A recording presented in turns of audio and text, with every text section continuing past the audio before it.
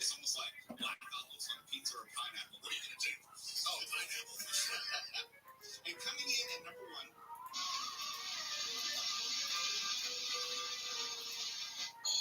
only Wade Resnick would agree.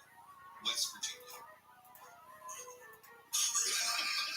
Didn't see that coming, did you? I'll tell you, I subscribe to this Instagram cheap old houses feed, and you'll see like a glorious mansion-like house for this is only $90,000. Oh yeah, you gotta live in Mississippi. No, West Virginia has the lowest average monthly mortgage.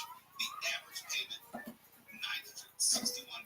I could have a palatial estate plus 25 bedrooms in West Virginia right now. Right now, as soon as they loosen up on the whole work from home thing, maybe we got something going. Look, my wife and I, we had talked about buying some property for when we retire and could retire out of state, but it's not going to be West Virginia. No disrespect to Wayne Resnick, who's born and raised there and I think lives there now, but no. All these places where you can get a mansion for less than what it would cost for a garage here, you can't get an ADU in California for that. No. There's a reason why it's going for $961 per month. If that's the mortgage, you know a one bedroom has to be like $335 a month. If you get a house like that and you have to live there, just never leave the house. Right. That's why I would build a compound. Yeah, you have everything flown into me. I have my own little municipality where it's completely enclosed and I don't have to worry about anyone. I don't have to talk to anyone. I don't have to worry about Mark Water coming over. Nothing.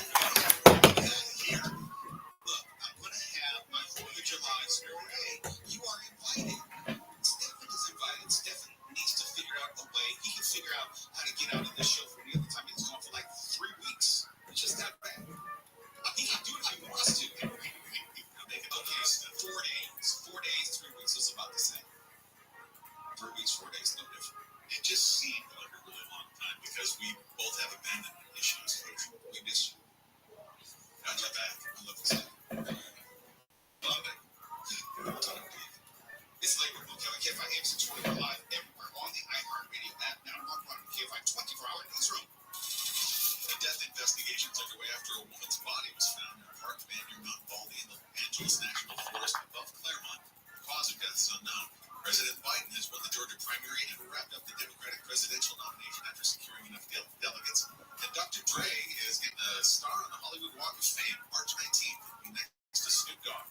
SoCal weather, clouds and fog tonight, lows in the lower 50s, mid-40s in the IE and AV with a chance of rain in the AV. This report brought to you by Mattress Firm. And from the Southern California Toyota Dealers Traffic Center, let's go places. We're going to a crash on the 10 in Monterey Park. That's heading eastbound just before New Avenue. The 3 left lanes are off limits right now, so you're seeing a heavy ride as you come up to the 710. The 605 northbound in Santa Fe Springs, that's just after Slauson. The stalled car is stuck in the right lane. Watch for slowing as you come up to Telegraph and in Diamond Bar. So good news on the 60. That's back Grand Avenue. Heading eastbound, it's going to be a stalled car in the center divider. Looks like it's been cleared out of there now, so your drive is slowly recovering from Fairway. KFI in the sky helps get you there faster. I'm Pedro Pareto.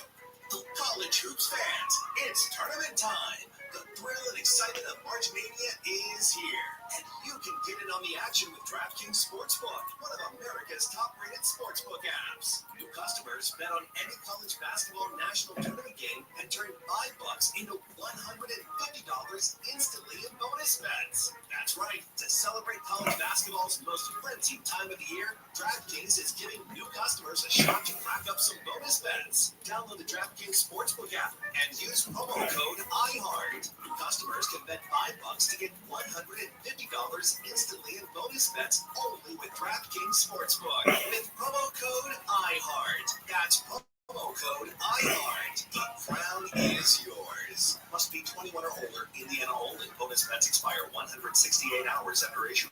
Eligibility and deposit restrictions apply. Terms at sportsbook.draftkings.com/bball. Gambling problem? Call 1-800-9-WITH-IT. This is a radio ad for Dupixent. Dupilumab, a prescription medicine for people 6 months and up with moderate to severe eczema that is not well controlled with topical prescription therapies. But since this is radio, You can't see the effects of eczema. You can't see how it helps you stay ahead of your eczema, or how it helps block a key source of inflammation inside the body that could be causing eczema. You can't see how it helps heal your skin from within, but you can see how Dupixent can help you have clearer skin and less itch. Individual results may vary. Serious allergic reactions can be relatively seen. It can help right away if you have wheezing, trouble breathing, or swelling of your face, lips, mouth, tongue, throat. Tell your doctor about new or worsening eye problems, such as eye pain, vision changes, or blurred vision, joint aches and pain, or a parasitic infection. Don't change or stop asking medicines without talking to your doctor. See for yourself. Ask your eczema.com or A fraction of a raindrop, 3 grains of salt, got up to 100 times more potent than morphine. The tiniest amount of fentanyl is all it takes to cause an overdose. Fentanyl can be mixed into heroin, press pills, meth, and other drugs. It could be in your drugs, and you wouldn't be able to see it, taste it, or smell it. Learn more at cdc.gov/stop-overdose. No matter what the day brings, count on Juicy Juice for the good stuff. Give kids the nutrients of real 100% fruit juice to help them conquer the day. Juicy Juice is only sweetened by the fruit, with no sugar added, no high fructose corn syrup, and no artificial sweeteners. Available in family-sized bottles and juice boxes. Find Juicy Juice at your favorite local grocery retailer. Info at juicyjuice.com. Tanya here, and there are many ways that we can all help raise awareness around HIV, but maybe the most important is just talking about it openly and honestly. There's no cure for HIV, but there are effective treatments that, taken as prescribed, can help you live healthy with HIV and get to and stay undetectable, which means the amount of the virus is so low it can't be measured by lab tests. If you're living with HIV and not on treatment, talk to your doctor about treatment options. Learn more at treathivtoday.com. This message was sponsored by Gilead Sciences. As the #1 audio company, iHeartMedia gives you access to all, every audience, live conversations, trusted influencers, and the insights and data you need to grow. iHeartMedia is your access company. Go to iHeartResults.com for more. Start your day with stimulation. Wake up call with Amy King. Live 5 to 6 a.m. on KFI and on demand anytime on the iHeartRadio app.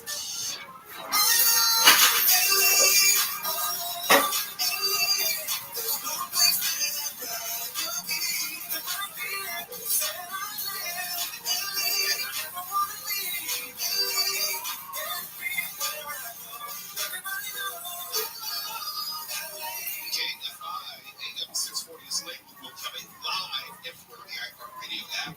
And the LA Marathon is coming up this weekend. I have to give it to anyone who is willing to subject his or her body to 26.2 miles of hell. You've never done it? No, and I never will. I never will. I don't even like trying to drive 26.2 miles in this city.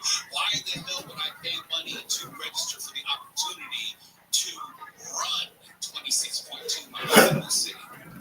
Out of sheer massiveness. Well, to finance your next car, why don't you submit to it? He just came back from the Tokyo Marathon, and he's trying to do marathons in every country. Welcome back to Astonishing Legends. I'm Scott Philbrook, and this is Forced Merges. Tonight's show is presented as a Thanksgiving treat, a bonus show, if you will, and free and uninterrupted. We give thanks to you, our listeners. So we're just going to rejoin our original theories conversation where we left off. Happy Thanksgiving.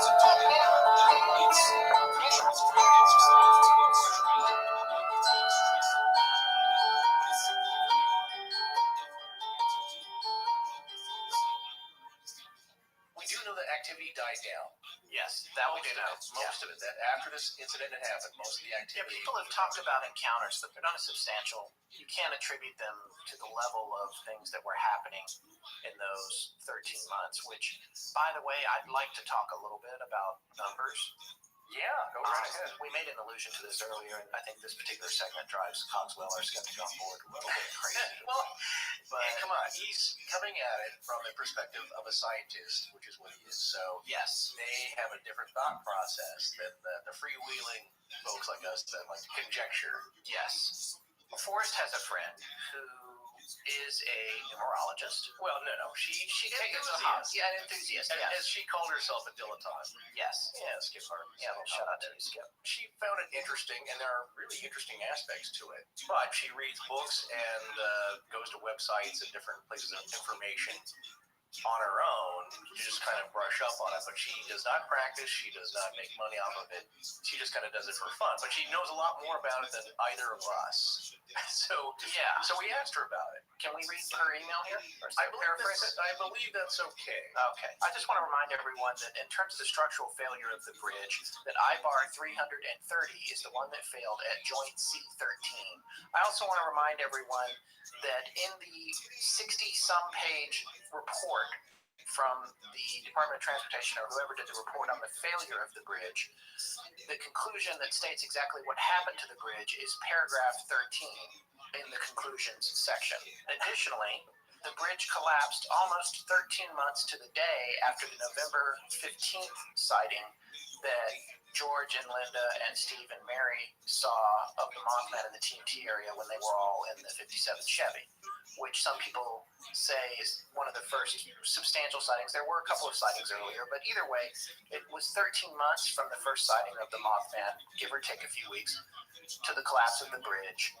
Joint 13 is the one that failed, and by happenstance, it happened to be the 13th paragraph in the conclusions page of the report where they describe this failure. So we were asking Forrest's friend Kay about this. Yes, and her first initial. Yes, we're keeping her anonymous. But she just said, just remember, I'm a dilettante, no expert, so she's taking everything with a grain of salt. I think one can find meaning in quotes behind all numbers if you look close enough. As with anything else, bias confirmation, as you are aware, can and will influence most interpretations. None of this is an exact science. All of it is open to interpretation. Those caveats laid bare, it depends on how deep you want to dig into the numbers. It would be interesting to analyze the names and birthdays of the 46 people who died as well as those who survived, but that would be a huge undertaking. I know there was a formula to calculate pinnacle and challenge numbers for historical dates, but I think it differs from the formula used to calculate these numbers for people. Unfortunately, I only know how to calculate these numbers for people because they are Hans Decos, or Decos, D-E-C-O-Z. Check out the link below to see his interpretation of 9/11. Pretty fascinating. We're including that link in the show notes. But back to the Silver Bridge collapse. I also wanted to point out another significance of the number 13 that I forgot to mention in my previous email. 13 is also a karmic debt number representing potential obstacles. The number 13 reflects scattered energy, superficiality, blaming others or external forces, laziness, unwillingness to take responsibility. I also looked into the numbers for the Silver Bridge. Adding up the numbers corresponding to the letters in the name, the total comes to a 4. This number isn't surprising because 4 is the builder number. At its highest vibration, it represents strength and stability. At its weakest vibration, well, it represents the exact opposite, which is chilling, considering what happened. 46 people lost their lives. That number boils down to a 1. This number represents leadership. And the reason that boils down to a 1, and she's not explaining here, but I know what she did. She's 4 plus 6 is 10. And you take the 0 away, so it boils down to a 1. Yeah, so in numerology, and again, I have nothing about this other than through her emails and conversations with her. You don't take the number 13 in itself. Deal with numbers as single digits. So 13 is 1 plus 3, that is 4. Right. Yeah. So she's saying here that 46 people lost their lives. That number boils down to a 1. This number represents leadership, new beginnings, strength, determination, and courage. On the negative side or lower vibration, the 1 is associated with aggression, impatience, closed-mindedness, and egotism. As for my interpretation, I don't think I have enough background or experience to say anything, except that the numbers are interesting. Beyond that, it's my personal belief and speculation. The only thing that jumped out for me is the high incidence of 3s and 4s. It makes me wonder about the dates and times of the Mothman sightings or calls from Indrid Cold. It would definitely freak me out if a lot of 3s and 4s showed up in that data. I definitely believe the universe is providing mankind with signs, warnings, lessons about the past, present, and future. Numbers are only part of it in my book. All right, so this is interesting to me. I would also like to point out, this is a crazy thing to me, but I'm sure it's just a coincidence, but we like to talk about everything, and everyone knows that our theory episodes, we try to cover every possible angle. Yeah. And I just want to point out, when it comes to the number 13 anyway, or 1, 3, 4, and 13 in joint, C13 being the one that failed, that last week when I was working on part 3 of the show, after Sarah edited it and sent it back to me, at which point this is how our post-production process works, I listened through for places for Ryan to do sound design. And I put markers on the sequence, which was, as everyone knows, over 2 hours long. And I just went through, I'm listening to it in real time and saying, oh, this would be a great place to do something with sound design. And I put the markers in there called cues. So sound design Q1, sound design Q2. Along the way, I'm doing other things. I'm trimming very, very little because Sarah's such an amazing editor, but I do a little bit of work where I remove something that she couldn't have known about, like some content mistake that we made or something like that. And I'll take this stuff out. So I've got a lot of markers in there, and I got down to the very end, which, as you know, we revisited the collapse of the bridge. We were talking about the woman who drove onto the bridge in the 3D movie that we posted of her experience. And I had wanted Ryan to put just a little bit of some kind of sound cue in there to remind us that the bridge was collapsing. And when I looked at it, and this was the last sound design cue for that episode, and it was specifically for the bridge collapsing, it was Q13. I didn't number it. I didn't actually know it. I was numbering them as I was writing them, but I wasn't thinking about it. I was just like, okay, but I need to look at the last one. Oh, that last one was 12. This one was 13. And I called for that sound effect to happen about 60 seconds before the show ended. Yeah. Anyway, it's probably nothing. This is a confirmation bias. It's just whatever. But, I almost feel stupid even talking about it, But it struck a little chord in me. But I can't say that I didn't get that feeling that I get sometimes where the hair stands up on your neck. None of that happened. But I was just like, wow, it's a little strange. Right. Indeed. But I look at it this way. There was that movie with Jim Carrey called, it was a 23. It has to do with people obsessing over the number 23. Yeah. And there's a good line from the movie, but it goes beyond the movie itself. But if you look for the number 23, you'll find it. Yeah. It's like 11:11 on your clock. If you start noticing 9:11 on your clock. Yeah, if you start noticing it, there's 3:33. Yeah, there's a mental connection that you start to make. Good luck sleeping, everyone. So now you're just going to wake up 3:33 in the morning. Yeah. For a while, I was always looking at the clock at 12:34, so it's 1, 2, 3, 4. Now you're aware of it, and you notice it more. If you look at the clock and it's 7:23, it doesn't mean anything to you. So unless you start seeing it all the time, you just happen to, maybe a couple of times in a row, oh my God, 7:23, what does that mean? Now you start looking at the clock, and it's always 7:23 in the morning and in the evening. If you look at, let's say about 13, there's no 13th floor in a lot of American elevators. It's cultural. In Japan, it's 4, I believe. In Asian countries, So there's. Were you the one that told me that? Yeah, I do know that there is a digital tape evolution. From yes, as a digital tape. These are broadcast quality tape formats. Yeah, D2 was a large cartridge that was a very high quality of its time. Then D3. And these machines that played these tapes back when we were finishing commercials and movie trailers and all that stuff, even the decks were well over $100,000. Yeah, it's like putting a cassette cartridge into a Ferrari. Yeah. So D1 was the big one when I remember really when the D1 first came out. the first digital cartridge format to come out. And then they came out with D2. Right. And then D3. The machines were so expensive and would be outdated so quick that you wouldn't buy them. You would just lease them and put them in your machine room. Right. And then D3 came out, and then guess what came after D3? It wasn't D4. It wasn't. It was D5. Yeah, and the reason that I heard is that the word 4 sounds close to the word for death. So again, we'll need a Chinese expert or a Japanese, semi-proficient Japanese. So basically, it's bad luck. That's a cultural thing. So you skip that. That's kind of like why there's no 13th floor in some elevators. Then again, Taylor Swift loves the number 13, so writes it on her hand. So for her, that's a good luck number. So for some people, it It depends on the emphasis and the focus that you put on it and the association of good or bad. If you're born on the 13th and you love your birthday, a lot of great things. What up, you little pimp? How you living, Sir Olympius? 13 is a great number. Stopping by. What are we Before we listening go on, I to? want to talk a Joe? little bit about something. We're not going to go so far into this Mothman. because it's another rabbit hole. Do you know about the Mothman? No, but I'm reading into it. It's this weird cryptozoological event that took place in Point Pleasant, West Virginia during the 1960s. Shit's wild, yo. Shit's wild.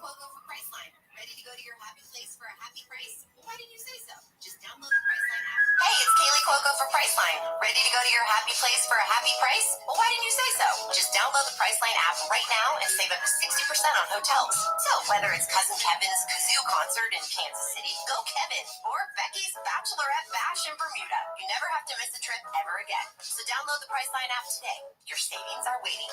Go to your happy place for a happy price.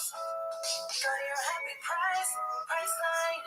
Astonishing Legends is supported by ZipRecruiter, Squarespace, The Great Courses Plus, and Harrys.com. And we're back. Well, this one's been a long time coming. I think it's fair to say that the Mothman and the Count of St. Germain were the two guys I was most interested in when we were first concepting the show. We'll save the count for another day, but tonight we tackle one of the most infamous legends in modern North America, the Mothman. Happy Halloween.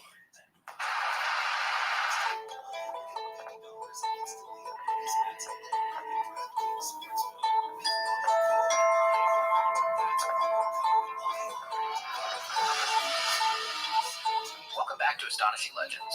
I'm Scott Philbrook, and this is Forrest Burgess.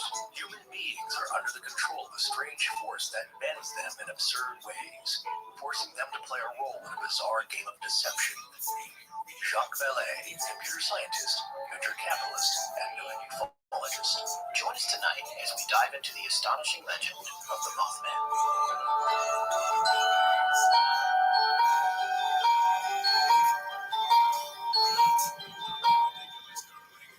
So the story is two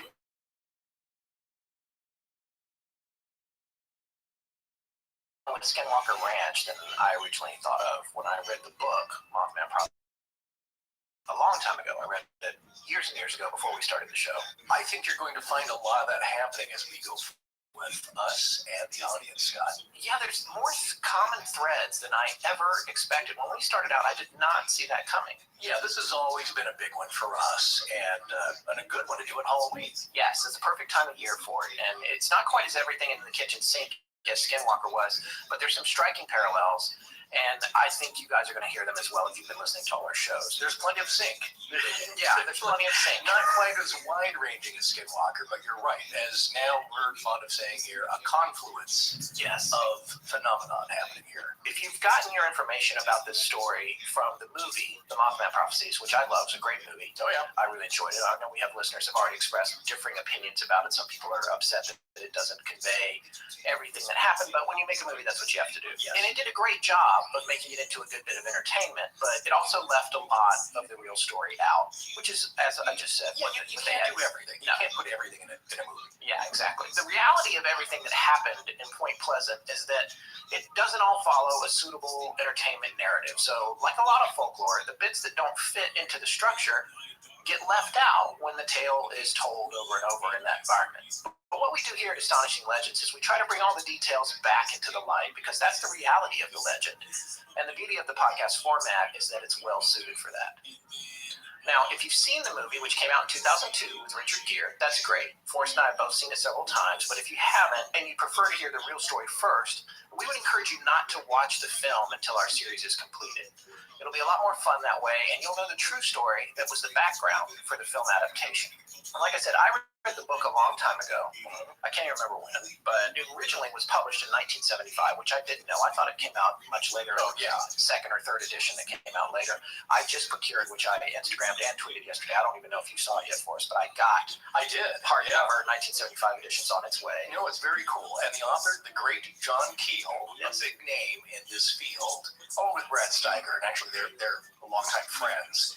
they've been doing it a long time. So at this time, he was in an advanced age. Yes. But during this time, he was in his prime here, out digging up the facts. Yes, when the story happened in the late 60s, he was a younger man.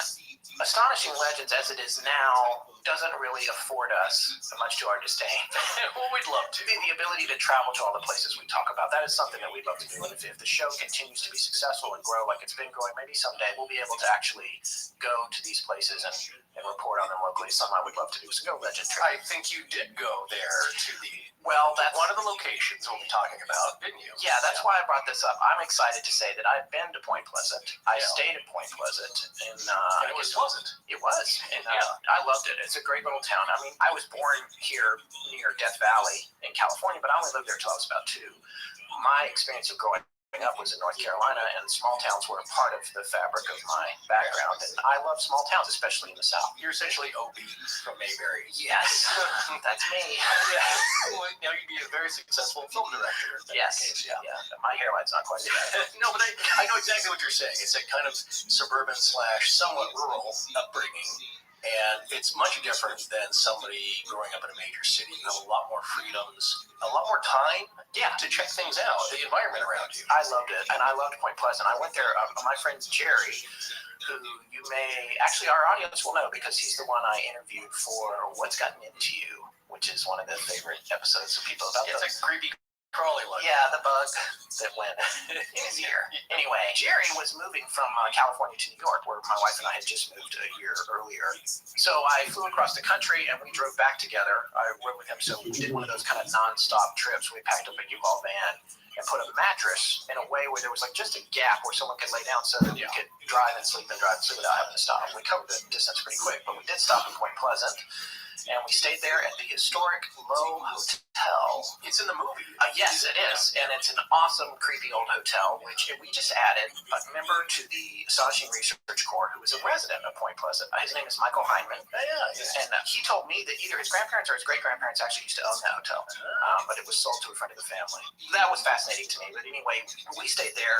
It was definitely a spooky place. I don't know if it's supposed to be haunted. I didn't experience anything like that. But we went around and checked out the area and went down on the river shore. There's a flood wall there, an old flood wall that's kind of cool that they had a door that could close up if the river came up because it's pretty close down to the water line. Did you see anything strange in the skies? No, we didn't. And these days it's pretty quiet. We'll talk more about that. I don't think there's a lot going on, or if there is, they're not talking about it.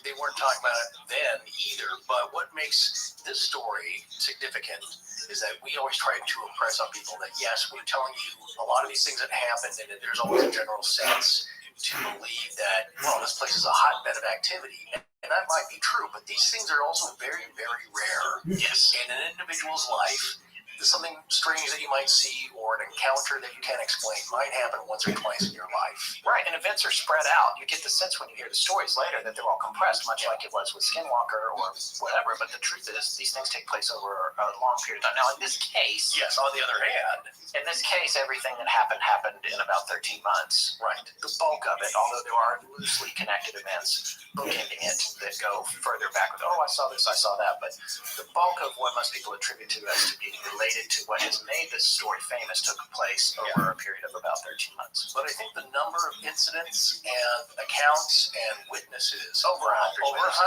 documented witnesses and accounts, that alone makes it very significant. Indeed. Which is why so many people pay attention to the story and have come to love it. And as big as the story is here in North America, especially after the movie, which starred Richard Gere and Laura Linney, we know we have international listeners and folks who aren't familiar with it. So before we dive in too deeply, I want to give a brief overview of the story. In November of 1966, people living in the small town of Point Pleasant, West Virginia, which we were just talking about, and its neighboring communities along the mighty Ohio River, began to see something extremely strange haunting the area. There were so many eyewitnesses that it's hard to say what the first official sighting was, but one of the ones most often referred to as kind of a starting point was a sighting by a National Guardsman on duty at the Point Pleasant 1092nd Engineer Battalion headquarters. He was on the base when he saw an impossibly large creature perched high in a tree above a fence bordering the base. It was so big, he thought it was a man, and he stood and he stared at it for quite some time. He couldn't make sense of it. and he's like, it must be a bird, but it's too big. It was the largest bird he'd ever seen in his life. He went to get someone else to come back and take a look at it, and when he returned, it was gone. So this event on its own, you probably wouldn't even tell this as a story. You would chalk it up to misinterpretation and whatever. This guy himself didn't come forward with it until he started to hear more stories. Yeah, at this point, it's not enough for yourself and probably for other people to hear. So I saw it, but my mind must have been playing tricks on me. Yeah. Whatever. Well, I know tons of stories like that, and I have several friends that happened to, where it's kind of first of all, well, that's weird. Yeah. And then later on, okay, that's beyond weird. You can really easily convince yourself in a one-off kind of instance like that you were mistaken. Right. Especially in this day and age. It's kind of like, it's so funny. My wife and I, we watch a lot of crime shows. And whenever they come on and somebody explains luminol and what luminol does, it's like we're at the Rocky Horror Picture Show. It's like, we know what luminol does. It's just, that's the same thing I would say about how people understand. In this day and age, everyone knows that it's not always the most reliable thing. So you have to take any kind of eyewitness testimony with a grain of salt. When you see something on video, it's like, no, that's what I'm seeing. However, the problem with video is that the moment, whatever you're seeing, is out of context. You have no idea what happened before or after it. So it has its own deficiencies. But the National Guardsman, he probably would have never come forward had more and more cases not been coming out. Right. It reminds me of another military-themed sighting. And forgive me for talking off the cuff here, but I believe it was Napoleon's nephew or something, some kind of relation, that saw the Jersey Devil flying near the post there with other people as well, and took a shot at it. It turned in the air. I remember this part. It's flying. It's this weird crypto creature flying in the air. He shot at it. It kind of did a roll in the air, kept on flying, and went away. But he wasn't the only one, so other people saw it. This is not the only time that this apparently has happened. Apparently throughout the ages. Yeah. Again, like the Skinwalker, this might go back centuries. Right. Millennia. And when you talk about this, and you talk about cryptozoology, which is firmly labeled a pseudoscience, frankly, by Wikipedia anyway. Oh, well. I know, but I love cryptozoology, which is the study or the hunt for unknown animals. We're discovering all the time, by the way. That's right. The googly-eyed squid. Yeah. Nobody knew about him. His little cute purple face there. Right. So when you first see it, it's cryptozoological. Eventually, if you can apply the scientific method to it and put it into a species and a genus and all that, it's like, okay, now it's science, but whatever. The point is that people see things that they can't explain, and yes, sometimes the chupacabra, I think, probably is a dog with mange, Sure. or whatever else, but there are other cases where people see things they can't explain, and that is the story with this giant human-sized bird that the National Guardsman saw.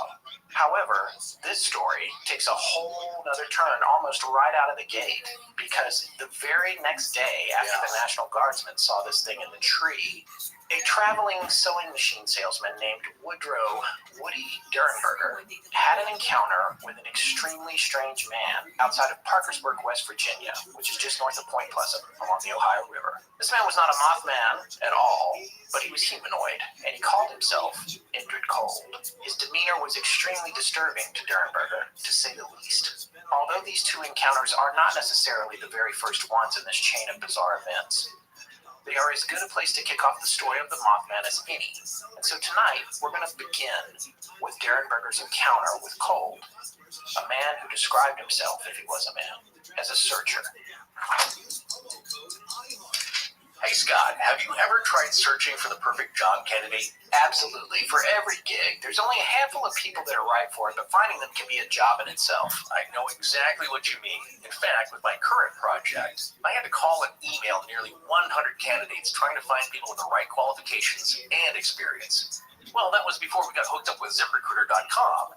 Instead of calling 100 people, I could have posted to 100 plus job sites with just a single click, including social media networks like Facebook and Twitter.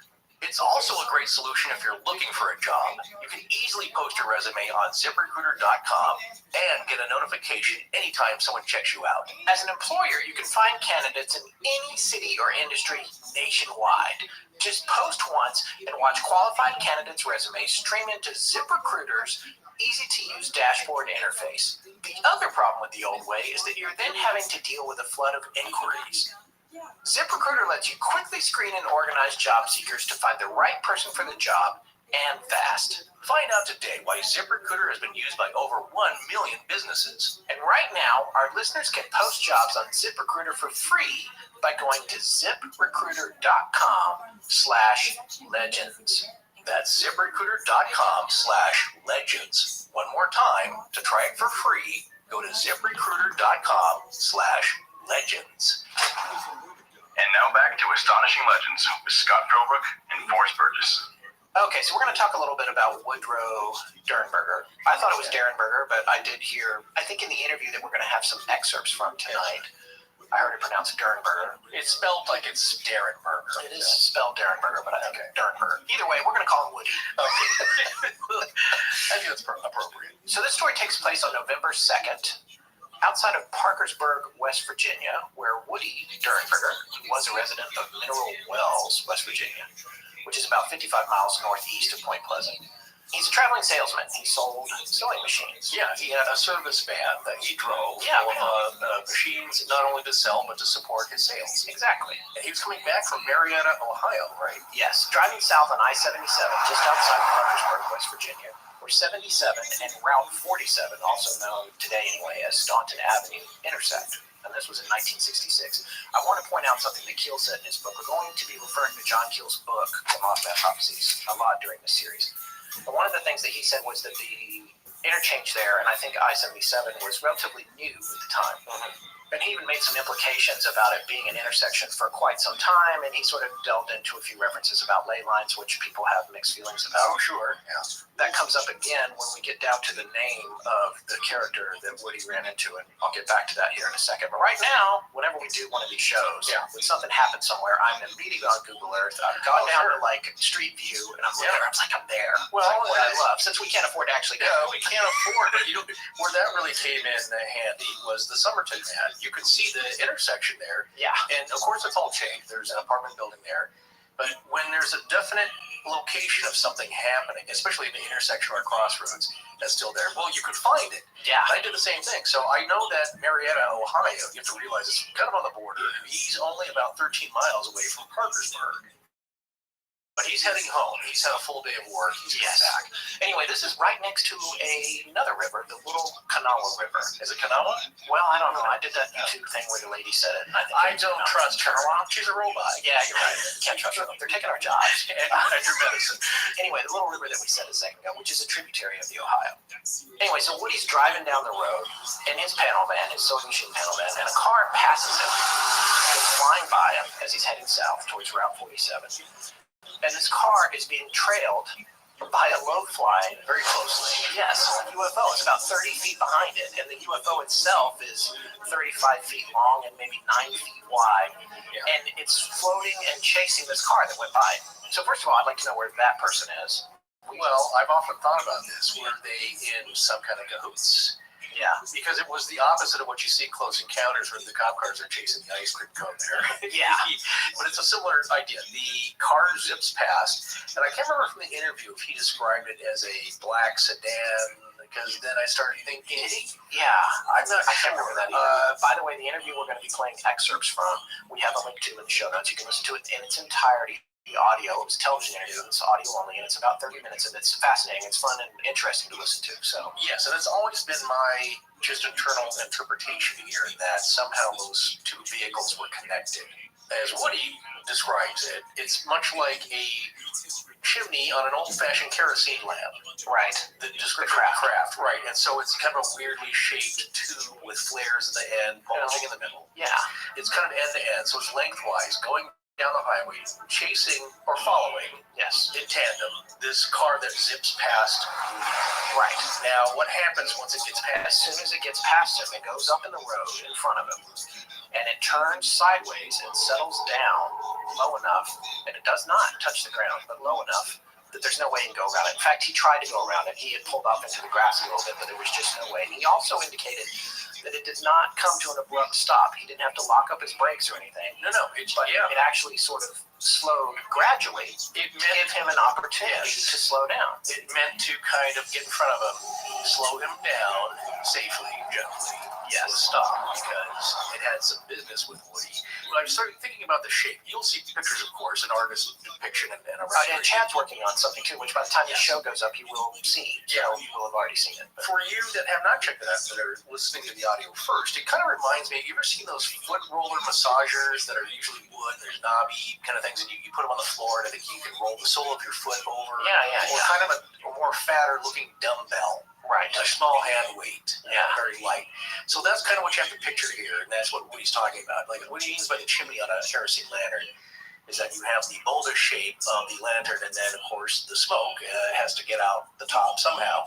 So there's kind of a tubular attachment to the top that's on a spring, and it kind of flares out at the end. So imagine two of those on the opposite ends of this bulging kind of a tube. Yeah. That's kind of what he's describing here. Yeah. I feel bad about this tangent, but I'm going to go ahead and say it. It looks a little bit like a kelp bulb. Oh, yeah. I don't know why that popped into my head. No, I think it's a... If you've ever had kelp wrap itself around your leg on the Pacific coast when you're swimming, and talk about a frightening ground, yeah. But yeah, those little bulbs, it kind of looks like that. It's just one of the many thousands of shapes described as unidentified flying objects. And this one's kind of important because it's a little odd. It's not your usual saucer shape or not even your standard cigar shape, right, which are some of the more common ones, and not even close to the black flying triangle yet. Right. It stops in the road in front of him, and a door opens. Now, I want to be clear about this. This door, I wanted it to be a Star Trek door, or I wanted it to matter to a piece, but apparently it had a good old-fashioned hinge on it, and it swung open, and a character, a gentleman, stepped out of it onto the ground. Now, I believe that Woody said it was floating 6 to 8 inches above the ground. 6 to 8 inches above the ground with no visible landing gear or anything like that. And just to paint the scene here, so this thing has turned on its side, blocking the whole road. The side of the road. He has pulled over so that 2 sets of wheels are on the dirt berm next to the highway. The other 2 are actually on the pavement. Yeah. His lights are on. His headlights are shining directly onto this craft. Yes. So he has a very good view. It's very well illuminated. It had been raining earlier. It had stopped at this point. It was just sprinkling. So the conditions were wet, but he can clearly see this thing. Right. So the door opens, swings out. Was the hinge on the bottom? No, it was on the side, I think, like a car door. I can't remember. You can't see the hinge. It's not like poor workmanship. You can see the hinge is there. He describes it as a very, aside from the fact that it's floating in air, he describes it sort of very terrestrial. Yeah, in terms of its door. It makes a sound like a car door. He described it. Yeah, and he said it sounded like a car door actually later when it closed as well.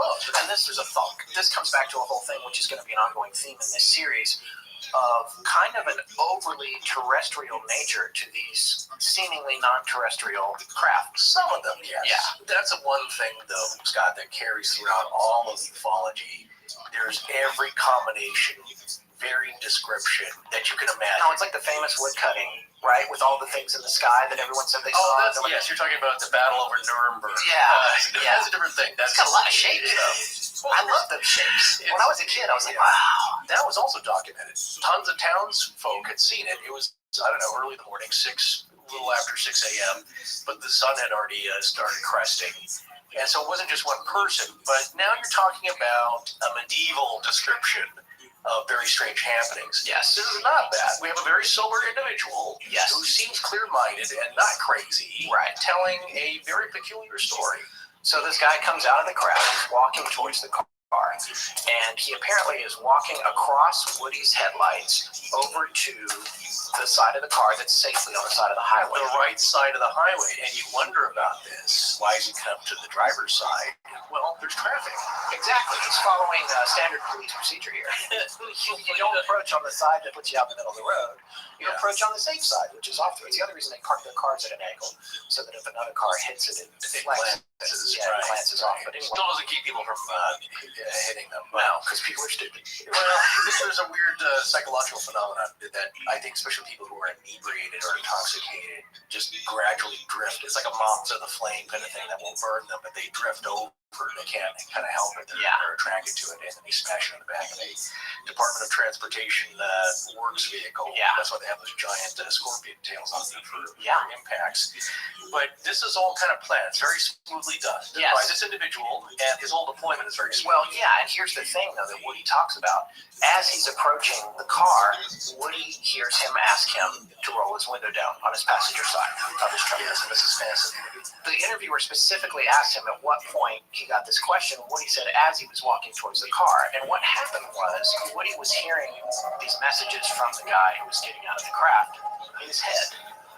And which he didn't know at first. No, he wasn't aware of it. He was so in shock about the whole event. He was frightened. He made it very clear that he was scared. He thought it was, of course, just a car, maybe a truck passing close out of the corner of his eye.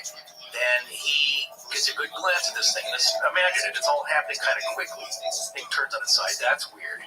The guy steps out of this weird shaped object. So after he got out of the craft, the door closes. The vehicle shoots straight up into the air. Now, we can still see it. He says he kind of leaned forward. You can see it at the top of his windshield. So it's still in the sky. Like 50 or 75 feet hovering. Right. But now passing cars are not going to see anything. And that's another interesting thing. Cars are now, and trucks are passing as regular traffic on the highway. Not very crowded, but every once in a while. And as they pass, their headlights are on, and they illuminate this individual. Yes. So, to Woody's mind, like, this thing's real. He's a real guy. He looks totally normal. But, yes, he gets this request from this gentleman To roll the window down. Please roll your window down. I would like to speak with you. Right. He leans over. He rolls the window. This is pre-power windows unless you had a Cadillac or a Continental. That's true, yeah. Yeah, so he's reaching over, hand cranking that window. And the guy says, I would like to speak with you for a moment. And I think that is when Woody realizes that this guy's talking to me, but he's not moving his mouth. Right. Which then greatly excites him into kind of a mild panic, because what is going on here? At which point the man says to him mentally, don't be frightened. We mean you no harm. We wish you only happiness. Woody says the man then told him that his name was Cole. He did not say a first name. He just said Cole. In this encounter, he never said a first name, which is something I think a lot of people don't know. Yes. He just said his name was Cole. He had a giant grin. He was grinning. He had his arms folded. He was wearing, you can probably describe his wardrobe better. Yeah, and keep in mind, Woody Woodrow Berenberger here is describing this incident to Ronald Maines, who's the general manager of WTAT TV and radio out of Parkersburg, Which is still there. as a station. And this is the next day, so this is very, very fresh in his mind. He's very straightforward. He's not shaky. He's not flamboyant in his descriptions. He's very dead on. You all have a relative, I'm sure, like He that. was stoic, I would say. He's stoic, but friendly and open, and it is kind of brave of him to be telling this. Yeah, because you're going to get ridiculed. Of course, Hands yeah. down. There's no way you could not know that. It's a small town, one of those places that everybody knows everyone else, and he knows that. But I think it was so compelling that he had to tell it. So he contacted somebody. So the next day, November 3rd, they arranged an interview. So Mr. Derenberger alleges that the contact happened November 2nd, 1966, about 7:25 p.m. These details are very fresh in his mind. When he describes this gentleman named Cold, he didn't ask Woody his name. He did it in a very odd way. He said, "What are you called? What are you called?" So Woody interpreted this like, "Oh, you mean, what's my name?" So I said, "Well, it's Woodrow Derenberger." And he said, "I am called Cole." So that was a little odd. So as this is unfolding, he's kind of piecing this together. And he's looking at the man and noticing what he's dressed. It's pretty normal. He said, like what you would wear going into town. He's wearing a dark top coat. Yeah, that's an overcoat. It's a weather coat to be worn over your suit. So normally you just wouldn't, be bare-chested or have a t-shirt on like that. Yes. It's zippered in the front. He said there was kind of like two top buttons. Those were undone. So you can kind of see what's on underneath. And he said the top coat was very dark. Maybe, I believe, Ronald Maines, the general manager there, asked him and said, like, well, it was kind of dark navy blue. So imagine that's kind of the color, just a very dark, very dark bluish color. Woody said it was glistening. It was shiny, almost metallic looking. and that as the cars drove by, it glistened and kind of shined in the headlights. So he said, yeah, very shiny material, very unusual for the time, what Woody's wife would call a heavy material or a heavy fabric. And underneath, he said he had kind of a regular shirt, no tie, but the shirt was a little darker than the coat. And then he had regular trousers on, and those were a little lighter than the coat, but also kind of that same color, kind of a darkish, bluish hue. But at least with the trousers, he said it looked to be made out of the same material, that kind of metallic looking, very futuristic.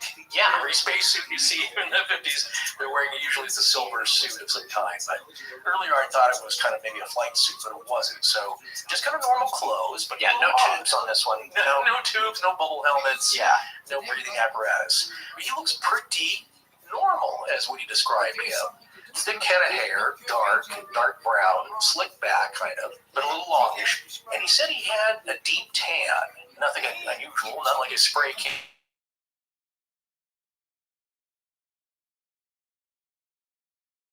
That's kind of the physical description. Maybe it was Trump. Yeah.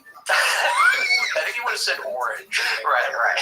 That were the case. And maybe some kind of a dead squirrel on his head. Right. It's nothing visually that's too upsetting, other than it came out of a big metal tube, which was, he described it as charcoal colored. Yes. Too. Maybe kind of dull, not real shiny, I don't think, but yeah, kind of a dark gray, very charcoal as he described it. So other than that, the guy looks pretty normal, and he said that his persona was very friendly, like he was very trying to be calm, but again, to an average human, anything like that happening in that appearance, that normally doesn't happen. So he was trying to keep, Woody got the impression he was trying to keep him calm as well and put him at ease. And twice, Woody said, twice Cold asked him, you can either communicate with me by thinking, or you can just talk to me. Yeah. Whatever is more comfortable for you. Whatever works for you. Of course, Woody's not used to mental telepathy with strangers. Yeah. Or kind of a strange clairvoyance, so that alone is upsetting. Well, the guy doesn't know. He's like, I'm giving you the choice. Well, and that brings me to one of my favorite things that Woody said in the interview. He said that Cole then asked him what the city was and the distance, because they were right outside of Parkersburg. He says he indicated this by pointing, well, actually, here, let's just play Woody's answer. I told him my name, and when I told him my name, he said he was called Cold. That was the name that he was called by. And he asked me what the city of Parkersburg. He pointed to the lights. He didn't point, but he gave me the impression that he was pointing, and he asked me what that was called. And I told him it was Parkersburg. It was a city, a town. And he asked me if most all of the people lived in this city or town. And I explained to him that it was a place of business. It's where we transacted our business. That the people lived in communities, outlying communities, most of the people. And when I told him that this was a city, he said that where his home was, that was called a gathering.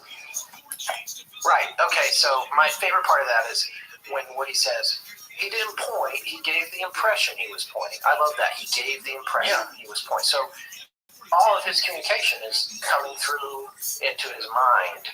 He gave the impression he was pointing. Well, there's even though he's standing there with his hands under his armpits. Right. And he's standing with his hands under his armpits. I think, not that he had weird reptilian claw hands or dog, Skeletor dog hands. And no, actually, Woody said that later when he went back to the craft, an arm reached out and helped pull him into the craft. Yeah, and closed all that arm and that hand, and he said it looked completely human. Yeah, they're completely normal. And the door closed with a car door kind of thing. A car door. Yeah. So we got a flying lantern chimney that has car door sounds.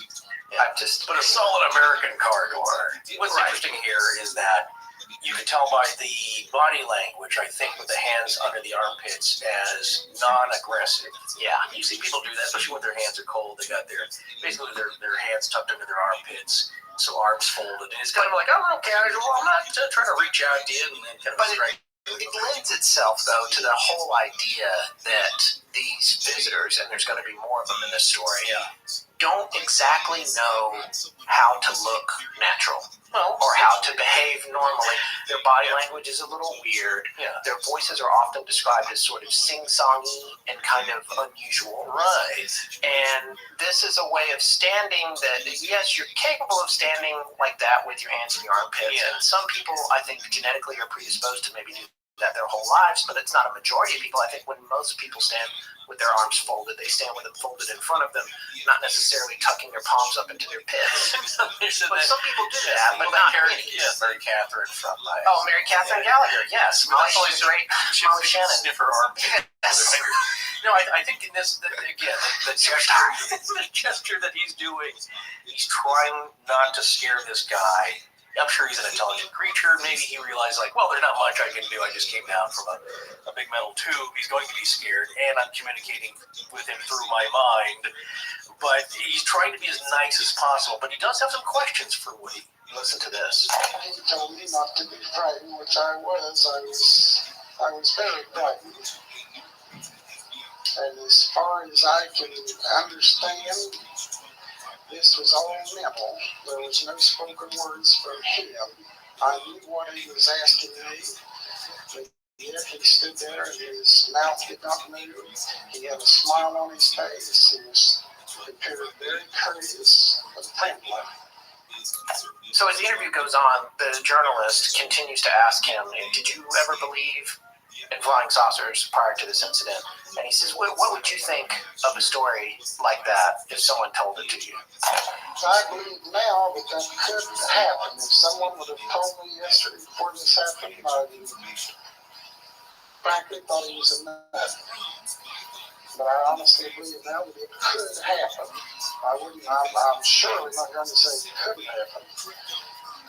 Now these men last night, or this man, he gave me no indication that he wanted me on his ship. He didn't ask me to get out of my truck.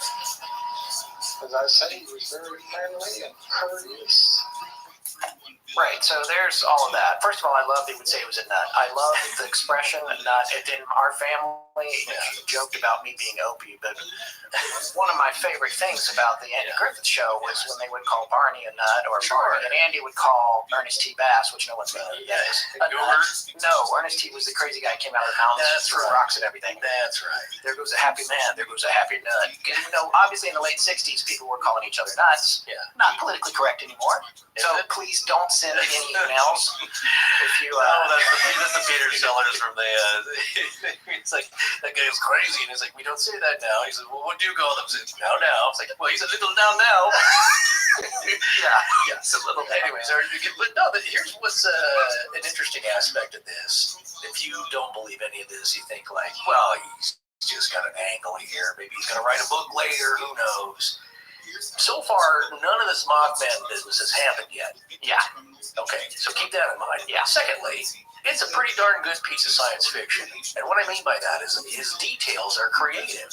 They're not the old hackneyed, round saucer came out, a guy with 3 eyes, and green skin, and antenna. What I'm talking about is My Favorite Martian. Yeah. Just around the same time. Yeah. You got to have antenna poking out of your head. It's none of those cliched aspects. And again, not that somebody with a story like that, because we've certainly heard some that did have a few of those cliched elements, which were kind of fantastical. But here you have a pretty unique story with a unique being and an encounter that if he is making this all up, it's pretty well done, I'd say. Because it's varied enough, it's unusual, it's unique.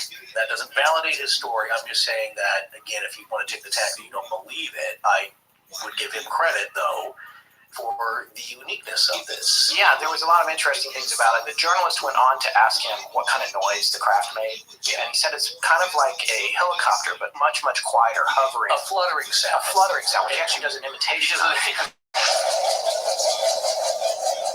And he said the colt was 6 feet tall, 180 to 185 pounds. Oh, this is what I love. Is that 30 to 35 years old, apparently. Yeah. Well, Ronald Maines kind of tests him. But he's very generous in the interview. Yeah. Like, he kind of tests him here a little bit. He said, well, I'll stand up here. How tall do you think I am? How much do you think I weigh? Yeah. And he nailed it. He said, like, I don't know, 150, 160. He's like, you're right on the dot. Yeah.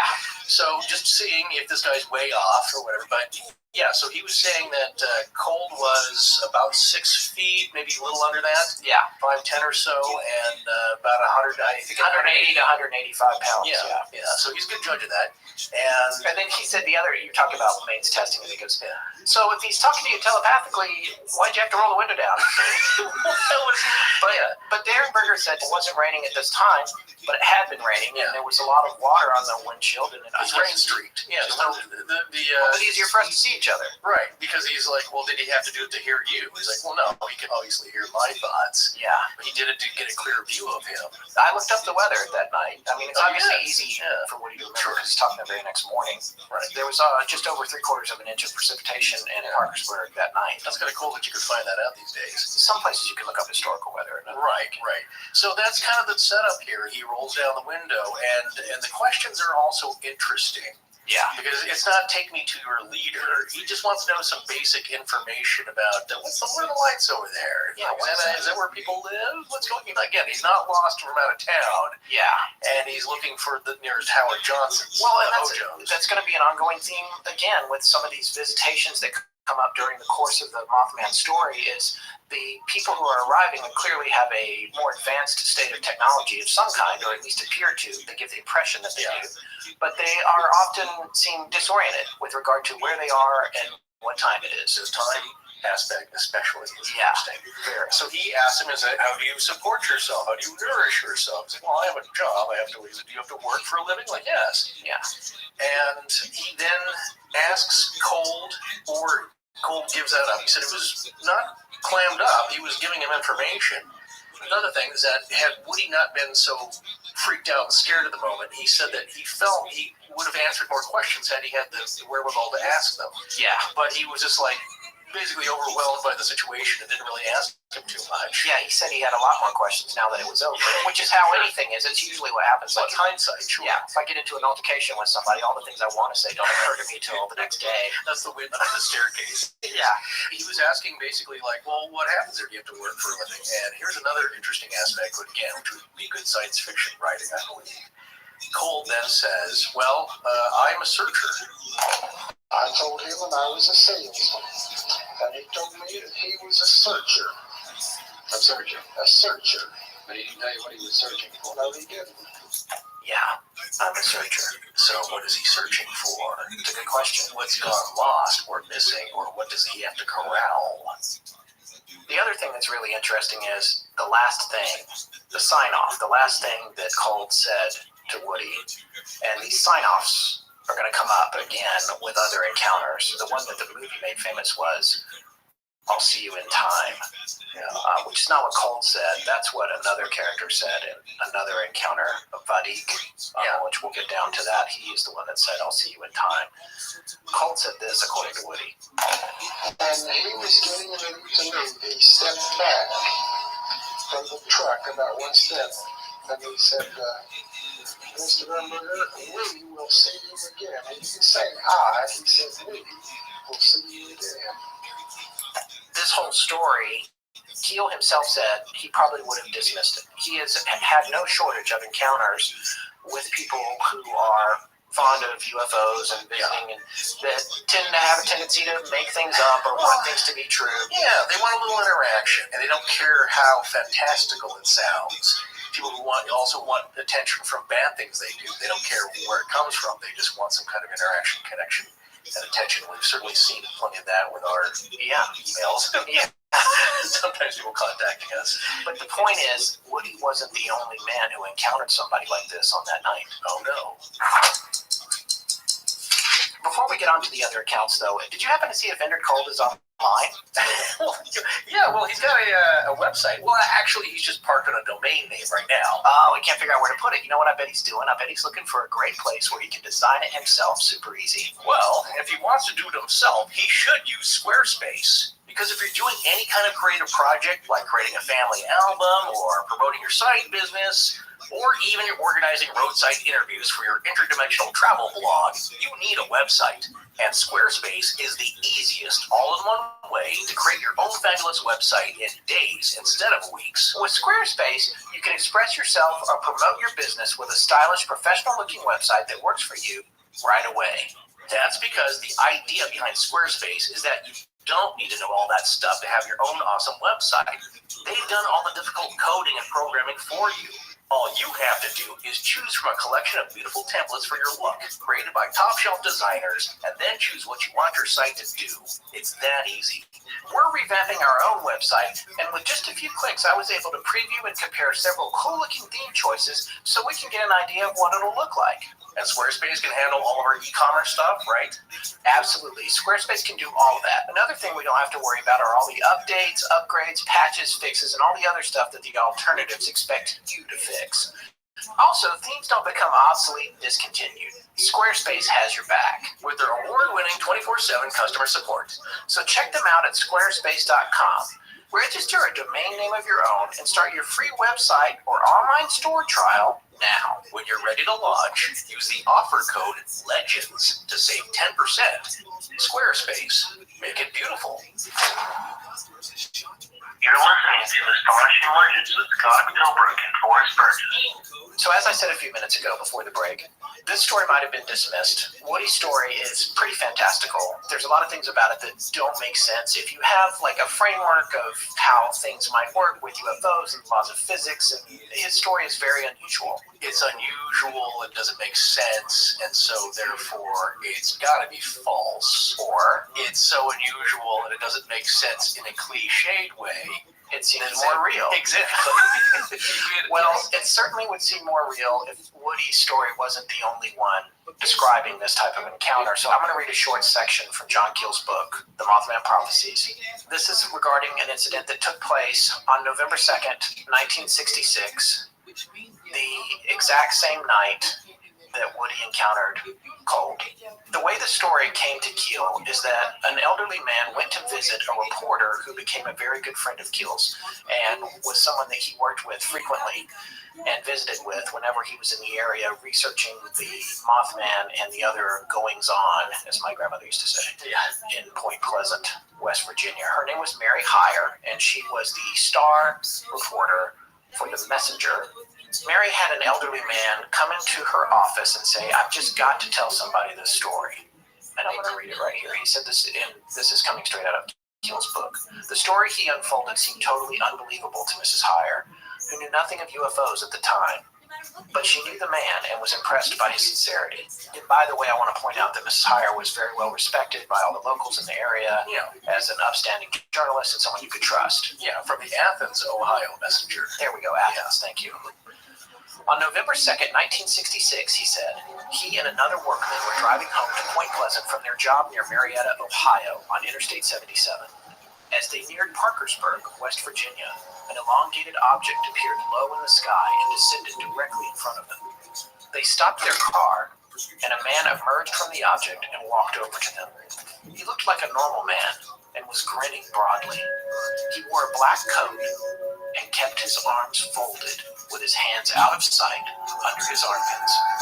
Just to interject, that's exactly what Woody described. The witness rolled his window down, and there was a very brief conversation. The stranger asked the pair, "Where are you from? Where are you going? What time is it?" And he strolled back to the dark cylinder, and it rose quickly into the chill, drizzling sky. Again, drizzling that night. They debated whether they should tell anybody, deciding against it. But the Point Pleasant resident found himself suffering from insomnia, and when he finally slept, he had strange nightmares. He started to hit the bottle, something very unusual for him. Mrs. Heyer listened to his story, nonplussed, and made a few notes. A day or so later, the man's son called on her and asked her not to print the story. Several weeks later, she repeated the story to me, this is to John Keel, and we called the man on her office phone. He verified the details and then said, quote, "Look, don't use my name. I don't want to get involved in this thing.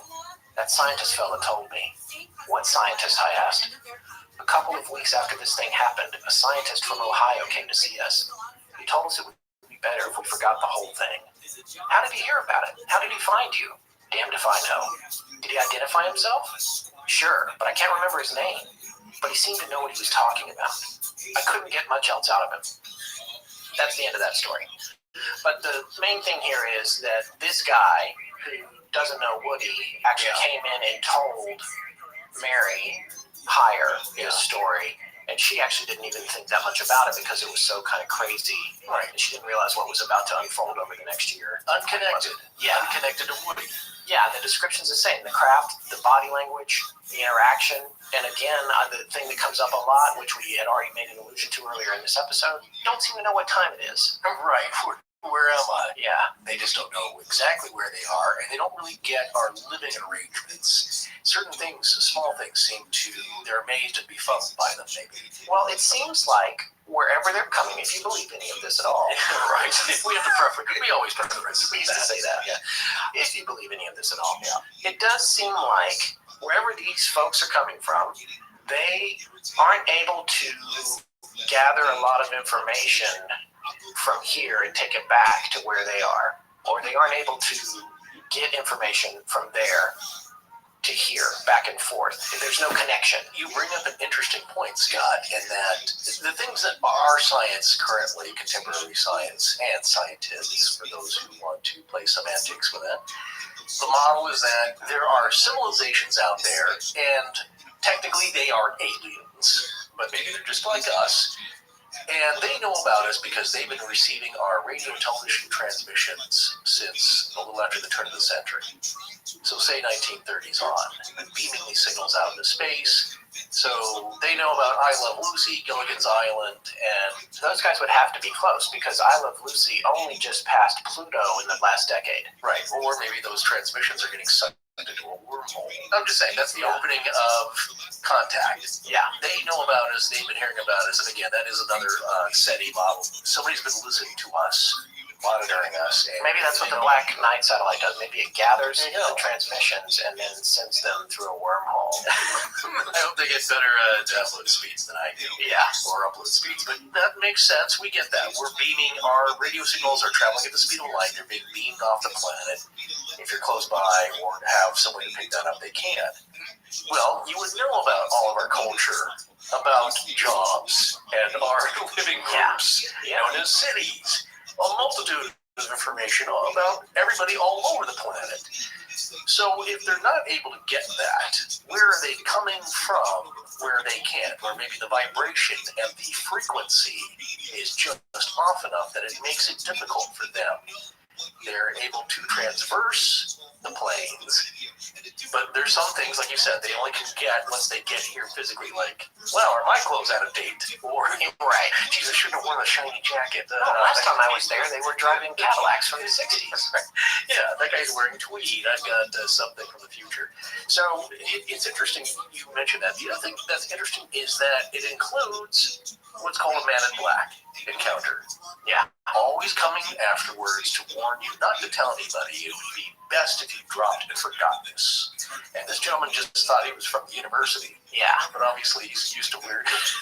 Maybe his impression is that strange people from the university. He himself may have appeared strange to people who are not used to that from these rural areas. Just in his appearance, dark suit, shoes that were impractical for the area, facial hair at the time of the mid-60s, unless you were a college professor, beatnik, or musician, or artist, was not real common. People were clean-shaven at that point. Now it's everybody's got 3-day growth, so things change. So your appearance may seem odd, but again, in his description, I think one of the first people to introduce that was the author Gray Barker. Some of these are big concepts that have survived to ufology today and remain as their own concepts to this day. All right, so that's kind of the framework. We've gone over the framework of the setup of the beginning of the story. The Edward Cold encounter with Woody Dernberger is a important part of the story. It's something that everyone talks about. And again, it would be just kind of another crazy UFO story if it weren't for the fact that we have these other gentlemen coming into Mary Hire's office and saying they encountered pretty much the exact same dude on the same night. It's a separate phenomenological. Phenomenology. Just make up a word. I'm not even going to go back for that. No, it's a separate account of something that could easily be taken as something completely unconnected and different. However, it has been, in hindsight, by many people who've studied this, definitely connected. Right. Because it's such a different thing, and that's where we see the confluence of different phenomenon happening here. As we discussed the timeline, that did occur first. So first, we have the National Guard sighting there. That, chronologically, is what we can find as the first occurrence, something in the area happening. Yeah, something unusual. I mean, it's just one guy. He didn't hit, when he went to get the other folks, nobody was there, but he saw something big in the tree that was human-sized, the largest bird he's ever seen in his life. Yeah. He didn't see it flying. He didn't see it land. He didn't see it take off. He just saw it sitting in the tree. In a lot of ways, that seems like one of the first more significant ones. There are other sightings, which we will detail more in the other parts of the show, that have occurred earlier and later, all over the world, and some also in the Ohio River Valley, but the descriptions are different. It's something, it was white, or it had a light on it, or it was those things are, when it comes to this specific type of description, the National Guard sighting, in a lot of ways, seems like the first one, even though a lot of people say that the first one actually was November 12th. And the reason I make a point of this is because this is often, this happens a lot, folks, when you go to research something like this on your own. What you will find is that there's a bunch of articles, they might mention an incident, and then if you kind of like, well, what's the source of that incident? And even if it's on Wikipedia or a site that you really respect, they seem to all kind of point to one blurb, maybe, that in and of itself. And just quickly, while you're saying that, a lot of people make fun of Wikipedia, but I want to be clear that Wikipedia has been found to be more accurate than the Encyclopedia Britannica used to be. In fact, that was on an NPR. You can kind of search that. And here's where the wording is interesting, the semantics of it, is that Wikipedia is crowdsourced in a way, is that very smart people who are really into this, who either study the stuff academically or just have studied it on an amateur level on their own, but are really into it, put these pages together, they're edited, they're checked out. With Encyclopedia Britannica, there's on average 5 to 6 things that there might be errors, or more likely they are points of contention. As we've said so many times in our shows, it's like you may have the top people in a field in academia disagreeing on a fact. So in Wikipedia, I believe it was found about 3 to 4 things per entry are debated. So less things on Wikipedia are debated than they are in the Encyclopedia Britannica. But here we have one entry that was only first seen, or only seen, on the West Virginia Department of Commerce's website, wvcommerce.org, where they claim this is the first sighting of the Mothman. And it's November 12, 1966, and it's a little story that goes, this date, 5 men were digging a grave in a cemetery near Clendenin, West Virginia, and they saw something that looked like a brown human being flying. So basically this thing's sitting in the trees, lifts off from the trees, flies over to them, kind of flies low over their heads, and this is no bird. It looked like a brown human being that was flying. And so here we have the first sighting of the Mothman. As when it flew over them as they were digging the grave, right? Yeah, they're somebody's stepfather or something. Yeah, I don't know if that's related. Or if there's any connection to it actually being a burial site, but basically these are 5 men that reported seeing a large brown creature. Wait, you don't know if what's related. I don't know if the brown flying man is related to the burial, like he was there observing. Oh, right. You know what I'm saying? Like, no, but that's what they were doing. That's what they were doing, yes. And so that just totally unrelated. Yeah. Maybe nothing spooky about it. It wasn't visiting a relative or anything. So this thing is in the trees. They've seen large birds before, and that's the closest thing you want to see people attribute this to. It's a large sandhill crane. It's a large owl. There is one thing about this particular sighting that bothers me. Yeah. It's very interesting. There's a couple of things about it. One is that the only place that we can find it on the internet is at the Chamber of Commerce website. Right. When you go to Google Maps and you look at Clendenin, right on the map, there's a mark that says first sighting of Mothman. Yeah. So someone's gone to the effort to put that there. Yeah. So I have a couple of issues just with this particular claim. We can't find it corroborated anywhere. This story with the grave diggers, or the people digging the grave, does not appear in John Keel's book. It does not appear in Gray Barker's book, which predates Keel's. Yeah, you did check. I searched the whole book. It's not in there. Yeah. So it's not in either one of those 2 books. And those guys, between the 2 of them, they left no stone unturned when they covered this stuff. Barker's book actually came out before Keel's. Yeah, 5 years before. Yeah, I mean, Keel, 1970. some people see Barker as a little more fringy than Keel, and there's a lot of, That's funny. all kinds of things about it, but they knew each other. And there's some people that say that they were Working together in collusion. working together, or maybe frenemies, or I don't know, that kind of thing. Yeah. But either way, that particular story is not reported in either one of them. So what I'm seeing here is that we have this particular story about the gravediggers that's being reported in this town that is not Point Pleasant. It's been dated as being the first one. It seems a little bit like a one-up story. Like the kind of story by the town of Clendenin. Yeah, I mean, I don't know. Pleasant. I don't know. It just, I want to know where it came from. Yeah. I want to know who the people were. Right. I want to see their written account or whoever was when they told this story, or is this just local oral legend? Okay, let me Because you know what it reminds me of? It reminds me of the whole Billy the Kid controversy. Sooner or later, we're going to have to do Billy the Kid, but there's a couple of different towns that all say he lived there, and the reason they say that is because of the tourism dollars. It feels a little strange, and also I want to say point blank, November 12th is not the first sighting. If you go with the National Guard sighting, that was November 1st. Part of it's definitely not accurate. Right, it's in the ballpark here. True. But as far as we can tell, it feels a lot like, hey, what can we do to get a little few more of these tourism dollars that Point Pleasant is getting? oh, well, that's interesting because, they don't say that there's a, Trouble with this one. blurb, you're going to get a lot of angry letters from the West Virginia Chamber of Commerce. Yeah. However, I will say this, they don't claim to have their own Mothman festival as Point Pleasant does. Well, you certainly couldn't do that. So hey, come to ours, it's better. We had the first one, we're more accurate about that thing. Well, there's 10 different Bigfoot festivals. So. Yeah, anybody can claim that. It's just all over the place. Somebody can really, you could say like the first sighting of Patty in the woods, but nobody's going out there. Right. What I see happening here is that I think it's perfectly valid or plausible that 5 men did report seeing a strange, large brown flying man.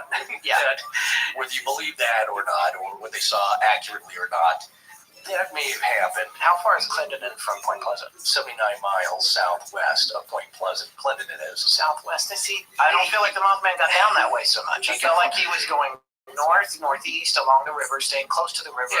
Gallipolis? How do you say Gallipolis, I would say. I should look that up. Gallipolis.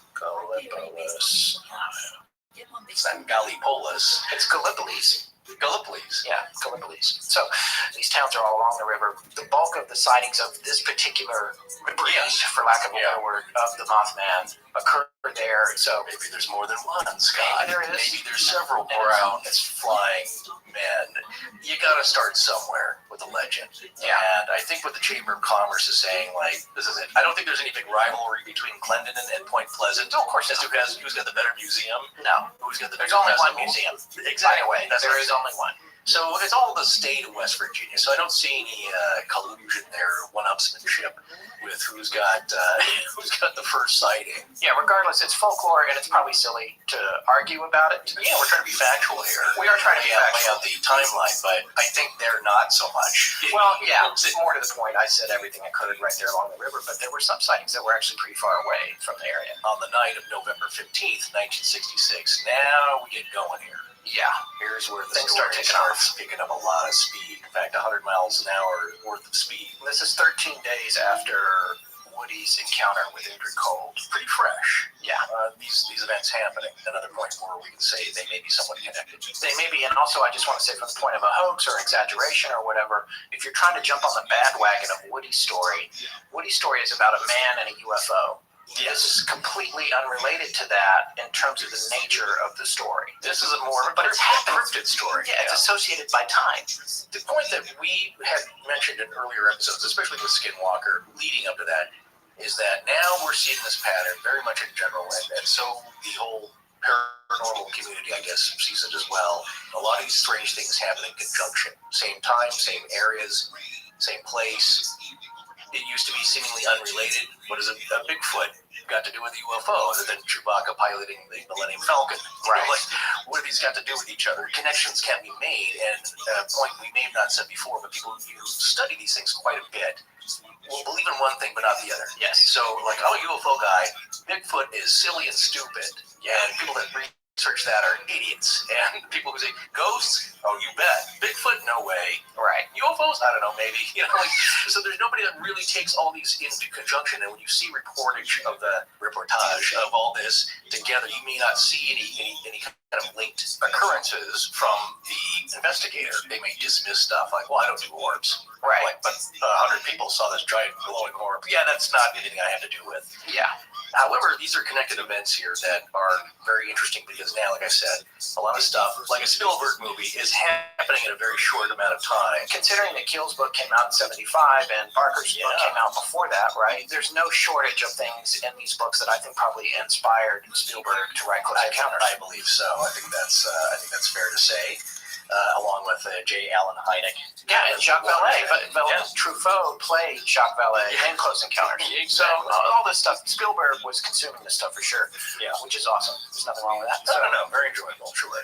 But yes, we're talking about the home of Newell Partridge, which was how far away from Point Pleasant? It's about 90 miles. Right. Salem is in West Virginia. In West Virginia. So you have a fair distance around the same time, I believe, at night here is some other things going on. Other witnesses seeing stuff closer to Point Pleasant.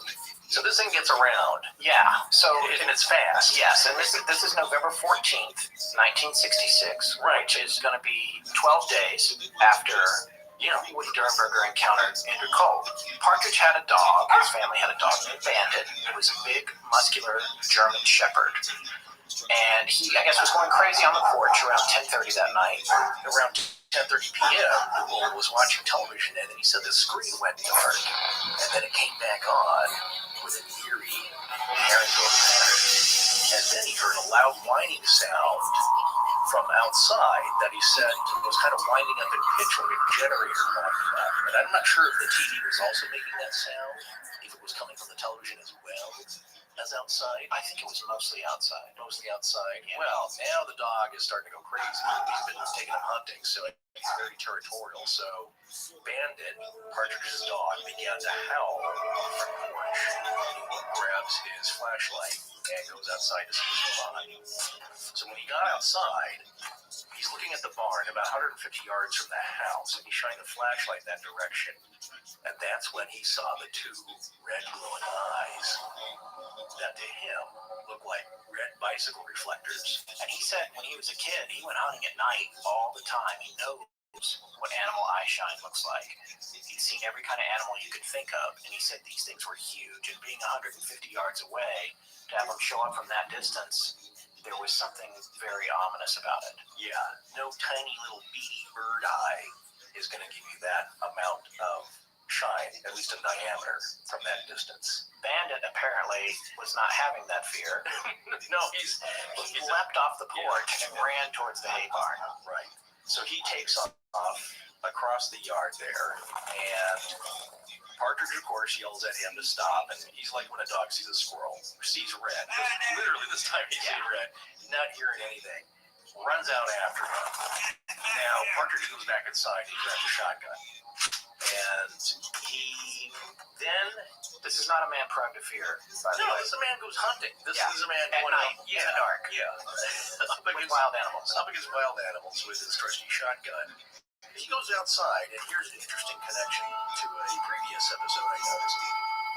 Partridge suddenly gets the fear, and he is too scared to go outside, and so he basically sleeps with the shotgun propped up next to the bed. Yeah, he didn't want to chase Bandit. As much as he loved that dog and he was worried, he was so afraid that he did not go after the dog. Another manly man of the rugged outdoors, Terry Sherman, had the same experience on Skinwalker Ranch when the dogs chased these three blue heelers. Exactly. Yeah. And we loved. He had this deep, dark feeling like, don't go after them. And a lot of times, with our outdoor dogs, they're big and strong. It's like, they'll figure out what they need. Look, they're wild animals. They figure out what they need to do. If they get in a fight, they know how to get out of it too. The fight or flight mechanism at some point will tell them what to do. Anyway, he's too scared to check it out. So he, in the morning, realizes that, oh my God, the dog never came back. And he was never to be found again.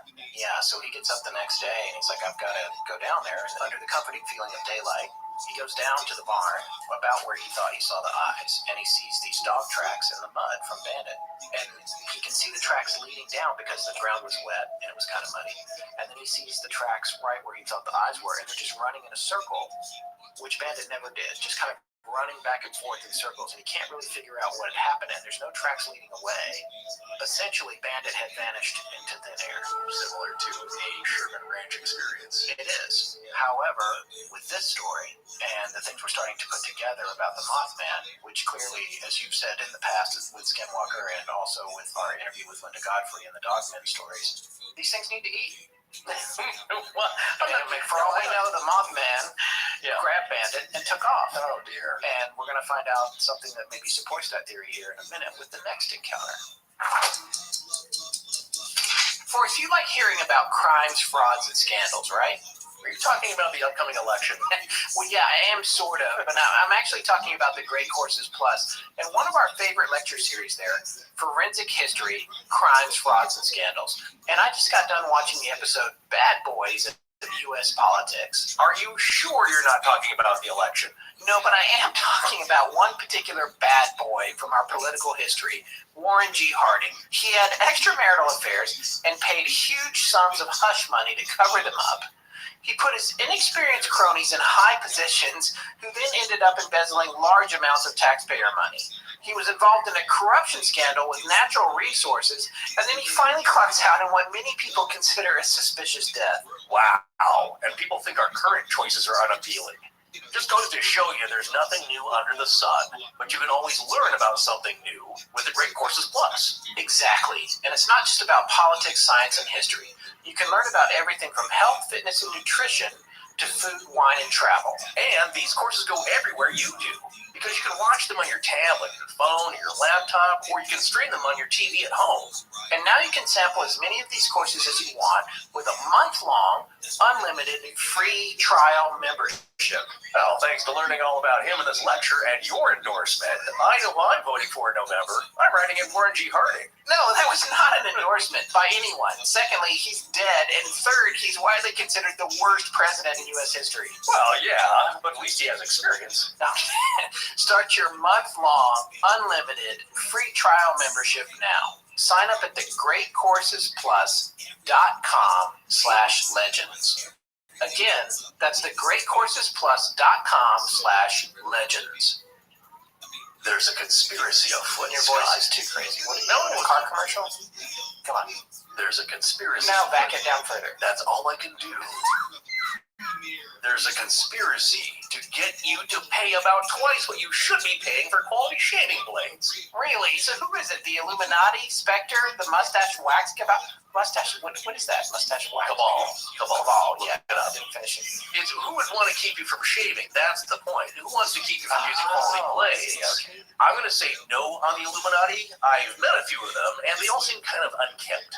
No, I'm talking about the corporations that make personal grooming products and expect you would cough up around $35 for a pack of 8 razor blades just because they think you don't have any other choice. But now you do with Harry's.com. Harry's owns their own manufacturing plant in Germany. So not only can they make a high-quality blade, they can cut out the middleman and sell direct to you online for about half the price of your store-bought razor cartridges. And we're talking about a 5-bladed cartridge with a smooth friction fighter strip and now a softer flex hinge, just like the ones you're overpaying for in the store. And it's not just the blades that are top-notch. Their line of lotions and creams are high-end spa quality too. If you're still not convinced, go to Harry's.com and check out these razors. You know, we've also had our female listeners tell us they like Harry's because ladies shave too, so it's not just for the gents. In fact, Harry's is so confident in the quality of their blades, no matter what you're shaving. They'll send you their very popular trial set, which goes with a razor, 5-blade cartridge, and shaving gel for free. Get your free trial set when you subscribe to Harry's.com, HARRYS.com. You just pay $3 for shipping. Plus, I have a special offer that's just for you guys. Enter the code LEGENDS at checkout and get a post-shave balm for free with your order. I've been a customer for a couple of years now, and I can tell you, really, you do have a choice when it comes to getting quality shave here at a reasonable price. In fact, I just used them this morning, which is why I sound so darn smooth. Go to Harry's.com right now, enter code LEGENDS at checkout, and claim your free trial set, plus the post-shave balm. That's Harry's.com, code LEGENDS. And now back to Astonishing Legends with Scott Philbrook and Forrest Burgess. The very next next night, back in Point Pleasant, there were two young couples that had gone out in a car out to one of the spookier parts of town to hang out and probably Nick. Let's make out point. Make out point. Yeah, what the locals call the TNT area. Well, and this is an interesting area. And when I stayed there, I wish I had gone there. I think I was too nervous, and also we didn't have a lot of time. Me and Jerry, when I mentioned Yeah, it's also very toxic around there. Well, there is a Superfund site, but also there's homes. This is a very large section, and what had happened, or the reason it's called the TNT area is because during World War II, they built a plant there to make explosives for the war effort. Munitions and shells. Exactly. But to conceal the plant from the air, from any prying eyes, they built bunkers to store the explosives in, and then the bunkers had earth on top of them. So from large concrete domes. everyone knew the area was a bird sanctuary. It had been one for a long time. It had been a wildlife refuge and a bird sanctuary in this kind of area. So from the air, with these concrete bunkers with grass and plants on top of them, that's pretty much what it looked like. So it was a concealed operation and therefore theoretically not a target to blow up since it's creating this stuff. After the war effort ended, there was still a lot of toxic chemicals there. Like I said, it's a Superfund site. For those of you that are not in the United States, a Superfund site is a site that gets earmarked as a particularly bad environmental disaster, and it gets access to special emergency funds to mitigate what had happened there environmentally in the past to make it safe for nature and people and everyone to continue using. You have to consider during the war, no effort can be spared, so they were making ordnance there. And of course, some of those chemicals had leached into the groundwater, so the aquifers, basically you don't want to dig a well there and start drinking copious amounts of water. And some of the bunkers have been leased out to companies who were storing things there, and there was some company that was storing things there as recently as 2010, and we have a link to this in the show notes. One of the bunkers exploded. Oh, it did? Yeah, and it exploded bad. Blew the doors off. You can look at pictures of it. It's now just a hole. And that's part of the design, though, right? The heavy concrete reinforcement, not only from bombardment to the air, but maybe even if an accident. Yeah. It's also my understanding from Keel's book, there were a lot of homes out there. Now, I don't know if the homes are still there. His book was written 30 years ago. But there were people that lived out that way too. And when the Mothman sighting started, they had to deal with all kinds of people coming around who didn't have a whole lot else to do. Once this story came out, everybody was like, hey, that's the perfect thing to do tonight. But at this point, that hadn't happened. The story about the Mothman wasn't really out there, even though the night before, Partridge had this weird issue with Bandit disappearing. This is the next night. Word's still not out about that. Word's still not out about all the strange things going on. And these two couples headed out there. They were very young at the time. This was Mr. and Mrs. Roger Scarberry. Linda was her name, I think. And Roger and Linda Scarberry, and Steve and Mary Millette. Yes. Yeah. So they were driving in the TNT area, and Scarberry's a 1957 Chevy. Oh, very nice. And they were looking for other people to hang out with, I guess, but the roads were deserted and nobody was out there. There's houses, but again, it's not very populated. Right. Yeah. And locally they called the bunkers igloos. And the igloos have certain numbers, igloos RS3 or whatever, and they're sort of mapped out and laid out in different areas now.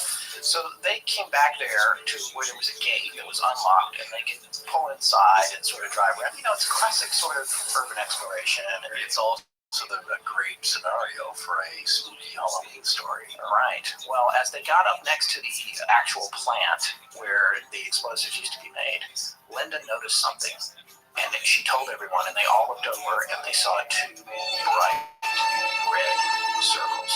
They were about 2 inches in diameter and 6 inches apart. Roger slammed on his brakes. This is from Keel's book. What is it? Mary Millette said. The lights bobbed away from the building, and the startled foursome saw that they were attached to some huge animal. It was shaped like a man, but bigger, Roger said. Maybe 6.5 or 7 feet tall, and it had big wings folded against its back.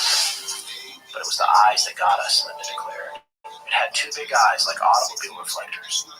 They were hypnotic, Roger continued. For a minute, we could only stare at it. We couldn't take my eyes off of it.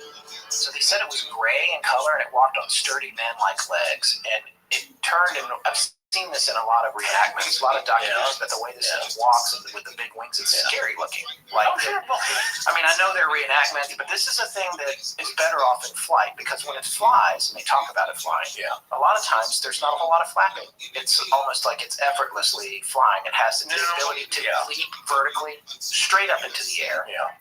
with very little effort, but it doesn't seem to walk all that great. It's not very graceful on the ground. Here's something that I always found interesting, because what they do is they found that fake hoaxed clip on YouTube of the guy who's got the flying machine that he built, and he takes off from the park, and it looks pretty real.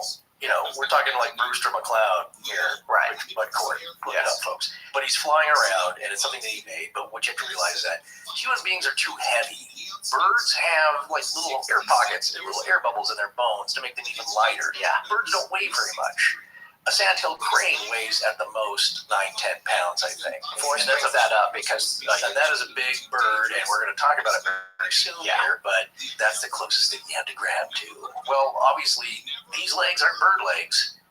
And so what they're describing, though, again, it's similar to maybe the 5 grave diggers. Yeah. Similar to what the National Guardsmen reported. everyone's seeing the same thing. Everyone's seeing pretty much the same thing. And Yeah, the only difference is that you hear sometimes some people say it's brown, some people say it's gray, which would be an easy color to mistake, especially in the darkness. It's similar enough. Yeah, Partridge is saying that he saw the same red glowing bicycle reflector eyes. Those are big eyes. And I read a fair amount about eye shine, and we're going to talk more about that when we talk about the other incidents and theories and that sort of thing in the other parts for this episode. But the eye shine, and red eye shine specifically, is something that you see in an animal that is nocturnal and hunts at night. It has the ability to see in the dark, in some cases a lot better than it sees in the daytime. And although this creature had been sighted in the daytime, the predatory behavior that it exhibits in most of the sightings occurs after dark. It sounds too big to actually fly. Yeah. So that's an unusual, paranormal, I don't know, supernatural aspect of this. Not that I'm saying that it discounts the stories. You could certainly argue that. It seems too heavy, too big to fly with big, muscular, man-like legs. All right, so Steve, I guess, freaked out. He's like, let's get out of here. Roger is driving the car, floors it. They shoot out of the gates. They spun out onto the exit road. I guess they're headed for Route 62. And then they saw it again, or another one just like it, as Keel said. As they hurtled past it, it spread its bat-like wings and took off straight up into the air, according to Keel's book. My God, it's following us, the couple in the backseat cried. Roger swung on the 62 on 2 wheels. We were doing 100 miles an hour, Roger said. The bird kept right with us. It wasn't even flapping its wings. I could hear it making a sound, Miss Smollett added. It squeaked like a big mouse. Followed us right to the city limits, Roger went on. Funny thing is, we noticed a dead dog by the side of the road there. A big dog. But when we came back a few minutes later, the dog was gone. So these guys drove to the courthouse and ran into the sheriff's office and told their whole story to Deputy Millard Houston. Millard says to Keel, quote, I've known these kids all their lives. They'd never been in any trouble, and they were really scared that night. I took them very seriously. So he got in his car. He follows Roger back to the TNT area. They look for the dog's body. This is just a few minutes later. It was gone. So they come back to the power plant. No sign of it. Halsted switched on his police radio, and a very loud signal blasted out of the speaker, drowning out the voice of the police dispatcher in Point Pleasant. It was a loud garble, like a record or a tape recording being played at a very high speed. Deputy Halsted, an experienced cop, looked taken aback but said nothing. He switched the radio off quickly and peered uncomfortably into the darkness, reluctant to really search the old building, but he was convinced. So that's the story. Mary Heyer, who we mentioned earlier, who's a journalist who worked with Keel, sent that story out over the wire the next day, and that's when it went global. But that's when John Keel found it, right? Yes. Yeah. And apparently some anonymous copy editor, they don't even know who it was, named this character after a Batman comic character from the TV series. Yeah. And he called him the Mothman. Now, I don't know a whole lot about comics. I admit it. I know we have listeners that do. We have listeners who create comics. Oh, yes, we do. And apparently this guy tagged the creature the Mothman. In the Batman lore, I could only find Killer Moth. That's actually the official, I believe, print version, official designated. So I wonder if on TV maybe they called it Mothman. I don't know. I'm get some emails. The TV series was, of course, awesome and silly. Did you do your impression of the Simpsons guy? Which the comic book guy? We're in the suit everything. Now I'm asking for impressions. I used to hate them. He does like the ones that I could do really well. Yeah. Or, he was actually called Killer Moth. Yeah. That's not comic book story guy. That's upset nerd. Oh, right. Usually, episode 37, you said this was incorrect. Right. That's how he gets named. Like a lot of things, like Foo Fighters, like Kincaid's Cave, all these things that we mentioned. There's a little bit of a misprint in a paper, and Tamam Should becomes Taman Should. Yeah, this happens throughout history, folks, but you know what? Go with it. The bottom line is, this thing was fast. It flew almost effortlessly. It kept up with this 57 Chevy. If he's got it floored, I believe every bit it could do 100 miles an hour. Oh, yeah. They were scared to death. The sheriff described them as being frightened. And on its own, this story might be, oh, these kids just got spooked. They saw a barred owl, which is what some people have said. Oh, it was a barred owl. It was a sandhill crane, whatever. But it isn't just this story. It's this story in conjunction with all the other stories happening at the same time.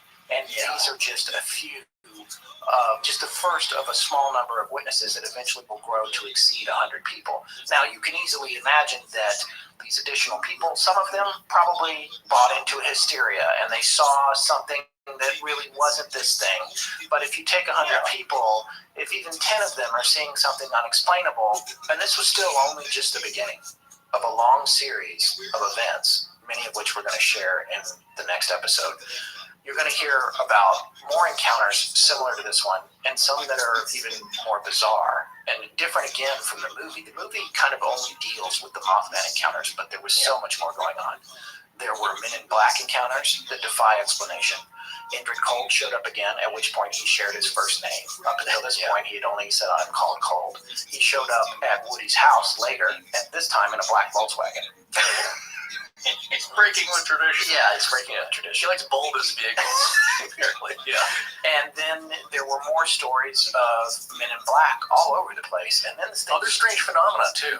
Really strange stuff starts happening to Keel through this network of people that he knows, who he describes as contactees, which is what he refers to anyone who's witnessed a UFO, especially up close. He never goes into, it was Hynek that came up with the classification system, right? Yeah, based on the way people report it, it's a way to measure the intensity, depth of experience of your sighting or of your interaction. Keel's approach to that and to dealing with people who have been eyewitnesses to things is to look more at the psychological impact of their interactions. And that's something that is really particularly interesting. And then when you take all this and you put it together with the Mothman, there was something going on there too, psychologically. Aside from the people like Noel Partridge, who stood on his porch with a shotgun in his hand and was still too afraid to move out there towards that barn, he had what he described as an eerie sense of fear. There was another feeling that people were having. A lot of people poo-poo this and are more than eager to tell us that it's bunkum baloney, that there is often a deep down emotional feeling that's tied to the supernatural and experiencing the paranormal. And we personally never have. But we can tell you, a lot of people have told us, and stories we've come across have. And I believe they're sincere. So, again, a feeling is not something we can relay. But that is an interesting aspect that you bring up here, because I had remember hearing these accounts. And one thing that was reported with these people, not all of them, of course, but a good number, is that there was a deep down emotional feeling. Now, unlike Mr. Partridge's feeling of fear, there was certainly that. But the other thing that was described, coming from this being, this creature, was a deep down feeling of despair and sorrow. It's an odd kind of emotion to be feeling from some creature like this, like it was trying to express something like sympathy, or it was trying to help in some way, but it just did not have the communication tools. And when you look at it, like, well, that sounds kind of weird and silly, that it was sad. But some folks think it had a message from Point Pleasant, a warning that something bad was coming to that sweet little town. A human tragedy of epic proportions that would permanently scar everyone in that community.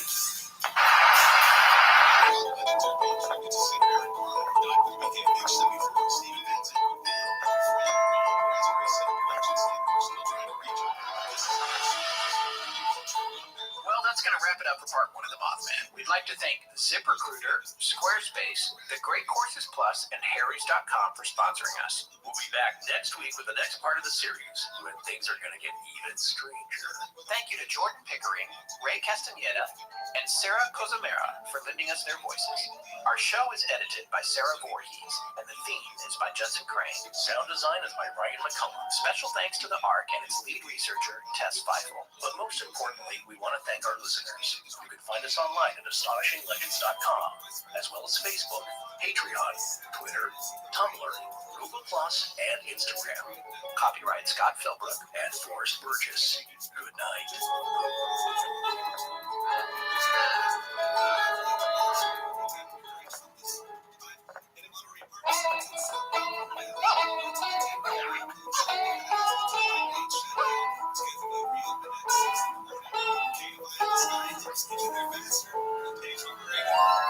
I'm decorating. It's a new thing. I'm going for mid-century with rustic chic with a terracotta gallery wall and astrodrive.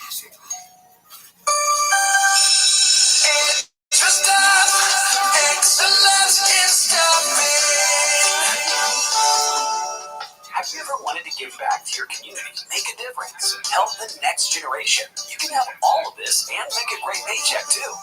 EduStaff is hiring substitute teachers and paraprofessionals in your local school districts. Apply to be an EduStaff substitute at edustaff.org. EduStaff, excellence in staffing. EduStaff, excellence in staffing. Your local school districts constantly face a shortage of substitute teachers and support staff. EduStaff is America's #1 choice for substitute staffing, and we're hiring people like you to help our school districts. Apply to be an EduStaff substitute today at edustaff.org. EduStaff, excellence in staffing.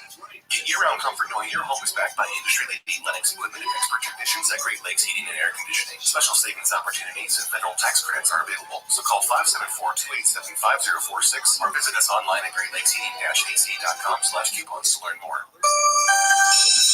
EduStaff, excellence in staffing. Have you ever wanted to give back to your community, make a difference, help the next generation? You can have all of this and make a great paycheck too. EduStaff is hiring substitute teachers and paraprofessionals in your local school districts. Apply to be an EduStaff substitute at edustaff.org. EduStaff, excellence in staffing. Hey, voice assistant. Programar cuarto nuevo. Especificar el cuarto de la casa. Ático. Solo puedo agregar cuartos con Por internet. eso, ahora que tenemos AT&T Offer y somos guillonarios, hay cobertura de esquina a esquina, hasta el ático. Recalculando. Ahora con AT&T All-Fi, agrega Wi-Fi de esquina a esquina. Obtén AT&T Fiber con All-Fi y vive como guillonario. Disponibilidad limitada. La cobertura requiere extensores con un cargo adicional. Astonishing Legends is supported by Movement Watches, The Great Courses Plus, Squarespace, and Mac Weldon. And we're back. You may have noticed that tonight's show took a little longer to download. That's because, since it's our Halloween special, we decided to post it in stereo rather than mono, for the sake of Ryan's wonderful sound design. We generally don't post Astonishing Legends in stereo because it doubles file size, taking longer to download, and using up more space on your already overburdened podcast playback device. But what posting in mono does to Ryan's sound design is a straight-up crime. So tonight, dig out those headphones, or play us back to the best system at your disposal, because Ryan isn't fooling around, and we're coming at you in high fidelity. I don't know if that was completely necessary, but we're an independent show and we get to do what we want. We want to say thanks to everyone for all the positive feedback on part 1 of this series. Yes, and please leave us a positive review at iTunes. We need as many as we can get in there to offset the occasional rabid trolls that pop up like a weed in your driveway. We hadn't said how many parts it was going to be last week because sometimes we can't be sure until we start working on the topic. However, we now know that the Mothman series is going to be 4. You'll have to brace yourselves, however, because there's going to be a dark week between parts 1 and 2 and parts 3 and 4. Part 4 will be a discussion of our theories on the legend, scientific and supernatural alike.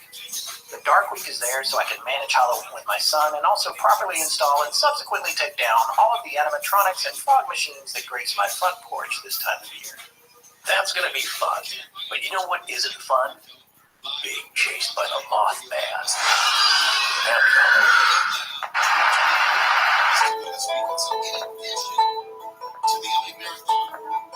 Missing out, we're going to try in the city.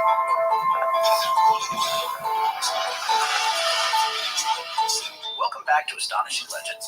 I'm Scott Philbrook, and this is Forrest Burgess. UFOs do not seem to exist as tangible, manufactured objects. They do not conform to the accepted natural laws of our environment. They seem to be nothing more than transmogrifications tailoring themselves to our ability to understand.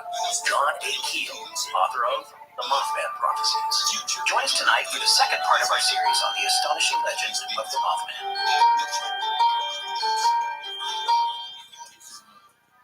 All right, before we ramp back up into this thing, a quick thanks to everyone sending in pronunciation information on the local towns in this story, like Point Pleasante.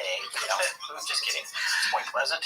But seriously, we have gotten a lot of advice, and I want all the listeners who've written us and tweeted at us and sent us every kind of message you can imagine about that little town across the river. I want them to know that there are ongoing conflicts between how people think the town that is spelled Gallipolis Very good. should be pronounced. Yeah, I love words. I love etymology and entomology. Bugs and words. Yes. But they differ slightly, which I found fascinating. These are people who live in the area. I don't know for how many generations, because I believe that also makes a difference. Yes, I think it does. And for me, being from the South, I know about and this is with all due respect, I lived in North Carolina, but I'm going to say the bastardization of words. It's like you say, I'm not from the Deep South, but Cajun is born of Arcadian. Right. And in North Carolina, sometimes syllables get dropped. I can't speak for West Virginia, but I'm going to say that probably happens there too. But you know what? Emily, my wife, had this idea. She was like, just find a local newscast. Well, yeah. I think I should do this. So today I did look one up, which did jive with a lot of the recommendations we got for the town of Gallipolis. Well, we also saw Gallipolis and Gallipolis. Right. Well, that's what I was thinking. Gallipolis. That's what I should have said. Gallipolis. Excuse me. Gallipolis, Ohio. And then across the river is Gallipolis Ferry. I haven't looked that one up. I wouldn't be surprised if it was different. Because you know what it should be? Gallipolis. If it was a restaurant in New Jersey, It's a guy. I love this film Gallipoli. Then there's but this is Gallipolis. Yes, I think that's a very, how the very good newscasters middle of said the road here. Way back when we did Knights of the Golden Circle, and we had someone very kindly writing to us saying, hey, gentlemen, Prescott is actually, that's how she said it. It's like Prescott. Like a press Sorry, I cut you off like I knew, but it was news. I'm the one telling you the story. Yeah, it was news to me as well. Sorry. She said it's called Prescott by the locals. So when I asked a good friend of mine I work with named John, he grew up in the Phoenix area all his life, has relatives all around that area, and I asked him, hey, do people call it Prescott? He goes, no, I've never heard anybody say that except for my stepfather, but he's from Alabama. He calls it Prescott. Well, and in the South, we have biscuits, not biscuits. But it's spelled different. Exactly. So my point is that I'm sure there's a lot of people that do call it Prescott. I've heard it on news reports from the area. Basically, I've heard it called Prescott by local people, but I've also heard maybe even who call it Prescott. So, you know what? Go with the one you like. Yeah. I want to make one other correction. I mistakenly said in the last episode that live broadcasts of I Love Lucy had just passed Pluto in the last decade. I couldn't have been more wrong about that. In fact, today, Twitter user Chance Rubbage, who follows us. Is that a real name? I love, well, if they had their real name, I would have said it. Because I don't even know if it's a man or woman. But Chance Rubbage, who follows us, pointed out that at the speed of light, which is also the speed of a radio transmission or television line, Pluto's only about 4 hours away. So I couldn't have been more off base on that. But on the plus side, it did cause me to dig up the news stories that inspired my observation about I Love Lucy going into the far reaches of space. I found two. One was an NPR story that Robert Krulwich did. Yeah. Before Radiolab, I'm pretty sure. I don't know when Radiolab's first episode was. He's been the science reporter for a long time. This is an older story. And then there's another story. But anyway, we've got both links about the propagation of live television and radio into deep space. Those links are in the show notes, so you guys should check it out. It's fascinating articles. Okay, so last week we introduced you to the story of the Mothman, and we showed you how that story is really so much more than just the Mothman alone. Oh, yeah. He's symbolic for so much other phenomenon. It's like the umbrella. The Mothman's wings are the umbrella over a series of events that, like we said, are not too different from Skinwalker. They run the gamut from... You could start with the cryptid or cryptozoology because it's a creature. Yes. But with him, he drags everything else with him. Yeah, and it's a creature that doesn't behave like a earthly animal. Yeah, right. It does not, because it would be a different thing if, in the course of this story, you heard of behavior that you could ascribe to other birds or flying creatures. Well, but it doesn't behave that way. Even the chupacabra is behaving like a canine, Exactly. like a dog. It bites, apparently likes a lot of blood, but there's nothing really weirdly paranormal. That's a real true cryptid. It's not really like a dog. It's not really like a coyote or anything else we know. Maybe it has mange, who knows? It has a weird gait. We don't see it smoking cigarettes or wearing Banana Republic clothes. Well, yes, and in some cases, the stories of the big feets. They resemble primate behavior. So you tend to think, oh, it's a more earthly creature. However, we have talked many times in the past couple of months about Bigfoot and Sasquatch being capable of something more than earthly travel. So, anyway, we digress already. We're barely getting started here. Okay. We also covered the story of Indrid Cold when he encountered Will Petrie, Woody Derenberger. Right. We talked about Woody Derenberger's first meeting with Indrid Cold, who was a frighteningly calm, otherworldly humanoid that kind of defied description. And since then, we actually have been graced with another piece of original artwork by illustrator Chad Lewis. We're very lucky to be partnered up with, for lack of a better word. He's been doing some amazing work for the show. We really appreciate it. It's less scary, but it's creepy. I just love him because just the expression on his face, he nailed, I think. Yeah. I told him to verge on the impossible smile. Yes. But he contained it. So it's just like, hi, I'm very glad to meet you, but maybe a little too glad. Yes. It's like, also, I'm talking to you with my mind. We also told you the story about Newell Partridge, otherwise known as Merle, to his friends, and his poor dog Bandit, whom the Mothman absconded with. Oh, possibly. Well, I mean, Bandit went out there and he wasn't there anymore. Never seen again. Yeah. Marie pointed out, who was a big fan of Snowball, the dog in the Delphus ring case. Oh, you guys were bagging on him earlier. Well, she said, I got to thinking after these disappearances of Bandit and the three blue dealers on Skinwalker Ranch that maybe Snowball knew what was up. Yeah. He was better at self-preservation. He can control himself. That's one squirrel I don't want to hunt. Snowball might have been smarter than the other dogs. With all due respect to poor Bandit and the blue dealers in Skinwalker. Yeah, I think there was a little bit of evidence left behind. Yes. Terry Sherman. No, but Terry Sherman, that's where he came to that conclusion. They're gone. Now with Merle, big muscular German Shepherd, it disappeared. But again, another interesting aspect was the large dog by the side of the road, seen by Linda Scarberry, her boyfriend, and the other couple. Yeah. And when they came back with the sheriff, it was gone. It was dead too, though. Yeah, when they drove by. When you say by the side of the road. No, he wasn't walking. Yeah, he wasn't like sitting there waiting for a ride. Maybe it was prey that had been dropped. You don't know. And then it vanished. It took them from the time they filed the police report and headed back out to the TNT area with Deputy Halston. The dog had disappeared. Right. So, which may have been bad. Anyway, that's the other story we relayed to you. It was about Roger and Linda Scarberry and Stephen Mary Millette, who had fled the TNT area at speeds of up to 100 miles per hour as they were being chased by the Mothman. Who was keeping up with them? Yes, they were flying in Roger's 57 Chevy. Now it's time to go deeper on this story, and tonight we're going to take a look at some of the other legends surrounding this creature and more of the events surrounding those 13 months in 1966 and 67 that led up to a horrible tragedy in Point Pleasant that is still felt by members of that community today. When you look at the totality of this story, it's easy to see how hysteria can creep into the consciousness of the local residents. And people might begin piling on, their minds playing tricks on them. And that's an easy out for people that don't want to believe that something so frightening might really exist.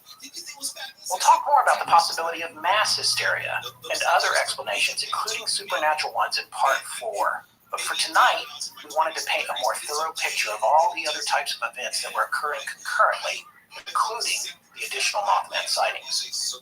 Let's take a closer look at Point Pleasant and the Ohio River Valley during the 13 months that followed the first sightings in November 1966. According to John Keel in his book, The Mothman Prophecies. Early on November 17th, just 2 days after the creature chased the 4 kids out of the TNT area in their car, a music teacher was sound asleep in her bed when she heard her small dog barking and going crazy around 4:45 in the morning. This woman, Mrs. Roy Groves, seemed to recall that the moon was out and very bright that night as she looked out her kitchen window and saw a circular object across the road above the trees. It was as big as a house and brightly lit with red and green lights. She told Keel that she was about to wake her husband up when the craft zigzagged away and vanished. Later that same day, a 17-year-old boy reported that a huge bird suddenly dove in his car and followed him for nearly a mile on the road, almost directly in front of her house. The day after that, Paul Yoder and Benjamin Enochs, a couple of firemen, were out of the TNT area and said they saw a huge bird with giant red eyes. Keel quotes them as saying, "It was definitely a bird, but it was huge.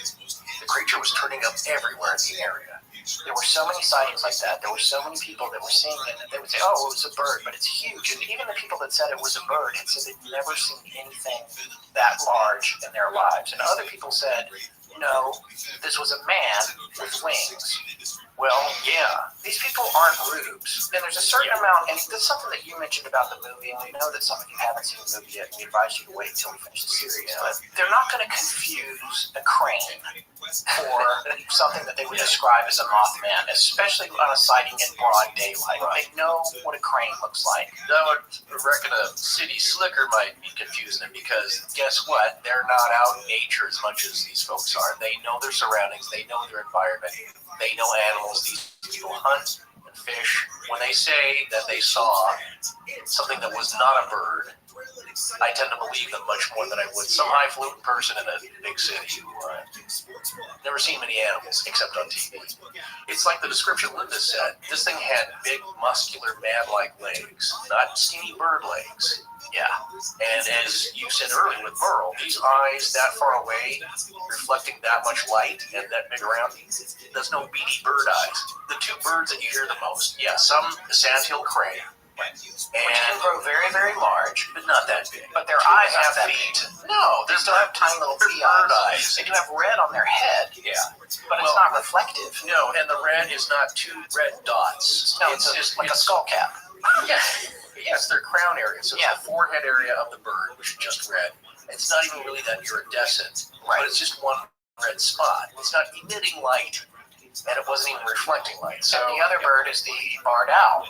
yes, which are large, but no, we're talking huge. Barred owls are also nocturnal, as all owls are, I believe. I'm no ornithologist. You see them in the daytime flying around. You do, but not as much. I see one here in LA, actually. Oh, Which is awesome. Yeah, but it's near Griffith Park, so that's their territory. But it was weird because it was sitting like in a fast food restaurant sign. You just come out of the park. So Oh, that was one of those plastic ones that scare off pigeons. well, you didn't see many pigeons around because I think the owl was eating them. So they're animals. They have their hunting territory. You can hear them hoot when they're divvying up the females. And there's no bird that's man size anywhere. Years ago, I looked up a pterodactyl because I thought, like, could those really carry off somebody? And those might get to be about 5 feet from tip of beak to tail, 5 or 6 feet. I'm totally talking off the top of my head here. So you always get in trouble. Yeah, you know what? I don't Wasn't there another one? I thought there was some other giant.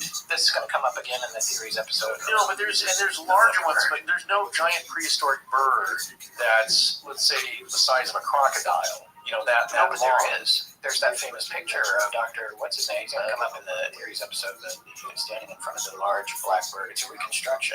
Oh, okay. Well, how long is it, though? Well, it's like a bus. No. Yeah, you've seen that picture. It was in the Guinness Book of World Records. I don't know. All right, well, we'll come back to it. My point is that there's a reason birds are the size they are. Right. And they can only fly so fast. Now, sandhill cranes are great at gliding, but they don't really dive and swoop like a peregrine falcon. They're not doing 220 miles an hour down to the car. Right.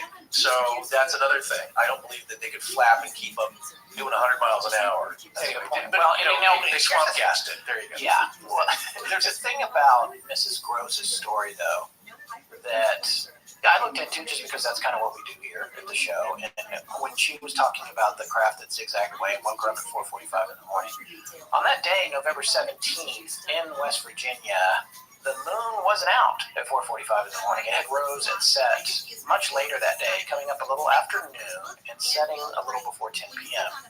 And on top of that, it was waxing crescent. Only 28% of it was visible, and it wasn't going to be full until 10 days later, at which point it would have risen at 5 p.m. and set at 8 a.m., which better matches the 4:45 a.m. story for her. So, on the surface, your first reaction might be, well, she must be lying. Maybe she made the whole thing up. Or maybe there's other factors that could be at play here. She obviously could have been dreaming. Maybe it was a dream. She also could have been mistaken about the date. I don't know when Keel talked to her. He doesn't mention that in his book. But maybe she misremembered the date. Or maybe what she thought was the moon was something else, possibly. The question is, were her senses being manipulated? That seems to happen again and again with these stories. The events appear in a form that you can understand, but I'm completely conjecturing it, as some people get crazy when we do that. I don't necessarily think, oh, she made the whole thing up. I do think it's possible that it was a dream. Well, how important is the moon? It didn't turn into something else in her No, story. it didn't, but she said she specifically remembered that it was out very bright. Right. So, well, at least according to the Naval Observatory, it was not out at 4:45 a.m. on that day. Yeah. So, was it a different day? I don't know. Who knows? Okay. I've often wondered. Unlike the Delphus Ring story, where Yes. people say, like, well, Ronnie saw the moon, come on. It's like, well, no, I know what the moon looks like. It's Yes. far away in another direction. And also, we've checked then Yeah. on the moon in that particular story, and we were able to find that it was out, but it was not at the right point in the sky. And No, but it's people telling him what he saw. yeah. Yeah. It is interesting, though, that on the very same day, the 17-year-old reported being chased by a large bird in his car on Route 7, which is pretty much right in front of Mrs. Rose's house. And there's no way that boy could have known about her sighting. In fact, she didn't even tell her own family about it until a few weeks later. Was that boy's name Tom Urey? His name isn't mentioned in this book. Okay. Only because I saw an interview with a guy. He may have been older, I believe. I don't know if he was a shoe salesman then, but he was driving, and he describes that. And the only thing that just stuck out is that, and we'll have a link to this documentary, which I believe we'd mentioned in the first part. It's pretty well done. That's because I think it was done in conjunction to promote the movie. It has a few factual errors. Well, there's a few things which are not fully explained, which lead to errors and kind of an error by omission.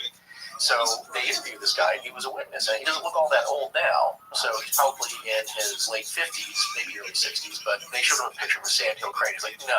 Yeah. This is all due respect to the professor of wildlife at University of West Virginia. Yeah, the guy. Yeah, he said, no, wrong color, skinny legs, this is not it. Yeah. Yeah, but his name was Tom Urey. It could be him because Keel doesn't mention the name in his book. Right, You just have okay. to look at his notes or find something else he published about that particular incident. Gotcha. But it could be the same guy. Yeah. I've been a coast listener since way back. Man, some of these Indrid Cole type stories are so strange. I mean, think about it. They can manage to get to our dimension in a flying tin can, but once they step out, they don't even know what time it is. I know, and if he'd had about $100 on him, he could get a really cool looking watch from Movement to go with the rest of his outfit. Yeah, Indrid's got a pretty sharp look to him. The shimmering metallic overcoat, the metallic looking pants and shirt. You know, if I saw him wearing a Movement watch, I would just think that that's what they're wearing in a much hipper and fashion forward dimension than ours. Well, that's the point with Movement. You don't have to go through a wormhole flying a lantern to look like a being from an advanced civilization. You can get a stylish quality timepiece at an affordable price because Movement watches start at just $95. They have a wide selection for men and women, and when you want to switch up your look, you can get interchangeable straps to go with whatever you're wearing. But at that price, you really can't afford to get a couple of watches, like some for work and some for when you're really dressed to the nines. They also have chic sunglasses for when you want to go for that Men in Black new hotness look. I love the idea behind Movement as a company. Two broke college guys wanted to wear classy, stylish watches, but they couldn't afford what was available to them in stores, so they started their own company. They figured they could sell directly to people on the internet and cut out the middleman's retail markup, which means you get all the high-end design and craftsmanship at the best possible price. They've now sold over 500,000 watches in 160 countries. No matter where or when you are in the multiverse, you can look like $1 million, starting at just $95.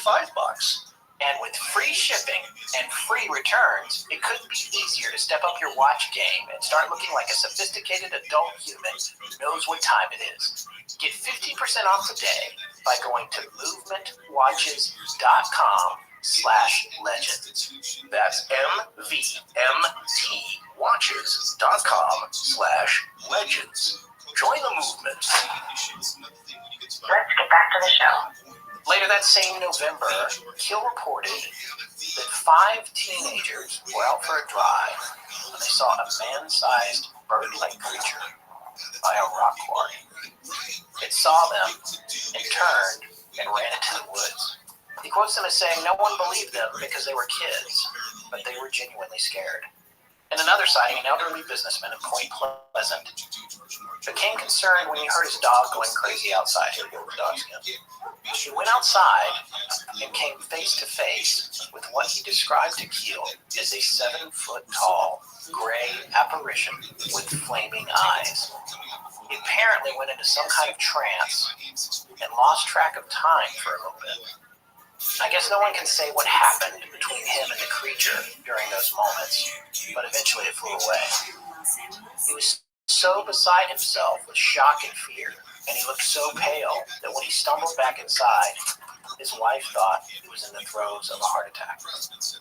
Here we go with more sights in my yard. It's flying over my car. People everywhere are reporting this thing. And you know what's interesting to me about it, too, is the sort of trance phase. A lot of people describe that. Yeah, that's very interesting that you mentioned the word trance, because I was watching one of the other interviews from this documentary where that's exactly described. And it's Marcella Bennett, and she was much younger at the time, but she's on camera in this interview telling about this incident. And what happened is that her and her brother were headed to the T&T area to visit some relatives who kind of lived on the outskirts of the area. And she had her 3-year-old daughter with them, and they pulled up in the car. And as they're getting out, her brother had noticed something unusual in the sky.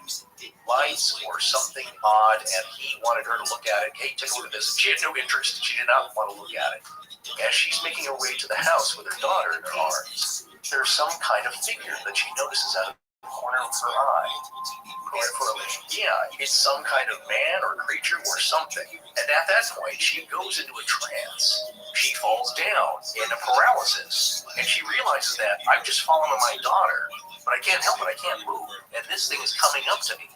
She can sense this thing's approaching, but she can't move. And she realizes that I have to get into the house as quickly as possible. And I believe her brother's already made his way in and opened the door. Well, she is able to regain strength in her legs. She comes out of it. She scoops up her daughter, and they run inside as fast as they can. And they slam the doors. Now, the problem is, this thing has not gone away. It's still coming.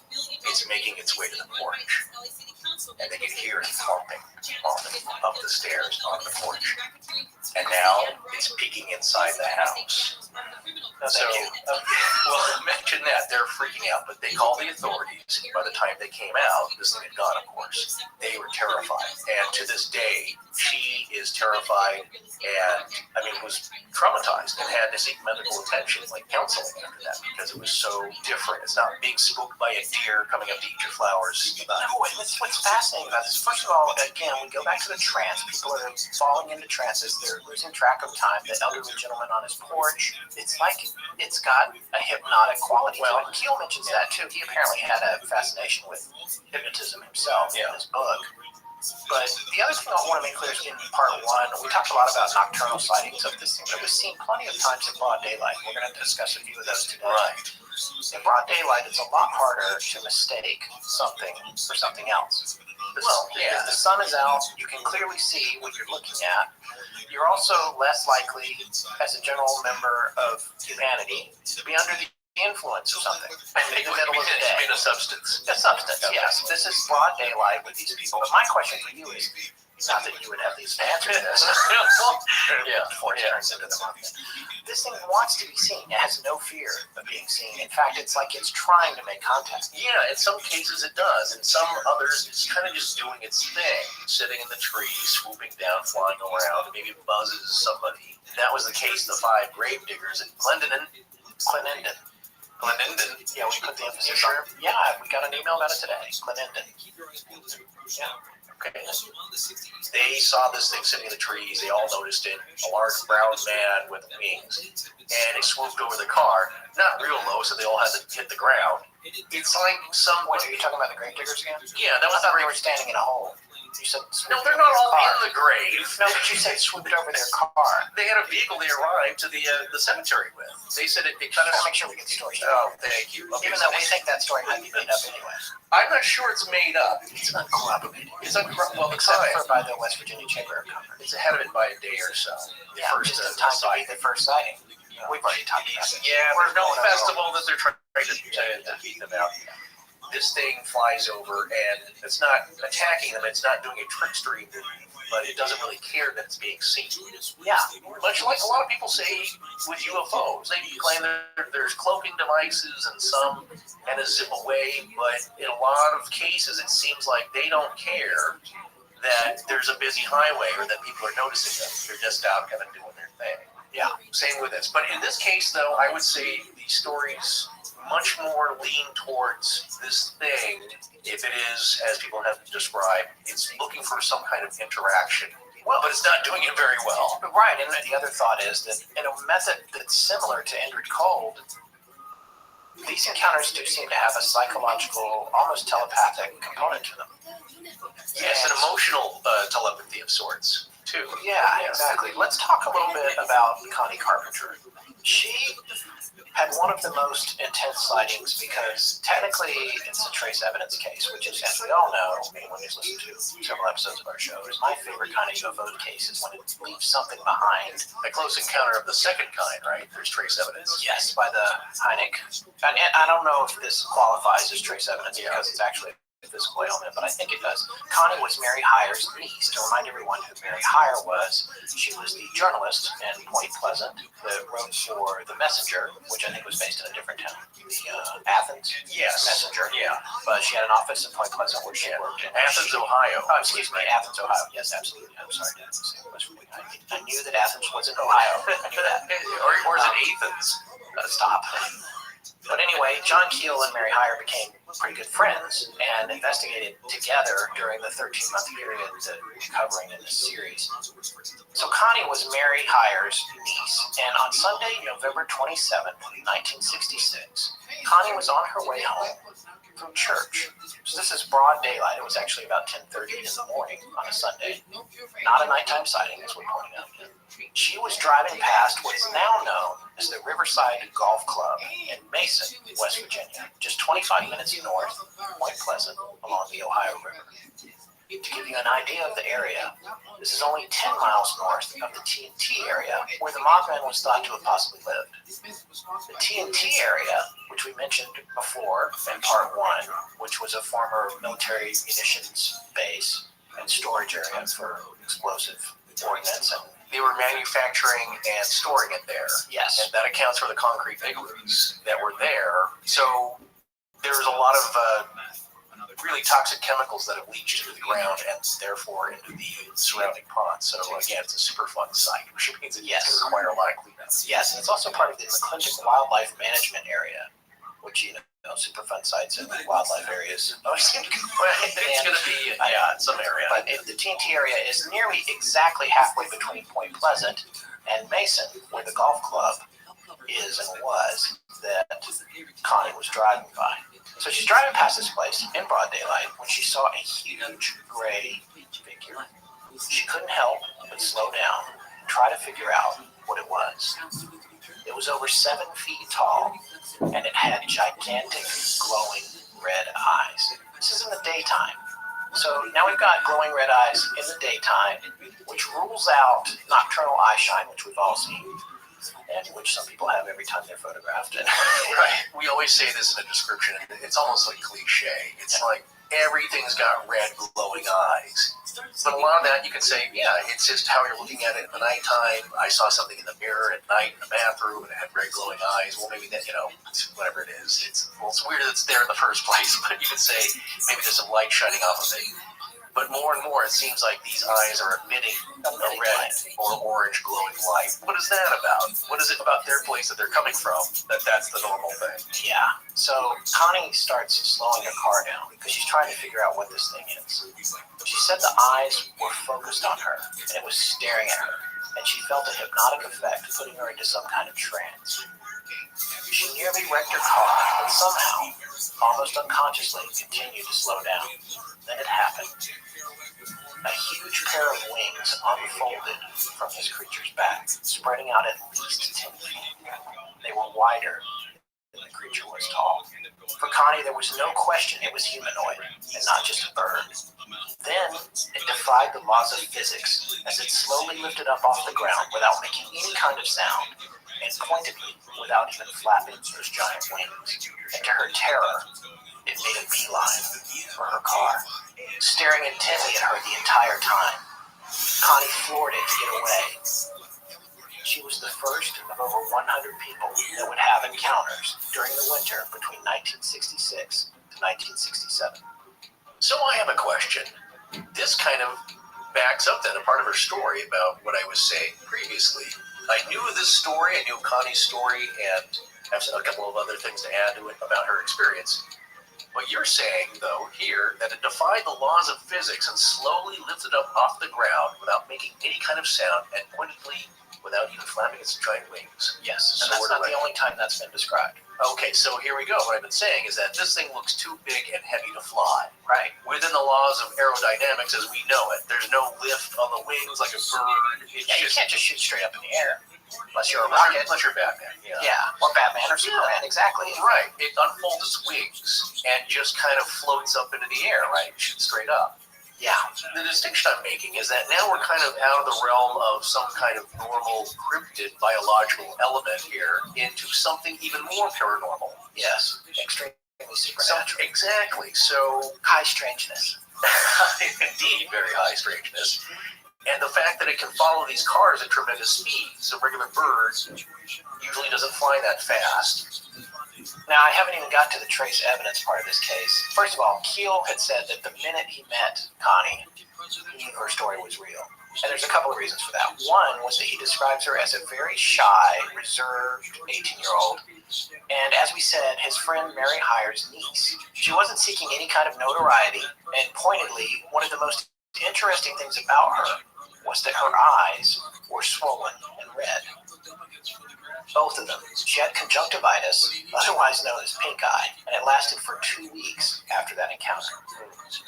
Here's the thing about conjunctivitis. Keel reports that there's a version of it called Klieg conjunctivitis. I looked this up. It's also called actinic, if I'm saying that right, conjunctivitis, and it's brought about by exposure to actinic rays, which are green, blue, violet, or ultraviolet rays. So you're saying that light itself can bring this condition on? Exactly. Wikipedia states that, quote, most often the condition is caused by prolonged exposure to Klieg lights, therapeutic lamps, or acetylene torches. Other names for the condition include Klieg conjunctivitis, eye burn, arc flash, welder's conjunctivitis, flash keratoconjunctivitis, actinic ray ophthalmia, X-ray ophthalmia, and ultraviolet ray ophthalmia. Well, there we go. We're starting to make more sense. Now, Wikipedia goes on to point out that this particular form of conjunctivitis is prevalent among the children in the highlands of Ecuador. This supports the hypothesis that prolonged exposure to the sun at altitude in the less dense atmosphere is the main cause of the disease in that area. So the next question is, what is emanating from the Mothman, from those red eyes, that is causing Connie and others to contract conjunctivitis? And what about the people that are encountering the UFOs as well? And why doesn't Lois Lane get it when Superman uses his X-ray vision?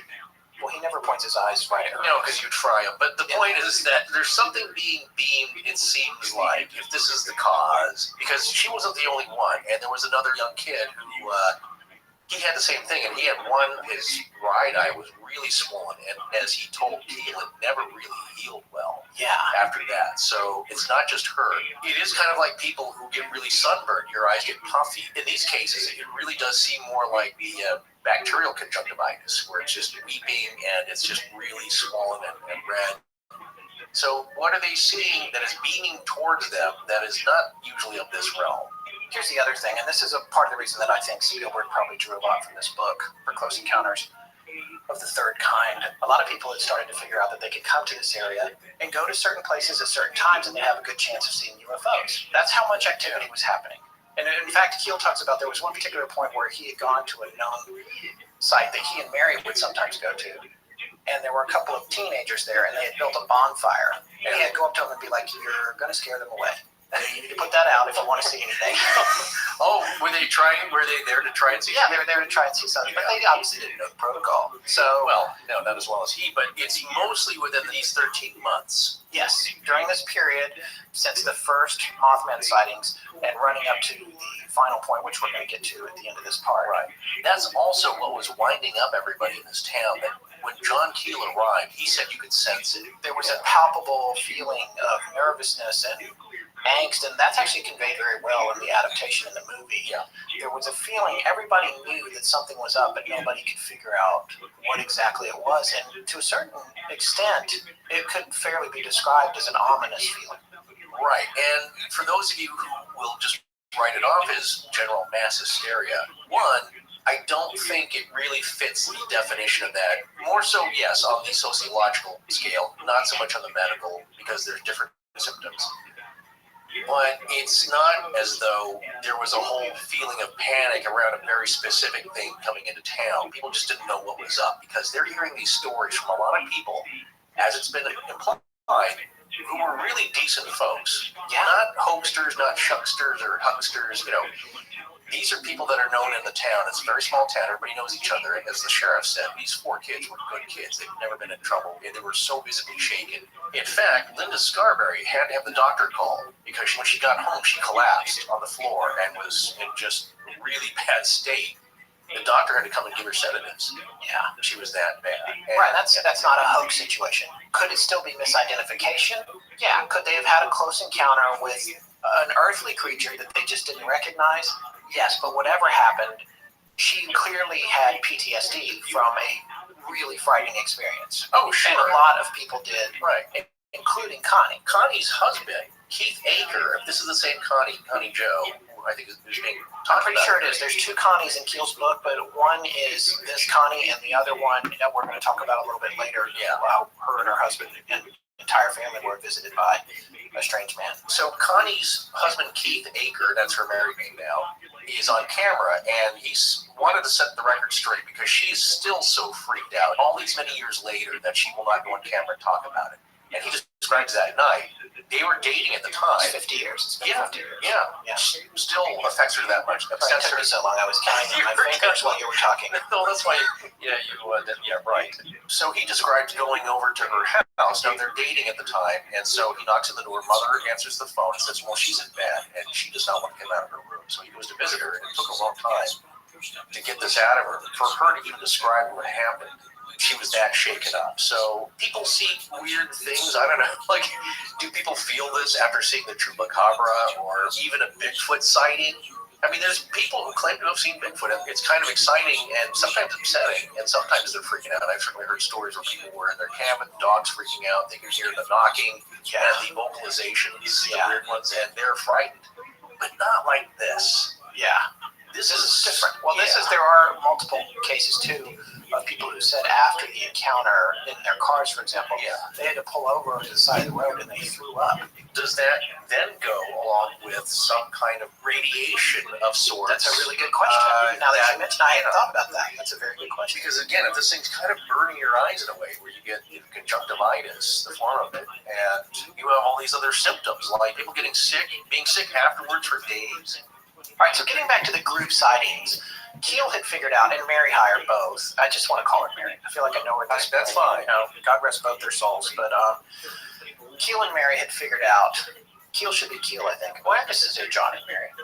There you go. I'm going to call him Keel. Keel and Mary. There's a lot. He had figured out where to go to see UFOs. And in early April 1967, this is a few months after the Mothman first showed up in the prior November, there were tons of people out in the TNT area because everybody got word, the Mothman's out there, because everyone had heard what happened to Roger and Linda and Steve and Mary. That's another thing I wanted to bring up quickly here. Yeah. This wasn't just isolated stories that people kind of forgot about it or thought like, well, that's weird. No, they brought in the state police, the National Guard were searching for this thing as if it were like a Frankenstein hunt. Yeah. That people would describe. Yeah, they were going in and out of the buildings. Keel himself went in the building and with the 4 kids, but they didn't see anything. One of them saw something, and there's so many stories. We can't put them all in an episode. We'll be talking all night. Also, you should just get his book. It's a great read. It's super entertaining. But there was one particular evening in April of 1967, and he and Mary had decided to drive over to 5 Mile Creek Road, just below Gallipolis Ferry. Sounds weird. Or is it Gallipolis? No, it's not Gala. No, the Gallipolis are people that come when your party's too big. Is it? No. Or is it Gala? Or is it like party please? Gala please? Anyway, so they're at Gallipolis Ferry on 5 Mile Creek Road, which is just south of there. In fact, they went there 2 nights in a row. Both nights, John and Mary saw strange balls of light and unidentified flying objects, one of which looked to Keel like it had a window and a being inside, although Mary thought it was just some kind of partition on it, and he wrote in his book this was the only thing about that encounter that the two of them disagreed on. Interesting. And she later signed an affidavit saying that she personally witnessed what happened that night on his behalf to say that she was there. Right, an affidavit. Yeah, because he wanted proof, right, of something that was witnessed by more than just him. And he said that the shapes of these crafts precluded them from being stars, and they all exhibited non-ballistic motion, darting in and out and behind of trees in the near distance. And one of them was actually even kind of cube shape. Now, at one point, Keel, who had an exceedingly bright spotlight that he carried around to try to communicate with UFOs, picked out the largest object, and he took the spotlight and he flashed in Morse code at the spotlight the word descent. Apparently, Mary watched this whole thing and she freaked out when it started dropping. And not only was it dropping in what they describe as kind of like a falling leaf motion, which Keel says is a common description of how UFOs descend, which I hadn't heard before. But he seemed to say that it was a common thread. And she described it as sort of looking like it was coming downstairs, and he said it was like a falling leaf. I have heard of the zigzagging pattern, which is like cool, but we don't know how these things fly. Right. So. But it's not a helicopter. Right. Yeah. And here's the interesting thing about this. You know what Keel woke up with the next day? Conjunctivitis. Cleves conjunctivitis. So I'm going to posit a completely unsubstantiated theory here that I haven't seen anywhere else, but I'm going to go ahead and put it out there that the conjunctivitis is not a sign that you've seen a UFO. Maybe it's a sign you've been abducted. Now, Forrest, I know you're going to have something to say about this, but maybe I don't know, because I feel like I need somebody else's point of view. I got you. Because I'm pulling this out of the dark. Okay. Let's say all you can remember is seeing the craft, but the Cleves conjunctivitis is a result of something more happening to you. This gets into the whole idea of these visitors being maybe some kind of time travelers or something. It lends some weight to whenever somebody does communicate with them. They always seem to be confused about when they are and not just where they are. I love that phrase. Yeah, when is it? And they're asking everybody what time it is because their process of travel is imprecise. Maybe they're just us from the future. I mean, stop it with that. Okay, all right. No, but here's the thing. I'm reading A Wrinkle in Time right now. Okay. No, that is a big theory on shadow people. Like, they're just us visiting from the... So everybody who's capable of doing that comes here to strangle people in their bedroom. Shadow people don't strangle people. A lot do. They strangle. They come at you. They love your fear. They love your fear. Yeah. Keel mentions this, or maybe it's Brad... you know what? Actually, it's Brad Steiger who mentions this. He's a contemporary of John Keel's, a long-time good friend. And just a voluminous writer, just very prolific and a huge name in the field. But he was asked this, is it scaring people? And he said, it's really maybe more about control, that they're able to control you and that there's some kind of thrill there or some kind of energy that they get from that in controlling. Fear is a large part of that, and I believe so too, because I've heard so many of these stories where it does seem like there is some kind of joy and pleasure and smiling and grinning out of your sheer terror. And people who've experienced that, that's the only thing they can think of is that this thing seemed to be really getting off on me being paralyzed with fear. There's two things here I want to say quickly, because you did ask. One, at the end of Close Encounters, not to give anything away, but what are the people who are going on this adventure, what are they given? Sunglasses as they're going aboard the ship, which is very bright. You think they can just dim the lights a little for the humans, but no. So they gave them sunglasses, which Roy Neary, Richard Dreyfuss, refuses, because you got to see his eyes. He's the star. That's why that happened. Does he say I can't work like this? No. Did that happen in the first episode? Yeah, somebody did mention that. Two, I'm going to tease a little something here, which pieces are also fitting together in our own heads as we compile information. And we're certainly not as far ahead as some of the legends in this field are. But as we're evolving, we're putting together the story of maybe bits of evidence. And so one is a story that a friend of mine tells about missing time. That he and this friend of his were going to a destination. Ultimately, the result was that they both lost about an hour and a half, maybe 2 hours of time. Unknowingly.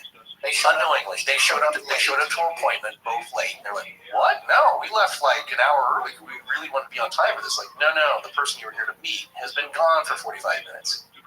So that's kind of the basics. They started to piece together what happened along the way. We were just driving, both of us, and we didn't notice anything. So they were recounting things that they saw. Now, this may not be part of the story. There was actually 2 incidents that happened to these people, which again goes back to certain things happening to certain people over and over again, the same people. But not all throughout your life, not like every other week, because that would just drive you insane.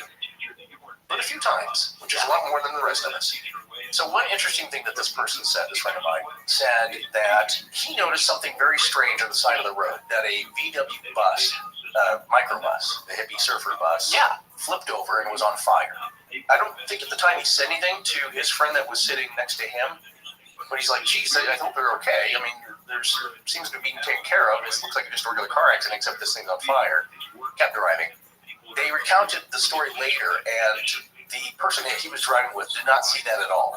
Not that it didn't happen, or that he wasn't sure that he saw it. His conclusion, though, and if you look into like communion and things like that, sometimes these things, they're almost like tricks and diversions being planted in your head, things that we see or don't see, or how they're seen. It's a diversion from what actually happened, and you'll hear that a lot about abductees. It's like putting a dissolve on an edit.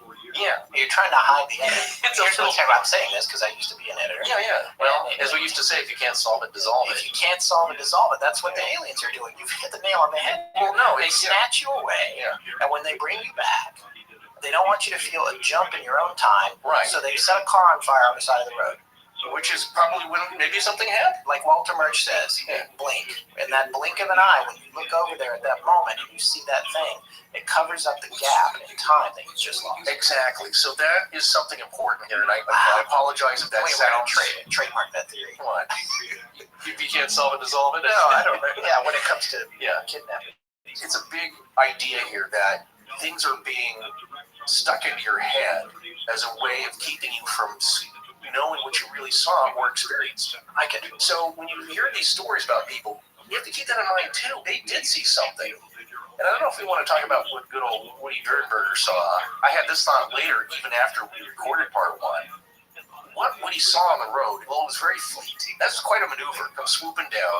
I believe the car that was ahead of it, going very fast, that Woodrow said that the craft was following, the one that Ingrid Cole was in, zooms past. I believe that they were working together. They're probably part of the same team. I don't know. That's just a speculation. It sounds fun, right? Yeah. Like a Men in Black team. Yeah. The car zooms ahead, and the other one's like, we're going to talk to this guy here, the sewing machine guy. We're going to talk to him for a little bit. This thing swoops down as a 180 on the road, goes about 6 inches off the ground. You should pass your driving test if you could pull that off. That's a pretty good maneuver. This thing sounds like a creaky old car door opening and closing. Yeah. And as Woody said, well, it's like an old miner's lamp. It looked like the chimney end on it, where the smoke comes out, and there's a little bit of a flange there, and a bulbous middle. It sounds pretty retro, I think, as you said. Now, we don't see rivets on it or anything kind of clunky. There's no rust around the vents or anything. But my thinking was that maybe this is something more in tune to what Woody could handle seeing. Yes. Okay, so we might revisit a little bit of that more in the theories, but I just want to put that out there before I forgot. When you hear these stories, keep in mind that, yes, we believe, I think in a lot of these cases, especially when people are that freaked out, and certainly if you know or have friends or loved ones that have gone through that, and they tell you, no, don't tell me what I saw, I know what I saw. And with all due respect, I don't care if you believe me, but I have to tell this because it's driving me nuts. Or they don't want to talk about it at all. Right, and it's conveniently just strange enough that it makes the story less believable, which may be a component of the whole process as well. We don't know. So as we go along through part 2 here, just realize that... This is also, by the way, classic confirmation bias. Because what we are doing is we are rationalizing bizarre, unprovable stories by saying that they're bizarre and unprovable because they're trying to conceal the fact that they actually happened. There's no way to assail that. Look, what we're not doing here is I'm not really confirming. I'm saying that the only thing that I know is that if you look at a person, and I always say it is, if they're that emotionally distraught, I'll give them the benefit of the doubt that they experienced something very abnormal and very strange that has shaken them to their core. I believe that they're telling the truth as far as what they saw, but is that really, really, really what they saw? Yeah. Is it a manipulation of their mind, of their consciousness, something we see with our brains? As my eye doctor I just went to said, like, your eyeballs are basically blobs of brain on a stem, that they just receive the light. It's your brain that makes the picture. So is that being manipulated? So are they really seeing what's out there? Not that you have to doubt certain parts of it that don't make sense to you. Of course, we do that as humans. But what I'm saying is that some of the details may seem kind of crazy or off, but it may not be what's actually out there in the world. Here's the other thing about that, though. In terms of what you see or don't see and what people believe or don't believe, again, the conjunctivitis seems like a little thing, but a lot of people are coming down with it. How do you hoax conjunctivitis? Right? I mean, who does that? I'm going to rub a dirty sock in your eye. Yeah, exactly. Yeah. Say I saw a UFO, then I'm going to go stare at the sun. Yeah. Or rub a dirty sock in my eyeball for that added air of authenticity. The conjunctivitis gives my story. Ooh, that's not fun to get. No, it's not. All right, we said this before, and Forrest just said it a minute ago, but it's totally true. The more you explore this kind of stuff, the more you start to see patterns. What the patterns mean, it's hard to say. Are they a condition of the human beings who are relaying them? Or are they indicative of the inner workings of all this phenomena? I really wanted to say phenomenological there. Phenomenological. Whatever that word is. Yeah, that makes sense. To this point, John Keel began to recognize repeatable experiments that could be conducted when certain things started happening. And that was what led him to signal that one craft with descend in Morse code that we mentioned earlier. In January of 1968, after all this stuff happened in Point Pleasant, not too long after, a woman from California reached out to John Keel because she'd been having problems with her telephone. We want to remind our audience that in 1968, telephone was a device that was plugged into a wall. You couldn't walk wherever you wanted or go in a car with it. And it was analog. It had a rotary dial, yes, it did. Which made pulses. You ever watch MASH and you see radar cranking up the phone? Nobody watches MASH. Reruns? I watched it a lot, but we're old as time. There's a lot of our audience that are around our same age. Yeah. It's a low voltage signal, 6 watts going through a wire. That's how you get the sound to move. Yeah. Essentially. Digital audio, much different thing. But what you're saying is that it's more receptive to interference, maybe, that's direct. Of course, digital stuff is also very sensitive to signal interference. It is, but in its own way. Yeah, but it's a different animal, and it's one of the things about EVPs, and the same thing with film and cameras. If you're trying to film something unusual or bizarre or paranormal, or you're using real film, you're more likely to catch something than a chip is going to catch something in a digital camera. And I don't know what the reason is. I'm just saying this goes in your book of rules. There's something about the way they interact with us is measured more easily in an analog format. It really depends. Now, you have spiritual rules, and then you have physical rules that are just beyond our understanding. One interesting thing I always tell you that I have learned about EVP or electronic voice phenomenon is basically trying to record ghosts. When you don't really hear anything on the tape, or as you're recording, you go back and play and you crank the volume and you can hear maybe whispers and things that sound like sounds, like words, especially after you've asked a question out loud. So one interesting phenomenon, what I've heard is that if you're using analog equipment, like an old-fashioned tape recorder, just tape, reel-to-reel, something like that, that's being recorded magnetically, to get an EVP, you need to play some kind of bass sound. Early on, we talked about this. And it has to give it something to work with. Like white noise, right? It needs putty clay to form these words out of something, because it can't do it out of thin air. So you have like running water sound playing, or you have fan noise, or TV, static snow, a la Poltergeist. Yeah, Williams. Yes. You have to be. She's following us now. Oh, no, wait, that's not right. We're following her. No, that's right. She did tweet to us. Yeah, she acknowledged. Thank you very much. I don't know who you are. Please stop tweeting. We have to call the police. The point is that they need something to form the audio with onto analog tape. Now, what's interesting is that they say you don't need that if you're recording digitally. You don't need that white noise in the background. Why? So I don't know. Maybe an audio engineer could tell me, but maybe they don't even know. But I'm guessing, to me, it just sounds like it's just the way that electromagnetics. All right, so it rules the universe, Scott. So it's 1968. This woman's having all kinds of problems with the phone. She's picking up the phone, it's ringing, and she picks it up, and she's hearing beeping, like Morse code. Ryan? Great. So it's happening enough. It's driving her and her husband crazy. The lights are flickering on and off in the house. So Keel says to her, look, I think this is going to happen again, right? Here's what I want you guys to do. I want you to get a flashlight, a pretty bright flashlight if you can find one. And the next time this happens, I want you to go outside and take a look up in the sky. And she's like, okay, if that's what we need to do. Her husband apparently thought she was crazy. That happens a lot. One spouse or the other thinks the other one's crazy. But they love them and they just let them like, oh, okay, if that's going to make you happy, go do it. Right. So she gets the flashlight. She calls John back the very next day. Ecstatic. She's like, it happened. You won't believe what happened. And he's like, what? And she goes, the light started flickering.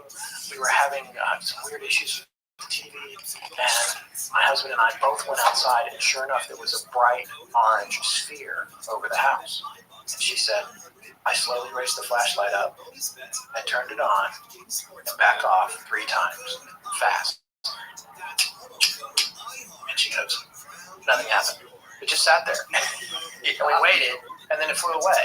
And I was like, oh, well, I guess that didn't work. And so they go back inside the house.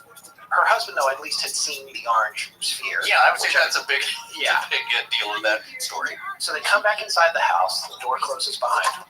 They've left the TV on from when they went outside. The thing's gone, and she's like, oh, well, I guess it didn't work. And then no sooner has the door closed, 3 incredibly loud beeps came out of the television that matched the exact cadence of the 3 flashes she had done with the craft before it flew away. So they give a little goodbye message, I guess. Yeah. Her husband, apparently, according to what she told Keel, that he no longer thought she was crazy. Well, there you go. They got something out of it. Once he saw what was above the house. Yeah. That's a big get. We come back to the trickster element of everything, by the way. It keeps coming up. And I can't help but think that people are seeing, like you said, about Indrid's ship and what Woody saw. People are seeing what works for them. Because everything is so different. It's so present and it seems so real to them. Yeah. But it's different. And, it's like in Ghostbusters, choose a 4. That's what clear your mind. Yeah. Nobody think of anything. That's the only thing I can think of, the most gentle, sweet thing. Just popped in. Exactly. There's a few great quotes, of course, from the Mothman prophecies, which we really haven't gotten into too much because it's entertainment. They did a pretty good job for compressing all the more cool and spooky, sinister elements of the film into a movie. Once you read the book and also you listen to this series and you read the book, you can easily recognize the amalgamation of the characters and the names, and you start to see all the homages that the screenwriter, which I don't know how to pronounce his last name, it's Hatem, or Adam, I think it's Hatem or Richard Hatem, but he did a really amazing job. I mean, he named Marlene's character after the Connie that we were just referring to. Yeah. And she was a police officer in the movie, but in the real story with Keel, she was a journalist. Yeah. But a lot of what happened was true, and we're going to come back to more of that stuff. Yeah, in certain ways, it was the way it was presented. It had to be woven into a story because, again, we'll probably get some comments, probably on iTunes, that like, man, that was really hard to follow. I didn't know what was going on. Yeah. It just seemed like a bunch of anecdotes. Well, that's what it is. That is, yeah. We told you all the chronological things. There's definitely a start point and kind of an end point to this story. But in the middle, it's not like, and that's what we're dealing with here too. Thing. Yeah, it's really just a bunch of anecdotes. And you can go find a million shows, TV shows, and I'm sure probably even other podcasts that are going to talk about Mothman prophecies or the Mothman story in Point Pleasant, and they're going to tell you a fictionalized, structured, dramatic version of it. And what we're trying to do is find a way to tell you what actually happened and have it still be entertaining. Exactly. Yes, it's all these anecdotes because you know what? When they say based on true story, you know what's really more interesting to me? It's always the true story. Yeah. We're used to hearing all these Hollywood stories and screenplays, and I don't care how many explosions or special effects you put into it. It's really the human element that to all the rest of us humans is the most important thing, the thing we pay attention to. Aging Michael Bay. That's exactly what I was thinking about. I don't care how much crap is going on the screen. At some point, it's just noise. But there was a few interesting quotes, and one directly related to what you said that I just read it again today. But I'd seen the movie, but it's been years ago. I got to see it again. One thing that stood out to me is it's when John Klein, who's the John Keel character, Richard Gere in the movie, he's on the phone supposedly with Indrid Cold, and he asks him, among other questions, what do you look like? And Edward Cole's response was, yeah. So that's pretty interesting to me. Right, it falls into the What does it say? That's probably a line that Richard Hutton, if I'm saying it right, wrote in there based on his impression of the book. But the thing is, it does follow a philosophy that Keel has, that Brad Steiger has, that George Knapp has, that all these guys, that Linda Godfrey has, just about there's something going on here that is beyond just, oh, hey, there's a thing that I can touch and hold and I can classify and explain.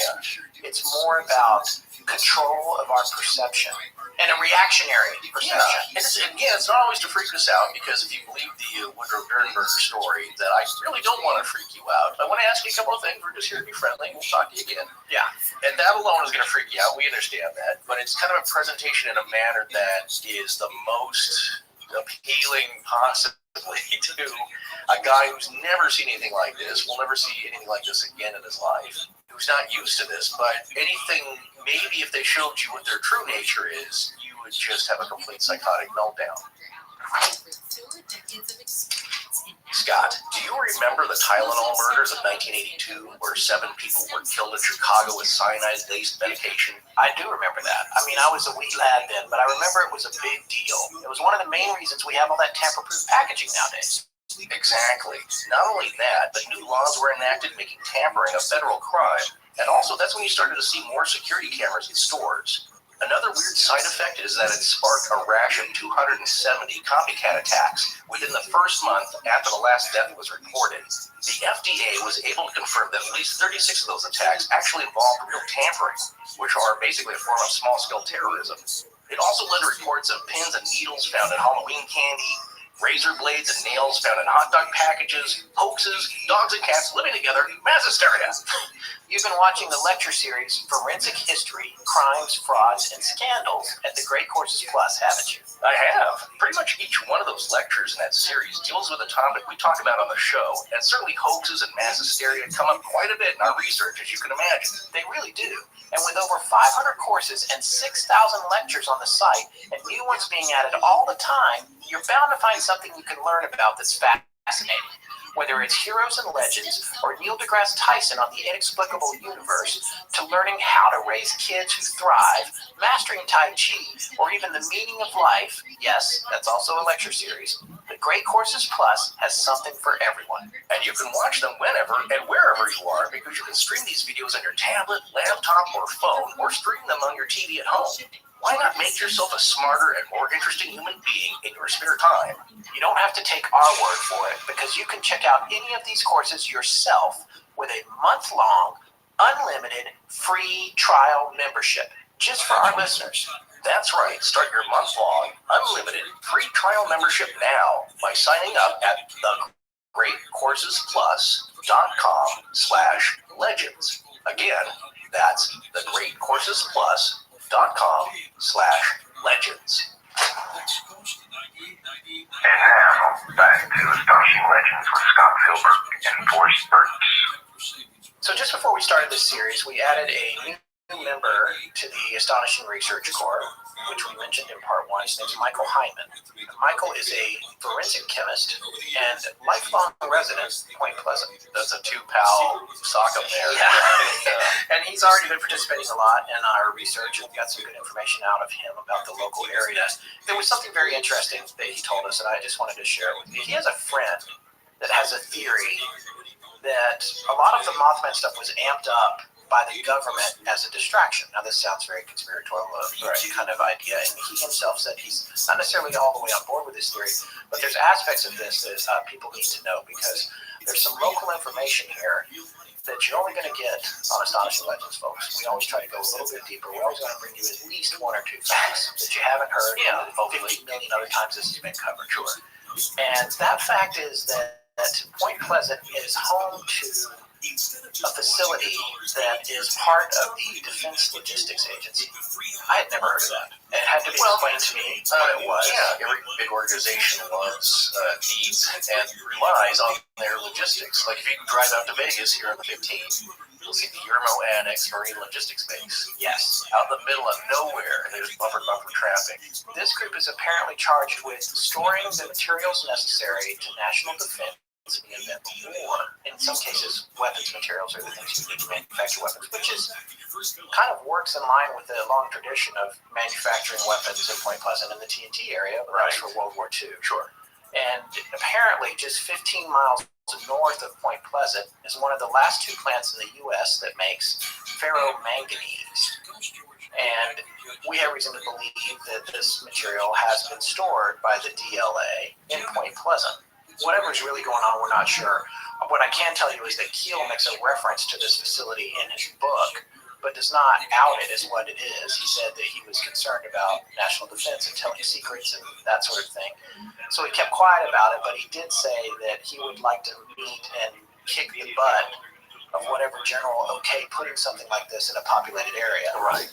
We're discussing it here because that was a long time ago, and I don't think that at this time it's an integral part of anything that needs to be kept secret. This is, I'm sure it's been, everybody knows what's going on. But what Michael's friend theorized was that it was possible that at this time, in the late 60s, they were moving enriched uranium in and out of there logistically. Right. And that was a facility because there's a train depot and trains were coming and going all the time. So the theory goes like this. Something happens, whether it's the Mothman or whatever in the area, and the government seizes on the opportunity to amp up the lore around it to distract from the idea that they're moving nuclear fuel in and out of this sleepy little town in West Virginia. Yeah. Now, you and I talked about this at dinner tonight before we recorded, and you made a very good point. The idea was that if you were amping up elements of chit-chat going around town to amp up people's fear and cause a distraction, then you're actually basing it on something that actually happened. Right, there has to be a seed. There has to be a seed for them to okay, somebody saw some strange Birdman things. Let's throw in some choppers with some colored lights, buzz the town. I think today, with drones, you could probably go a lot further. Yeah. But it would be, back then, pretty hard to fake a flying humanoid with 10-foot wings, capable of going 100 miles an hour. Yeah. You could fake UFOs, not that hard. You could have a helicopter with a cable and something hanging down under it with lights. You can fake Men in Black. You put people in weird makeup. You set That's the easiest.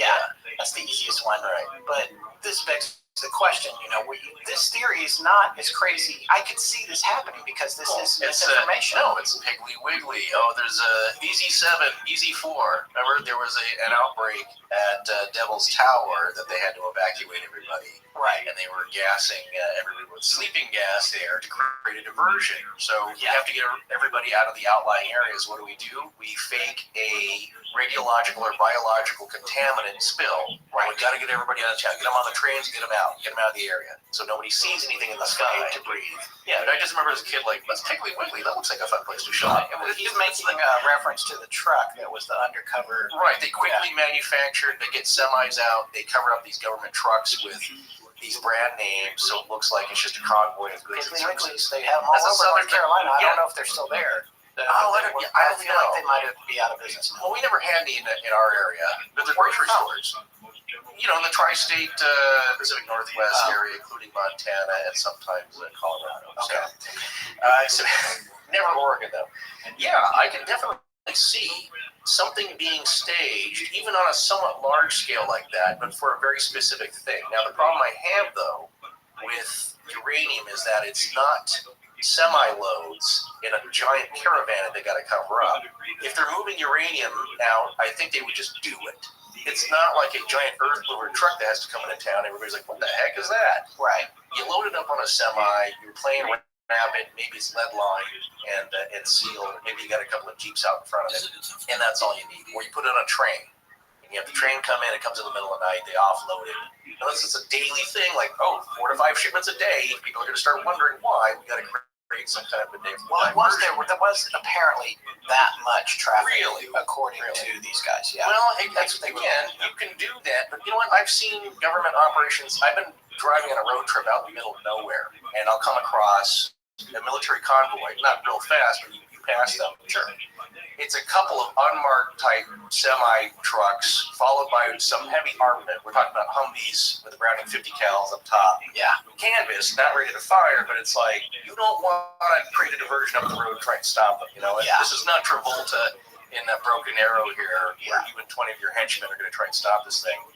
They're ready to go through you if they have to. And I don't know what they're carrying, but it's something important, Right. and they're just doing it. It's not like there's a circus or they've created a UFO crash site on the side of the road. So in this case, if possible, yeah, I believe that's a scenario that they would try and attempt, maybe some kind of a diversionary tactic, but not kind of the way that this is unfolding. Yeah. There's too many weird elements to this.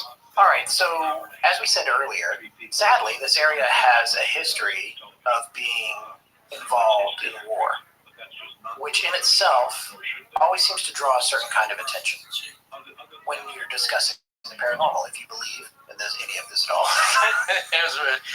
That should be on a t-shirt. Yeah. The other phrases. Before the TNT area was manufacturing munitions for World War II, the Ohio River Valley figured prominently in some much earlier conflicts, including the French and Indian War, and later the Battle of Point Pleasant, which was the only major action in a little war known as Dunmore's War in 1774. Now, Dunmore's War was a fight between the Shawnee and Mingo warriors against the governor of Virginia, John Murray, 4th Earl of Dunmore, or Lord Dunmore. He had negotiated with the Iroquois to take more of the land for the colony all the way to the Ohio River, which was to serve as a border on the Virginia side. The only problem was the land belonged to the Shawnee as well, and they were not part of those negotiations, so they fought against Dunmore's militia. The Battle of Point Pleasant lasted for hours and hours under the brave leadership of a Shawnee chief. He eventually was forced to retreat back across the river to Ohio after the militia was able to flank them. Ultimately, a treaty was negotiated. That chief was a man known as Forrest. I'm going to let you do this. I'm not sure you can do this, but Keetuckwa? Yeah, that sounds Translate to Cornstalk. Yeah, we're going to say Cornstalk from here on out. So Cornstalk was chief of the 20-tribe Northern Confederacy in the Ohio Valley and chief of the Shawnee Nation, and he'd been in that role during Dunmore's War, which, as we said, ended in a treaty after his warriors were defeated. However, another conflict was bubbling up now 3 years later in 1777, and Cornstalk was taken hostage after making a diplomatic visit in the interest of peace, possibly voluntarily, at Fort Randolph, the very fort at the center of Dunmore's War, which is in Point Pleasant at the confluence of the Ohio River and the Kanawha River. He was taken hostage there by the fort commander after he admitted that if other tribes fought in this pending dispute, he would bring his men to fight as well. Apparently, this commander had decided to detain any Shawnee that fell into his hands, and ultimately he took Cornstalk's son, who had stopped by to visit his father, and 2 other Shawnee warriors hostage as well. Sadly, Cornstalk, his son, and the other 2 warriors were savagely murdered by the men at the fort after they got word that 2 soldiers who'd gone out to hunt and fish were ambushed by unknown Indians.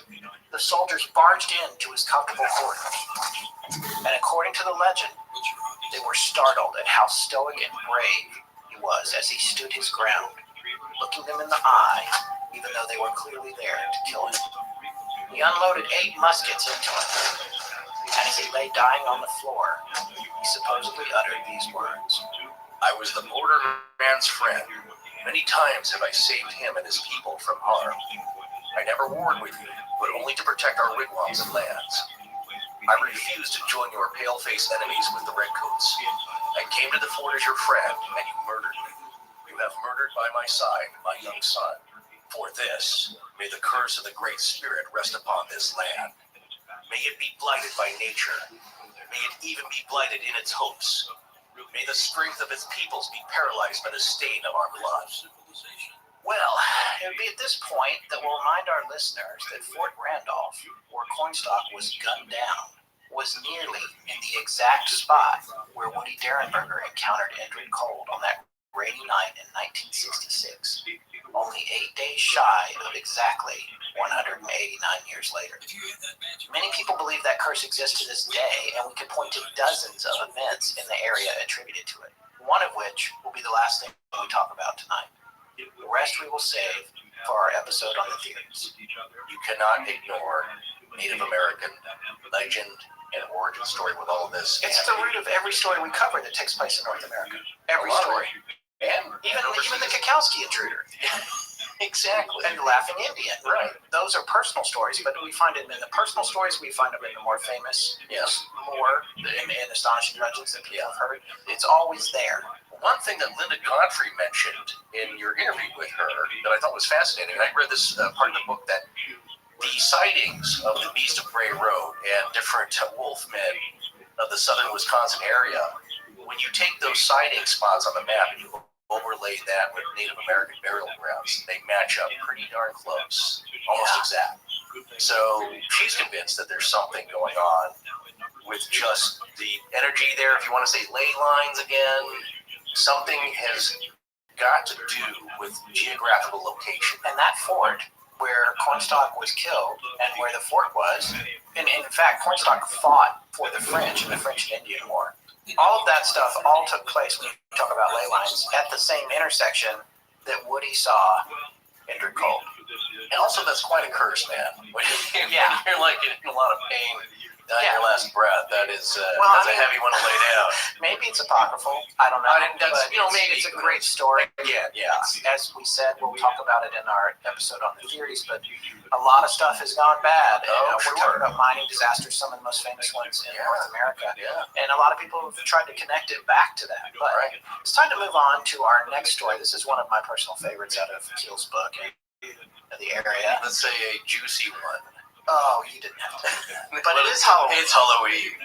This story has a few strange details. Keel points out in the Mothman prophecies that the Mothman seem to have a predilection for appearing around women more than men.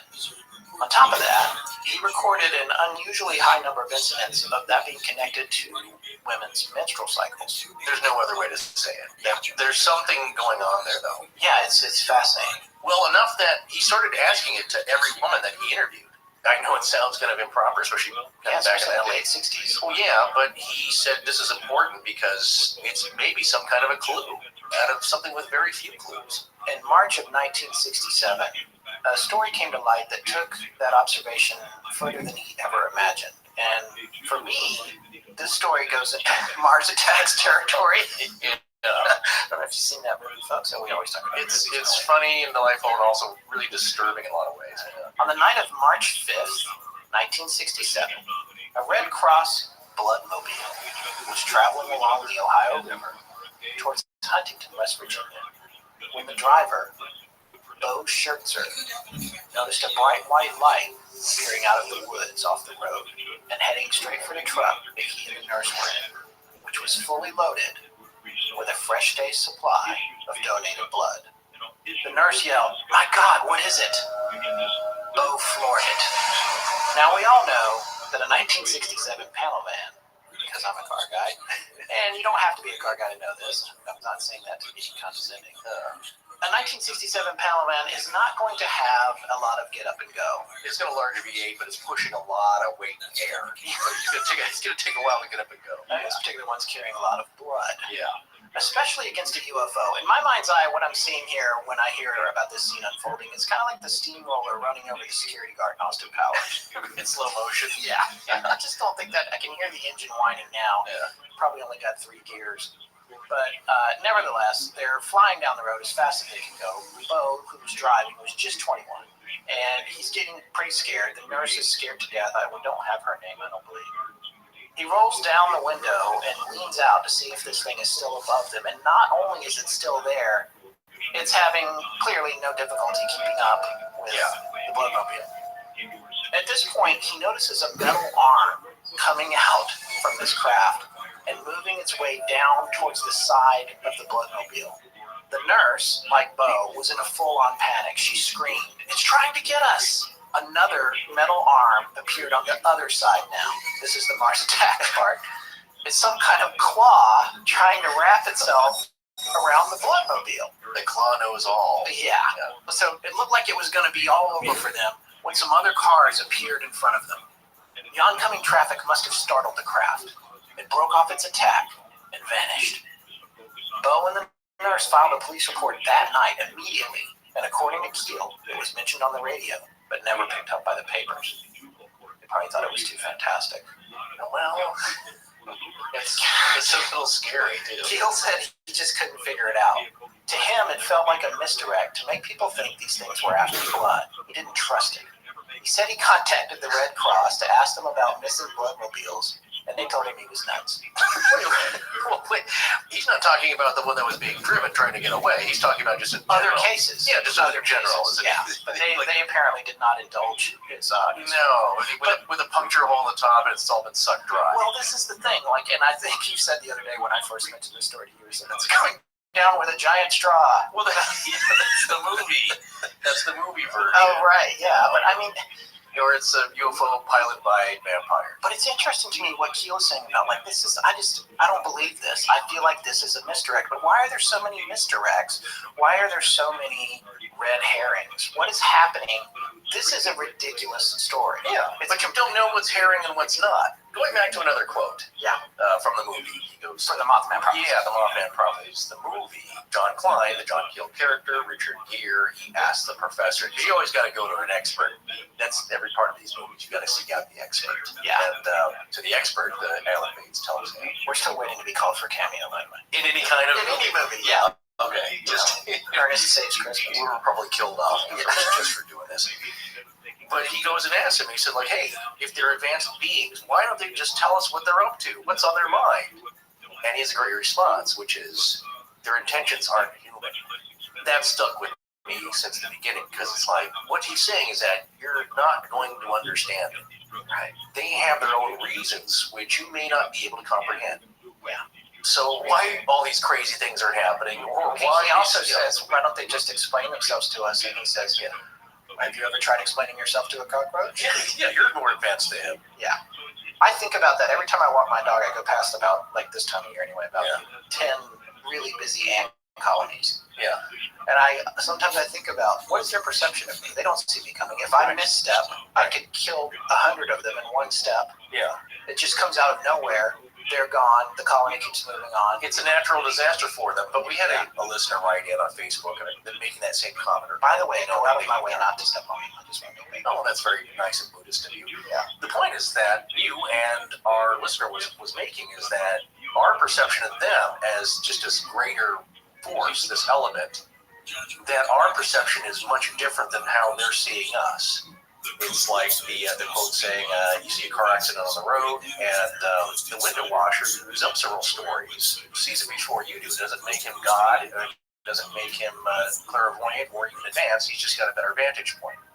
So that also ties in with the movie, like how is this person, this Indrid Cold character, able to see these things? How are they able to do this? Are they all just psychic like that, or do they just have some unique perspective that, again, whatever process that they're going through to be able to do the things they are and be the places they are in the times that they are maybe not themselves in total control of it either. So it's a little loose, it's a little wild. They're not quite sure where they are, they're not sure what time it is locally. And think about this, time is just a perception so we can live our lives, so everything doesn't happen at once. If you were living on another planet of a different size, time would be different. If you notice in The Martian, the days are counted differently because those are not Earth. Yeah, they're not Earth days. So they don't translate. One rotation around the sun, I believe, for Mars. Yes, he's not syncing up because the planets are different sizes and they have different rotations, schedules around the sun. So whatever's happening is not totally definable, and we may not understand what's going on completely to us and our ant perspective. It makes very little sense.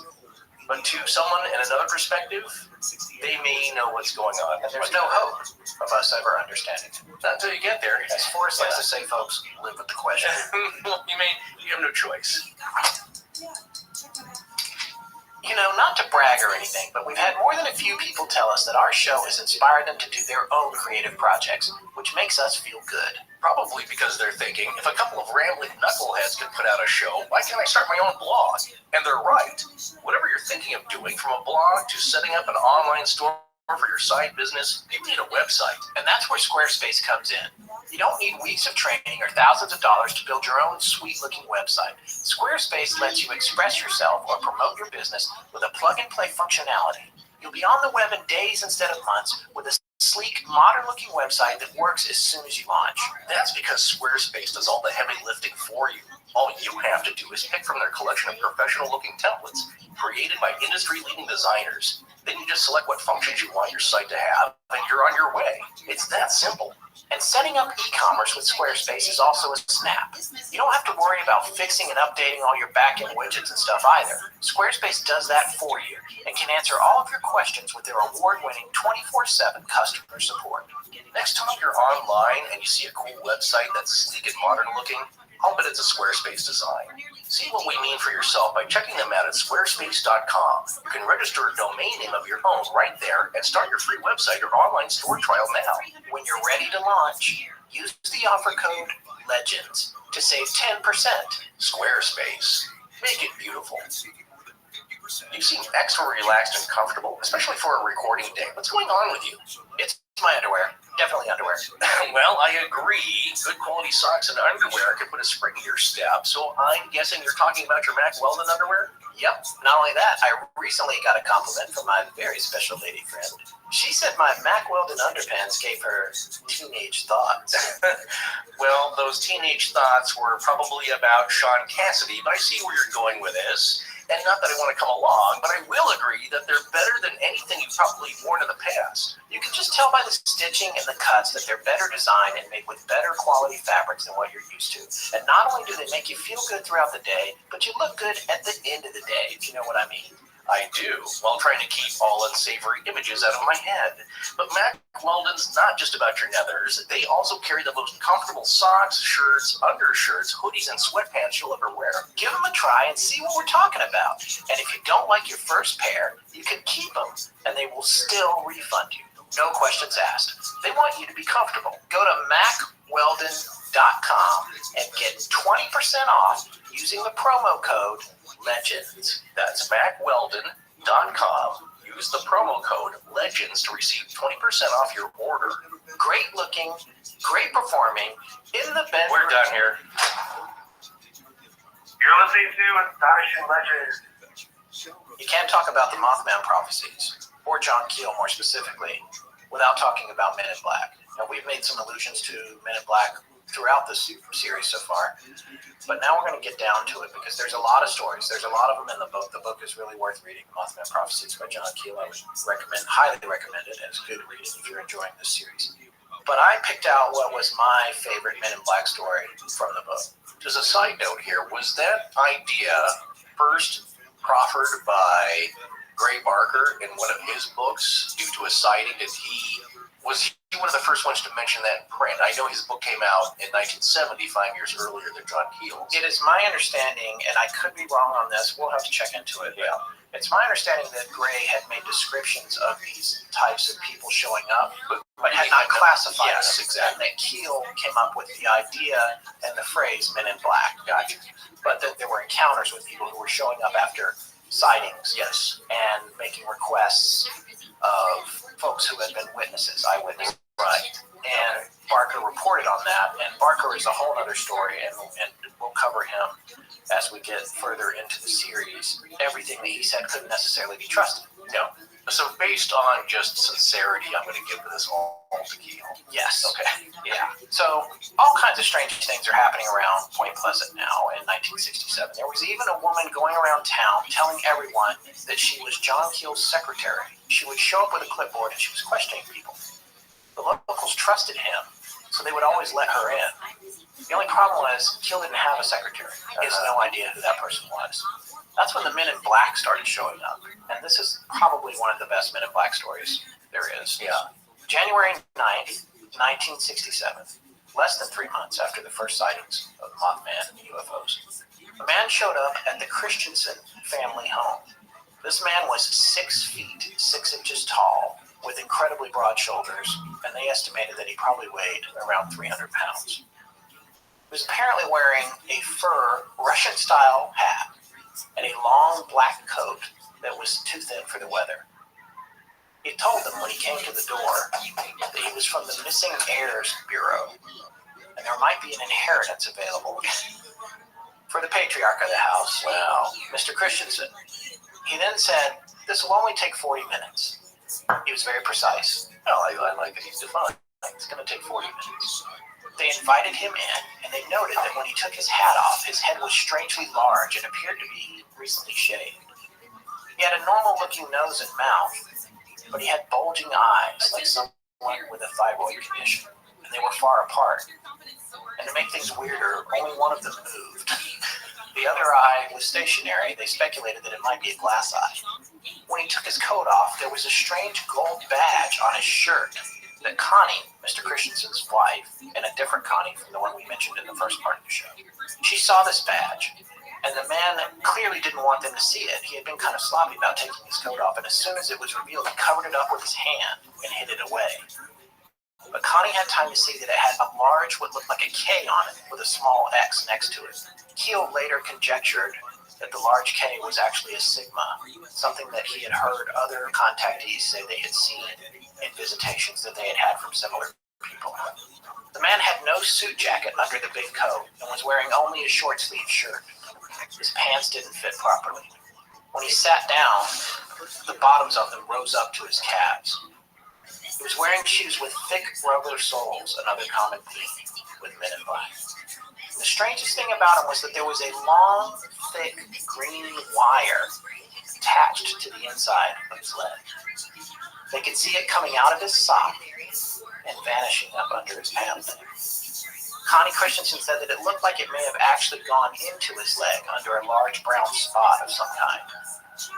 His skin was pale, almost thick, and he talked funny and clipped phrases. Quote, like a computer, unquote, or a recording of some kind. When he first arrived, they had just been about to sit down and have dinner. Naturally, being polite Southern folks, they offered to let him sit down and have the meal with him. He declined, telling them he was on a diet. He then added that in about 10 minutes, he would need a glass of water. They also noted that he was wheezing, almost as though he had asthma. He proceeded to ask all kinds of probing, strange questions about Ed, deep background, all the schools he had ever attended. Did he have any scars or birthmarks? And if so, specifically, where were they? He asked if they would be willing to fly anywhere in the United States to collect an inheritance. Connie noted that his face was getting redder and redder as he spoke until he finally asked for that glass of water. And when he got it, he took a giant yellow pill that seemed to stabilize whatever was bothering him. He didn't tell them his name, but they said it was super plain, like Smith or Jones, and they had forgotten it. But they noted that he also told them that his friends called him Tiny. The family dog didn't like him when he first got there. It growled and barked at him, but he was able to calm it by speaking to it for a moment. After about 40 minutes, Tiny left. One of their daughters watched out the window of the kitchen as he went outside, and the family noted that his shoes made a squishing sound like they were wet as he left. When he got to the street, he signaled with his hand, and a black 1963 Cadillac drove up out of the darkness with its lights on. Tiny got into it, and it drove off into the darkness of night, still with no lights on. So, Keel did not report this story to a soul for 2 years to avoid people being able to hoax it. And this was part of his investigative method. He kept things quiet.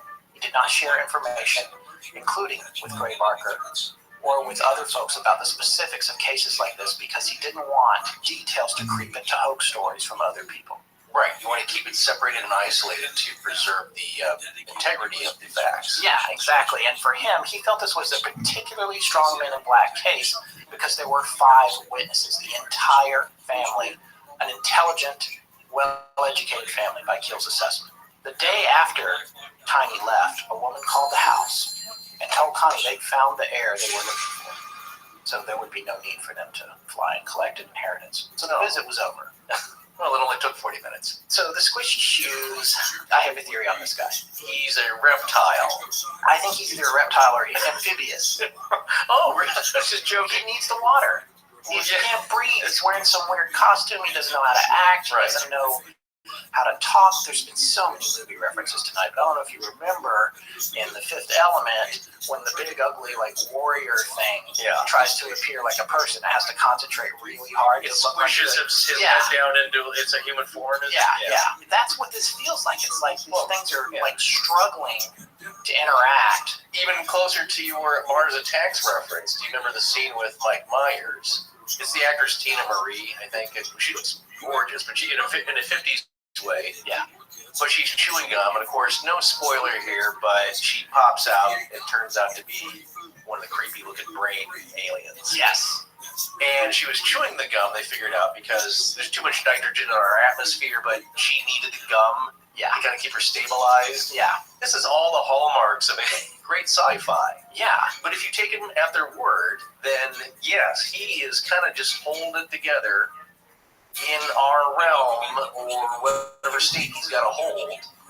Or as long as he can, wire going up the leg, whatever mechanism he's using to keep it all together in that house. And his ill-fitting clothes. Yeah, it's with his eyeball that doesn't move. Right. Needing water every 10 minutes after the first 10 minutes. Yes, but he knew how long it would take. He knew exactly how long it would take and how long he would be there. Right. Boy, what if you just kept him around, flopping like a fish out of water?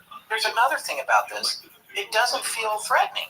It's really, really odd.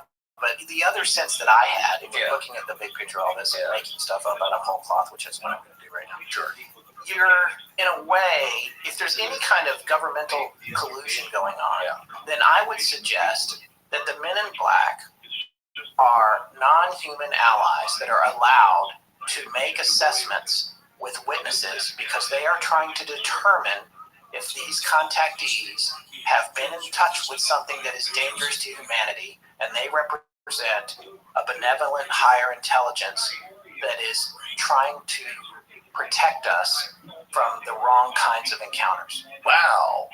Thank you. Came up with that about 4 hours ago. That's pretty good. That's up there with the higher echelon fringy of the fringo. Thank you. That is. I don't know if you folks remember where I started out when we started the show 2 years ago, but this is really. Look, I'm not bashing any of that because that's right up there with the big ideas of alien human harvest, the soul harvest, the reptilians. Yeah, I don't know that. You know what I'm saying? There's several major theories, or at least the people who do this kind of research and write books about it. There's some big ones, like, there's 4 races of aliens. Some are indifferent, some are out to not really harm us, but they want our soul energy. There's some that just want to study us, but are very impassionate about it. There's all these other things. There's aliens out to help us, and they're keeping the other ones at bay. One day we'll kind of break this down. I think that would be fun. It's going to take a lot of research to put these in columns, all these ideas. There are some that basically, like the Greys, they could be just drones, kind of impartial, non-worker bees. Exactly. Not fully the kind of aliens from where they're coming, but just kind of these worker bees created to do these menial tasks and take the risks of traveling through different time, space, dimension, blah, blah, blah. So your theory, though, that it's somehow kind of engineered to kind of gauge what people are seeing, because that's another thing that I think. Why does it need to know about the scars and birthmarks? Yeah, that's what I'm asking. Because we're going to say, again, this is in the movie Men in Black, which is based on some of the stuff that Keel wrote and some of the very stuff loosely. Mark Of course, it's a humorous take on it. Yeah, of course. But so you have a scar where, and what does it? Of course, it didn't talk as eloquently as I'm talking now. Boy, I'd love to get a recording of that too.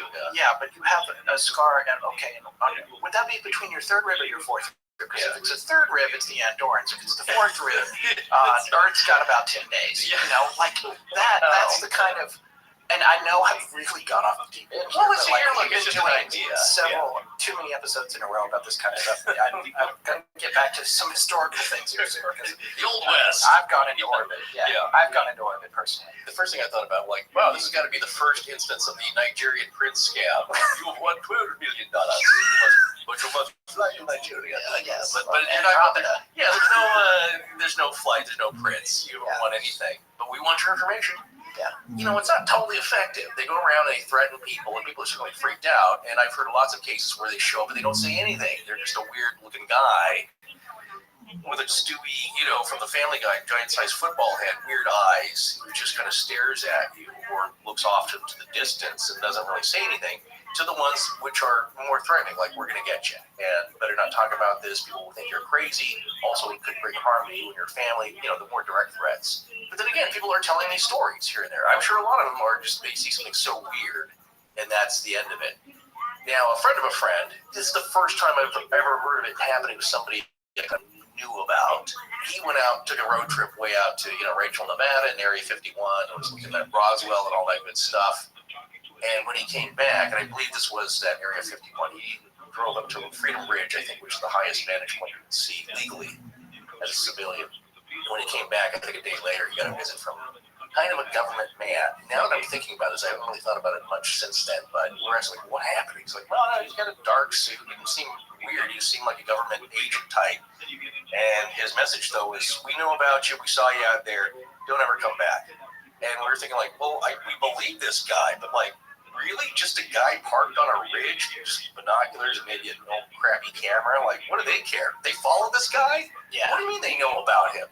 That didn't make sense, but we believe that he was telling the truth about the story.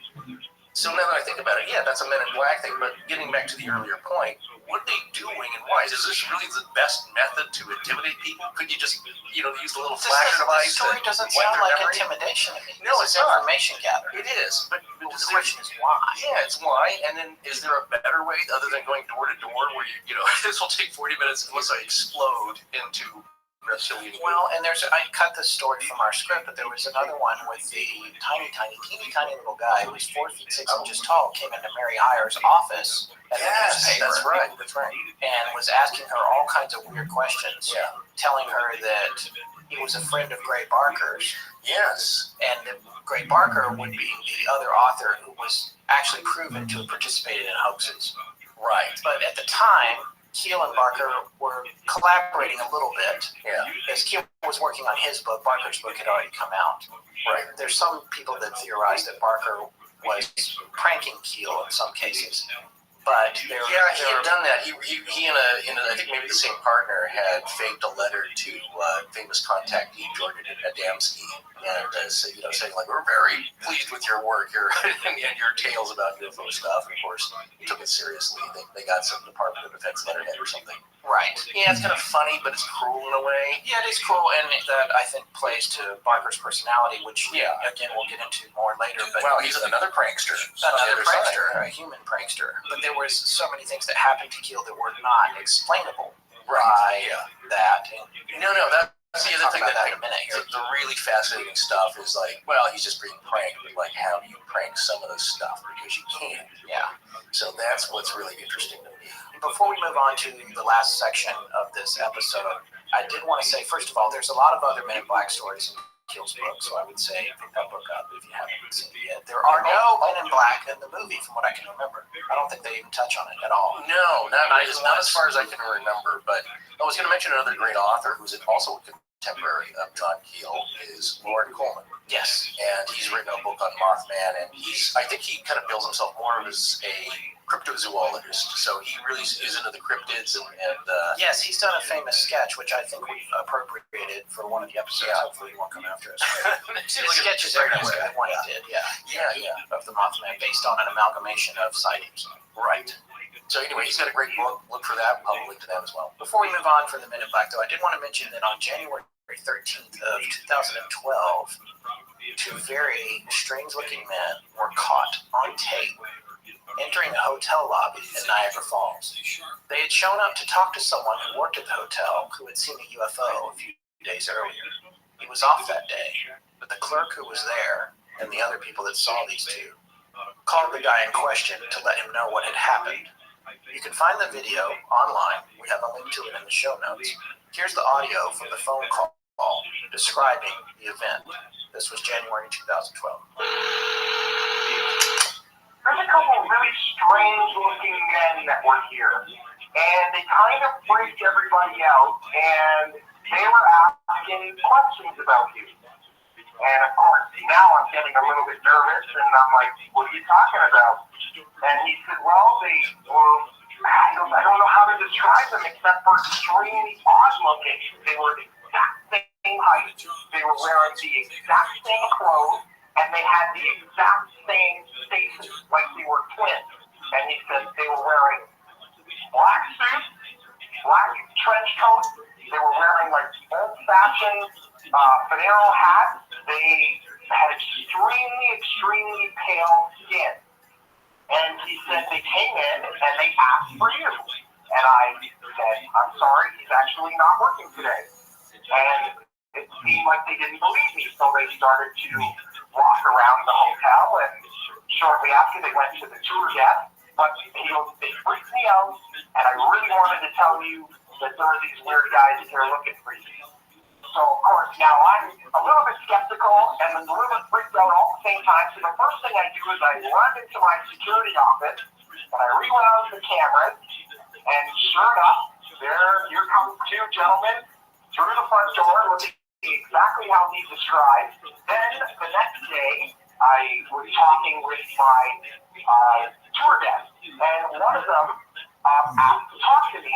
She came in my office, the same as my bellman, and she said, I heard that you heard that there were some men looking for you. And she said, they asked a few questions about you, and they said strange things that I didn't understand, that they were talking about government and conspiracies, and none of it made any sense to me. But she goes, they were very, very scary. She said they had no eyebrows, no eyelashes, nothing. Their hair looked like they had a wig on, like it was attached to their hat, like it wasn't even real. And she said, and the scariest thing, their eyes were so big and so blue that they almost hypnotized me a little bit. And she goes, and you're going to think I'm crazy when I tell you this, but I swear they knew what I was thinking. And she started to cry, and she said one more thing before she left. She said, these men, they didn't blink. Not once did I see them blink. All right, so it's hard to say what happened there. Those guys are on tape. I've seen the tape. You guys can look at it and decide if it's some kind of hoax, but the guy in the recording is clearly legit scared. Falls into line with it. But this is, again, as we said earlier, the Men in Black thing, not the hardest thing in the world to hoax. It might be, well, no, not even from a special effects standpoint, because they always look bad. The makeup's bad. They look like something's wrong, so you can pretty much slap something together pretty quickly. That story is a little strange. And it's a little harder to do if you're going to include bulging fake eyes that are set too far apart. The easiest thing for the amateur hoaxers to find a guy that looks like that.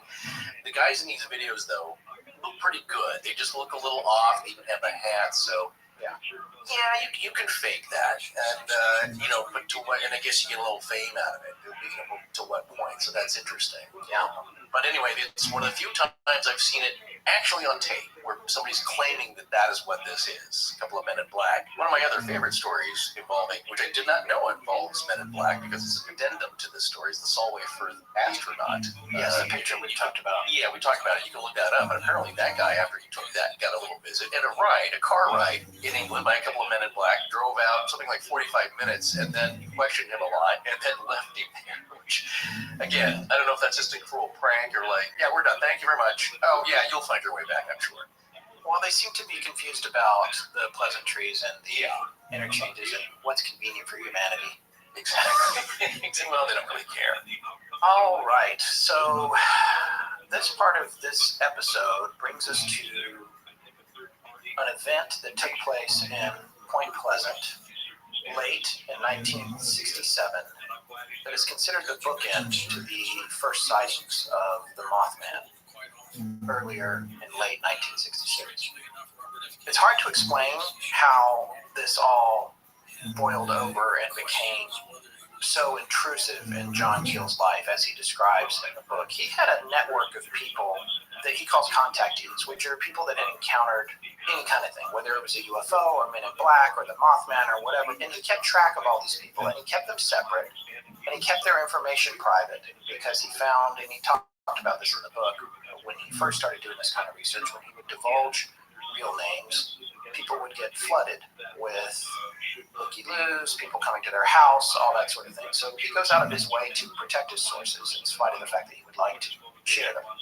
But this network of contactees They all had his information. They knew how to get in touch with him because they were expected to update him whenever something strange happened to them. And as Forrest said earlier in the show, a lot of times things did happen more than once to people. Sometimes it happened their whole lives, but it might be spread apart by years and years. He would occasionally drop in on them as he was traveling throughout the country, just to see how they were doing, if they had any updates, and sometimes that would be a spontaneous decision that he did, not only because it was his nature, but also in an effort to make it hard for somebody to perpetrate a hoax with him or to catch people off guard, or if anyone was watching him, for them also to be unaware of his plans. So late in 1967, he started to receive a bunch of strange communications through his network that we could describe as being similar to what the Department of Homeland Security calls chatter. He would say it was chatter because it was sort of specific information that came in non-specific ways from people. He would get phone calls, he would get strange messages, he would show up at a hotel that he'd only decided to stay at 5 or 10 minutes earlier, and when he got to the front desk and checked in, they would say, "Oh, we have a bunch of messages for you." And the messages were getting stranger and stranger, and they were coming in all kinds of different ways to him. The contactees themselves began to be manipulated in ways that belied some huge pattern of control at work that was beyond his imagination. It's kind of like what we were talking about earlier, about trying to explain yourself to an insect or having the insect understand the difference between its life and a human being's life. They were trading information with each other that they were then told to share with him, and in some cases, these were people who didn't even know each other. At one point, he had been advised in this way that the Pope was going to be assassinated by a man in black, posing as a priest with a black dagger at an airport in the Middle East. He watched with great angst as the Pope lined up a trip to Istanbul. He was relieved, however, when the Pope survived his visit there unscathed. Nothing happened. He started to lose his mind. He was trying to figure out why he was getting what seemed like misinformation. Before too long, he was getting information on strange phone calls from his contactees that a great disaster was coming on the Ohio River and that many people would die. He got so rattled that on November 3rd of 1967, he actually wrote the following letter to Mary Hyre. This is from Keel's book, Mothman Prophecies. I have reason to suspect that there may soon be a disaster in the Point Pleasant area which will not be related to the UFO mystery. A plant along the river may either blow up or burn down. Possibly the Navy installation will be the center for such a disaster. A lot of people may be hurt. Don't even hint to anybody anything about this. So he was convinced something was going to happen based on the information that he was receiving. After nearly 45 days, when nothing happened, he figured it was like the story about the Pope. Misinformation, these things were toying with him. It probably slipped out of Mary's mind too, although Mary seemed to think that there was something strange in the air in Point Pleasant, an ominous, foreboding feeling that all the townspeople seemed to be aware of. In addition to all of this, Keel had been led to believe there was going to be a catastrophic blackout on the East Coast at the very moment President Johnson was going to light the White House Christmas tree on December 15th, 1967. Keel sat at home with a friend named Joe, someone he had known for a long time who worked for the Transit Authority. He had candles and flashlights. He was all ready for the power outage because he was convinced that something was going to happen. Joe and John sat and watched the TV as the president lit the tree, and nothing happened. This was December 15, 1967. Joe looked at John. John looked at Joe. Well, I guess that was another case of misinformation. Just after the tree was lit, a breaking news story interrupted the ceremony at the White House. The information in the story was as follows. A bridge spanning the Ohio River from Point Pleasant, West Virginia, to Gallipolis, Ohio, that was loaded with rush hour traffic collapsed into the Ohio River.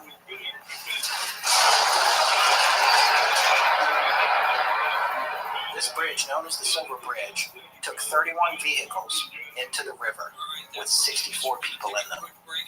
44 of them died, 2 of them were missing, and 9 were injured.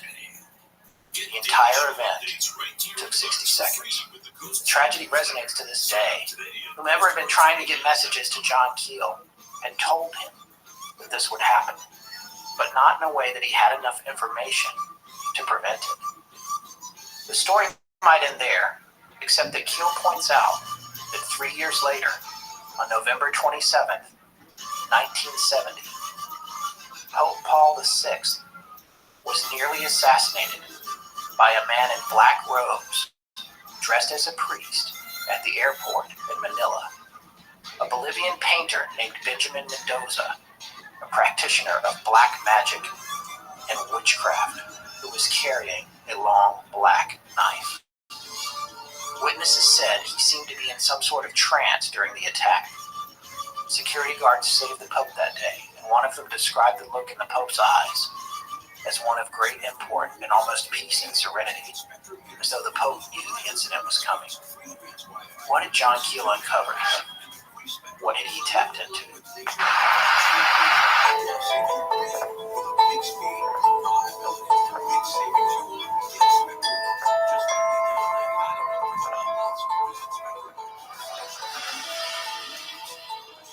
That's going to wrap it up for tonight. Join us in 2 weeks for part 3, when we take a look at a few more of the mysterious incidents that led up to the collapse of the Silver Bridge. We'd like to thank Movement Watches, The Great Courses Plus, Squarespace, and Macwell.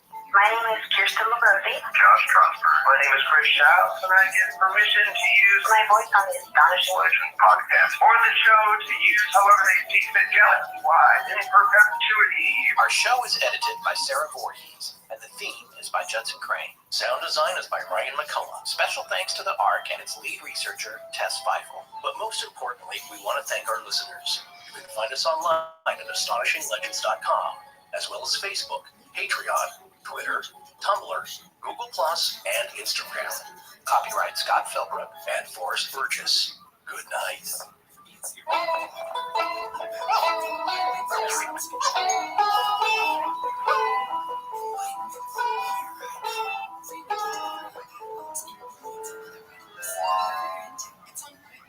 Tax Act knows you don't look forward to taxes. Tax Act doesn't even look forward to taxes and taxes. Want more flexibility when you shop? With over 1,000 stores nationwide, you can get what you need now through Instacart. And with Klarna, you can pay now or later. All you do is add items to your cart on the Instacart app, and at checkout, select Pay With. Then select Klarna. Flexible shopping on Instacart. Flexible payments with Klarna.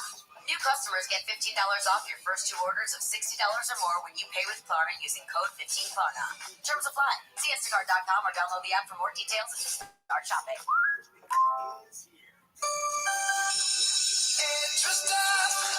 Excellence is stopping.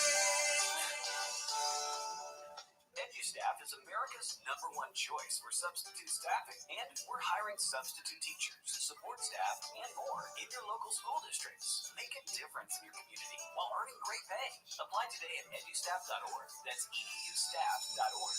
EduStaff, excellence in staffing. Astonishing Legends is supported by The Great Courses Plus, Squarespace, Harrys.com, and Blue Apron. And we're back. Thank you for all the kind reviews on iTunes. We greatly appreciate them. You'll not hear us make a request like this often, but the Astonishing Research Corps is seeking a theoretical physicist to join its ranks. We have an applied physicist already, thank you, Devin, and that's awesome, but now we'd like a theoretical one. And no, that doesn't mean someone who is theoretically a physicist. We are looking for the real deal. If you or someone you know might fit the bill, please reach out to us at our Facebook page, on Twitter, or via email at astonishinglegends@gmail.com. If you email us, please state clearly in the subject line what it's about. Before we get into the show tonight, I'd like to take a moment to acknowledge a woman who passed away a few days ago that was instrumental in my career as a film and video editor. Without that career behind me, there would be no Astonishing Legends. Her name was Beth Lemure, and she was a producer, writer, director, and friend who hired me to cut my very first music video way back in early 2001. Always loved her spirit, lust for life, and creative desire, and I was in awe of her for being a woman who at a young age had her own company, which became responsible for producing dozens upon dozens of the iconic music videos of the early 2000s. In fact, she hired me to edit the first music video I ever did, which was a big deal because as an editor, believe me, you can't get that first gig if the people that are producing it don't see something exactly like it already on your demo reel. It's the classic cliche that you can't get that first job without experience. The song was Rockin' the Suburbs by Ben Folds, and the music video was produced by Beth and directed by the amazingly talented Weird Al Yankovic. There's a link to it in the show notes tonight. I wouldn't change the experience of working with Beth on that project and many others after it for anything. They were defining moments in my career, and she was instrumental in helping me get to the next step, both in terms of my street cred and also just having more self-confidence in my work. She just finished shooting her very own independent film, which she wrote and directed, called Daisy Winters. I haven't seen it yet, but I know her heart and soul will be in it when it's released. Beth, I will miss you a great deal, as will the rest of the world, which was far better off when you were in it. Plus, you were from Roswell, New Mexico. Now I'll have to be eternally forlorn about not having you on the show to share your experience of growing up there. The message from us here for you guys, our listeners, we care about very much, is that if you find yourself in a dark place for any reason at all, reach out to your friends and family because they love you and they will bend over backwards to help you. Every one of us is important to someone. Always remember that.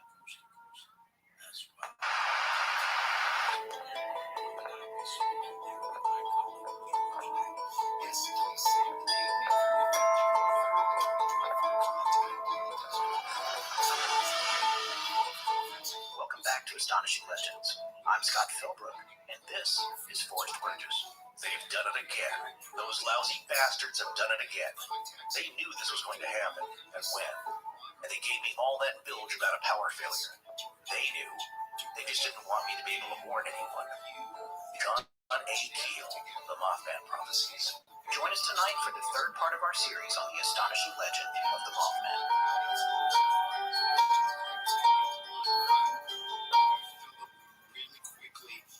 Halloween may have come and gone, but just like the Mothman did back in 1967, this Astonishing Legends series is going to stick around a little longer.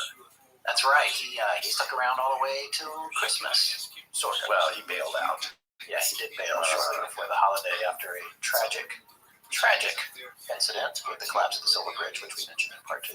And not much more immediately after that, right?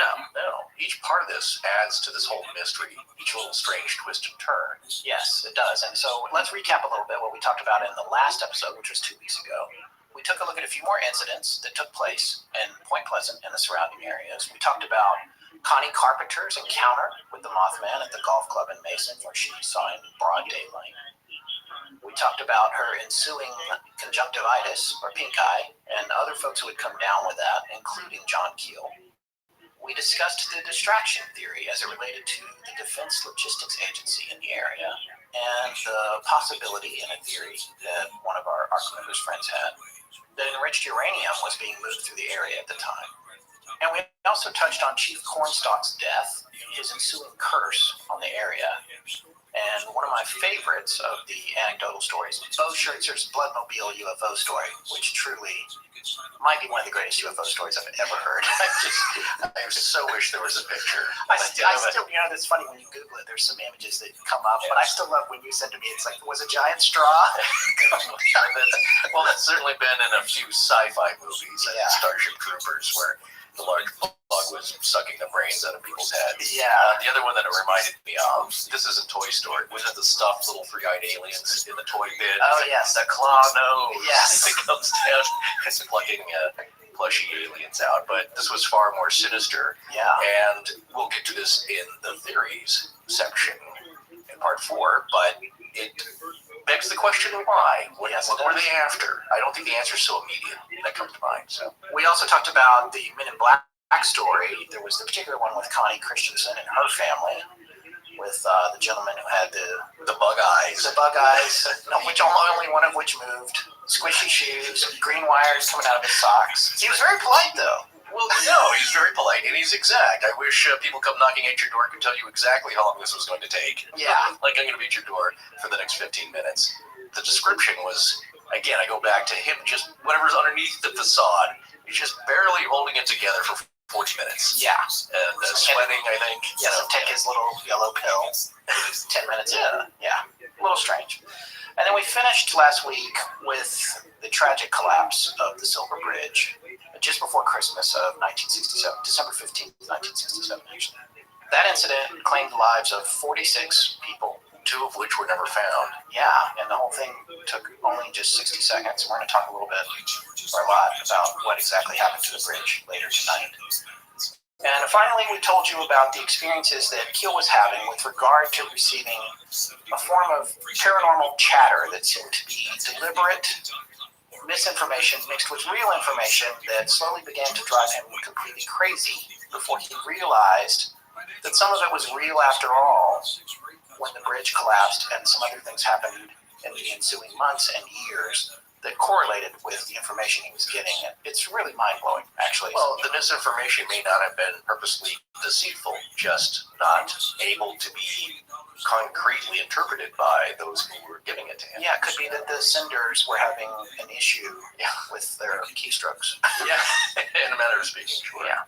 All right, we've covered a lot of anecdotes in the Mothman prophecies, but what I want to encourage people to do if they're into this story and if they're enjoying a lot of what we're talking about is to buy John Keel's book, The Mothman Prophecies. Yes. It's truly amazing, and there's stunning information on pretty much every page, and there's no way for us to include all of it in our show, and that's not what we want to do. We're talking some about that book, we're talking about other events, and mixing it all together. But if you want to get, the Bible on what happened at Point Pleasant in 66 and 67, you have to get that book. Yeah, Lauren Coleman also wrote a pretty good book on it. Yes. And his specialty is cryptids, which is interesting because he's coming at it from that angle. Yes. The Mothman is just an unknown beast of unknown origin, but we have a link to that with the last episode on our webpage for the show, so check that out as well. He actually has done a lot of work on that. He has a great website too. There's a whole ton of information there, and it's all very entertaining.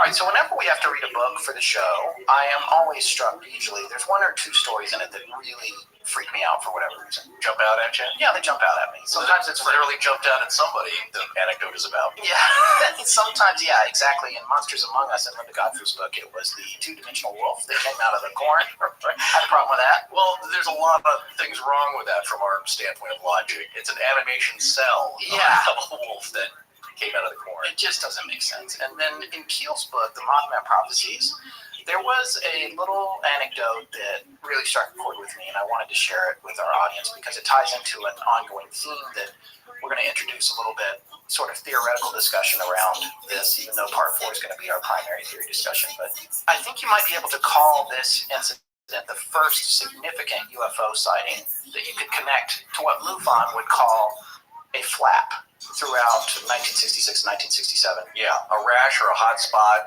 of a lot of activity and sightings. Yes, and there was something about this story that really struck a chord with me. So in March of 1966, there was a woman who was sitting in her car waiting to pick her kids up from school in Point Pleasant when she noticed a metal disc hovering in the sky above the playground.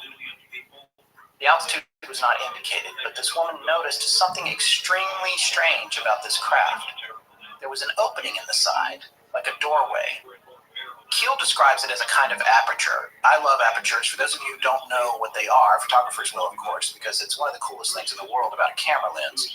It's the opening made up of overlapping symmetrical moving parts that can be closed down or opened up to let more or less light through the lens.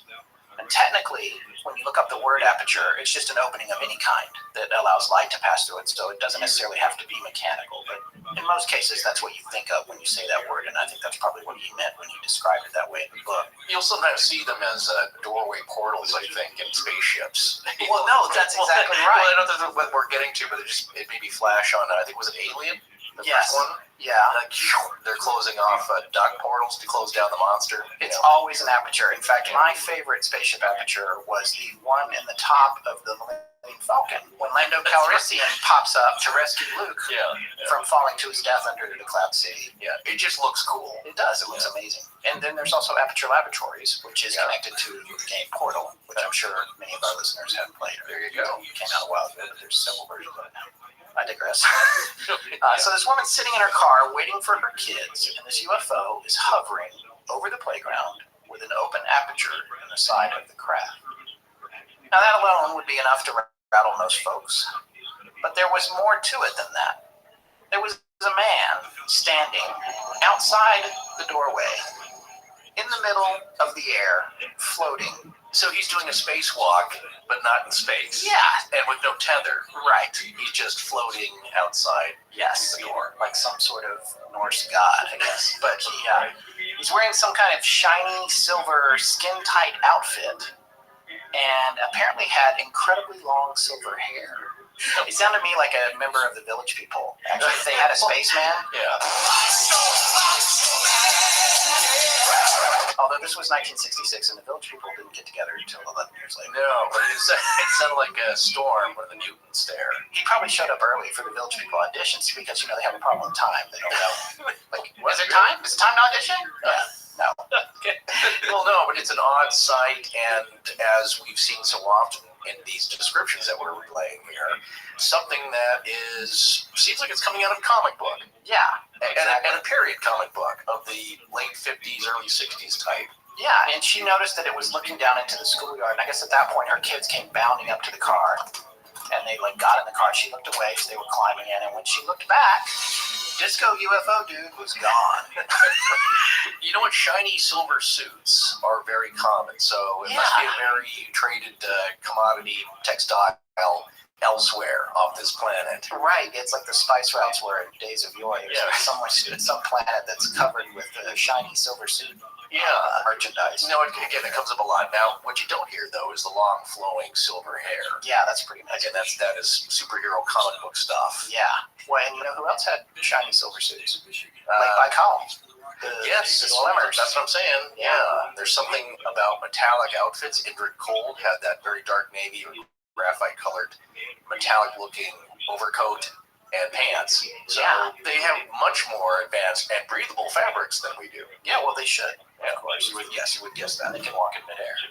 So Keel had said that in the Ohio River Valley specifically, we're going to talk more about the world at large later, but he had said that a lot of people saw UFOs in the summer of '66, which was before everything was starting to really ramp up with the Mothman. But once the Mothman stories came out, then people started coming forward and saying, hey, you know what? A few months ago, X, Y, and Z happened, That happens a lot. People won't generally come forward if they're the first one because they don't want to be singled out as the crazy person.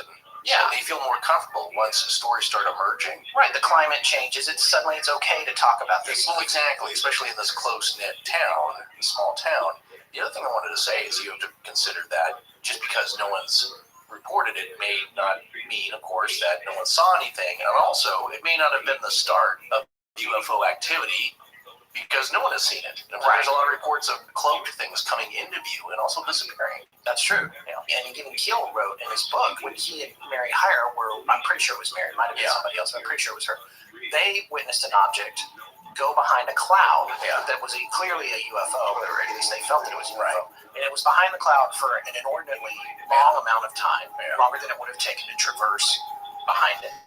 And then, while it was out of sight, suddenly there was the sound of a prop plane, and a little small Cessna-type plane emerged from the other side of the cloud. Excuse me while I change into costume for something more appropriate for you folks. Yeah, it's bizarre. And that whole culture of ridiculing people about what they've seen, you have to wonder how much that obscures the reality of what people are seeing all over the world, because people are afraid to come forward. And this is across the case. You could say this about lots of crimes that people are unfortunate victims of, or where people don't report things. Yeah. And so you never really do have a real view of what's actually happening in the world with respect to this and a lot of things, because a lot of people just don't bother to report it. Well, I think there's two things. They don't bother or don't want to report it because they know that other people are going to ridicule them. Also, it's a self-censoring mechanism where it's like, that could have been real. I don't know what. No, I didn't see what I saw. My mind was playing tricks on me. Right. So people do that themselves because they can't buy into that. That's a good point. Well, it just shows you that there's a lot of factors going on from keeping a lot of these stories from coming forth. Yeah. And then, of course, you consider the other side of it, that you have a lot of people who want to jump on the bandwagon for the notoriety or just join the spirit of it and are probably coming forward with things that aren't true. Right. This is what I like about this particular story. Because it's so crazy, it's either completely crazy and made up, or it's another example of that thing appearing that you can personally comprehend, that works for your mind. And I really love what you said. Actually, I can't remember if it was in the first part of the series or the second part, where we were talking about electronic voice phenomena, and you were saying that these things need a putty to work with, something to communicate with us. Yeah, you need to be able to form the sounds out of existing sound. If that's the case, and if you believe any of this at all, that's always our subline. Yeah, that's gonna be a T-shirt sooner or later. But then it's possible that UFO sightings, as funky in the truest definition of the word funky in this case, are every bit as real as the car in your driveway, but they're defined by what some otherworldly intelligent being thinks you can comprehend. Because after all, they're having to dumb themselves down several dimensions to even appear in the first place, and that's going to be an imprecise process. Thus, Disco Wizard floating outside a UFO. Oh, right. Well, that's now that you start describing it, it would be like Ziggy Stardust instead of orange hair. He's got just silver and but still the skin tight suit. I would love it if David Bowie came back that way. Well, the man who fell from Earth, or the sky, or a floating silver disc, or it's the Village People, but it's their. Do you remember their '80s revamping where they got like, no, people are gonna like this. We're gonna done the occupations. Yeah. But going off of that, it's an interesting thing that you bring up because is it them trying to like, this is going to freak them out. We better dress like just black suits and a fedora like we're Darren Stevens.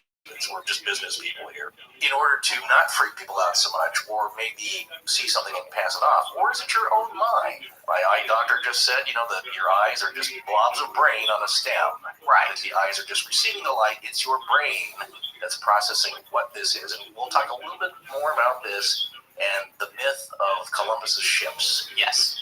Later on, but basically it's the whole idea of like, can you see something that you were just not prepared to see? It comes back to the whole thing that we mentioned before too about choose a form. And maybe you're inadvertently or choosing a form. You're choosing the form to see, and you're not even doing it on purpose. And I want to take this a step further. Yeah. Okay. So on May 25th of 2007, Radio Lab, which is pretty much my favorite radio show of all time, and one of your favorites as well. I think it's probably the best podcast. Not even aside from our podcast, it's probably just the best podcast. Yeah. It interests us. Yes, it does. And besides Car Talk, Unsolved Mysteries, and In Search of, it was a major influence for the creation of our show. And they did an episode called Sleep, which had a segment in it called Dreams, and we have a link to that segment in our show notes. In this episode, they talk about dreams and where does this stuff come from that makes these movies in your head, essentially. And it's a fascinating episode, but one thing that they talked about a lot in it was they figured out that at night, your brain is almost like a DJ at a party, right? He's starting the night out for you, and this all takes place after you enter your REM state. But he's starting the night out by playing songs that you heard that day. And that makes sense. He's playing them all the way through from start to finish. And it's not such a big deal. If you wake up during this phase, you're like, oh, yeah, well, I was just at the thing, doing that or whatever. So, however, as the night progresses, the DJ starts mixing and remixing everything. And the later it gets, he gets kind of crazy, almost like he's done a lot of cocaine. Did they say that? No, they didn't. Okay, that's okay. I'm retelling the story. I see. Right? There's a reason we're not radio lab. Anyway, so you're hearing just a little bit of each song at that point. Things are cutting back and forth and crossfading, and next thing you know, you're wearing your pajamas at the grocery store and carrying a rattlesnake.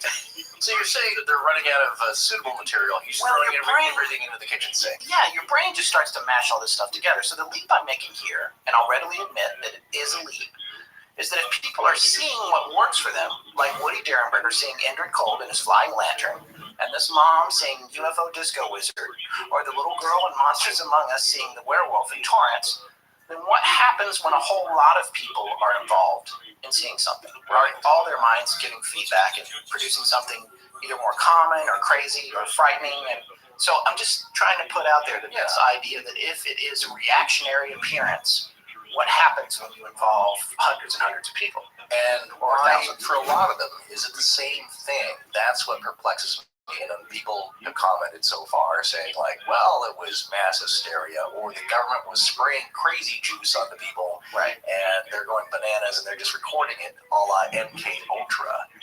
Then I would say, why are they then all seeing the same thing or something relatively very similar? It's a very good point. Yeah, you could say like, well, they heard the description from a week prior and then they're obsessing about it. That's what popped into their heads from this description. But a lot of them, keep in mind, are unrelated. These are people who have not talked to each other or didn't hear the story. Well, as far as we know, connected to each other. So kind of original for a lot of these folks. You know what I just realized? I used to joke about letting you off the chain in terms of topics. Yes. And I guess with this last run of episodes, I think not only am I like off the chain, I'm out to sea in a chicken wire canoe.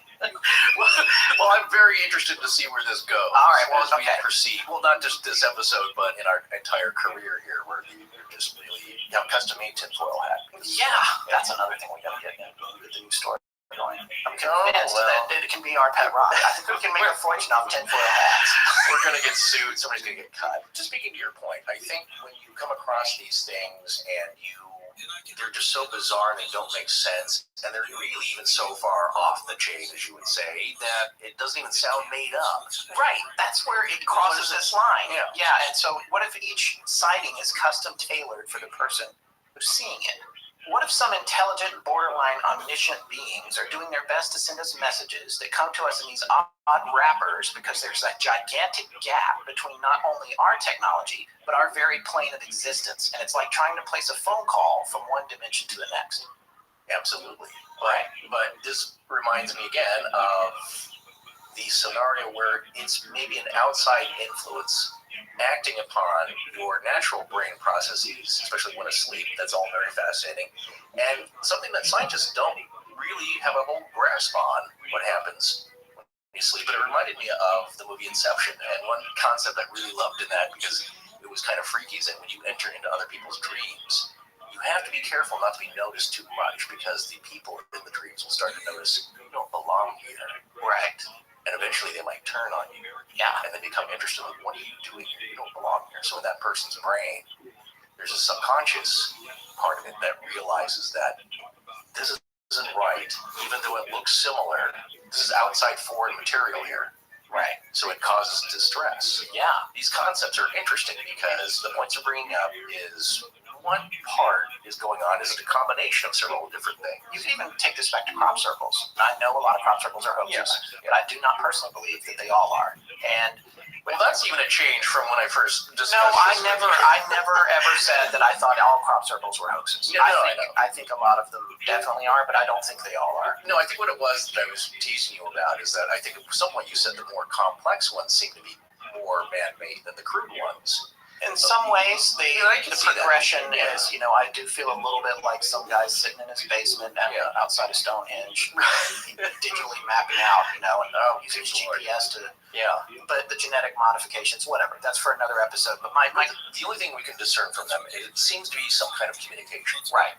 Some type of intelligent communication. It's definitely that, whether it's a hoax or not. Exactly. No, you're right. It's a message. Symbols are the most basic and efficient way of communicating complex thoughts. Right. If you're trying to communicate this information and you're going along with my completely unsubstantiated theory, then these messages might be, in a lot of ways, they might be like a message in a bottle that you put out to sea, and the sender never knows what happens after the message is gone. Right. Who knows if these things aren't just projections, right? So, again, like I was saying earlier, imagine that whatever is being presented to us or to these people in Point Pleasant has more than one target or witness. It's like, for me, I was thinking about this in Terminator 2 when the T-1000 samples a person, usually by stabbing them to death, and to duplicate their, it gets a sample of all their DNA. And then it can clone that person or pretend to be that person or talk like that person. What if these things that these people are seeing are like highly sophisticated drones, and they arrive and they just attempt to communicate by appearing materially in a comprehensible way? They're like really sophisticated technology or projections.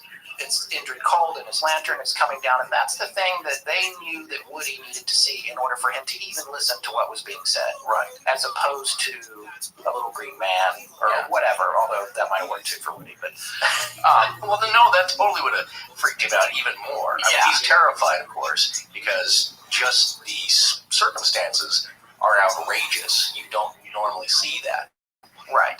But I'm going to quote again the quote from the movie, The Mothman Prophecies, where Richard Gere asks Indrid in the movie, what do you look like? And he says, well, it depends on who's looking. Yeah.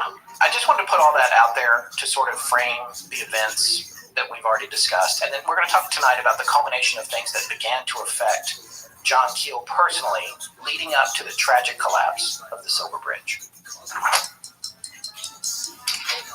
So did you start a new lecture series at the Great Courses Plus yet? Yes, and this one's on a subject we both love, the Vikings. Oh, my people.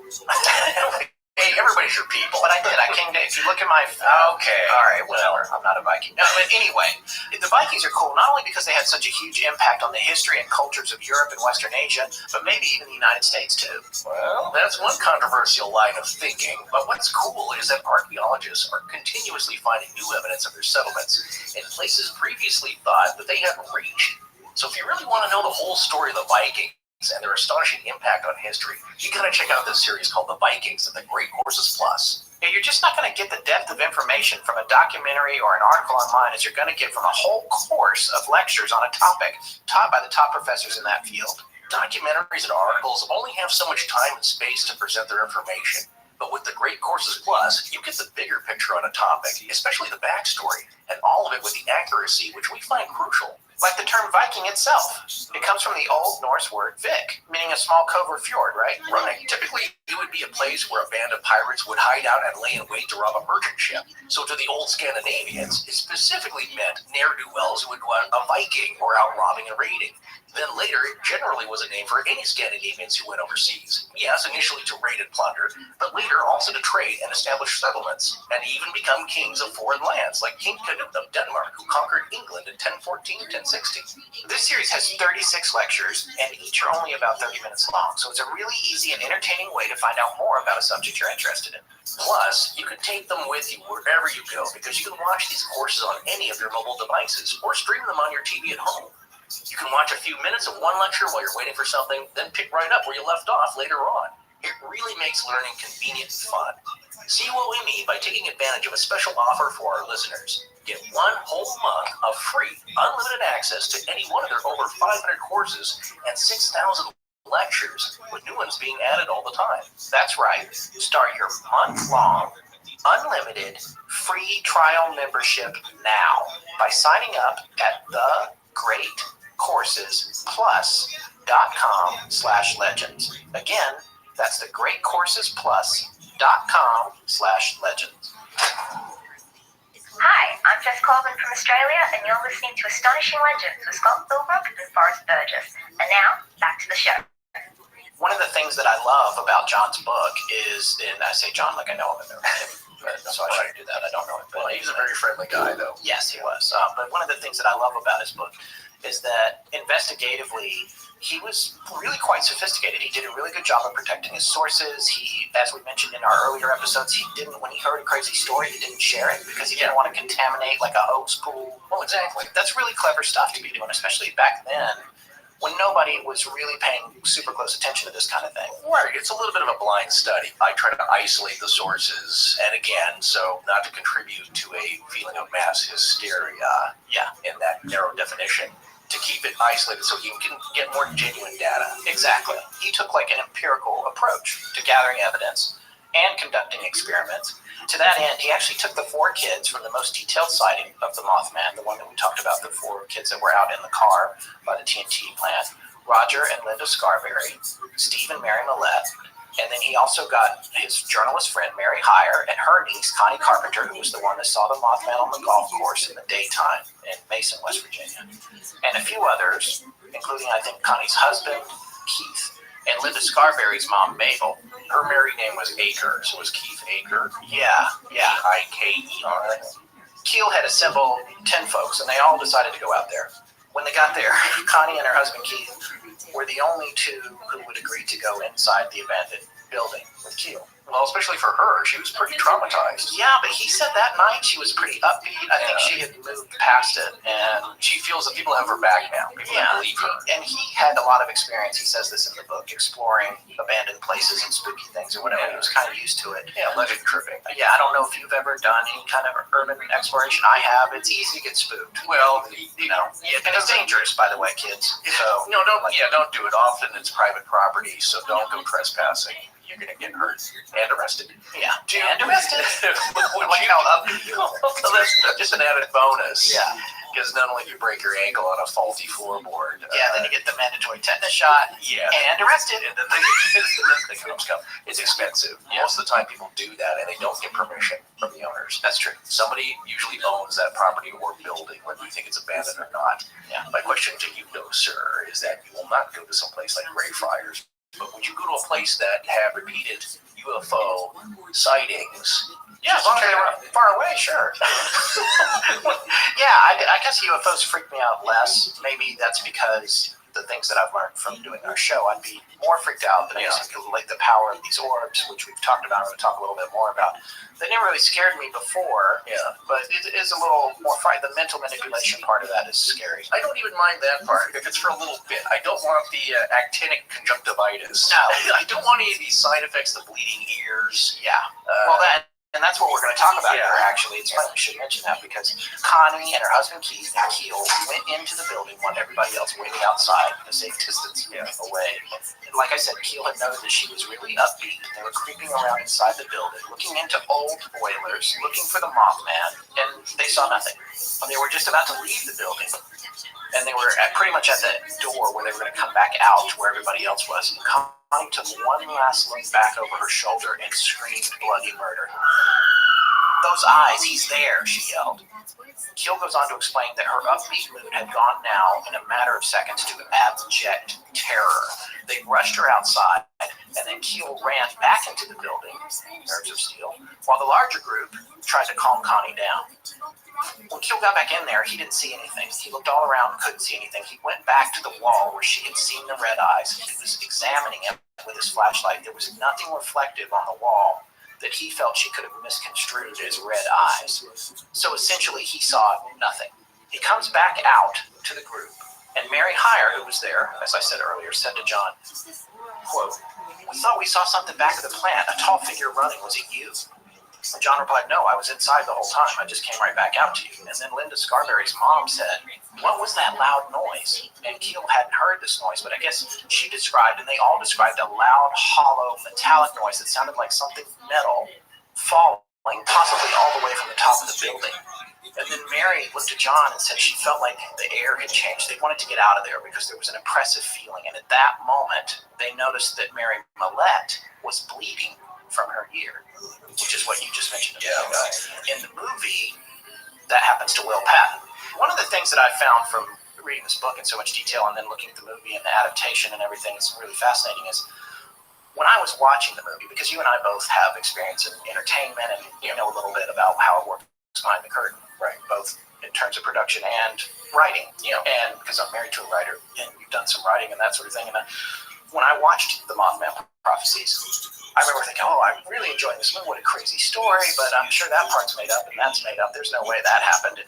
And then it turns out the more you read in the book, I kept thinking there were things that were added in for color in the movie. And they aren't. They are amalgamated for sure. Right. They put things like I said, Will Patton's character, who was a guy. Yeah. He bleeds from ear in the movie. Yes. Not Mary Millette. She's not really in the movie. Her character isn't in the movie. So they put all that stuff together, but I kept expecting to find out that, I didn't see anything in the book about that, but especially the things that freaked me out the most in the movie. Turns out they all have a root in the book.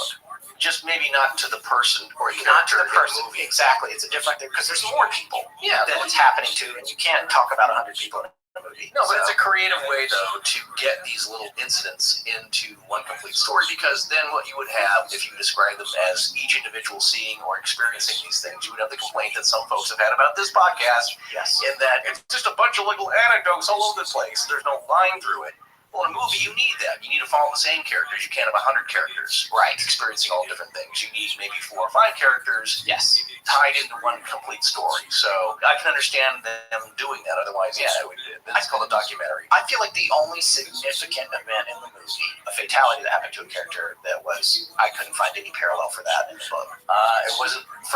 Stop. Oh, not really. We're not going to spoil it. No, we don't need to do that. All right, so now I want to read this little excerpt from Keel's book, actually, about right after they came out of the building. The whole group was now in a state bordering on sheer panic. I could see that their feelings were real. This was not just some kind of act being staged for my benefit. I'm no hero, but I did not share their fear. Miss Millette's bleeding ear was a sign of concussion, meaning the air pressure had changed suddenly. Connie apparently had had an hallucinatory or psychic glimpse of those frightening eyes. The metallic clang could not have come from inside the building, or I would have heard it too. It may have been associated with the sudden change in air pressure. I scanned the black skies. There was not a star, not a light visible. All right, so let's talk about this a little bit. I love that he suggests that maybe she had a hallucination or something. Or a premonition, a psychic glimpse. And that seems to come up a lot with the Mothman. Yeah. An impression he's making in your mind. Tapped into your head. Or what this sounds like is possibly an after effect of just these other beings' operations. And it's unfortunate, but that's what's going to happen. It's kind of like whales not faring well with this deep water sonar. And research that the Navy conducts, they're saying it's harmful to them, it screws up their communications. Who knows how they feel about it? Maybe it gives them a headache or a feeling of oppression and bad vibes, and they have to get out of the area. So there you have us, human beings, more advanced form of creature. Can I just interrupt for a quick little tangent? Yeah. Since you said that. Yeah. You heard about this thing in Canada with the sound under the water? It scared all the... I did see, Nobody knows what it is. I saw the headlines. But, there's plenty of sounds, the deep sea... sounds that happen, and people think it's maybe just an iceberg scraping. Yeah, but this is a ping. This is some kind of ping. Oh, there's all kinds of stuff. But they're saying it sounds mechanical. And it's pinging, and the fishermen are upset. The Inuit, I believe, who are fishing the area are upset because it's chasing the catch fish is gone.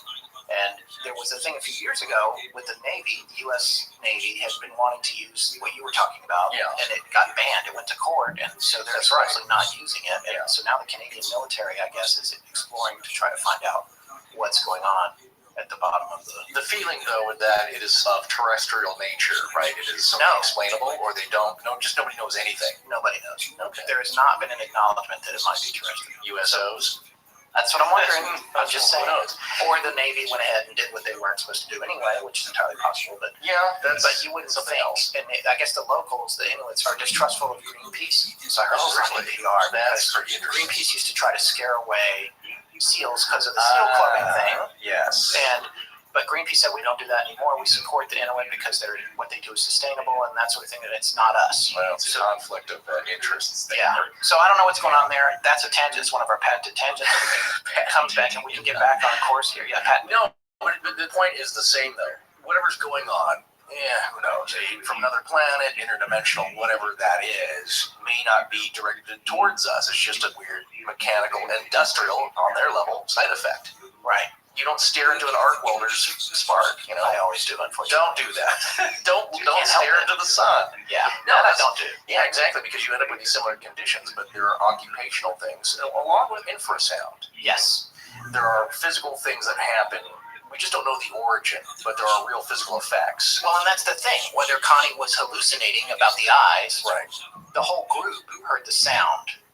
And several in the group saw something running in the woods behind the building. Yeah. And the deputy, Keel asked the deputy about, did you see something?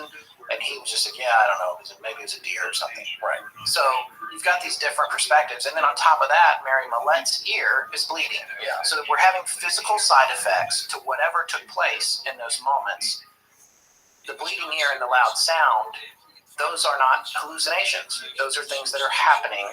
Although the loud sound, I guess theoretically, that could be hallucination if it was a group hallucination. Group hallucinations don't happen. So there's I should be careful. Well, no, I made a generalization. Yeah, I made a generalization. No, I would say that they don't happen exactly like this. I don't know how you can chime in a group of people. Certainly, you can introduce a foreign phenomenon or stimulus, I would say, to a group of people, and some of them will feel the same thing, not all of them, but we talked about this again with infrasound. They've conducted this experiment on a group.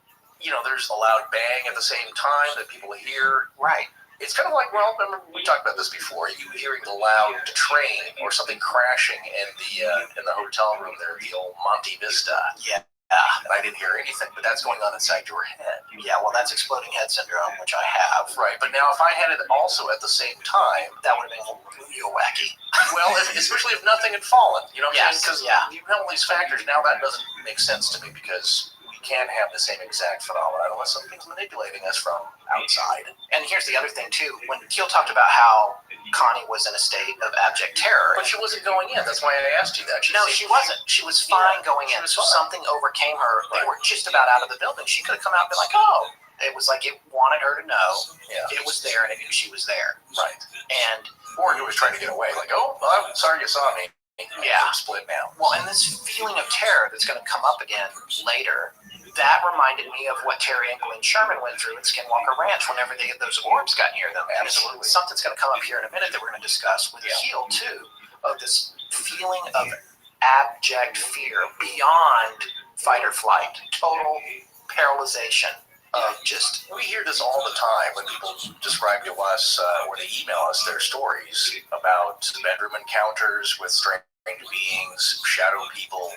It's indescribable, and I don't think that people who are quick to dismiss that, or you just saw a shadow, you just saw the curtains flapping in the moonlight. You can't even relay, and they cannot understand or feel what kind of deep down to the core primal terror these people are experiencing. All right, so Keel got everybody back home, and then, because I said nerves of steel, I'd like to say something beside nerves, but we have kids that listen to our show. Nerves of Steel, Mr. Keel parted ways with the scared group and went back to the TNT area alone. It must be 11 or midnight at this point, I'm not sure. Right, they started at 9. Yeah. So he's driving down one of the many deserted back roads in the area when he was suddenly overcome with a sense of bone-chilling fear. He pulled over, turned around, and drove slowly back to the spot where he felt that feeling. And lo and behold, it happened again. He writes that the hair on the back of his neck stood up. He turned the car around yet again and headed back, trying to figure out the exact spot by memorizing certain trees and fence posts, and the fear overtook him again. Now it was pitch black, the moon wasn't out, and he said it was very, very hard to see anything. So now he pulls the car over, parks it, gets out, nerves of steel. He notices that there's not a single wildlife sound of any kind. No birds, no insects, no nothing. Now, I know that we have a lot of listeners that are from that part of the country. I myself grew up a large part of my life in North Carolina. It's not quiet at night. Lots of crickets, all kinds cicadas of sometimes. I love cicadas. Some people hate them, but I love cicadas. I miss not big red eyes. Yeah, but they don't glow. You don't see cicada eyes. You only see them like... Oh, no, that was our earlier point. They're not giant bicycle reflectors. Yeah, giving you conjunctivitis. But anyway, he gets out and he can hear nothing, and he decides he's going to walk back down the road towards the spot. He's doing fine, he's walking, and then he took this one step too far, and the feeling came over him like a ton of bricks. It was palpable. He said he was petrified as he continued to walk through it. The terror was so great that when he got to the other side of it, even though his car was now back on the opposite side of whatever this zone of fear was, a short distance away, he actually contemplated staying where he was until the sun came up, rather than walk back through the zone to get to his car. That's how frightened he had gotten. So eventually, he screwed up the nerve to walk back through it, and like clockwork, the terror returned. Keel came to the conclusion that he must have been passing through some sort of ultrasonic zone of fear that was finite in its boundaries. He went back in the daytime to the same spot, looking for any plausible culprit. Power lines, transformers, microwave towers, there was nothing. And to add to that, the feeling was gone in the same spot in the daytime. All right, for instance, so what do you think about that? What do you think that could have been? He didn't see an orb, he didn't see a UFO, he didn't see anything, but he did say that this particular instance was something that, because it happened kind of early on in his investigation, was something that convinced him that there was a lot more going on at Point Pleasant than people thought. It's a ray gun that shoots fear. That's what it is. Or a machine that generates it just as a byproduct. Right. From hearing about all that, it's some kind of process. Does not sound supernatural, because that's another thing. Maybe, if you believe any of this and you go down that road of shadow beings and ghosts terrorizing people and demons, scaring people to their very core, maybe they're employing some of these physiological. Maybe he's walking through Patrick Swayze's ghost. Paradises. Was that scary? Was it Whoopi Goldberg? Who's the? No, she's the medium, right? Yeah, she's the medium. Telling Demi Moore, but did Demi Moore feel this kind of fear? No, actually, I don't think She felt the warmth of the hands massaging her, right? She pottery. Okay, it's a love story. It's not going to be an epic terror story. I see. But the point is that he's defined this area, the zone, as he calls it, which is really interesting from a scientific standpoint because you can step into it, you can step out of it. Yeah, if you think about it, we have somewhat similar technology that they are developing for crowd dispersal, the government, where they can point a microwave beam at you. And how it's described is that it's a really, really intense heat at the spot where they're aiming this at you. And what you want to do is immediately get out of the way. Yeah. That's what works great for crowd dispersal, where it's non-lethal.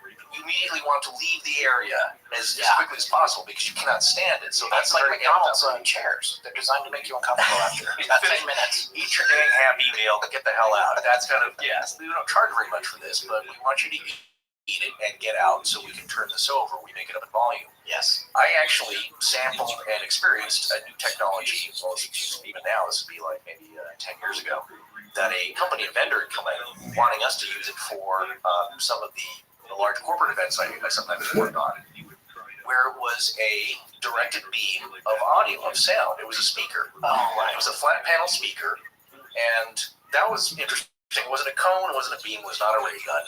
It was just a flat panel that was actually a speaker, but it was highly directional, which means the zone of sound could be 5 or 6 inches wide.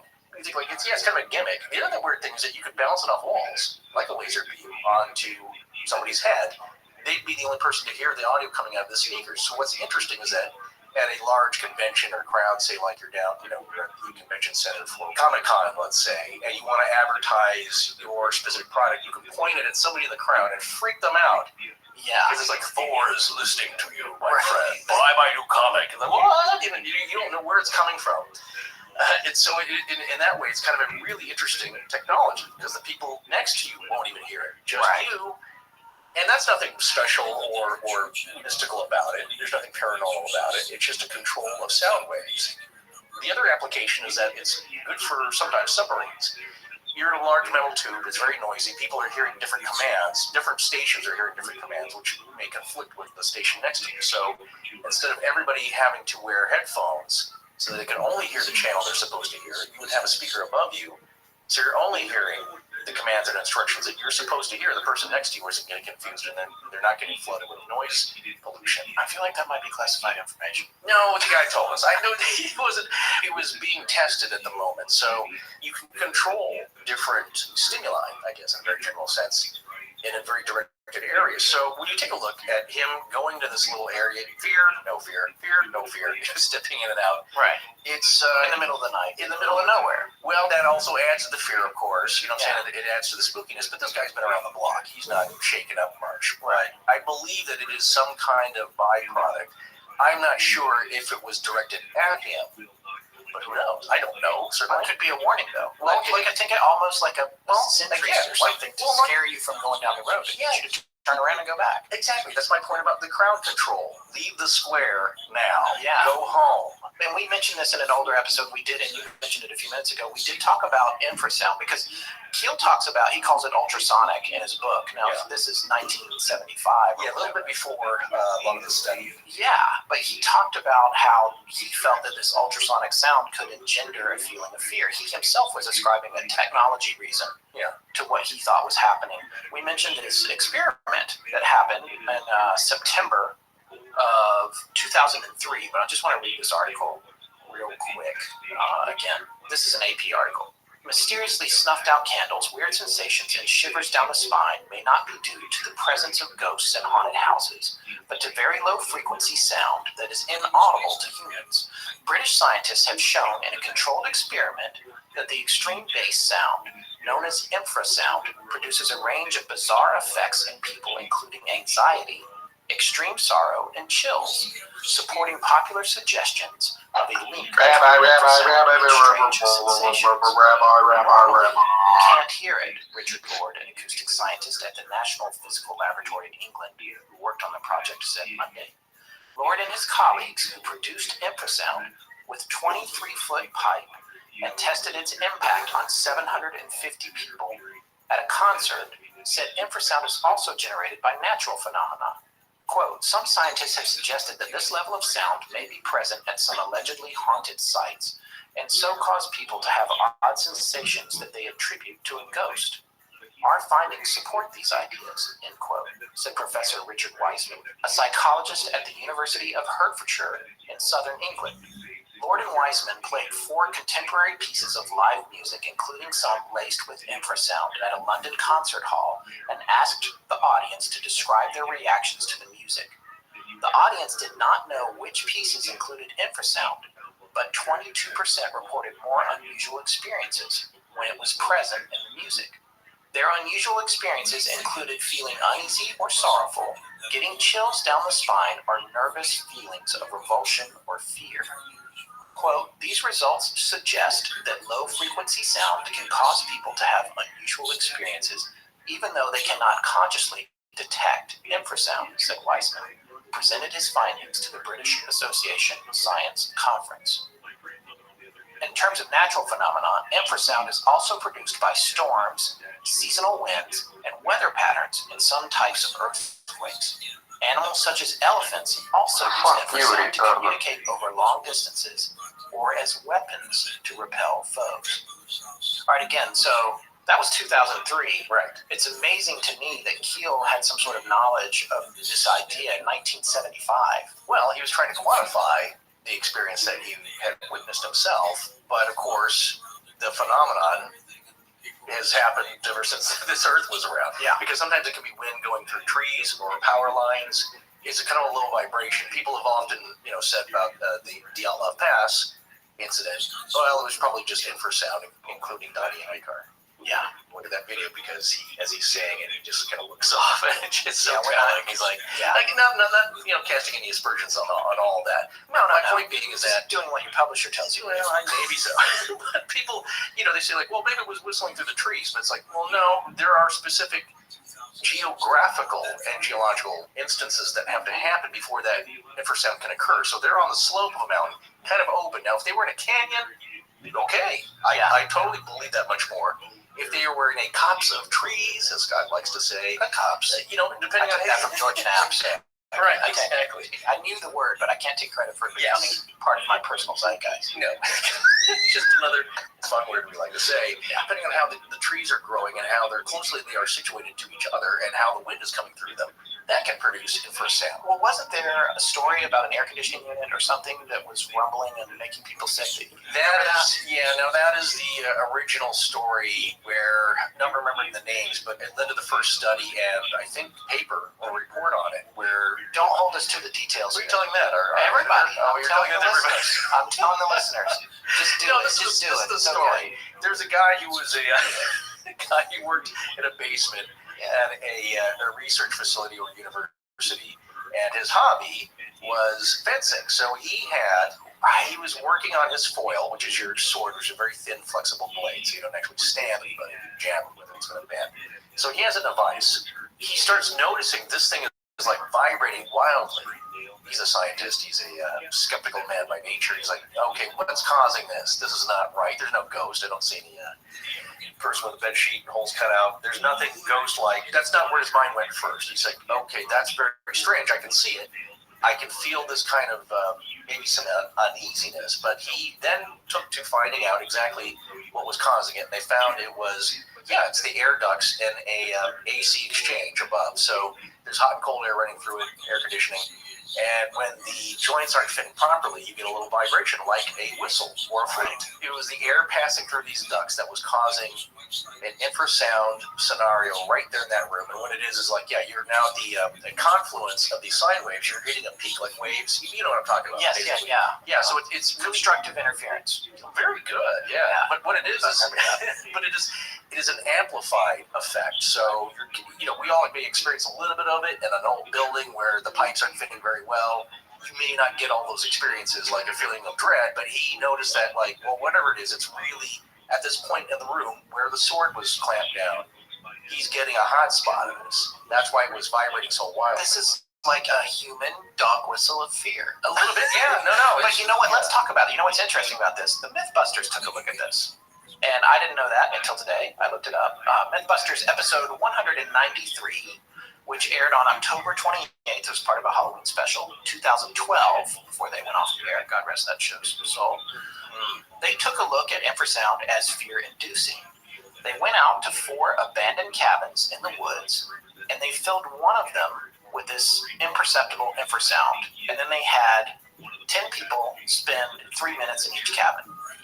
They told their volunteers that something bad had happened in each one of the cabins, and they intentionally picked, I watched this segment, but they intentionally picked a place that was run down, but not so creepy that they would be automatically creeped. You know, just it was a resort that no one had used in like 15 years with little cabins. So the third cabin of the 4 had a 40,000 watt sound system by a company I believe is called Meyer Sound, which was playing an inaudible 19 hertz tone. That's below the range of hearing. So out of the 10 volunteers that went into these cabins, only 2 indicated that cabin number 3 made them feel uneasy. The Mythbusters declared infrasound as a fear-inducing element that's busted based on that statistic. However, I want to say one thing before you jump in here. I didn't put this together when I was putting our outline together. That's 20%. It's exactly the same number that they gave in 2003. Absolutely. It's 2 out of 10 people. For me, it's not necessarily busted. It's just a low quantity of people are reacting to it. Mythbusters is saying this is statistically insignificant, but I think this might not necessarily be a case of statistical insignificance as much as a sensitivity that not everybody has. Well, exactly. Now, if you've taken those 2 people that felt that, and you got another 8 who are physiologically exactly the same, well, then you get 100%, wouldn't you? Right. Maybe. That's the theory. Yeah. And, they always got pushback on how they did. People would always try to be like, you did this all wrong. Which I'm not getting on that train. No, I love that show. But the concert, that's why, was there 700 people? It was a large amount of people. Yeah. And again, scientifically, yes, you want the greatest number of samplings from your control group there to test on. And so when you get something, though, that's about the same, 20%. 750 people. Okay. So I went back and looked. Yeah, okay, so going back to Dyatlov, because that was abject sheer terror enough that you made experienced hikers and outdoors people run half naked out into the snow where they knew that would kill them. That alone would kill them, that exposure. That's not what killed them. My point is, they all experienced that high level of sheer terror. I see what you're saying. This is a really good point. This is a good follow-up. Well, that was my original point with the whole thing. Is that what a revelation, Forrest. That's very interesting. You didn't hear that the first time? No. I guess maybe I did, but we've got 2 experiments here by 2 different parties showing that only 20% of people can even perceive it. Yeah. Then there's no way that 100% of the Dyatlov kids would have reacted to infrasound. You could say, like, well, out of 1,000 people and 20% of those, if you take now a larger number of people, the 20%, and they all happen to go on the same hiking trip, then they're going to have that same experience or feel the same effects. My point is, that is way, way, way too high for natural infrasound. Infrasound goes on all over the world. I read a story, years ago about a university team experimenting with very low frequency sound. And this totally might be false. You maybe not even find this on the internet anywhere, even as a joke. But I read this article that the university team had basically constructed something that was like a giant referee whistle, had taken a wind machine, blown air through it, so you can just very low frequency sound, and the effect was everybody around it immediately fell over and started vomiting. Totally incapacitating. Yeah. Now, I believe that effect, that's possible. I believe that something that big and low and loud could have that effect on a great number of people around. Yeah. There were definitely dudes in my high school that had car stereos. Oh, yeah. No, people would do they do that at concerts, like bounce the quarter on the roof. You can see it vibrating. People want to sit on the speakers at a concert. Some people do. Yeah. Not everybody finds that's enjoyable, but there's another guy that wants to thump in his chest. So that's crazy. Yeah, it's crazy, but again, it doesn't affect everybody. So the point is that just the odds, we'll get cogs here to figure out the math on this. Yeah. But the fact that all these people at the Outlaw, who all were prone to this, all went on the same camping trip just by accident, and all had a very extremely high level of sheer terror and panic at the very same time, experienced that. I would just guess that that's not possible. So if you talk to Keel, in Keel's situation, it's like being at the Four Corners, like I'm in Arizona. Arizona, Utah. You're jumping back and forth. It's very delineated. Then that tells me that it's more, I guess, mechanical in a way, or there's something creating this. It's not a natural El Zono, freak out. It's not like an exact being that's happening naturally. So that's just my assessment of what John Keel was experiencing. That just very narrow, directed sensation. Just out of curiosity, is there a scottfilbert.com website lurking out there somewhere on the interwebs? Yeah, actually, I did register that domain name, but I never had the time to learn how to develop it the way I wanted. Yeah, me too. Look, I got a couple of domain names, and now they're just sitting there for years as one of millions of site under construction pages. Well, obviously, we're not the only ones to have a placeholder parked on the internet for years with no hope of ever becoming anything. But now there's a solution. And that solution is Squarespace. Squarespace is the all-in-one solution for starting from nothing to having a beautiful website that works for you the moment you publish. With Squarespace, you can register a domain name and extension, choose from hundreds of designer templates to create your own look, pick the functions you want your site to have, and then you're ready to showcase your work, promote your business, and sell your products, or just have fun with your own online presence. You don't have to read a bunch of books or take expensive courses to become a webmaster, because not only do they make creating a website as easy and quick as possible, Squarespace is there for you 24/7 with their award-winning customer support. Whether it's e-commerce functionality with analytics and built-in search engine optimization, or you just want something that looks cool for your blog, Squarespace is the answer. And now you can check out everything Squarespace has to offer with a free trial just by going to squarespace.com. And when you're ready to launch, use the offer code LEGENDS to save 10%. Squarespace. Make it beautiful. Hi, I'm Adam, and you're listening to Astonishing Legends with Scott Philbrook and Forrest Burgess. Now, back to the show. Well, here's the other thing about the Mythbusters episode. At the top of the episode, when they were setting things up, Jamie was testing things out, and he was sitting in that cabin, the third cabin, which he knew, of course, was playing the 19 hertz tone. When they first turned it on, it was rattling the windows and everything. So they had to do all this kind of mixing and adjusting to make it completely inaudible, so that things weren't rattling, whether you could hear or not. And they did that. And then Jamie was sitting in the chair in there before they were going to do the experiment, and he said, he didn't have a feeling of fear, but he definitely had a feeling of anxiety. It feels like I have butterflies in my stomach, or I'm really tired, but I've had too much coffee. It's sort of anxiety producing. I don't know about fear, but it's unnerving. So I guess he's one of the 2 out of 10. I thought when he said that, and of course that's why the editors put it in there, makes the show more interesting. I think everybody's going to hear it. But he acknowledged that, even though they busted that myth. Yeah. So anyway, I just thought that was interesting. Well, no, it's but not to the extreme level where he's like, I can get out of here. Goes to Mr. Chicken, nods, he does a crazy scream and runs out of there. What have you taken the parameters of this test and cranked them up to the unhealthy levels, like I said about the referee's whistle? What if you took a 100,000 watt sound system and played a 5 hertz tone? Now, I'm only talking when does it start affecting? Yeah, when do you start bleeding from your eyes and ears and every other orifice? I'd heard that elephants can hear or sense down to 5 hertz a tone, and that's how they communicate. They can rumble so low, and they feel vibrations in the ground. It's part of their communication system. So we're not that size, though, and they can handle it. Right. We cannot. So what I'm wondering is that, what if you just crank these things up? What if you can get the feeling up to those kinds of levels where you feel like you have to run out of there for your life? All right, just a quick aside here. I have always been a huge fan of Mythbusters. My son loves it. We have so much fun watching it together, even in reruns now. In fact, I think I was pretty much giddy when Carrie Byron started tweeting at us about the Shadow People episodes, where they are a bunch of t-shirts. Also, I did want to mention something else. I actually went to Comic-Con in 2015 with my wife. Yeah, oh, that's right. I picked you up. Yes, you did. My wife was a voice on a Hulu series called The Awesomes that Seth Meyers produced and created. And So we went down there because she was on a panel. When we were there, I had tried really bad to see Adam Savage, and I just missed him because at conventions where there's lots and lots of people, I'm not the best with managing my time. I had miscalculated, when he was going to be there, and I got to the little booth and he wasn't there. So I was sad to miss him, but I did notice that he was tweeting. He had a party, probably for industry people or something, and at this party he had some stuff there that he brought on the road with him, including the very rare Sankara stones from Indiana Jones, which he owns.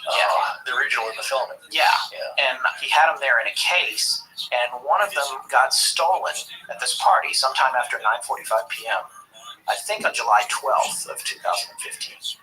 And he had gone on and was tweeting about it, and I just feel really bad for him. And I just wanted to say, in the spirit of how that worked out, if you, listening to this show, or anyone you know, has any idea where Adam Savage's Sankara stone is, he has a no questions asked return policy on it. So I wanted to say, and we wanted to do this because I'm such a fan of the show, anyone who might have it or can get this information to the person who does have it can send it to us and we'll get it back to Adam. Again, no questions asked. Our shipping address as of now is 4804 Laurel Canyon Boulevard, number 205, Los Angeles, California, 91607. If you're listening to this show more than a year after it was released, please check our contact details at our website to confirm our most current shipping address.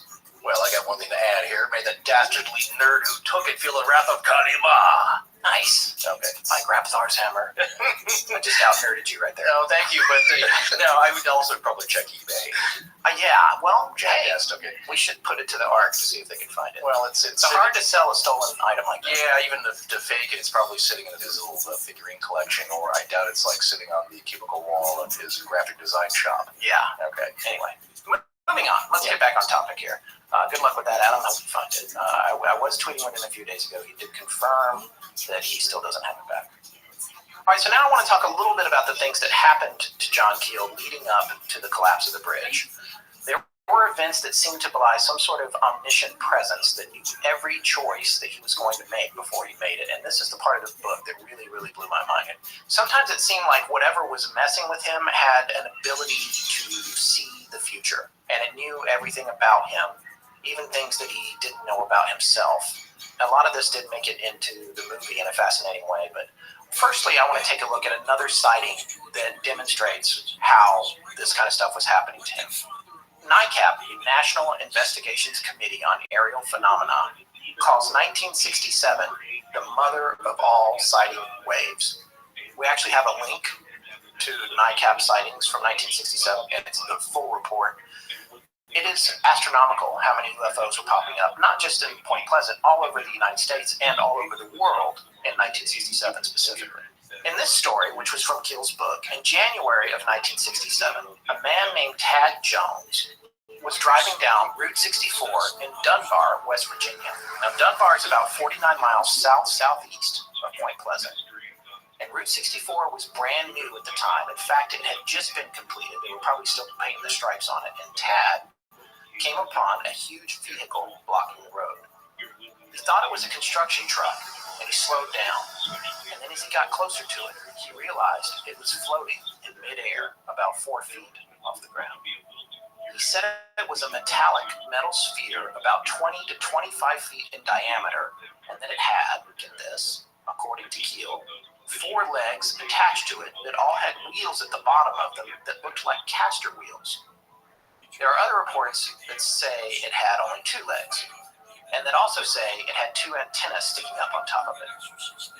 Now, the wheels would be the ones like you would see on the bottom of a gurney at the hospital in the movie Jacob's Ladder, which is a horrific image. Flipping, yeah, or a grocery cart. Also scary. But Tad Jones said there was also a small window on it, about 9 inches in diameter, but he couldn't see anything inside. And here we go again with like the 50s. At the bottom was a propeller of some kind that seemed to be idling when he first pulled up. And then when he got to about within 10 feet of it, the propeller revved up and this thing rose up into the sky and disappeared. So Tad went on to his appliance store. However, he was freaked out enough that he reported the incident to the cops, and it did make its way into the papers.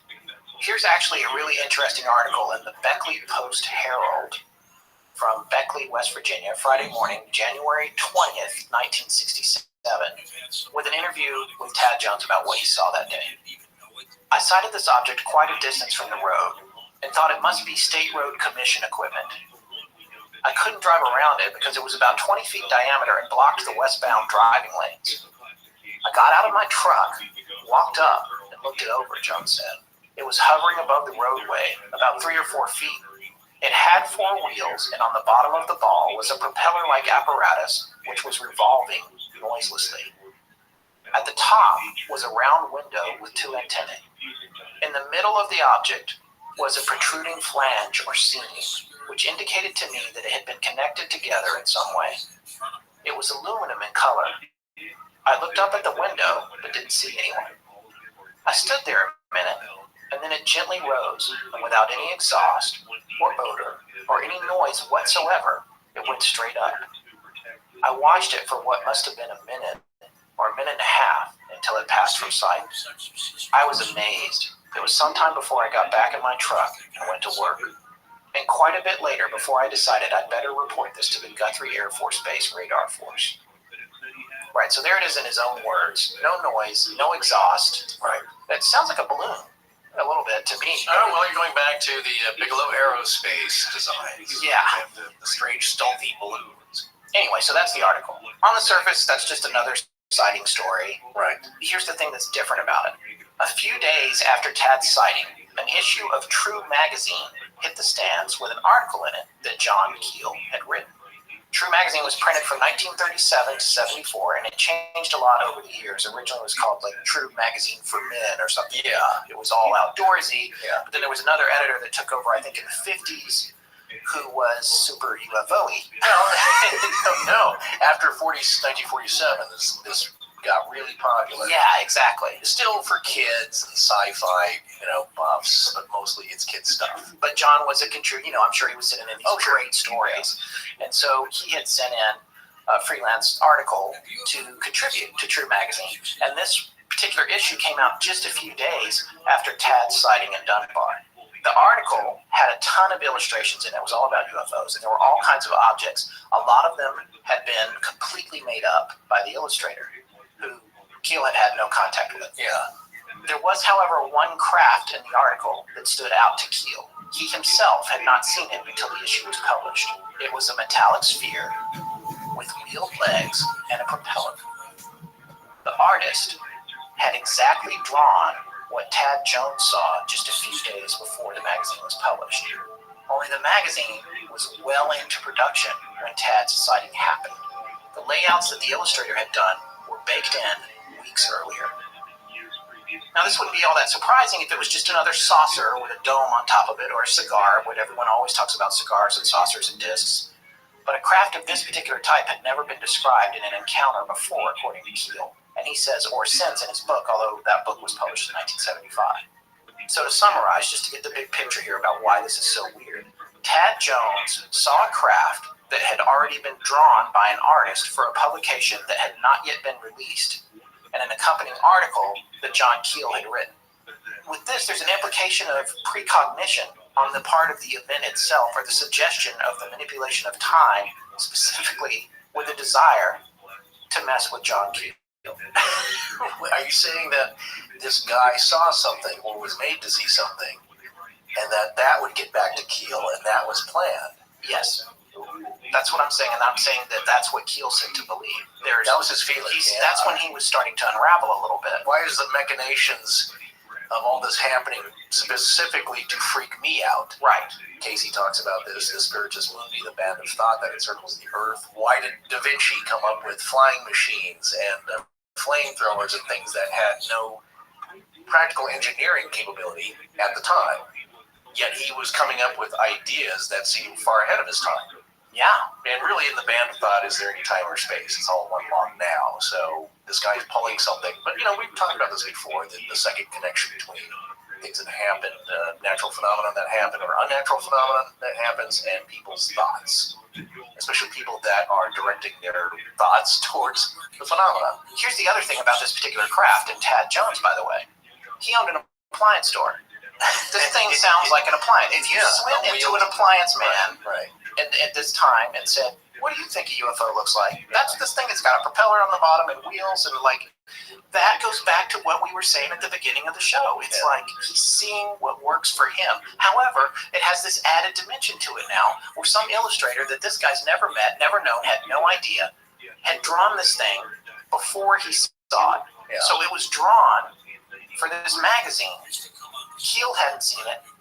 The witness hadn't seen it. Then it appears in front of the witness, and then Keel picks up the magazine to check probably and see if there's any misprints in his article, and he looks down and sees a picture of the UFO that the witness outside of Point Pleasant saw just a few days earlier that was drawn before he saw it. What?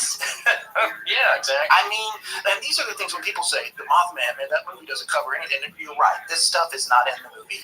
These are when people are like, what's the rest of the story? Why is it so intriguing? And this is one of those things that's just like, it's crazy. It's a glimpse into the other side of which we cannot understand. And what that reminds me of, back in the day, when TV was kind of new and fresh and novel, do you remember this? When you either had a giant cabinet, that's how TVs first arrived, is that it was a piece of furniture. So a lot of homes would have a giant TV, and sometimes there'd be a hi-fi stereo attached to the heart next to it. We still have one. Yes, but it was a 300-pound piece of wood that had the TV in one side. Yeah. Or it was a TV by itself. And then what you started to see in the late 60s, early 70s, was that TVs were getting smaller. People weren't going for the giant cabinet type sets unless you were kind of wealthy, like Magnavox made a giant piece and had speakers built in. That's exactly what we have. Yeah.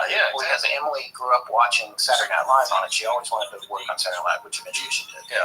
And so we still have that TV. You have a giant cabinet TV? Yes. Wow. I mean, it's in storage, but Right. Yeah. Well, it's a Magnavox. But it's impractical. It's meant to stay in a room and not move. Now, what you saw as TVs were getting smaller, like I said, in the late 60s, early 70s, and onward, is that TVs were getting smaller. You wanted to be able to wheel that closer to you or from room to room. So TVs would sit on a catering tray that had legs that came down with wheels on the bottom, and the TV had antennas sticking up on the top, which is one partial description of this craft, isn't it? Yeah. You're right. It seems like an appliance fitting of the time. Yes, except it flies. Except this TV flies. But wasn't there a window at the top? There was a 9-inch window, on the front. But he said he couldn't see anything inside. But the TV also has a glass front on it. So there are, like you said earlier, when we're connecting this all together, it's possibly elements of our perceived reality that we already know, mishmashed into something or hiding something. Or just because that's the only thing we can wrap our heads around. Well, it's interesting. That's how it appears. Yeah, and there's a cultural influence on what these people are seeing. So then some people will just go, right, so what the truth is here is that this is all made up. All these things are hoaxes. People are making it up, and they're just making up whatever they think, their limited imagination can bring to the table. Yeah. Or it's the other way around, which is the other theory that we're positing when we have all these witnesses saying these things. And, maybe Tad Jones just wanted his little piece of fame in the UFO flap. But I guess, maybe. It's another one of those stories that's so crazy. And then Keel is corroborating the events in a larger picture that go outside of what Tad Jones saw. This stuff kept happening to him. Listen to this excerpt from Keel's book. A few days before leaving New York, I called Gray Barker, who we're going to talk about a lot in part 4 of the theories, in Clarksburg, and he agreed to meet me the following Tuesday in Point Pleasant. As soon as he hung up, I dialed Woody Derenberger's unlisted number and spoke to his wife. Quote, "When are you coming to see us again?" she asked. "I expect to be in West Virginia next week," I replied. "I know. I hear you're having a secret meeting with Gray Barker on Tuesday." I was stunned. "I'm meeting with Gray," I admitted, "but it's not very secret. I didn't know about it myself until a couple of minutes ago. So how on earth did you know?" There was a pause. "Well, Charlie Cutler over in Ohio told us about it a couple of days ago," she finally said. "And how did he know about it?" I don't know. I suppose he heard it somewhere. These things are happening out of time. Yeah. And that goes back to another encounter that we'll talk about a little bit more in part 4. I don't want to leave it out of the series, that a gentleman had with a Indrid Cold type named Vadiq, V-A-D-I-Q, who said the famous phrase from the movie whenever he was leaving him, "I'll see you in time." And this is another case of like, he just made an arrangement, and a few minutes later, they're like, oh no, I heard about this days ago. Yeah. So there's either a predestination or a predetermined fate, or someone who's got a whole lot of more insight over how our world works than we do is really messing with Keel. It's maybe a little like the Philadelphia experiment. When you rev this thing up and it's creating a huge electromagnetic waves and you're screwing with matter and you shut it down again, sailors are now materialized inside of solid metal. Yeah. All those crazy stories you heard about that. People saw the ship disappear and they could see in the slip where the battleship was, and it's just like the water had been hollowed out. A hole in the water, but the ship's not there. Maybe when you start affecting these types of either machinery or just you're manipulating this stuff to be able to travel through dimensions, there's a whole lot of side effects that are screwy that even the travelers don't have total control over. Or, again, as we mentioned previously, the reason that they're able to see through time and space and different things is that they're just at a different vantage point that we have no understanding of. Yeah. And so it's not psychic, really. It's they can see through something that, for all intents and purposes, appears solid to us. And it's like Flatland, one of my favorite short books of all time. You look down at the piece of paper, and the story is evolving between a circle on the paper and a line on the paper. Yeah. But the paper is two-dimensional, and the circle and the line appear identical to each other in that world. But from us, looking down on the paper, we can see that one's a circle and that one's a line. However, when they face each other on that single dimension, they both look like lines. Yeah, right. So, did I blow your mind? Well, that's like, it's like, what does a point in space look like? Cogswell had mentioned that. Yeah. Remember there, that it's a theoretical point. There's no ball there. You know what I'm saying? It's Yeah. not a ball that represents the point. All for us, it's all relative to the Earth and the Earth's It's all position. relative. Talking about the bigger picture, like, is math just a human construct so we can understand our world? It seems to be correct. Yeah. But there's differences. Now, what he talked about, you have the idea of math being able to construct. And what I love about math is that it's perfect. There's a beauty to it. There's a poetry to it. You're talking about people who do really high-level math. Cyclic numbers. Exactly. So there's that aspect. But on the other hand, I'm watching a documentary on quantum physics, and it was a Nova, I think, episode, and they said, well, in the engineering world at those high levels, math doesn't always work out 100% right all the time. In engineering, there is such a thing as close enough that you may not get the math on it to work out perfectly, and then in the real world, it may not have a total 100% application. So you get it there, it works, that's good enough. Close enough for government work. Well, there you go. It really is government work. So that's the difference between something that's theoretically perfect or calculable and considering the collapse of the bridge close enough for government work's a really bad joke. No. Well, I didn't even make that I didn't either until after I said it. No disrespect to it. Well, let's move on to some more of the things that were happening to Keel, because there was a ton of them. And he noted that by the middle of July 1967, he essentially had a network of communications that were aimed at him from what he referred to as three different systems. And this is how these systems work. One was that he would ask someone in his group of contactees a question, and they would then relay it to them, in quotes, and he would get an answer back. And contactees were anybody that had had an experience, and he had all their numbers, whether it was Woody. It wasn't just the people that are in the book. He's been dealing with people all over the country. He's flying to North Carolina, where a UFO landed. He's going everywhere. So he has a network of contactees. And whatever is happening, them are giving messages to him through the contactees. So that's one way he would get information. He would deliberately make these questions that he would send to this omniscient force, whatever it is, particularly difficult to research answers to. Like now in this day and age with the internet, not such a big deal. But he was purposely trying to put questions forward that were either ultra personal and very difficult to get the information, or that at the very least would require a trip to the Library of Congress in person. And what would happen was he would hear back like the next day from a contactee who lived in the middle of nowhere in Maryland with the answer, and it would be right. Like we said, he was empirical. He's trying to prove, like a double-blind study again. Yes, that something is going on, and these things were happening. So he also found out that he could send things in the mail to what he later determined weren't even real addresses, and he would get responses. Sometimes the very next day, and the answers would be written in block type. Wait a second, he's getting a letter back? Yes. He's going to put a question in, put the thing in the mail to an address that he had gotten. He received the address. Through his network, and then he would mail it. But later, when things started to come apart, he would examine the addresses. They weren't real. So it's a place out of time. And then he'd get an answer in block type. Reminds me of the scene in 12 Monkeys where Bruce Willis has to leave a message to the future. He goes to a specific payphone, leaves a message to some voice answering machine in the future. Yeah. And that's how he's able to communicate. Or in Looper, where he has to scratch letters into his arm. Yeah. As a young man, and of course, as an older man, they started to form as scars on his forearm. Yeah. So these are the ways that you can communicate through time and space. But this is it. I love that idea. And here's the weirdest part. Other times, a contactee would call Keel and tell him that an entity was present in his or her house and wished to speak to Keel. He would ask questions, and the entity would whisper answers to the contactee, who would then tell Keel the answer over the phone. On some rare occasions, a strange voice would come directly onto the line and speak with him. Keel assumed that the contactee was in some kind of trance for this, and that it was just the contactee's voice being shifted, almost like a possession. Ooh, but he doesn't know. He's the putty, the medium. Exactly. He's the putty. Here's another shirt. I think I want to be the putty. I don't want to be the putty. That's why I'm not going to Grey Friday. Oh, dear. Yeah. No, but I want to hear you speak in kind of weird tones. Yeah. I'll be sure to put that up on the Facebook page. Right.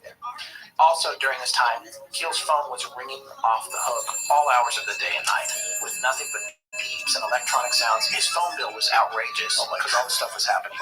He went through a whole thing with the FBI trying to find out if it was tapped. He had the phone company come. They came and took him down into the basement to show him where the trunk line was, all this stuff. Yeah. Nothing was tapped. Wow. And he was that freaked out about it. He finally just stopped paying the bill, and it got disconnected, and it would still ring.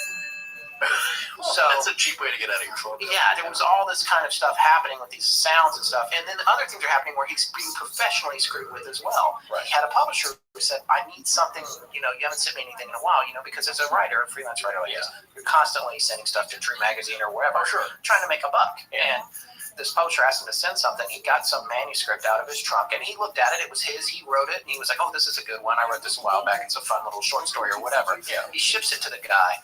He said there was what he called a deafening silence, and this is what, when a creative person says that, that means you've been completely rejected. He was like, I didn't hear anything. Right. So finally he calls back, and the guy's like, yeah, we can't publish that. And he's like, can you send it back to me? Yeah. Sends it back to him. It's a completely horribly written thing that he never wrote, with his name on it and everything.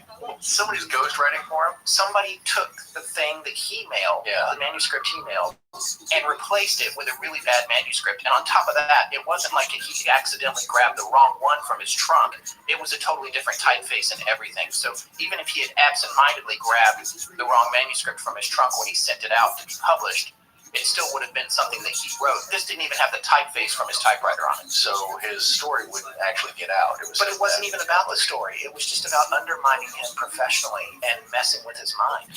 It wasn't even about what the story was. Right. It was just about replacing his work. So here's the question. To what greater purpose? What's the point of that? To divert him from gaslighting. Yeah, I think it's gaslighting. I think it's paranormal gaslighting.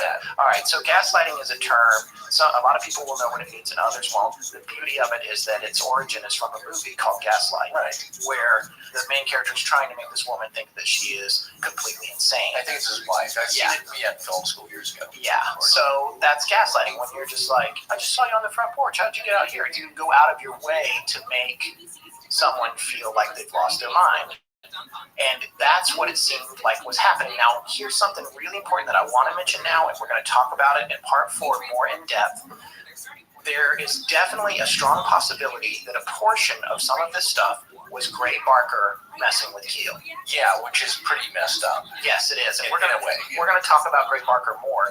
However, that might explain even some phone calls, some weirdness, some of that stuff, but the things in terms of the omniscient type things, it's not something that Gray Barker could have done. Yeah, there's no hacking into stuff back then. Right, and we mentioned in part 3 the whole thing about the Pope. Contactees began mentioning the attempt of an assassination attempt on the Pope. That wasn't all. A character similar to Indrid Cold had been in touch with a contactee in a place called Mount Misery, which is on Long Island. When I started looking into Mount Misery, I had never heard of it. This place is a paranormal hotbed. It is easily an episode in itself. Keel had a whole thing that went on there, including a contactee who had a relationship with a man like Indrid Cold, who called himself Apple, A-P-O-L, pronounced Apple. Apple was constantly messing with Keel. Keel never met him and never supposedly even spoke to him, but information would come to him from various contactees, mostly in the Mount Misery area, from Apple. And Apple was kind of gossipy and into pop culture. And so, I love that. Yeah, so Apple apparently had expressed to Keel that he had wanted to talk about Marilyn Monroe and Robert Kennedy. Sure. And he advised Keel to tell RFK that he should stay away from hotels. Well, we both know which hotel that is, don't we? Yes. We've both been there. In June of the next year, RFK was assassinated at the Ambassador Hotel in Los Angeles. And we have both been there. It's since been torn down, but it used to be a main shooting location in Los Angeles. A lot of movies were shot there, including in Marilyn Monroe performed at the Coconut Grove, which is a club there. And then in True Lies, when he rides the horse through the hotel lobby, that was the lobby of the Ambassador. Right. I think it now belongs to the Los Angeles School District. I know they were going to tear it down. No, it's now a learning arts center or something. Yeah, there's a new structure. It's been torn down because it's very valuable property because of its location. Yeah, and it had secret hallways and all kinds. I was there at a film shoot, so I got to roam the hotel. And I tell you, when you go, portions of it are lighted, of course, even down these long, dark hallways. And I totally got a massive, shining vibe looking down the hallway. And it's like, should I just go peek into the rooms? And I think most of them are locked. It's pretty buttoned up. But well, I got into the rooms, and they were empty, but there was a ton of graffiti. And you weren't supposed to walk inside the rooms. Yeah, so and on the floor that I was at. But my wife, it was a long time ago, and she was shooting there. And we weren't supposed to wander around. But but did you go down to the kitchen? Where I went to the kitchen and saw the tile. You saw the tile? Yeah, there was a tile in the kitchen. This is pretty amazing. And I don't know what happened to this tile when the building got torn down. I kind of can't believe that nobody took it ahead of time, but it had an X in it. Yeah. And it was supposedly the spot where RFK's head lay when he lay dying on the floor there. There was a bullet hole in the wall as well. I think that was cut out. Yes. Forensically. For the trial. Yes, for the trial. But the X, some unknown person put an X down there where they laid him down on the floor before he was moved. And before he was attended to. And if you want to get crazy, I'll tease this a little. There was a woman wearing a polka dot dress that put her hand on the shoulder of Sirhan Sirhan right before he. Yeah, we're gonna have to do the FK episode. Oh yeah. Hey Scott, when you want to find the best price on something you need, do you just drive to a brick and mortar store hoping they're going to have the lowest prices and the highest quality products available? Of course not. I shop online first, and I see what the best prices are. And not only that, most physical stores don't carry all the coolest products I know are out there. Exactly. Nowadays, no smart shopper just gets in the car first. And even if you go to an online shopping site, they're just going to carry what every other store is offering. That's why Harry's.com is changing the way everyone shops for shaving products. Well, that just makes sense because Harry's owns their own razor blade manufacturing plant in Germany. So not only can they cut out the middleman that physical stores have to go through, which ups the price by about half, they can also keep a close eye on the quality of their products. And with Harry's.com, we're talking about a 5-bladed razor cartridge with a new, softer flex hinge for better contouring, a lubricating strip for better glide, a trimmer blade for those hard-to-reach places, and a sleek, textured handle for more control, even when it's wet. Not only that, Harry's has some of the best shave lotions and creams I've ever tried. I swear by their post-shave balm. And yes, even though I sport a beard, I still got a trim around it, and it's those places that are more delicate. Harry's is so confident you're going to like their post-shave balm too, they'll give you one for free as a special offer to our listeners. Just enter the promo code LEGENDS at checkout to get your free tube. And if you're still skeptical, you can get their free trial set, which includes a razor, a 5-blade cartridge, and shaving gel when you subscribe. All you have to pay is $3 for shipping. And as a subscriber, you'll get a personal Harry's concierge who checks in on you to make sure you're stocked up and happy with everything you get. That also helps keep you from shooting up your face with that last dull blade because you keep forgetting to overpay for some new ones at the store. So go to harrys.com. That's HARRYS.com and enter the code LEGENDS at checkout to get your free trial set plus a free post-shave balm. Once again, that's harrys.com and use promo code LEGENDS. Oh man. What? What's wrong? Well, as soon as we're done recording here, I have to cook dinner for the family, and with all the writing and research, I didn't have time to go grocery shopping.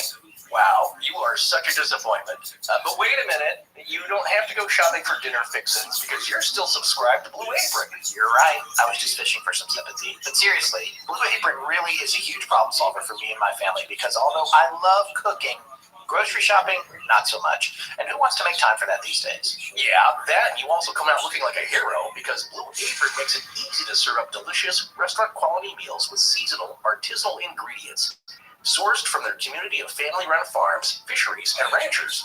And we've never eaten so well with so much variety. I mean, I have my standard favorite dishes I make, but even I get tired of those after a while. Blue Apron creates their menus weekly, and they're not repeated within a year. You can choose your meals from a variety of recipes, or let Blue Apron's team of chefs surprise you with their picks. It also couldn't be more flexible. Customize your recipes each week based on your preferences. Then choose the delivery options that are most convenient for you. There's no weekly commitment, so you only get deliveries when you want them. You know what else is awesome? I'm getting ready to travel for Thanksgiving, and they actually allow you to donate those meals to people in need. Oh, that's very Like nice. you can skip. Well, that's what I'm saying. You Yeah, don't go on it's awesome. vacation and you get a pile up of food at your doorstep. Exactly. You get to choose. You can choose. And making the meals is also fun and easy. Each meal comes with a step-by-step, easy-to-follow recipe card and pre-portioned ingredients and can generally be prepared in about 40 minutes or less. It's really sparked my love of cooking again and improved my kitchen skills, not to mention my Michelin star ranking as the family chef. Check out this week's menu and get your first 3 meals free with free shipping by going to blueapron.com/astonishing. You'll love how good it feels and tastes to create incredible home-cooked meals with Blue Apron, so don't wait. That's blueapron.com/astonishing. Blue Apron, a better way to cook. Hi, I'm Chris, host of Return to Camp Blood, and you're listening to Astonishing Legends with Scott Philbrook and Forrest Burgess. Now, back to the show. All right, so anyway, he had received advanced information on that. He was getting advanced information on other assassinations and global world-changing events. And he didn't know what to do with the information. And not only that, Keel was starting to feel burdened with how am I supposed to interpret this? Because the information's coming in, it's about these significant political figures. He even claimed that he had information about Martin Luther King's assassination. And he had the nature of his death, that it would be on a balcony, where it would be, and he had the date, but the date was wrong. He said he tried to reach out to King's people. He could not get in touch with them. And I think that whatever the month was that he had, it wasn't the actual month of his assassination. So there was always something that wasn't quite right. And we mentioned in part 2, there was additionally the information that he'd received about Point Pleasant. And he had been led to believe that what he called a power plant was going to blow up and lots of people were going to die. And we read you that letter that he wrote to Mary Heyer in part 2. So that was when he became convinced that something was going to happen there. And he said power plant in the book, but I feel like the power plant was a cover-up. TNT? No. There was nothing at the TNT area to blow up. Right. I think what he was concerned about and what he was protecting, because he was concerned that it was a defense secret at the time, was the DLA, the Defense Logistics Agency, that is in Point Pleasant and still there to this day. That's actually what I meant. Yeah, not TNT. No, you're right. Yeah, so, and that is an area that theoretically could be using, moving or storing weapons. Nuclear materials, yes. And I think that was what he wanted to imply, and I think that's why they made the reference to the power plant, both in the book and in the movie. There wasn't a power plant that was a problem. I think he was trying intentionally to be a little vague about it. Yeah. So he is getting all this information. He's also getting information about blackouts. He thinks these blackouts going to come, all the power is going to be a catastrophic blackout. In the 70s, blackouts were a bigger deal. Oh, there was a huge one. Yeah, and they're still a big deal, but there was a lot of concern about crime at that time. So you had to really get prepped up for that kind of thing. Yeah, there was a bad one in New York across the eastern seaboard. Yes. And of course, people just went looting. Exactly. And that's what everyone was concerned about, the kind of thing would unfold. So he would be getting the information from the contactees that this blackout's coming. And that's what he was prepared for on December 15th, I should say, when the bridge collapsed. Right.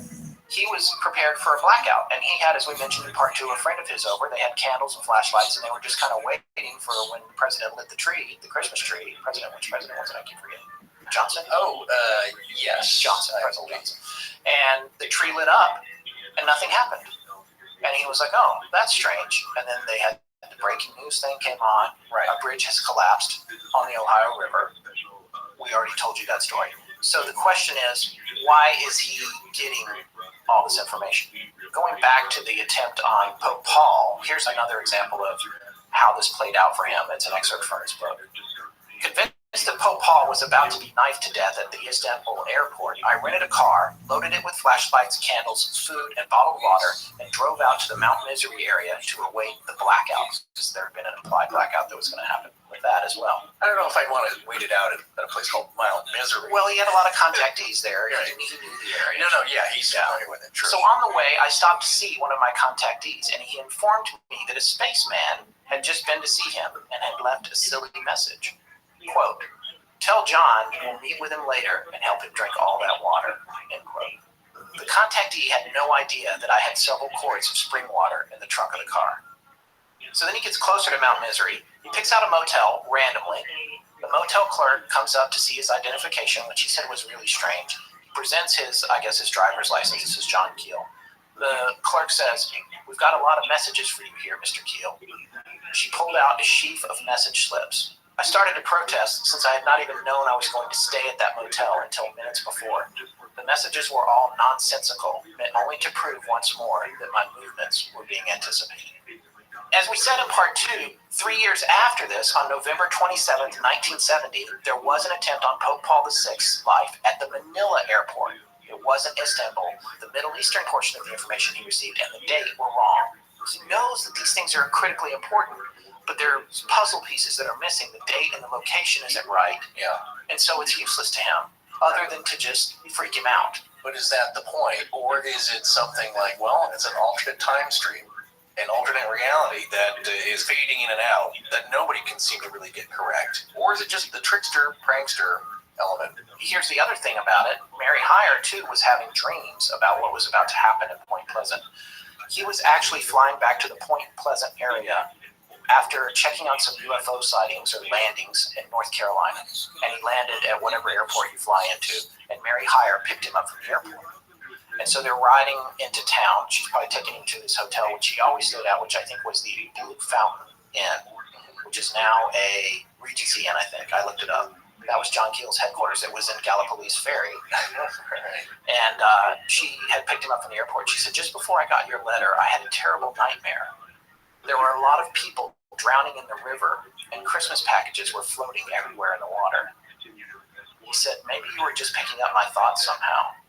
She said, maybe, but I've covered a lot of drownings on that river. Never anything like this dream. There were so many people. I've been feeling uneasy ever since, and everybody else feels the same way. You can't really put your finger on it, but it's like something awful is about to happen. She also said, ever since all this flying saucer business last spring, things just haven't seemed right. We don't get many UFO reports anymore, Mary told me. And except for that thing Mrs. Thomas saw, Mothman seems to be laying low. Everything is quiet, too quiet. Not too long after that, as we described in part 2, the Silver Bridge collapsed under a heavy load of rush hour traffic on December 15th, 1967, just as John Keel was awaiting a blackout that he thought was coming when the president lit the Christmas tree at the White House. Mary's dream came true. There were Christmas presents floating in the water. 46 people died. 2 of them were never recovered. And things were about to get quieter. So you can see how all these events that have happened, and Keel wouldn't even realize the thing about the Pope assassination attempt until 3 years later. And so he continued to get this information that he just couldn't do anything with. And what are the motivations? As they say in the movie, well, their motivations are not human, as you quoted already in the prior episode, and that's a line from the movie, but it does seem that way in a way. Why was he singled out to be a little bit in the know about all of these pending events? Well, there's people that I believe are more prone, targeted maybe. I was listening to an interview with David Weatherly when he talks about, he's another author, he's done books on the Black-Eyed Kids, and I think he knew Keel and as a friend of Brad Steiger's, everybody in this kind of field kind of eventually gets to know each other and what they're about. And he had a friend that just said, I don't like driving with you. We always see something weird. Right. He's there. So he's always on the lookout for strange things happening. And I believe we relayed that before, where they come around a bend and he saw a grinning man standing by the side of the road in a patch of the weeds. The friend is terrified, doesn't want to go back. Finally, he convinces them, and they go back. And of course, he's not there, but they can see where this person was standing. This very tall, garish-looking Harlequin with an impossible smile. Like Keel, he's tuned into this, which is maybe why people like this get into this field. Brad Steiger said the same thing. He was born and raised in a very old building, which was a stagecoach stop, and he said it was completely haunted. So much so, as a little child, these old ghosts would talk to him, which I find frightening, because usually people see ghosts and they kind of wisp away, they're doing their thing or whatever they did in life. I see stagecoach. He saw stagecoach people. It reminds me, was it 1408? That was a terrifying aspect of that, where John Cusack is staying in the room as a vet, and he starts seeing these apparitions, and then they kind of turn and look directly at him, which that part's not supposed to happen. They're not really supposed to interact directly with you. The stagecoach stop, ley lines, roads, intersections, Hendrick Cole, Chief Cornstalk, the fort, everything, all happening at intersections of travel. Why does that happen? Why do we pick the roads we do? Well, that's where it's like water passing for finding the least resistance. You don't cut a hole directly into a mountain unless you have to. You find a road that naturally lays out. So, like he was saying, though, he was prone to the supernatural. Brad Steiger was, even as a small child. So there are certain people, I believe, that are really in tune with this stuff. We're not, for better or worse, but we're interested in it. So it could be kind of, like you said, it's a burden. Keel says himself, though, that he's the poor schlub with the wrong aura, and that's why he's not getting the right information. Say that again, please. Somewhere in the book, he said there are other people that are getting everything right, or they're more in tune. Yes, more things right. And that he's the schlub that's like thinks the power plant's going to blow up when in fact the bridge is going to collapse. Yeah, that's like he's a little out of whack. Right. Is what he seemed to think of himself. Well, that's really hard to say, because I'm sure he's totally frustrated because people's lives are at stake and he is unable to do anything about it. And so that must be tremendously frustrating. But what's the purpose here? From the other side, wherever this information is coming from, is to say like, hey, this is going to happen. Look out. Well, we can't really get it totally accurate, so something's going to happen. Just be prepared. Yeah, good luck. Yeah, good luck. Here's a bit of information, and sorry that's confusing and frustrating, but that's the best that you're going to be able to receive. And there's an underlying theme with the whole process, with the whole book, and with everything that happened as he documented it, with every encounter in the small picture and then in the bigger picture, and even when he starts getting all this information about these events. And the theme is they don't seem to know exactly when anything is going to happen or what time it is right now. Yeah. There's something about that. For me, when I look at this book and these stories on an instinctual level, and not just Keel's book, but all the other things that we've looked at, there's something about the fact that they don't seem to know when it is. Right. Maybe because everything's already happened all at once in one long, continuous now. There's no past, there is no future. It's just now. I know that's a really hard concept to wrap. No, and that was Einstein had that theory, I believe, that everything was happening at once. There's many people in the research corps that are a lot smarter and better educated than I am. But while you look that up, I do want to say that we're about to wrap the show up. But before we do, we wanted to talk a little bit about the actual mechanical failure of the bridge and how that worked. From brainyquote.com, the only reason for time is so that everything doesn't happen at once. That's attributed to our great Mr. Einstein. So, however, that implies that time is a problem and some guy was like, hey, let's put time in there to fix this. Okay, so cursorily looking this up here, and this was in skeptics.stackexchange.com question. People say, hey, did Einstein really say that? Well, the one answer here that gets a lot of votes. The oldest confirmed use of any version of this quote that I was able to find is from Ray Cummings' short story, The Time Professor, published in January 8th, 1921, issue of Argosy All Story Weekly. And the quote here from the character is, I do know what time is, Tubby declared. He paused. Time, he added slowly. Time is what keeps everything from happening at once. I know that. I see it in print, too. And then he used it again, Ray Cummings did, in his novel, The Girl in the Golden Atom, published in 1922. So he says it twice there, and of course the entry goes on to say, this quote has been mistakenly attributed to Albert Einstein, Richard Feynman, Woody Allen, John Archibald Wheeler, and likely others in many different forms. So there you go, you can chew on that. But the principle is the same. Time is a perspective for us humans, so our heads don't explode. Yeah, you do age. There are things about our physical world that you have to contend with. You kick a rock, you hurt your toe, as can be witnessed in the movie What the Bleep Do We Know? So there are things that you have to deal with, but you also have to realize that the rock you're kicking, as well as your toe, are mostly made up of empty space due to the massive atoms and subatomic particles very low. So most of it is empty space. So basically, your whole reality is nothing but a sham. And time is just a perspective so that you can live your life. Right. Otherwise, how do you deal with everything happening at once? And that's the other big question. If everything happens at once, and there is no past, there is no future, there is only now, which I think is also a Buddhist philosophy that has everything that's ever even possible happened and has already happened, has happened, is happening, will happen in the future. So, but it all is together. So, sound a little bit like Donald Rumsfeld. There's no, we know what we don't know. You know what? That's the thing about that saying is that we say it at work sometimes. It's like we don't know what we don't know, and that's a valid point. Yeah, there's things I don't know about, but I know of them. I know it's coming up. I should study that. I don't know about that. Right, like our next episode. Yeah, exactly. But we don't even know what that is. So there are things that we don't know. Yeah, we know we don't know. So all right, let's talk about the bridge. It's time to. Here's the culmination of this entire string of events. Unfortunately, a tragedy. Right. That we're saying people had a feeling that something bad now for a whole 13 months.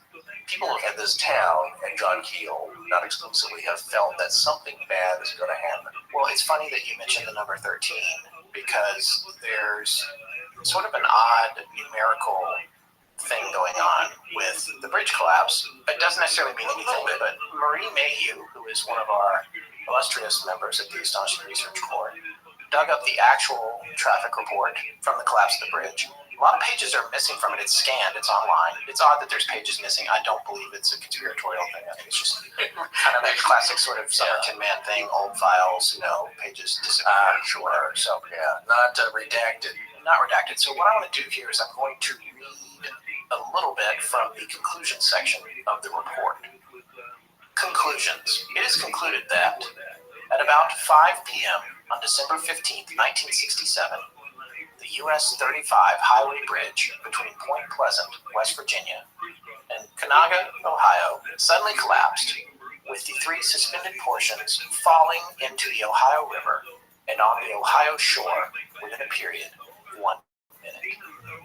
Of the 64 persons in the 31 vehicles that fell with the bridge, 44 died and 2 are still missing. 9 persons were injured. All of the 24 vehicles that fell into the water were recovered. There was no evidence of sabotage of the bridge or of any vehicle. The bridge did not fail because of aerodynamic instability. The bridge was not overloaded by vehicle weight at the time of collapse based upon the designed vehicle loading. The collapse was sudden. It was preceded by several cracking sounds in the Ohio side span superstructure near the Ohio Tower. The collapse began in the Ohio side span, with this span falling first, with the downstream truss twisting upstream and falling on top of the upstream truss, trapping vehicles. That's on page 59. Page 60 is missing. That was item 8 in the conclusions category. Page 61 is present, though, and it starts with item number 13, which explains really what happened. So just want to remind you to pay attention to your 3s here. Cox says we're crazy for attributing any value to all these numbers, but this is... Why is he even listening to all this? Why is he even here? He can't help himself. It fascinates him. No, he has us as well. He loves it. And we love him. Yes, we're glad to have him, but he is our skeptic on board, as I've said before. But in terms of the numbers here, just listed these numbers. Paragraph 13 of the conclusions of the collapse of the Silver Bridge. Joint C-13 of the North Ohio side span I-bar chain came apart during the collapse, with I-bar 330 fracturing completely across its eye at joint C-13.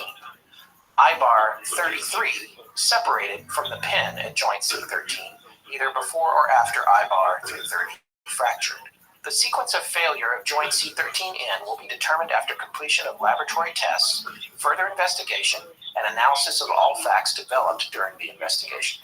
All right, I can go on. It's pretty dry civil engineering type stuff. I'm pretty familiar with what happened to the bridge, so I just want to talk about it a little bit. Just put it in layman's terms so we can understand. I will. And by the way, we have a link to, or what, pun intended. Yes, a link to a couple of videos that explain there was a big reconstruction. They built models. There's another university called Open University. I found the link today. There's in our links that actually has a 3D rendering of how the bridge fell from the perspective of being in the car, which is pretty fascinating. Well, you had mentioned something interesting about it wasn't associated with aerodynamic instability, which means high winds passing through. Now, that reminded me of the Tacoma Narrows Bridge, which collapsed, but there's actually footage of that, and that was early. That was early 30s. Yeah, we should share that. I can't remember when that happened, but you do see the bridge had a vibration. There are cars on it. There are people. Fortunately, there's only a few people that are running for their lives. And I don't even know how you would stand up when there's a confluence of winds. And again, like that sine wave we said, when you're peaking at a maximum apex there, that crazy things can happen. Yeah.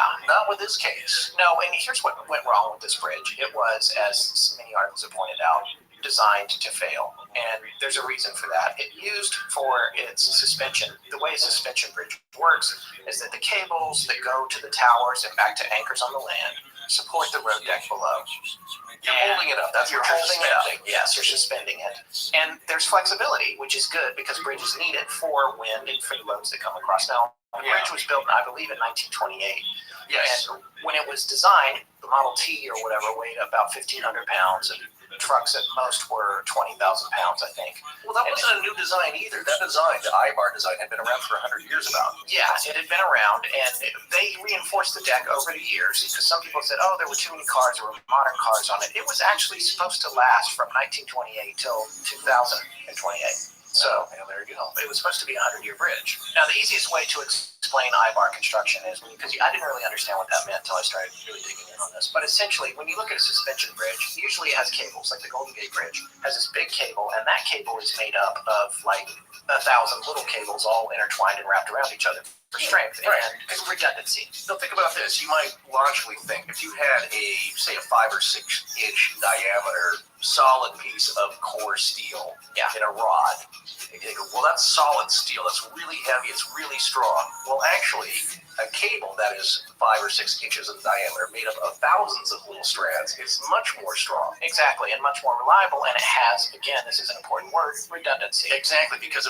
even if a few of those strands break, the strength of the remaining ones will hold together. Exactly. What we say about redundancy. Now, I wanted to say, when you talk about I-bar, kind of picture a needle with eyelets on both ends. Well, you know the thing that I thought about when I thought about it, I was like, what is this I-bar? And I thought, oh, that's not very long, whatever. On this bridge, they were 30 feet, I believe, long. Yeah. And they look exactly like that little thing on your bicycle chain. So when you look at a bike chain, that's what the suspension was. It's essentially a giant bike chain. The thing is, even a bike chain has a couple of those stacked up together in some cases. Yes. This bridge did not have enough duplicated I-bars to keep it strong. I think it only had 2, maybe 1 or 2. So what would happen is per span, I think. But when you look at the bicycle chain and you see where a link of it connects to the next link, there's a little pin that holds them all together. If you scale this up, that's exactly how that bridge was built. What happened was I-bar 330 had apparently been treated incorrectly when the steel was forged. When it was manufactured, right. And so it already had some fatigue built into it. And then over the years, the bridge had seen a lot of traffic, and the weight went up. They added weight to the road deck, and supposedly they beefed things up. They did not necessarily beef up the suspension mechanism, though, because it was considered to be super strong and well within its range. And nor did they maintain it properly over the years. That's another huge factor. Right. They inspected it, but the problem was, what happened was at the end of I-bar 330, there had been about a 3 millimeter crack in the bottom of it that they couldn't see. It was sandwiched in, and when they inspected it, was not something that they could see, and they didn't really know what they were looking for. And this crack, over time, due to friction and vibration, because the towers were actually designed to vibrate and give. They're called rocker towers. Exactly. They were supposed to have a little play to help the bridge survive, because in engineering, when something is stiff, it breaks, and when it gives, it lasts a lot longer. It's actually stronger if it can give a little bit. That would be opposed to a suspension chain that's lubricated in some way or over a tipping saddle so that the cable is able to go over the top of the tower. Right. In this instance, the towers are actually meant to bend, sway. Yeah, sway just a little bit. Right, like a high-rise does. If you ever go up in a really tall building like the Sears Tower or whatever, you actually feel it swaying back and forth. They want it to do that because if it doesn't, the alternative is breaking in half. You might bend like a reed in the wind. Exactly. So this I-bar had a little crack in it, and eventually it suffered. All these cars were stuck. A lot of cars were stuck on the bridge that night, and it just took it over the edge. What happened was the I-bar cracked, and when it did, it broke off of the pin, and the pin became askew with the other I-bars that were still on it. When it did that, the I-bar on the other side, which didn't have a failure, but now the whole joint is crooked.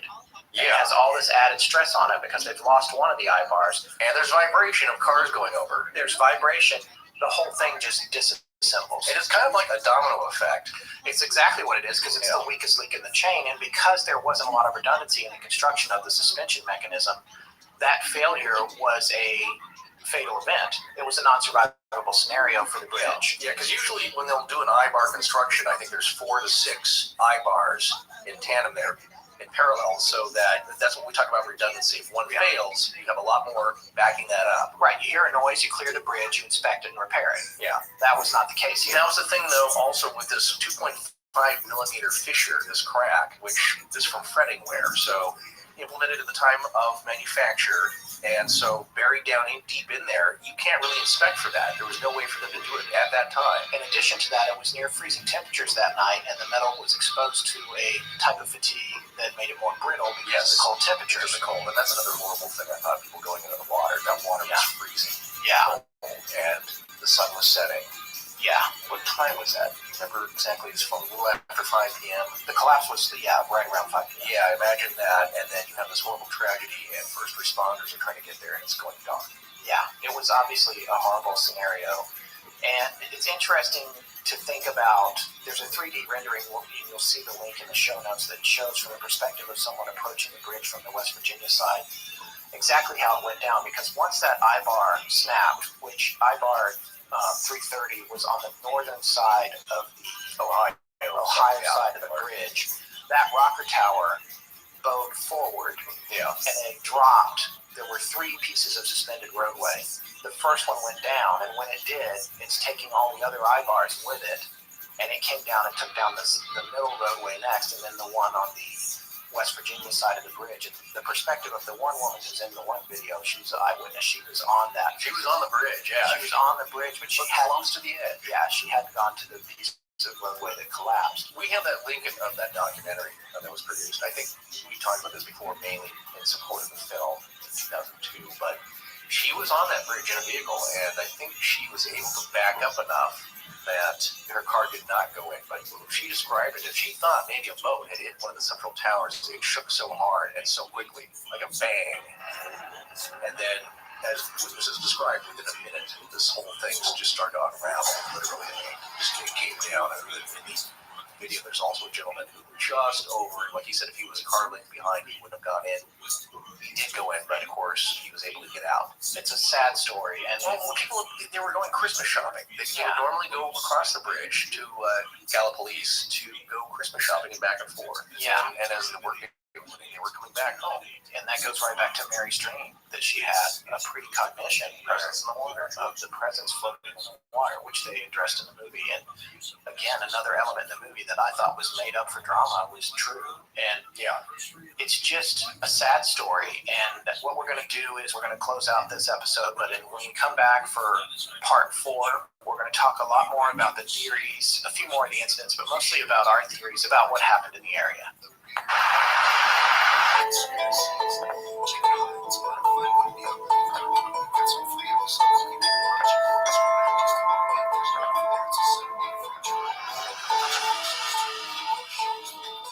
Well, that's going to wrap it up for tonight. Join us in 1 week for our final part on the Mothman series, Part 4, where we'll discuss the theories behind the events that took place in Point Pleasant. We'll probably both be off the chain for that one. We'd like to thank the Great Courses Plus, Squarespace, Harrys.com, and Blue Apron for sponsoring us. Please remember that supporting our sponsors helps support the show. Hi, I'm Adam McCutcheon. I'm Jess Colvin. Hi, I'm Chris Saunders, and I give permission to Astonishing Legends to use my voice to release a fit galaxy-wide in perpetuity. Our show is edited by Sarah Voorhees, and the theme is by Judson Crane. Sound design is by Ryan McCullough. Special thanks to the ARC and its lead researcher, Tess Feifel. But most importantly, we want to thank our listeners. You can find us online at astonishinglegends.com, as well as Facebook, Patreon, Twitter, Tumblr, Google+, and Instagram. Copyright Scott Philbrook and Forrest Burgess. Good night.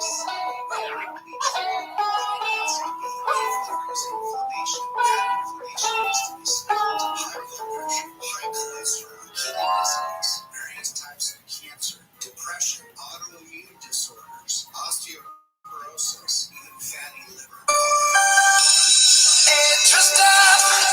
Excellence in stuffing. Have you ever wanted to give back to your community, make a difference, help the next generation? You can have all of this and make a great paycheck too. EduStaff is hiring substitute teachers and paraprofessionals in your local school districts. Apply to be an EduStaff substitute at edustaff.org. Excellence in stuffing. Spin your passion into a business with Shopify and break sales records with the world's best converting checkout. Let's hear that one more time. The world's best converting checkout. Shopify's legendary checkout makes it easier for customers to shop on your website, across social media, and everywhere in between. Now that's music to your ears. And when you spin it, you can be a smash hit with Shopify. Start your $1 a month trial today at shopify.com/records.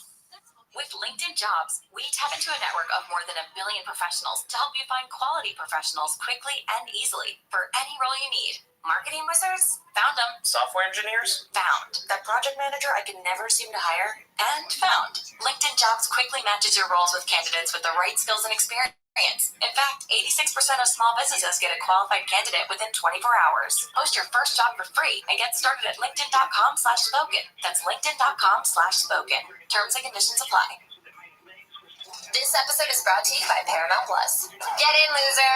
Mean Girls is now streaming on Paramount Plus. Join Katie Heron as she meets the plastics and Tina Fey's new twist on the modern classic. Get ready for more of the rumors, backstabbing, and jokes you loved in the original movie with some fetch surprises. Rated PG-13. Wear pink and head to ParamountPlus.com to try it free. Astonishing Legends is supported by Harrys.com, Squarespace, The Great Courses Plus, and Movement Watches. And we're back. In a brief bit of news, we are currently retooling our website, so excuse the limitations of functionality on our existing one. It may be the first of the year before our new one is up, which will include a new store, and shortly after that, some exciting new options for merchandise. That's right, we're completely shooting ourselves in the foot with regard to holiday shopping, but for us, it's more important that things be right than rushed. In an odd twist of events, the Theories episode was running a little too long, so we've decided to break it into 2 parts. We'll release the second part as a bonus show, commercial-free, in a few days whenever we can get it finished, so that when your family starts discussing politics at the dinner table over the Thanksgiving holiday, for those in the States, you can just plug in your headphones and have some Mothman with your turkey and dressing. Forrest, where do you go this time of year to see your family? I just get out my compass and I start walking north. Useful. Fear not, however, there will still be 3 more shows before we break for the year after the Mothman series is concluded, and they should be good. What are we doing again before the Scott? I thought you were, is that me? I thought you would have figured that out.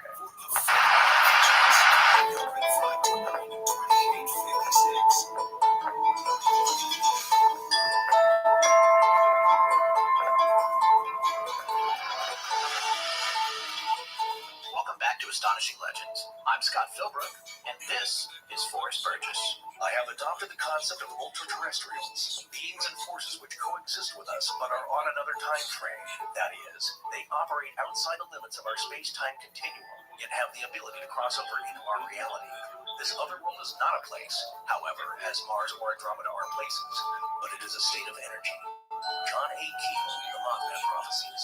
Join us tonight for the first half of our final episode on the Mothman.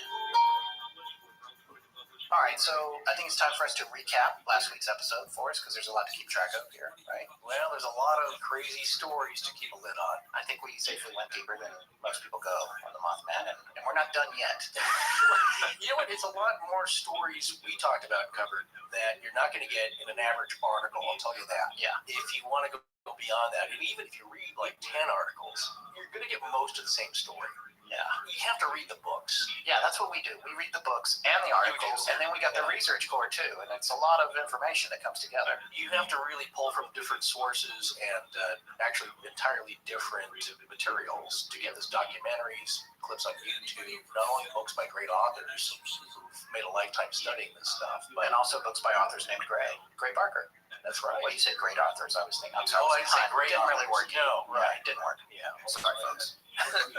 All right, so let's recap. Last week we talked about the mom who saw the disco UFO wizard over the playground.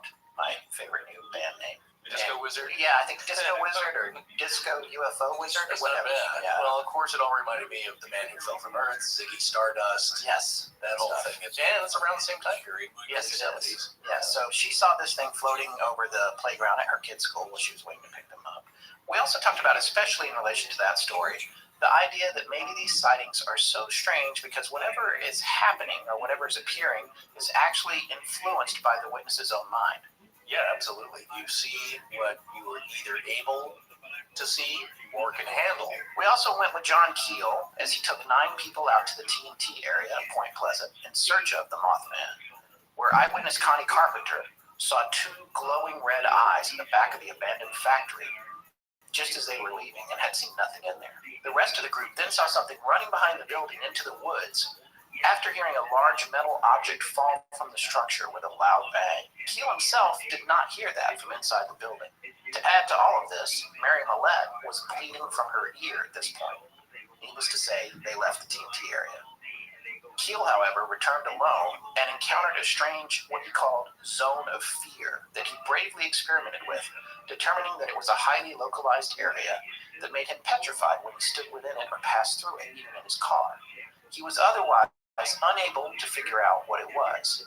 He speculated that it might be what he called ultrasonic sound, which he thought might reproduce a feeling of terror, and we discussed the idea of what is now referred to as infrasound as being a possible cause of that. And in fact, we went back to the Dyatlov Pass episode to discuss that a little bit because that was the conclusion that Donnie Icar had reached at the end of his book, although seemingly a little half-heartedly, about what might have caused the kids to run out of the tent into the night. Well, it is a proven phenomenon. Yes.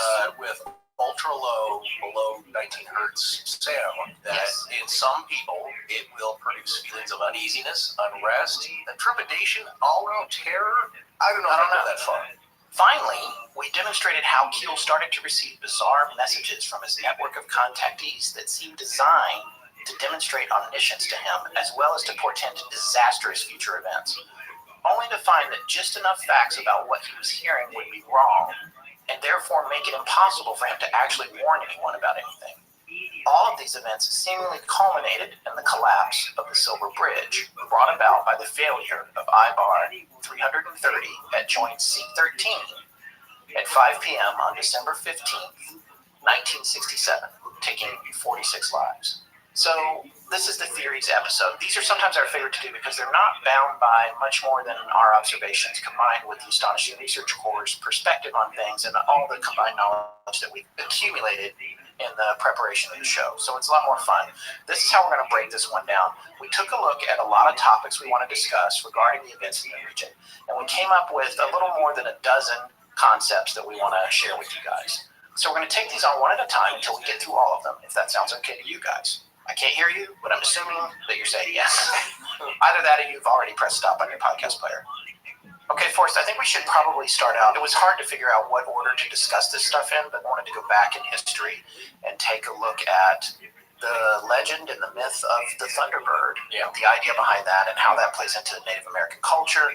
And also, one of my favorite things is the Garuda, which is really cool because when I tweeted that picture of the 1975 first edition copy of the Mothman Prophecies that Astonishing Legends now owns, it says right on the cover, this was 75, under the Mothman Prophecies, it says, an investigation into the mysterious American visits of the infamous feathery Garuda. Well, and I was like, what is a Garuda? Yeah. I had to look it up, and so did the ARC, and they dug it up for us. And this is from Wikipedia. A large mythical bird-like creature or humanoid bird that appears in both Hindu and Buddhist mythology. Garuda is the Mount Vahana of the Lord Vishnu. Garuda is the Hindu name for the constellation Aquila. The Brahmini, kite, and phoenix are considered to be the contemporary representations of Garuda. You have to see this Wikipedia page. We have the link in our show notes. It's very cool, but it does not look like the Mothman at all. But I think that what Keel was trying to do when he wrote the book was connect it to some kind of lore that made sense to people in a way. There's two aspects of this. One, it's not a new phenomenon even from the 70s onward. This is a very ancient concept.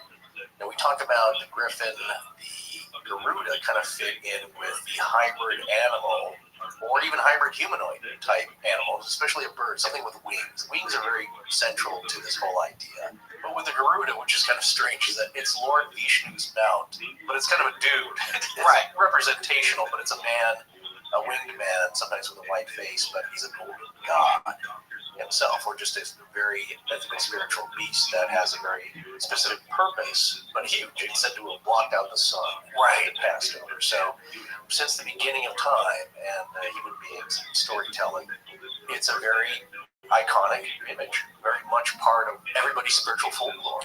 Well, it's interesting you should say that, because the next place that I want to go after mentioning the Garuda at the very least is the legend of the Thunderbird, which is really something I want to thank ARC member Marissa Ball for digging up some really good information on the Thunderbird, and including this. According to the mythology of many Native American tribes, the Thunderbird was a huge bird of prey that soared through the skies on enormous wings, bringing thunder and rainstorms to the lands below. It was once assumed that this creature was completely imaginary, but cryptozoologists are no longer quite so sure. This information is pretty fascinating because there's a lot in common here, and the legend of the Thunderbird is pervasive throughout Native American cultures for generations. One thing about the Thunderbird I remember is that with Native American cultures, it was a time to get everybody protected. The braves would gather the women together and shelter them, and the children, because it was bound to pick something off, right, and carry it away. So that's also another aspect of this. There's great respect, but there's also great fear and caution when these things appear. So it's also a warning, and it's a foreboding kind of sign that something's about to happen, or you better protect yourself. Right, and supposedly the thunder sound comes from the wings flapping. That's what they say. Right, I've heard that. Thunderbird. But there's been cases more recently where these things have turned up all over the world in recent history and going way back. There's actually one story of a man named Clyde Smith who, on April 10th of 1948, along with his wife and someone else, a man named Les Bacon, were in Overland, Illinois, when they saw a large object flying over them. It was so big, they thought it was an airplane until it flapped its wings. That was another sighting of a huge, huge bird that 4 people saw, and it freaked them out. And there's another tale that comes to us from 1940, when naturalist Robert Lyman was in the Black Forest region of Pennsylvania, and he saw something down on the ground with its wings spanning the entire width of a road. When he got up to it, it of course flew away, but when he got up to it, he measured how wide the road was, and he said that it was 20 feet across. That's more than twice the wingspan of the Andean condor, and I've seen actually the California condor at the zoo here in Santa Barbara. They're huge, they're amazing. I took my son up there on the train. These are sightings that maybe have lended ideas to the Native American idea of these thunderbirds. Maybe they're giant condors, and maybe they're just birds of prey, and maybe that's a misunderstanding, but there's more to it than all of that. And one of the things that Marissa had dug up in the ARC too was these artifacts that came from a place known as the Smith site in New Hampshire, which was excavated, I think, in the late 1960s, about the same time, oddly. In fact, it might have even been 1967.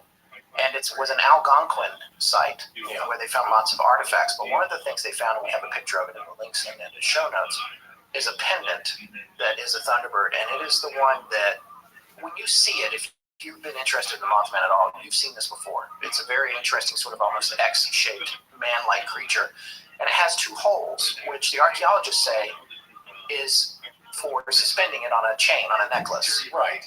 But the holes are exactly where the eyes should be on any of the modern depictions of the Mothman. So there's a question there for me. Was that token be a necklace, or was that a representation of what it actually looked like? Well, the scientist aspect, and those that are skeptical will say, of course, it was just to through a necklace. But we're always trying to second guess what ancient peoples meant by their art and their petroglyphs and their hieroglyphics. But these things existed. Now, the one that you often see, there's a whole other branch here, is kind of medieval drawings of people that had faces in their chest. Yes. And no heads, which that always reminds me of what the Mothman looks like. Yeah. The headless creature, but with which seems really impractical, especially if you're carrying a large bundle of logs or something and smashing against your face. Yeah. You'd mentioned this maybe in part one, the Argentavis, the giant prehistoric bird, which they can estimate the wingspan size and up to 23 feet. Oh, this is the one in the picture with the doctor at the Museum of Natural History, I think, or some museum. Yeah, I think that's that bird. Yeah, it's amazing. I mean, it looks like a crow, but it's, as I said in the earlier episode, it's the size of a bus. Yeah, and it's possibly as large as between 5 and 6.5 feet tall, they estimate. So yeah, but it looks like a bird. It has a head. And a neck. It is right. It is very. The Mothman does not have a neck. I don't know if anyone listening has ever seen the Rocky Horror Picture Show, but there's a point at which you got to say to the Mothman, and I'm going to leave out the bad word. Yeah. Get a neck. He has no neck. He has no neck. But these things existed.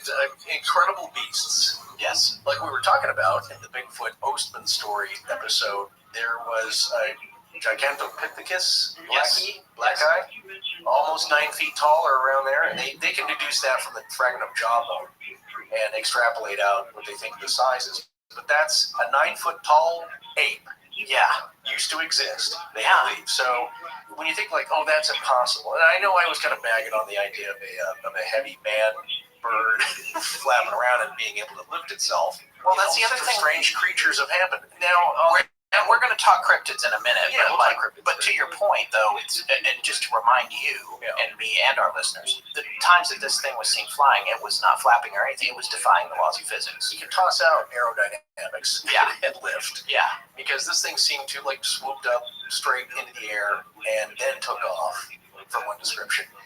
These things don't need to rely on air to move, so who knows how they get around wherever they're from, but here they seem to have a lot of ease and a lot of speed. Boy, every time I see a new ad from one of the big shaving razor companies, they've got some new gimmick they've come up with. Either it vibrates or it warps the space-time continuum. I know, and those gimmicks aren't free either. You know that if you bought a pack of razor cartridges in the past 15 years. Right, and you'll also probably know by now that most of those add-ons don't really matter for a close shave. All you really need are multiple sharp blades made from high-quality steel and a cartridge that pivots so it contours through your face and some kind of glide strip. Well, Harry's has all of that. They do, and for about half the price of those big-name brands. But you can offer a blade cartridge for $2 when you control the whole supply chain. Harry's makes their super sharp blades in their own factory in Germany, which means they can sell to you direct over the internet with low prices and high quality. Harry's gets your face baby smooth, and then their line of lotions and creams protect and soothe. And they smell great, too. When you become a subscriber, their concierge-level customer service means you'll always have all the supplies you need, based on how much you shave. Harry's knows you might still be skeptical when you can get all this for such a great price. So why not try out their free trial set, which includes a razor, a 5-blade cartridge, and shaving gel, and all you have to pay is $3 for shipping. In fact, they're so confident you're going to love their products that Harry's has a special offer just for our listeners.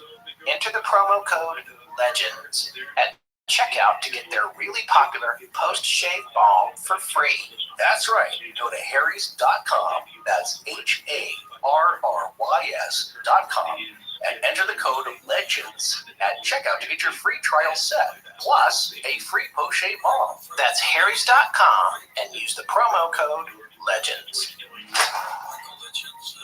Hi, my name is Emily Gorey, and Scott and Forrest want to thank you for partaking in tonight's episode of Astonishing Legends.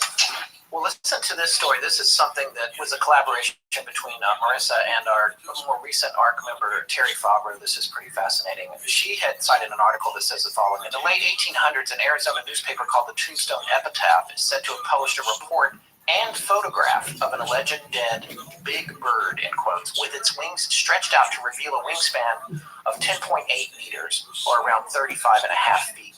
If this photograph could be verified as genuine and studied, it might disclose whether the bird was really a teratorn, but it has apparently been lost, and the accompanying newspaper report cannot be traced either. However, Terry found the actual article. There is no photo in the article because I don't think they could print photos at that time in the newspaper. But I wanted to read this just for everyone to enjoy.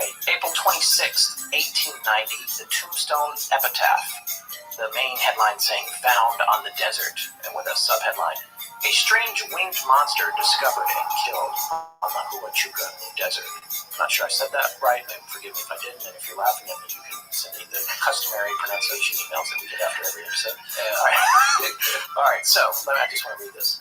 A winged monster resembling a huge alligator with an extremely elongated tail and an immense pair of wings was found on the desert between the Whetstone and Huachuca Mountains last Sunday by two ranchers who were returning home from the Huachucas. I'm going to say that over and over again. The creature was evidently greatly exhausted by a long flight, and when discovered was able to fly but a short distance at a time. The two men, who were on horseback and armed with Winchester rifles, were gained sufficient courage to pursue the monster, and after an exciting chase of several miles, succeeded in getting near enough to open fire with their rifles and wound it. The creature then turned on the men, but owing to its exhausted condition, they were able to keep out of its way, and after a few well-directed shots, the monster partly rolled over and remained motionless. The men cautiously approached, their horses snorting with terror, and found that the creature was dead. They then proceeded to make an examination and found that it measured about 92 feet in length, and the greatest diameter was about 50 inches. The monster had only 2 feet, these being situated a short distance in front, where its wings were joined to the body. The head, as near as they could judge, was about 8 feet long, the jaws being thickly set with strong, sharp teeth. Its eyes were as large as a dinner plate and protruded about halfway from the head. They had some difficulty in measuring the wings as they were partly folded under the body, but finally got one straightened out sufficiently to get a measurement of 78 feet, making the total length from tip to tip about 160 feet. The wings were composed of a thick and nearly transparent membrane and were devoid of feathers or hair, as was the entire body. The skin of the body was comparatively smooth and easily penetrated by a bullet. The men cut off a small portion of the tip of one wing and took it home with them. Late last night, one of them arrived in this city for supplies and to make the necessary preparations to skin the creature, when the hide will be sent east for examinations by the eminent scientists of the day. The finder returned early this morning, accompanied by several prominent men who will endeavor to bring the strange creature to this city before it is mutilated. Anybody get a photo? Yeah, that's the thing. As I just mentioned earlier, there is supposedly a picture of this creature somewhere, but it can't be found. So this is some digging that we'd have to really get down. So there supposedly is a photo. That's what they say. First of all, how would you haul something that big anywhere in that day and age? I mean, it would be quite a production. That's a lot of chicken. Yeah, and it's not going to smell good after, not too long. You gotta get it marinated quickly. Just like the sea creature that the men found, the fishermen The found. Japanese fishing trawler. Yeah, the told them what they thought might have been a plesiosaur or something. Now there is a photo of that thing. Yeah. There happened to be a guy, and I can't remember if he was a scientist or a journalist, just happened to be on board. But the story I remember, and it was in Omni magazine when I first saw it appear. They brought it up in a net, and this thing definitely had a neck on it. Yes. Very much a dinosaurish neck. And it was then, and basically the description was, it just looked crusted over, it looked deep fried, and then, of course, now that it's out of the water, it's under its own weight. It cracks open, and I guess what issued forth was a stench so foul. Yeah. The captain said, no, you know what, we got like $100,000 worth of fish on this boat. Cut this thing and let's get it off. Yeah. Because it was just really gross. But a guy happened to take a photo of it before they dumped it over. That's all they have. But at least they have that. Yeah. And so Yeah, it's true. you never know. You got a musty old piece of dinosaur in your hands. But this thing doesn't sound at all like the Mothman, but it is huge. I will say cryptid. Well, yeah, cryptid, and when you look at these kind of stories and you're trying to figure out if it's a hoax or whatever, it was interesting to me to detail that, in order to measure the wings, they had to pull them out from under it. Yeah. That's the kind of thing that you've either got a very creative journalist or someone who's got an eye for a detail that makes a story feel more real. Yeah. But how could something that large fly? Well, and we talked about this before. There have been reports throughout the years, especially in remote areas, of people seeing something that looks kind of like a pterodactyl. The leatheriness of this one. Yeah, it sounds, and with the claws and that had two legs in front of its wings or whatever. The pterodactyl, if its wings were folded, that's where they would be, right up near the front of the body. So, and the head 8 feet long, was it pointed? Was it a pterodactyl head with a big horn on it? Right. I mean, pterodon, but or yeah, well, especially with the teeth too, because you're now having to. It's carnivorous. It's having to hold on to prey. Yeah, which is the purpose of teeth and to shred. So there's two things. Either this thing is probably more believable about these lake and sea creatures that are mythical. I don't know if you saw that brand new Nessie photo that surfaced. No, I did. Yeah, about 3-4 weeks ago. But it looks pretty good. If it's a hoax, it's pretty well done. If it's not a hoax, it's the actual photo. Looks pretty darn good because you get a little bit of the swirling action you can notice there.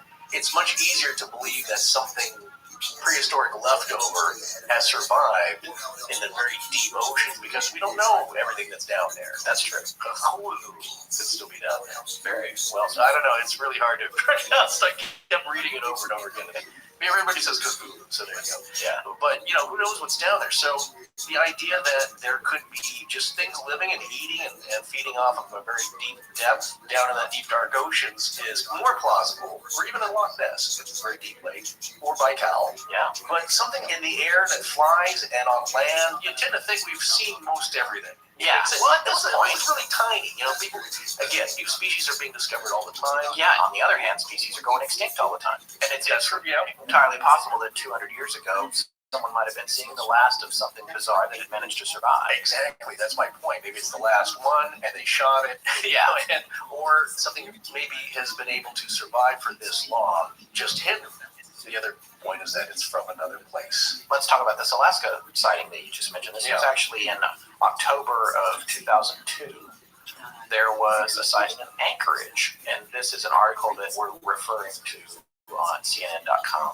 A bird the size of a small airplane was recently said to be seen flying over southwest Alaska, puzzling scientists. The newspaper quoted residents in the village of Togiak and Manakotak as saying the creature, like something out of the movie Jurassic Park, had a wingspan of 14 feet, 4.6 meters, making it the size of a small airplane. At first, I thought it was one of those old-time otter planes, the paper quoted Moses Kupchiak, 43, a heavy equipment operator from Togiak, is saying. Instead of continuing toward me, it banked to the left, and that's when I noticed it wasn't a plane. Raptor specialist Phil Schimpf said the following: I'm certainly not aware of anything with a 14-foot wingspan that's been alive for the last 100,000 years. Kupchiak said the bird disappeared over the hill, and he then radioed Togiak residents to tell them to keep their children inside.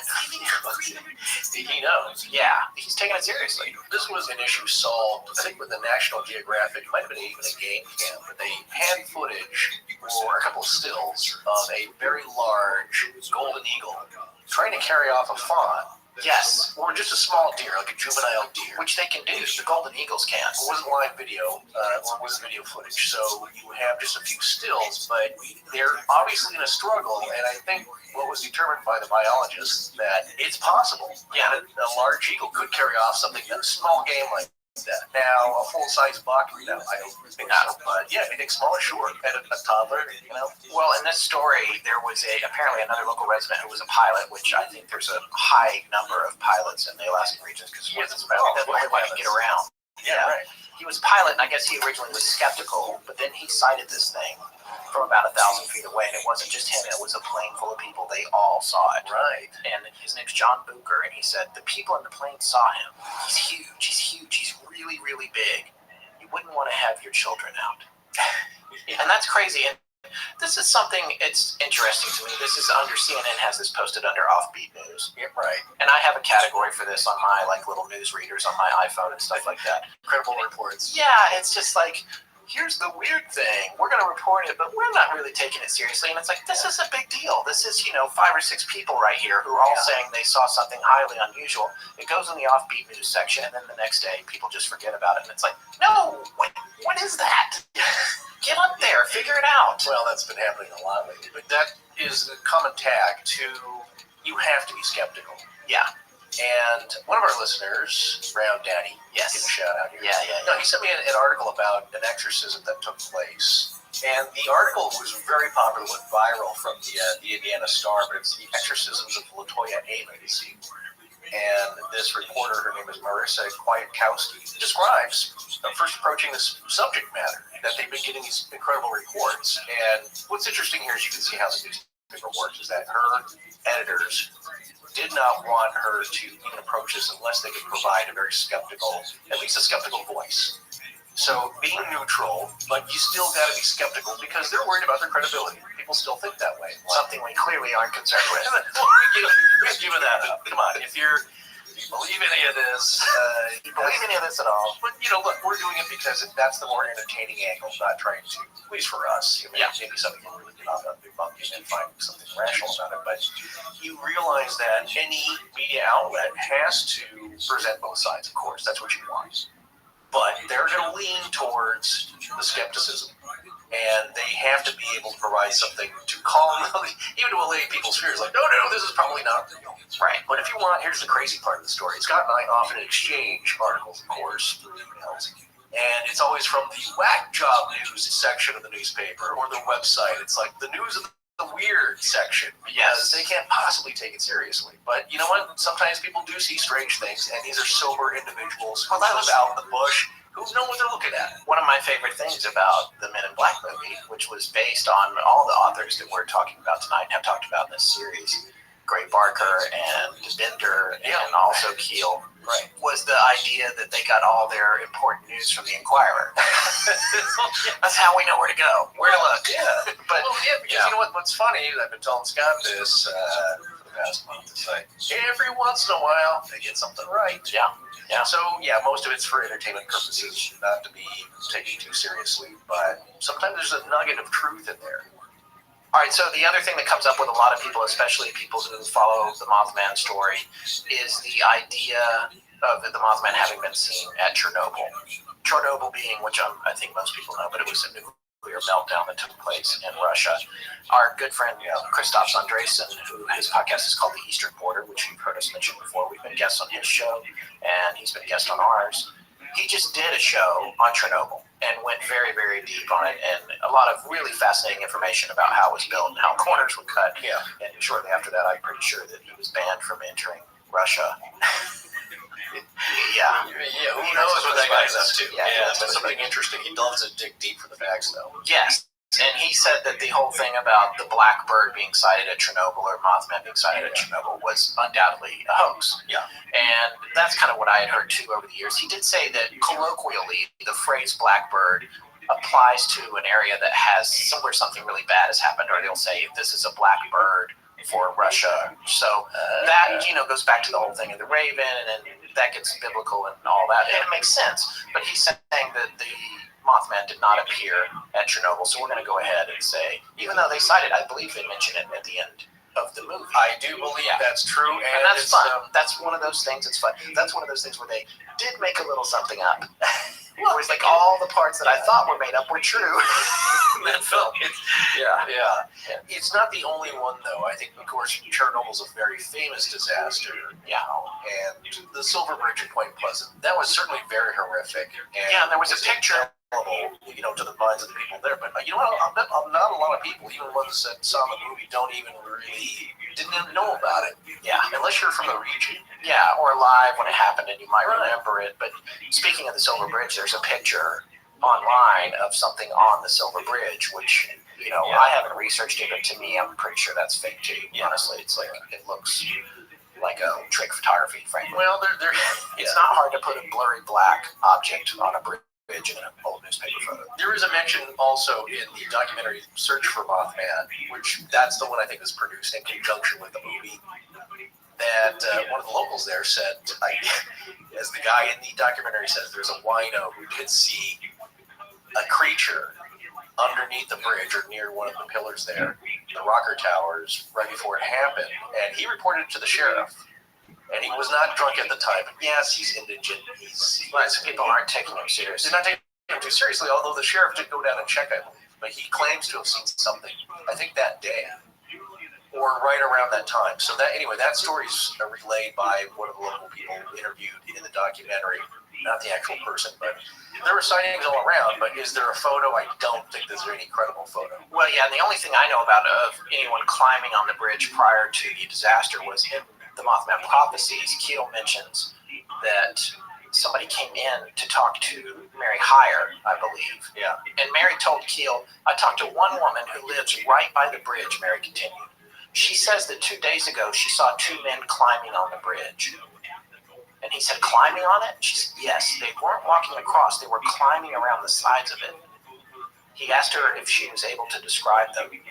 Get ready for this. Yeah. Mary said, they were wearing checkered coats and black trousers. She couldn't see their faces too well because they were so far away, but she did notice their shoes. They weren't wearing boots, just ordinary shoes. She thought that was odd because of the weather we've been having.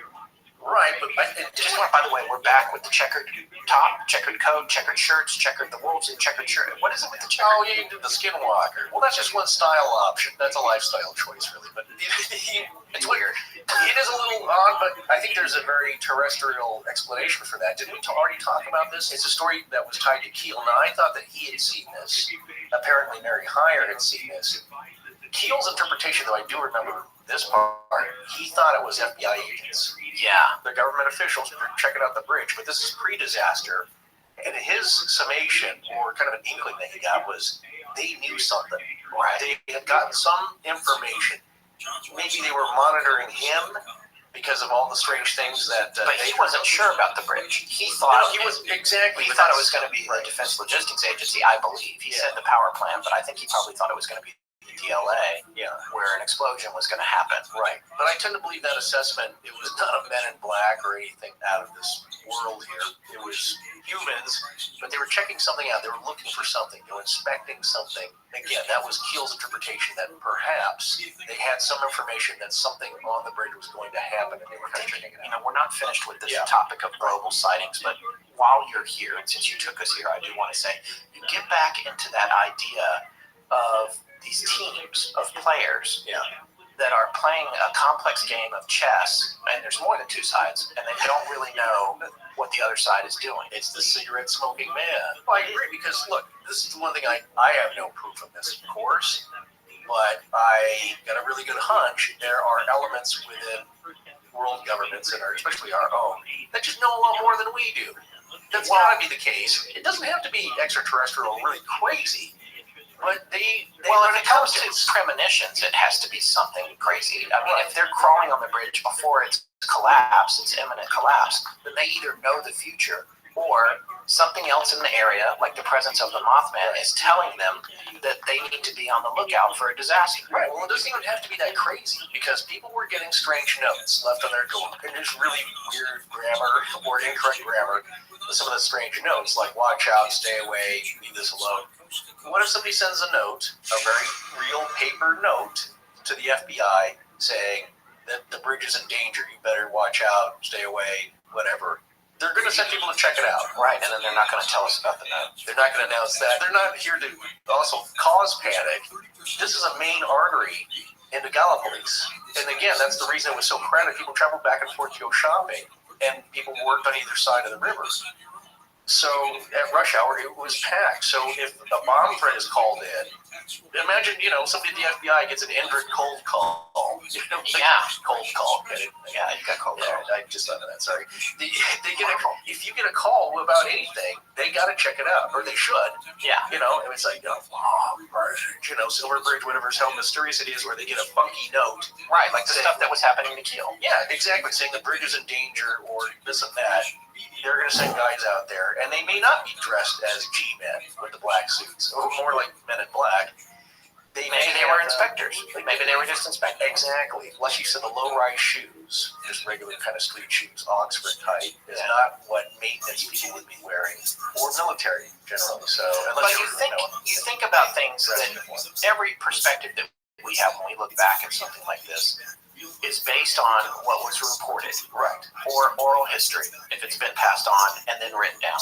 Things that happened and weren't written down, you'll never know about. Like, for example, and I don't know, my wife and I used to spend a fair amount of time in Bucks County, Pennsylvania. Yeah. And every bridge there over the Delaware River, which is a big river as well, has a tender, a person who is in a little shack and keeps an eye on things. Now, I don't know if the Silver Bridge had that. I don't think it did. Usually be honest, drawbridge type.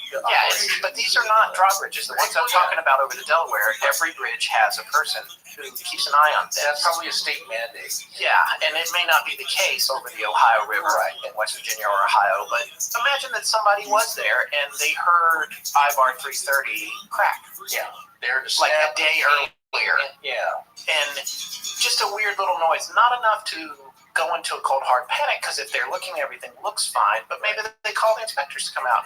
I thought I heard something weird, or even a civilian says the bridge seems super shaky. They make a phone call. Yeah. People come out. It could be just something that mundane. Yeah. Again, that does not sound sinister to me or like sabotage in any way. Right, and it wouldn't be recorded. There would be no history of that, and that's why we have to speculate on it. Who knows if anything like that happened, but if anything like that did happen, and there's an infinite variety of things like that could have happened, we would never know. Right. Especially if maybe it happened to someone who died in the disaster. Yeah. And never told anybody. Right. Hey, Scott, how many websites do you think we check out while doing research on a topic? I don't know, maybe 20 to 40, depending on what it is. What I can tell you is that they're not always the cleanest and easiest to navigate. And if we want to purchase something from one of them, that can be a nightmare too. Well, that's probably because they're not a Squarespace website. If they only knew how easy it is to set one up and how beautiful it will look once they published it. It really is an all-in-one solution for getting your work or your business up on the web. With Squarespace, you can experience a new way to buy your domain name and choose from over 200 extensions. Then pick one of their plug-and-play templates created by the best designers in the business. Once you've got the look you want, you pick the functions you want your site to have, and then you're ready to blog, promote your physical or online business, or sell anything. Or you can just announce your special event or project. And if you're trying to drum up business for your store or your homemade products, Squarespace gives you powerful e-commerce functionality with built-in search engine optimization, free and secure hosting, and the ability to customize your site's look and feel with just a few clicks. And everything's optimized for mobile platforms right out of the box. And you'll never have to patch or upgrade anything yourself, ever, because Squarespace takes care of all of that for you behind the scenes. And in front of the scenes, they've got your back with 24/7 award-winning customer support. Go poke around and see for yourself what Squarespace has to offer with a free trial. Just go to Squarespace.com and start clicking around, and when you're ready to launch, use the offer code LEGENDS to save 10%. Squarespace, make it beautiful. Hi, my name is Ross Woodward, and now back to Astonishing Legends with Scott Philbrook and Forrest Burgess. Let's come back a little bit. I do want to talk about other global sightings. We discussed Chernobyl. The other story, and this is one of my favorites that we came across, is the story of the Freiburg Shrieker.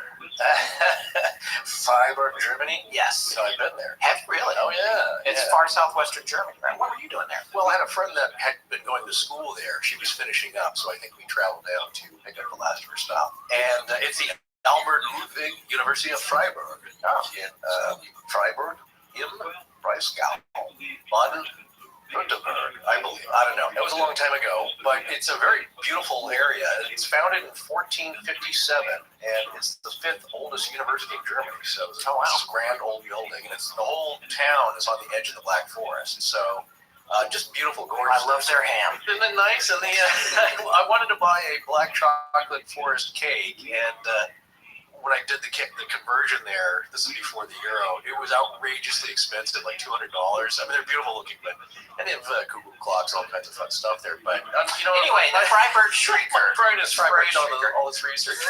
It's Freiburg. The point is, I've been in a very old part of the country, and of course, the Black Forest is dark and mysterious itself. Yeah, but gorgeous. Yeah, so I would love to go there. Yeah, cool. Well, September 10th, 1978, supposedly, if you believe any of this, southwestern Germany in Freiburg, as you just mentioned, 21 miners, not miners, you idiot, like children, miners, not miners, 21 miners showed up for work, and they were approaching the mouth of the mine, the opening, and they noticed a huge man standing in front of the entrance to the mine, wearing a large, full-length trench coat.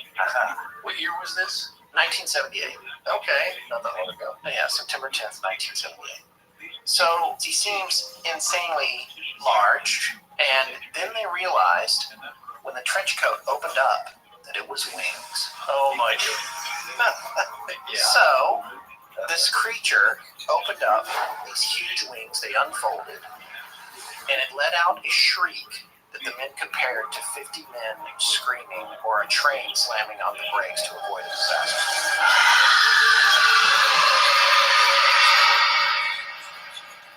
If you got the pipes, you got to use them. I mean, I'm certainly going to.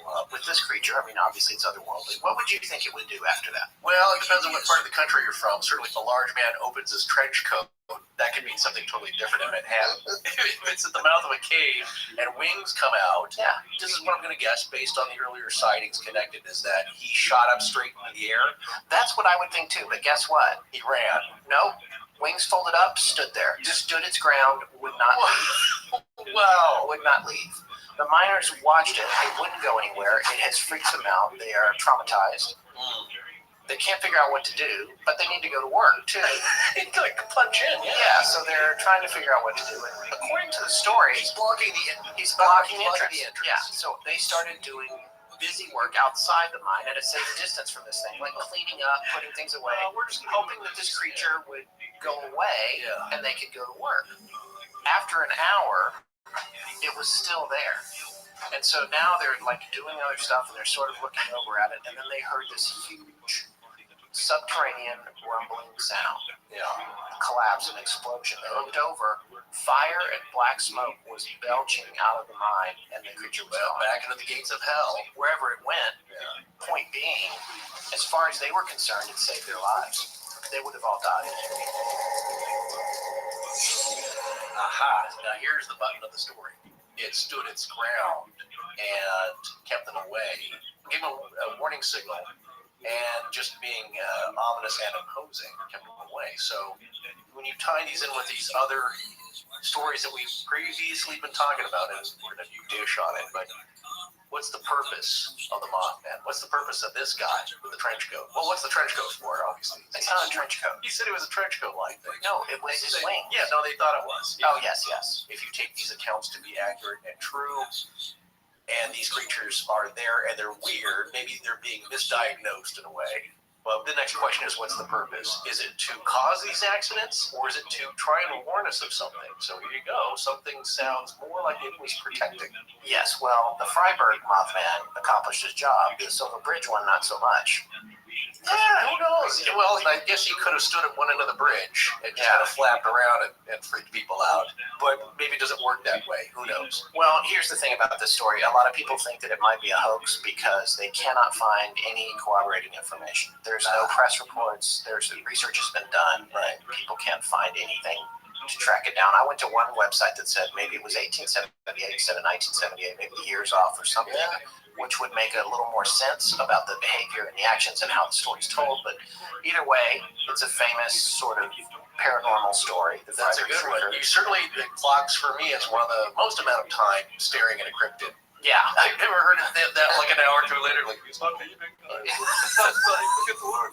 So, you know, what are you doing in the meantime? Like, I'm just gonna, we'll be over here in case you wanna leave. But it's a fascinating account. Yeah. It's like, you know, Fritz, run into town and grab a camera. You know, like, yeah, Instamatic, the local gift shop there. That's what I did when I was there. I actually bought film and stuff while I was there.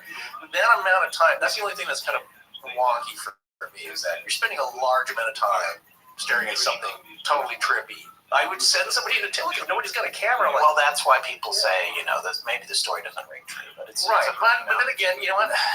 It's you can never also be in a trance. I mean, that's what happened with the Mothman. People said they went into trances. So. Exactly. There is a psychological effect as well as a physical one. So you can't do too much Monday morning quarterbacking here on what happened. Like, well, they should have done this, or I would have done that. Why didn't they do blah blah blah? So yeah, you weren't there. If they did see something that was just a weird, you know, freaky cryptid of some kind, right?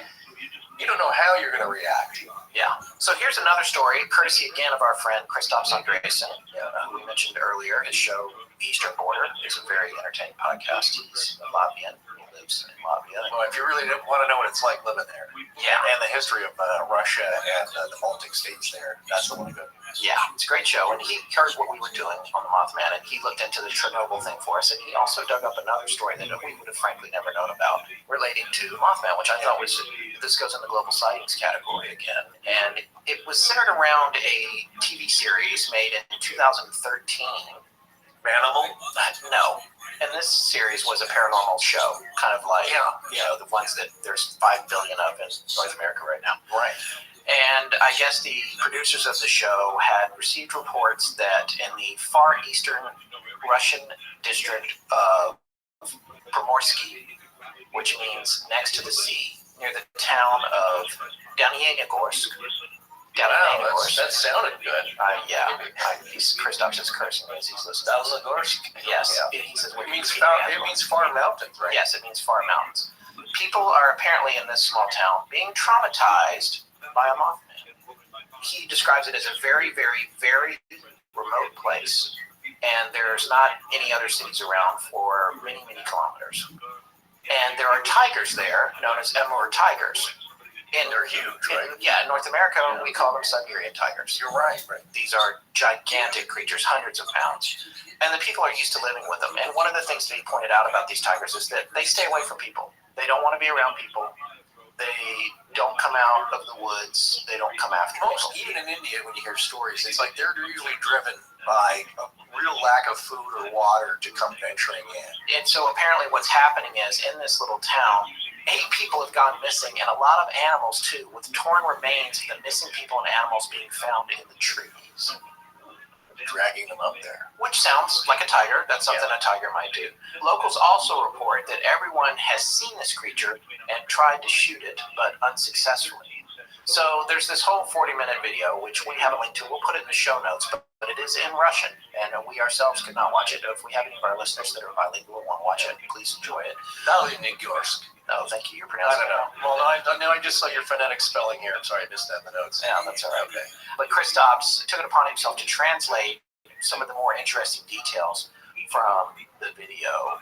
So the areas where this Mothman is appearing and where the tigers live is gigantic, and it's filled with all sorts of animals. As we said a second ago, the Siberian tigers have no reason to walk into town. Local man in the video states, quote, "These tigers don't see humans as their competition, but they don't like them much either, so they actively avoid them. Not only them, but also anything made by humans, roads, cars, etc. So when we see them, we know that something has startled them." But the video then states that the tiger is the apex predator in the taiga, the forest of the region, Taiga. These tigers are able to fight bears, and there's literally no other natural enemies that they have. At the same time, there have been only 6 unprovoked attacks on humans by these tigers throughout the entire 20th century in Russia. So that's interesting. So according to the info on this show, this mysterious creature that people have been seeing lives on a large hill of Provodnitsky, which the locals call rocks sprinkled there by God. That's the translation into English. In the beginning, they talked with the local forest keeper, kind of like a park ranger, whose forest he's responsible for, which includes the mountain where they are saying this creature lives. But it turns out neither the forest keeper nor the locals go there. The mountains have always been sacred grounds to the local tribes. Here we go again. According to local legends, they have ancient burial grounds that have been guarded by the, quote, merciless guardians of the mountain, end quote, who without mercy kill all those who trespass on their land. And not only that, whenever tourists or scientists do go into the area, they often report nausea, headaches, strange sounds, and loss of sense of time. Many of them come back early from their trips, abandoning them and never wanting to return. Wow. However, during the last few years, 8 people, local hunters who've been hunting nearby the forest, have gone missing and haven't been found. This is reported both by the forest keeper and by another local hunter. The local hunter actually refuses to talk anymore about it. He's afraid what might happen, and he says the TV crew wouldn't believe him anyways. The forest keeper, whose name is Vladimir Yelichuk, then agrees that the people are missing and says that lately the animals too have been leaving this area, especially the local Beres population. This is what they call snow leopards. The creature is similar to a mix between a bat and a huge flying man, tall with large posture, The wingspan is reported to be 2.3 to 3 meters wide. Christophs writes, that's approximately 8.2 to 9.8 feet for those who are stuck using primitive measurements. He's gotta get that. He said it has sharp, large claws on its legs and wings, also on the creature's legs. One of the claws is on the opposite side, just like a predator bird. It is never afraid. It simply, and importantly, suddenly attacks people. You might spot it in the distance, staring, and then it would simply fly towards you and try to attack you. Also, the locals note that it screams like a man. It yells. He's been seen flying by everyone in these parts, and also by many tourists.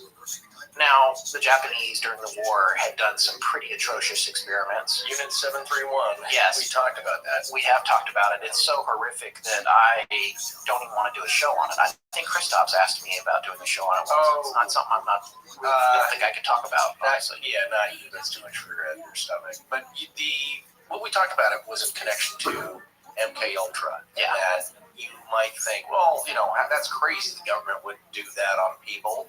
Well, during wartime, the Japanese did. Yeah, they did horrible experiments that it's the most unimaginable and the most horrific things you could possibly ever not want to imagine. Yes, including genetic ones, and not too different from some of the rumors at Dulce Mesa, actually. But that was Area 51 is the top secret dark place for machines, and Dulce Base is the same thing for the biological. Yeah. Well, or it's like, as we say, it's Ryan Stiles' job at the Drew Carey show where there's strange goat men walking around and just all kinds of strange. They would always make a joke about that. Yeah. Down in the tunnels, they were doing strange hybrid experiments on people, but that's one of the old legends there about Dulce Base, that something alien-human hybrid technology is going to go on, but those who studied it said, well, really, it's just another secret base. Yeah. Here's what they are apparently speculating in this video. This Russian show, which Christophs conveyed to us, was that the base 731 was not too far away, and that maybe this creature is some kind of genetic hybrid that escaped during the war experiments, or its offspring, or something like that. These genetic experiments. Generally, I would say, boy, now you're getting into other territory here, because we had a listener who's starting his, I'll give him a shout out here, Ansibs. You can check out his website, ancibs.com. It's pretty good. He's starting a blog, and it's a mixture of stories about ancient civilizations and legends, but mixed with humor and a lot of good cheer. But he's just starting out, so go check him out. Anyway, he'd contacted me through Twitter and asked, just generally, did I think the Minotaur was real? Could that have been possible? Just kind of in good nature, being kind of funny here. Because he did a funny article called "The Minotaur Clogged a Toilet in Atlantis." So anyway, basically he's asking about that. So I turned him on to a book that I did tweet about, and it's Edgar Casey's Story of Atlantis, which is basically a collection of readings throughout the time that he was giving readings to different people. He would just explain how he did it. It wasn't an entire narrative that he just spilled out while he was kind of in a trance. As he was giving a life reading to somebody, saying like, well, you have the respiratory problems because of this, try this. There's a lot of home remedy kind of things. He said, oh, by the way, you were an ancient scribe in Atlantis, and you were also doing this and that. Right. The fascinating part is that, yes, over thousands and thousands of readings he gave to people, they would take out, his followers would take out bits and pieces of different topics he would talk about, and then he strung them together, and that's what formed the narrative. So if he was faking it, it's a pretty good accomplishment. Yeah. Because it does form a narrative on the history of Atlantis, again, by a guy called Marcus the Prophet, where he was kind of in a somnambulistic trance and talking about this. So in answer to Ansibs, I said, well, if you read the book, it's pretty wild. Because Casey's description of Atlantis was that they had advanced technology, not like what you see now with iPhones and iWatches and everything, and all that. There was basically two factions. One, a good group of people and a bad group of people. And the bad group were using their technology that they had at the time to create genetic hybrids, animal-human hybrids, as a slave race, as a novelty for the rich there. And the way that Casey described them, you could have a young, beautiful woman that had feathers all over her, or somebody that had snake scales. that they were doing gene splicing with animals and humans, which we don't even want to think about that nowadays. Even though, Dolly the sheep was a big deal. According to Casey, that kind of did lead to their downfall.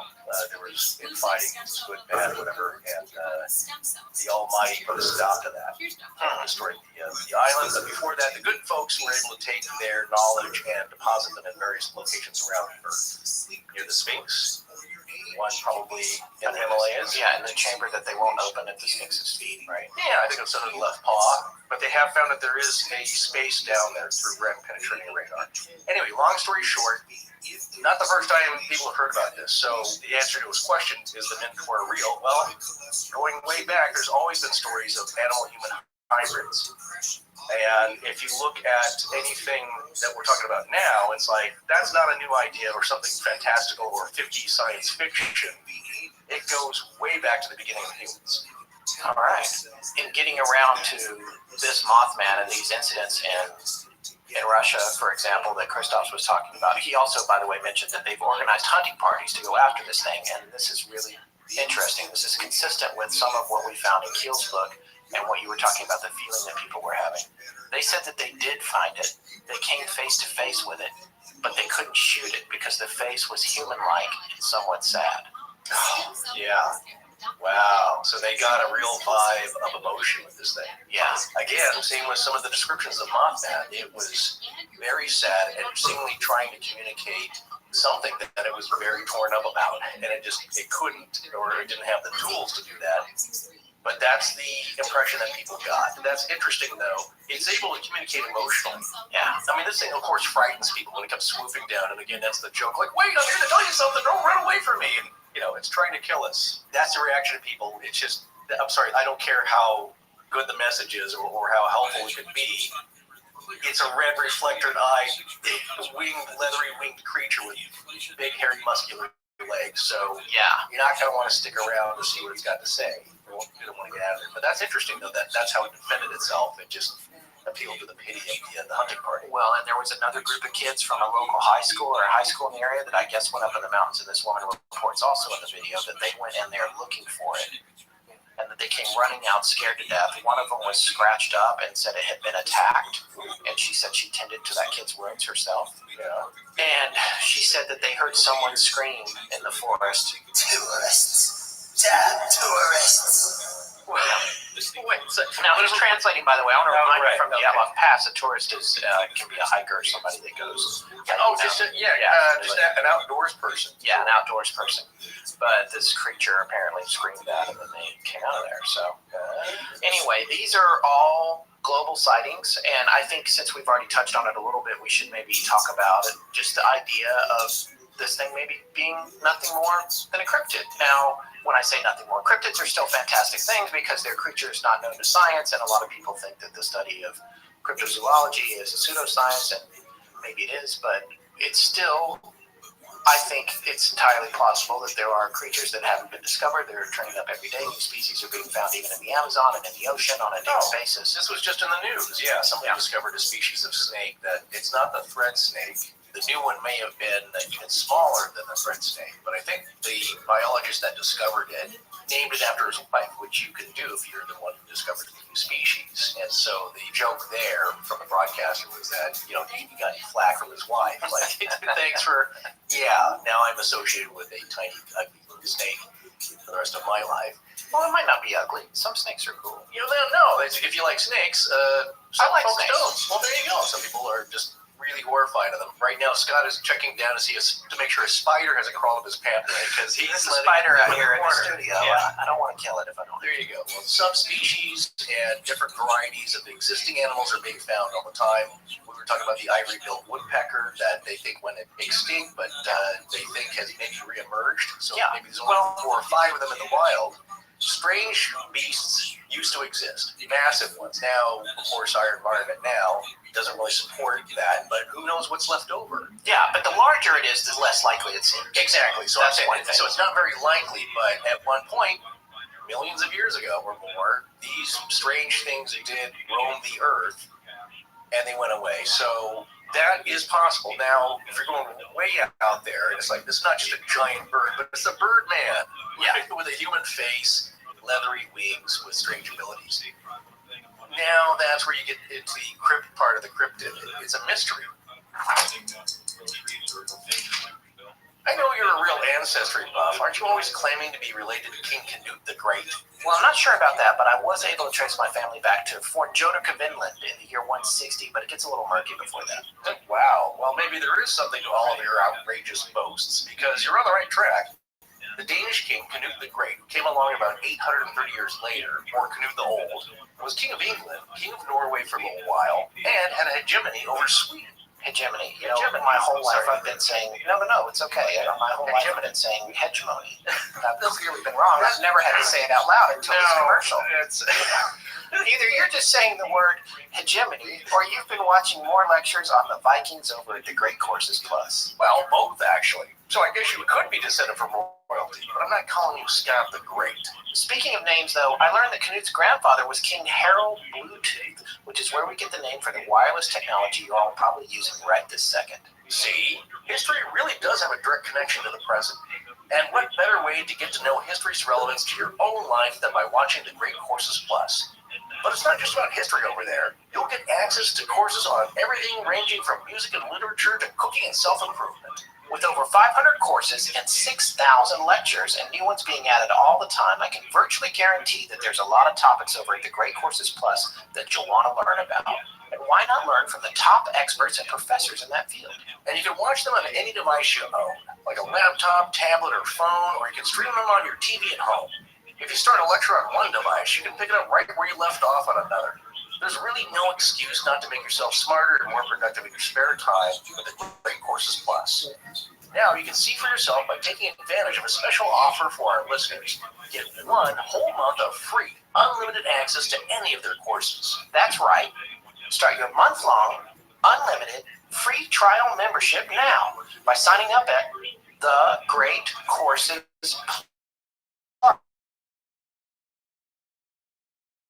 CoursePlus.com/legends. I've been getting a lot of compliments on my movement watch ever since I made it my daily driver. You know, that's an automobile enthusiast term, meaning the car you drive every day. Yeah, I know that. But you're right. I've been getting a lot of notice from mine, too. I think because it doesn't look like any other watch out there, and people want to know what it is. Then they ask how much it is, and I tell them, and then they really take notice. Yeah, that's because it's hard to believe you can get such a classy-looking watch starting at just $95. The 2 college guys who started the company wanted just that, a quality watch with cutting-edge style for an affordable price. They knew what to look for in a high-end watch, but they couldn't afford what was available in stores, so they started their own company, cut out the middleman so they could sell direct to you, and created a movement. And now, just a few years later, they've sold over 500,000 watches in 160 countries. They have a wide selection for men and women, interchangeable straps to change up your look, and a line of really cool sunglasses. Movement Watches features classic designs combined with modern minimalism. And with free shipping and free returns, it couldn't be easier to step up your watch game. Get 15% off today by going to movementwatches.com/legends. That's MVMTwatches.com/legends. Join the movement. Hello everyone, I'm Vonity, and this is Astonishing Legends. Let's get back to the show. What would this thing be? You know, it's never been described as dinosaur in its nature, like looking like a dinosaur, I should say. It's always been described more as humanoid looking. I guess if it was an animal, an unknown species that screeched and had no neck, and was seen at night, of course this one was seen in the daytime too. It does seem most like an owl of some kind. Yeah, a screeching owl. But there are no owls that are 7 feet tall. Now let's say people are making a mistake. Right. But there's not even any owls that are 4 feet tall. There's not even owls, or even the biggest owl is 1.5 feet, right? Exactly. Well, no, so I read another article related to, this was either referring to the giant Alaskan bird, or it could have been Canada, but it was up north. So the biologists were thinking that it's a species of eagle. So it's kind of like an osprey, kind of a fish eagle, or the guy says, well, they get pretty big now. The wingspans get to be about 6 to 8 feet.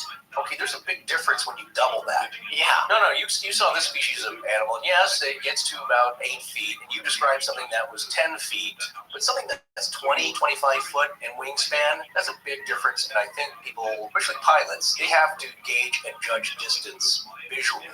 Yes. To get pretty good at it, and I don't think a plane load of people would just freak out at, you might say, look, there's a big bird, but something that size, it's going to make an impression. Well, there is one of the sightings, and it's interesting. If you look in Gray Barker's book, in the back of his book, he reproduced a list of sightings that he borrowed from John Keel. Yeah. There's an appendix of sightings, and one of those sightings, the witnesses cited seeing 4 of them at once. Wow. Yeah. A family. So then you get to the idea that it is a cryptid and that there are more than one creature, and maybe that's why there were so many sightings, is that the people were seeing lots of different ones. There was a flock of Mothman. Well, they're all over the place. That's the other strange thing, is that there's different species. Like regular birds, you find them in certain areas of the country or the world, and not others, because they don't all adapt to their environments the same way, and so they tend to collect. Now, I punched in a large bird. I was actually looking for something else, and I came across a listener email just by accident. Now, we do read all these things, I assure you, but this is way back from February 20th, and I don't think either of us had responded. Some of them we have if they're real simple, but I wanted to relay this because it's really just fit what we're talking about here. So he's not given us permission, so I'm just going to call him Rob. But he wrote into us and he says, hey guys, love the show. I wanted to add that too because it's nice. Just discovered you, and I've told all my friends. Also very nice. Here's the good part of the story here. I grew up in Texas during the 70s. I remember news stories about a giant bird that was sighted in South Texas. They said it had red eyes and a gorilla face, over 6 feet tall. As a kid, I remember hearing about this creature. Some thought it was a dinosaur, others a demon. My father, grandfather, and great-grandfather were born on the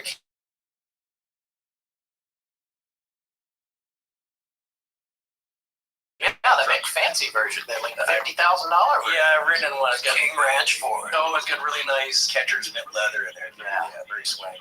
Yeah. It's a very famous ranch, so a massive piece of land. Many tales of ghosts and even werewolves I heard from my grandpa. Yeah. They were told to him by his father. So when this giant bird came along, none of my family was surprised. I always wondered what that bird was.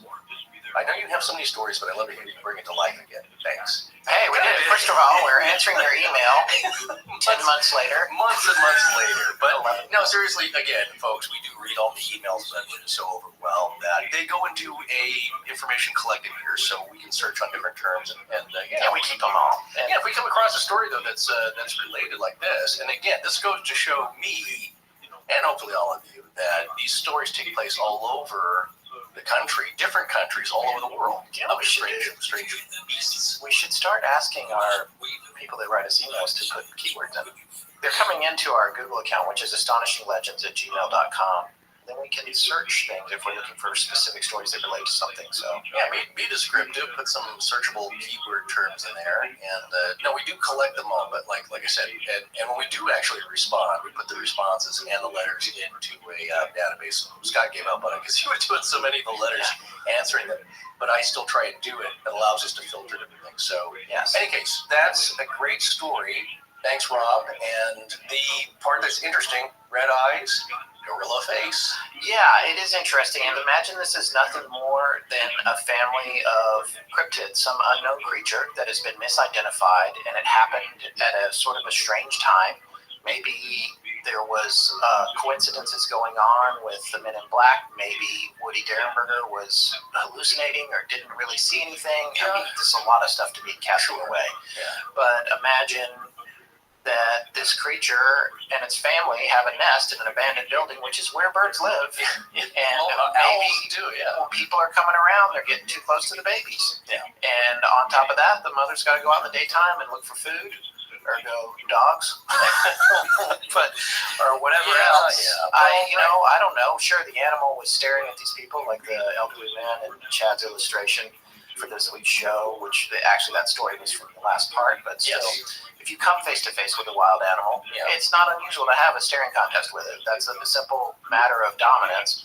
And I wouldn't recommend it, though. I would not recommend it. I'm just saying you might find yourself in that situation where you're looking at each other while both of you try to figure out what's going to happen next. You don't want to turn and run because that's, for most wild animals, especially predators, that is a signal to come chase you and eat you. So there's something about the pervasiveness, to me, of the red eyes that's significant because it's not only just in cryptids and weird stuff like that, it's shadow people. Have often been described with red or fiery orange glowing eyes. What is it about wherever these things are coming from that everybody needs red glowing eyes that beams gamma rays at you or causes conjunctivitis? Cleves conjunctivitis. Yeah, that's an interesting aspect of it. Maybe I'm getting out of order here, but I was going to say, if they are from somewhere that's not so terrestrial, say, they're bringing with them some of their conditions. What is it like on the other side of where they're from? Is the air the same? It's like Lewis Carroll's Through the Looking Glass. Like what Alice says, maybe mirror milk isn't good to drink, kitty.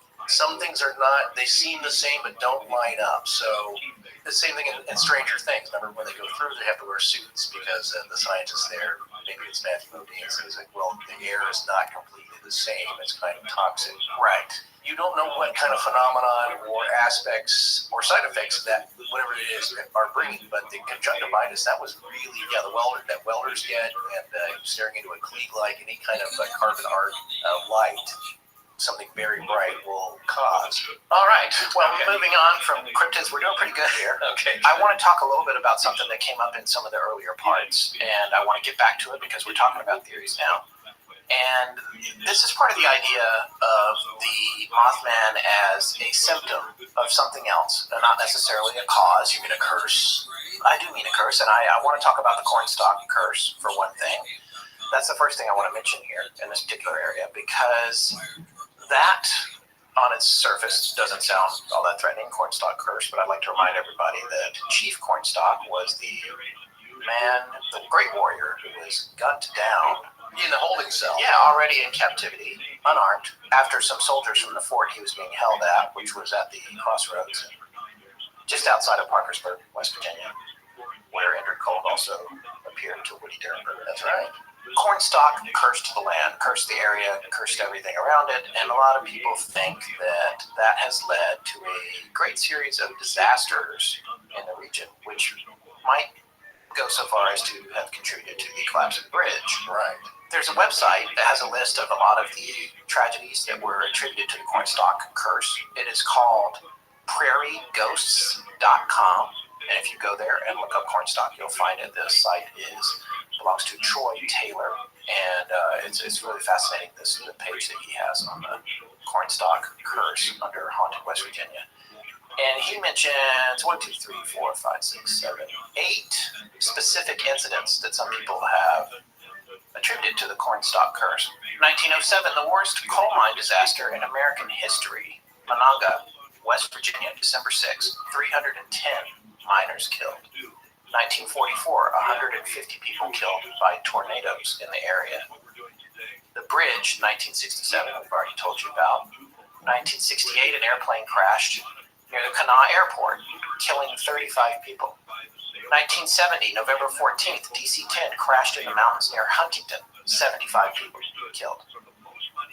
1976, a man came to the Mason County Jail in Point Pleasant, where his wife, Harriet Sisk, had been arrested for the murder of their child and blew himself up, blowing up the jail with bombs. Well, 1978, freight train derails, dumping thousands of gallons of toxic chemicals.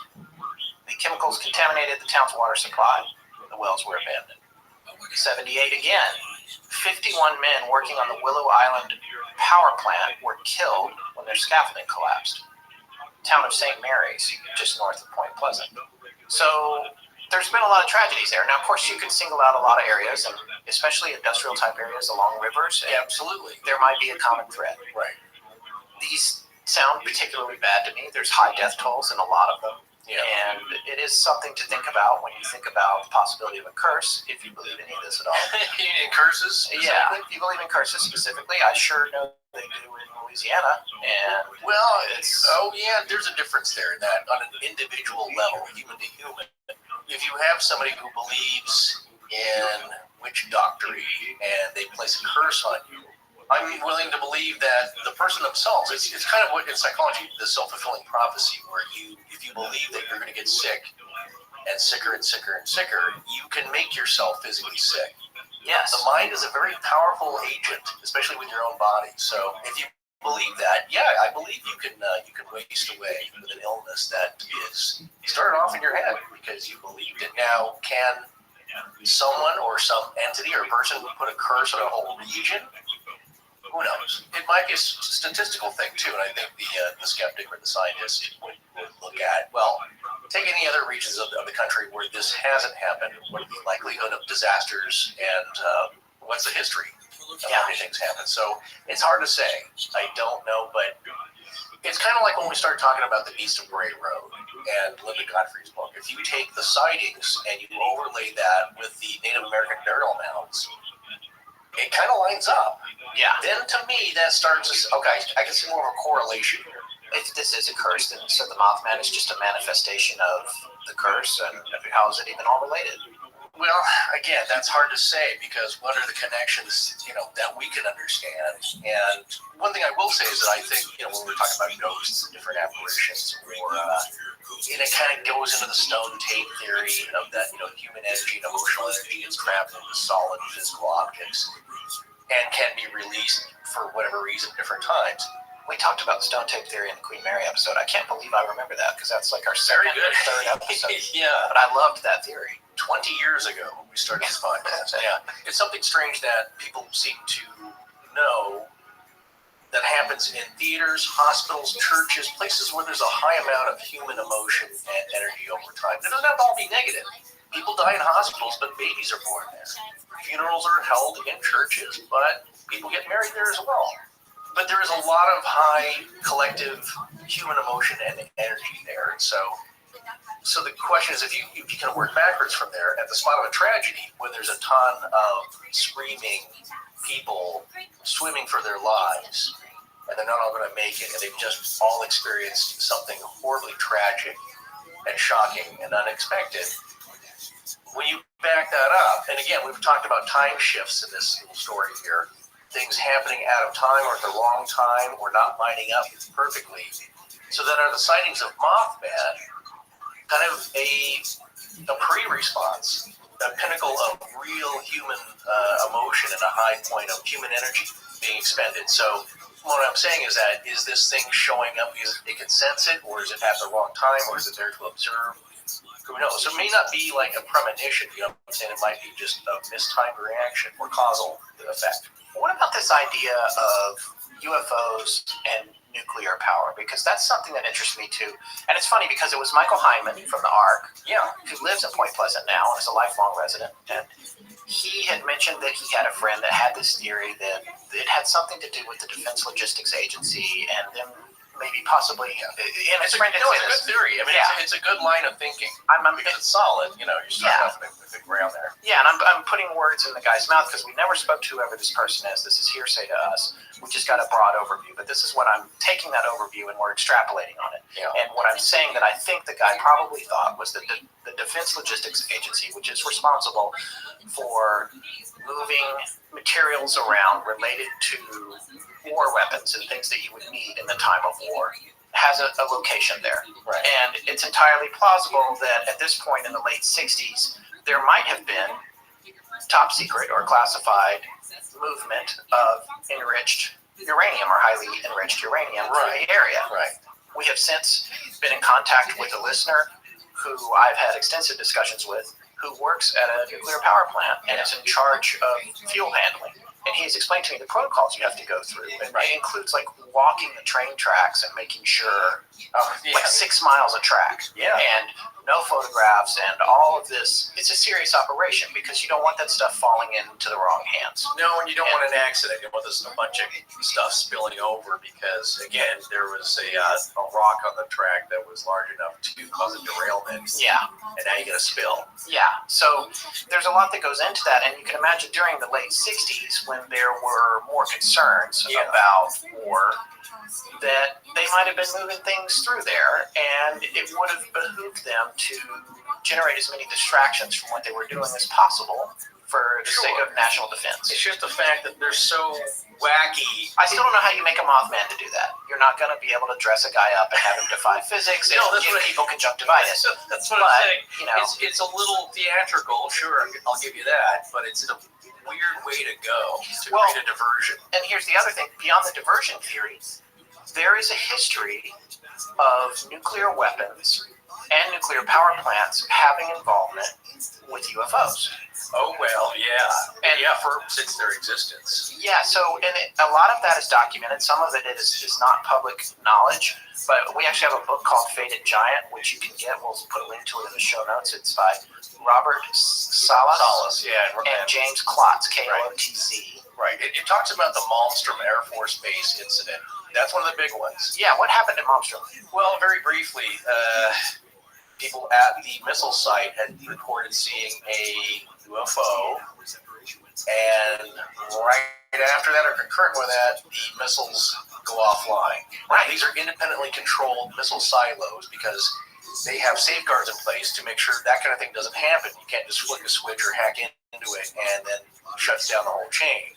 In case of an attack or counterattack, these things need to be controlled independently. So whatever it was that shut all these down. These are isolated systems. These systems do not connect to the outside world beyond lines of communications from humans to humans. There are at this time. Right. There are redundancies. And this is not the only case, but it's a big one. It's one of the big stories. This certainly happens. I believe the data is that a flap or a incident has happened at every nuclear power plant location in North America. Yeah. Every single nuclear power plant in North America has had a sighting or something unusual happen related to UFOs. Right. And the connection between a nuclear power plant and a missile site, a nuclear missile site, two different things going on there.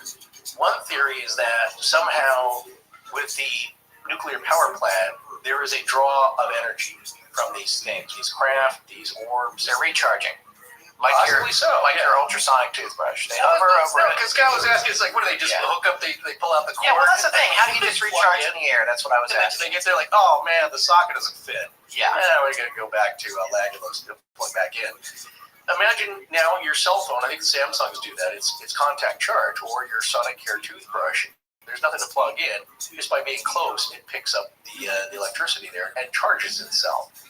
Now, in the case of the missile bases being shut down, the big theory there is that it's a show, that you people don't know what you're playing with. This is very dangerous stuff, and we can take your toys away from you at any time we wish. That's the message there. It's like, yeah, you think you're smart playing this brinksmanship game, but you guys got to take care of this planet. You guys got to watch out for each other, and there are bigger forces at work here that you are willing to acknowledge. Right. And that brings me to, I mean, this is all speculation, but there's no thread here. But it brings me to the idea that maybe there was enriched uranium in the area of Point Pleasant at the DLA, and that was drawing in the UFOs and the Men in Black, and maybe even the Mothman, who apparently, possibly emitted radiation himself. What I was thinking is that somehow, and it's the eyes, whatever. It's silly. It's Superman. He's got the X-ray vision. You can fry stuff up. But what is there about that gaze from the giant red reflector eyes that is radioactive, or at least is going to give you a pink eye or conjunctivitis? So here's the question, though. Once this had all concluded and the bridge had collapsed and people are now dealing with that, I believe I'd heard a report that people saw orbs and craft leaving the area, either right after or the next day or something, that like, okay, show's over here. I haven't read that. I had heard that report. I don't know if that was from the documentary I watched, but that is one account that I had heard, that Well, we do know that activity died down. Yes, that we do know. Most of it. That after this incident had happened, most of the Yeah, activity. people have talked about encounters, but they're not. Yeah. You can't attribute them to the level of things that were happening in those 13 months.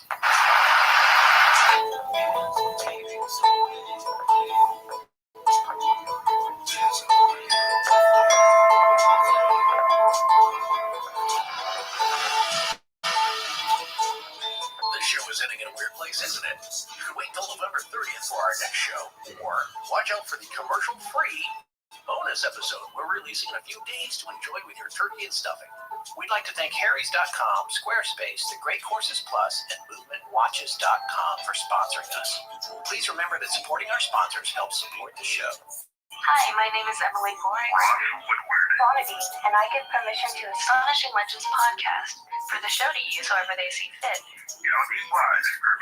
Our show is edited by Sarah Voorhees, and the theme is by Judson Crane. Sound design is by Ryan McCullum. Special thanks to the ARC and its lead researcher, Tess Feifel. But most importantly, we want to thank our listeners. You can find us online at astonishinglegends.com, as well as Facebook, Patreon, Twitter, Tumblr, Google+, and Instagram. Copyright Scott Philbrook And Forrest Burgess. Good night.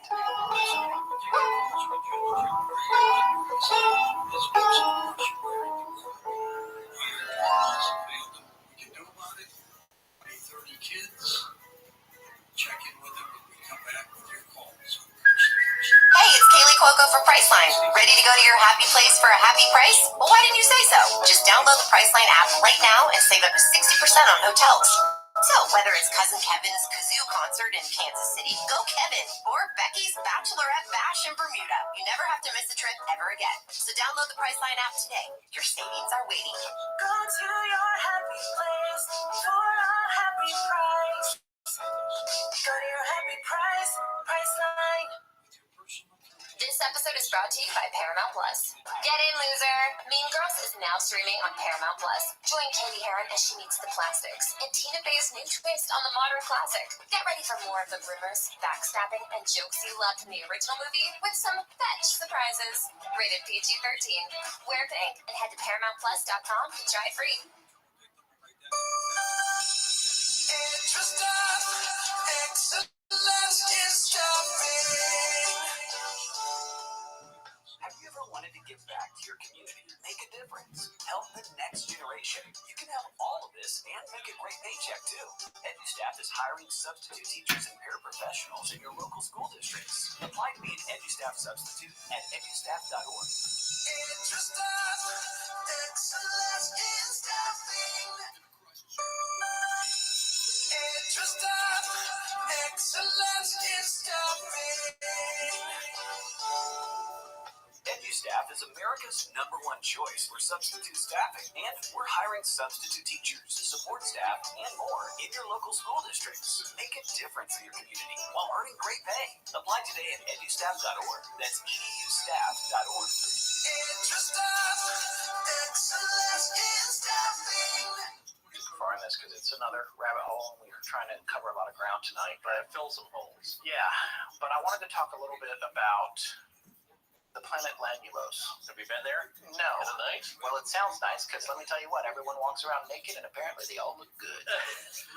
That already makes it suspicious for me. Well, yeah. Let me ask you this, though. Is it a physical planet or is it a place? Let's explain to our listeners what we're talking about. Well, we didn't tell you about good old Woody and Indrid Cold because we wanted you to just accept that story at its face value for what it was. Is that later on in Woody and Indrid's encounters, Woody explained that Indrid took him back to a planet in a galaxy called Ganymede. Woodrow Derrickberger. Yes, Woodrow Derrickberger. First things first, in terms of human science anyway, there is no galaxy called Ganymede. Ganymede is a moon orbiting Jupiter. And Woody was led to believe by Cold that he was being taken to a planet called Ganymede. It's kind of the classic thing, the benevolent space brothers, I think as Cox said in the, or said in the ARC. And he'd implied, or one of our ARC members had implied, that it was derivative of the worlds that H.G. Wells discussed in The Time Machine. However, wait a second, you're talking about Lanulose and just the nature of it and how it works and that there's no war and it's also, Star Trek, everything. It's all with Eloy the Morlock. Yeah. So there's some thoughts to that. But Woody had said that he had been there and that they don't fight and they're all naked and all of this. It sounds pretty crazy what Woody was saying. Yeah, well, Edward had clothes. Pretty hip ones too. Well, when he was on Earth, yeah, that would be real bad. Come out, pop out of a lantern naked. Hey, can I borrow pants? And get arrested.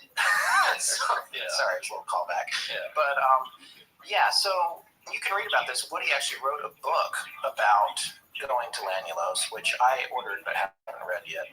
Visitors from Lanulose, My Contact with Indrid Cold. There's a whole book, which, like I said, written by Woody, ghostwritten, or by someone. Written by Woody, and I am looking forward to reading it over Thanksgiving. And it's my understanding, too, one of the things that he talks about in Keel's book, and when he talks to Keel, is that when he was working on the manuscript, people were repeatedly breaking into his house and stealing huge segments of it. He had to write them over and over again. That ties in. So, actually, a callback to Jose Chung. Yes, the X-Files episode. Yeah, there's a gentleman in there who keeps trying to write a book about his exploits, and well, I'm sure it's connected. Yeah, he gets rewarded. Going back out to something that Forrest says all the time that I really love, taking the 10,000-foot view on this. That's a business thing that I still like it. Okay, it's a business buzzword. It's bleeding edge. Boy. But I just wanted to say, I think that the whole Lanulose story makes Woody seem pretty crazy. And as being the way that we are on the show, and we like to talk about everything in every possible angle, I'm not saying that in a dismissive way. I'm saying it goes a step too far. And I don't know why, for me, the guy in metallic clothes climbing out of a lantern that has nearly run you off the road is okay, but going to the planet Lanulose crosses some other kind of line. You know why? Because his story about the incident and interaction on the road, it's not cliched. It's not take me to your leader. It's weird enough that it sounds oddly plausible. Right. If you don't buy into that, none of this is going to be plausible. Okay, and we know that. But if you're willing to bet, it's hard for me when you start naming the planets and you start talking about the culture and all that, because you got to be real good at. You know who's was real good at that? I should say. But Frank Herbert. Yes. You knew where I was going. I don't know that. There's just a stab of the. No, but like when you read Dune and you read about the cultures that he created and how it all works. Yeah. It's believable. Well, so if you said that that's what you experienced as a contactee, you went to this thing and it's like, I buy that. Yeah, but I'll tell you why, though. It's an extra step, but it kind of doesn't make sense. Like, you got this interesting encounter where he gives details that are not too crazy. Aside from everyone being naked.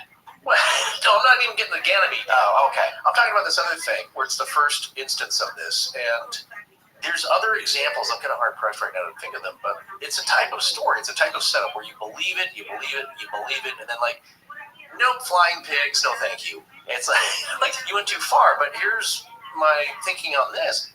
If it is part of whatever he experienced, I'm not saying it's all accurate, if it actually all really happened, but if you want to believe Woodrow that he did experience something like that, and it is all hallucinatory in nature, and that's not to mean that it's not real in some sense. He experienced another version of reality, shall we say, that a place could not be called Ganymede, or maybe he's misinterpreting that, or he misheard it, or it just said, you know what? Well, it comes down to that whole thing, like all the stuff that was happening to Keel, the information isn't quite right. Exactly. It's like, you know what they're presenting to him, we're actually 12-foot tall lizards with our junk hanging out. Yes. He's going to freak out. So let's just be naked, good-looking people. And again, that's another Star Trek where they go to this planet, they're the aliens, and then when they see them in their true form, they're like these tiny little, like, worms. Yeah. No, but and I talked to Scott about this before. There is a couple of stories. Actually, an old friend of mine had the old Greek uncle, and he had this crazy story of being abducted. And the reason I'm pointing that out is and I didn't look this up. I was planning on it, and I thought it was not really that connected. But up near the kind of general tri or quad state area from where I'm from, in Washington State, there was a story that made the paper. And I'll just relate quickly here without all the facts, because I love doing that. Did you just pin down your region? No, just Washington State. That's in the general area. And it's not from the area that I'm at. It was Western Washington. So, but I did go to school in Western Washington. So, but at the time, it was in the paper, and I saved it somewhere, but it was a crazy story. This woman's, she's probably in her 30s or 40s. Her father who's in his 70s, probably close to 80, goes out hunting, and as old guys are wont to do, and he's taking his pickup. So what they would do is drive down the road. He'd see a spot where he'd like to go in and kind of hunt legally, and he'd park the truck along the side, along the side of the road, and he'd go wandering in. Well, he didn't come home for 3 days, so his daughter was terrified that he was hurt, or something happened to him, and he broke his hip, and he couldn't get to help, couldn't get to the truck. So they searched for him. They looked everywhere, and on the third day, she finally came to this clearing. I think they found his truck, but he wasn't anywhere near. They came to this clearing, and there he was, sitting out in the middle of this clearing in the woods, surrounded by trees, sitting on a log. And she comes running up, like, Dad! He comes running up to him, and he's just as peaceful and calm as ever. And his clothes are perfectly cleaned and pressed. She said, what happened? He was like, well, I was abducted. And I know that sounds crazy, but I just got back. And I got to tell you, it was a nice experience. And that was as it was reported. But his description was, well, they took me aboard their craft, and I was tended to by miniature naked women. Oh, so that, I know that sounds crazy, but for those that's the UFO I want. Well, Scott, you don't know what they really are. They can be like 12-foot tall lizards. Yeah, good point. Because the point is like they're tricking you. They're putting you at ease. As our friend Travis says, it's a trick. Yeah, it's a trap. And then my other friend, I said, with his Greek uncle, or friend of the family, an older guy, he also has a Greek uncle. Yeah. No, that's Dutch uncle. Oh, okay. Which it's not a euphemism, but it's a nickname. But the Greek relative or this is what happens to your brain after. It's been so long. I know. We did this all in one stretch. We just chopped it up and delivered it at different times. Yes. Kind of what's happening here. He also had a similar story. He was taken aboard a craft. He said, they pushed stuff on my food. They gave him some special food. It kind of made him woozy or something. That's the Greek guy. But then was tended to by miniature naked women. Totally different stories. Totally unconnected. But I've heard that several times. So my point is, and again, and I've heard an analyst familiar with UFO research saying, well, look, if it's a terrifying situation, what's the most calming thing, especially for an older guy? It's like small naked women. Now, again, like I said, they might be just giant trilobites, right, flying the ship. That would be scary, but that's an interesting thing. So in Woody's case, like, getting back to that, if he's somewhere where it is, again, the encounter, first of all, freaked him out the first time, and it's something pleasing. And again, it reminds me of the movie Contact. Oh, Contact. Where does Jodie Foster go? She goes to this magical place with a man that looks like her father. And she says, how can this be? You passed away. And he says, well, I'm taking a form that you can understand and that is pleasing. And they're a nice beach. It doesn't look real, but it's something relaxing. And as the alien says, who looks like her father, David Morse, these are baby steps. We start out small because we're going to hit you with a lot of information here, and you can't handle it all at once. So that was the first contact. In that sometimes I gotta be honest. Yeah. We live in Hollywood. Sure. My wife works in the business thereabouts. She's not in film. She's a television comedy writer, but we have friends that work in the movies. Okay. I do sometimes wonder if information is being disseminated to us to prepare us for a future, because that... Oh, no, dude, that's another huge idea, is that we're being prepared, we're getting ready, we're getting used to the idea of something coming. And I don't know if it's coordinated, logically, but there's a movie coming out, it's coming out very soon, Arrival. And that's all about the first contact with aliens and trying to understand them and not freaking out and starting a war. So...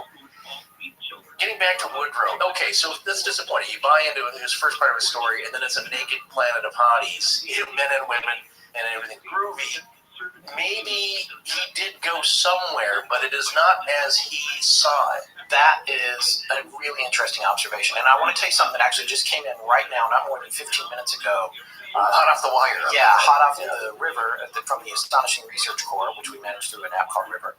One of our newest members, Maria Stachio, sent a fascinating article from New Scientist. This was published on November 2nd of this year, November 2nd, 2016, just 8 days ago. The headline of this article is, "You are hallucinating right now to make sense of the world." The subheadline, "Understanding what is happening in the brain during hallucinations reveals how we're having them all the time and how they shape our perception of reality. I told you in the last episode, all of our reality is a sham. Yeah, well, so to speak. You did say that, and this is an interesting article. I took a look at it. There's a lot here that talks about how it comes back to what you said about your eyes being chunks of brain on a stem, and your brain is doing the work. They're just gathering the light and that sort of thing. We come back around to this theme of what do you need to see? Yeah. Maria, thanks for sending that in. We really appreciate it. It's really fascinating because the other part of the Lanulose story, which at face value, for me, I got to admit, it's a stretch when I listen to it. When I don't know why Indrid Cold is not a stretch, and going to Lanulose is. Well, yeah, it's the name of the planet. It sounds kind of silly. It sounds 50s sci-fi. If you've ever tried to write anything, Lemuria, you know, an underground civilization of creepy peoples. Again, that's more Time Machine. The first thing that comes up whenever you try to write, I'm married to a writer, and yes, I have dabbled, but I haven't finished anything. I don't want to call myself a writer. I'm not a writer, but when you are writing fiction, and especially if you're writing anything spectacular, and even if you're not, just normal drama or whatever, coming up with names is the hardest part. You know, you can instantly tell when you've come up with a stupid name for something, like or a person or a place, and you're trying to be all different, and you're like, oh, Lanulose, where the people are naked, you know, and it reminds me of, I can't remember what there was a movie. There was an old movie with Walter. Like a lotion, I must say. There was an old movie with Walter Matthau. Wasn't a huge movie, but I remember him. The joke was he would go, "I'm going to Tahiti where the women don't wear no tops," you know, and like that's I can't do Walter Matthau. Yeah, but where the women don't wear no tops. Yeah, exactly, something like that. That's what Lanulose sounds like. Yeah. However, sorry, that wasn't very good. I've got to practice when you're going to. I know, I put you on the spot on Walter Matthau. But the point is that the Lanulose story has a little extra attraction, and I want to tell you why. Yeah. There was a young man who was in college in Maryland in February of 1968 who encountered a being very similar to Indrid Cold named Vadik. Yeah, right. We made reference to Vadik in some of our earlier episodes. Vadik came and took this young man, whose name was Tom, on a trip, drove him out 30 minutes from wherever he was working as a waiter, I believe, to an egg-shaped craft that he sat in and watched a TV while it traveled for, I don't know, several hours or something like this. At the back of the headrest entertainment. Yeah, exactly. Yeah.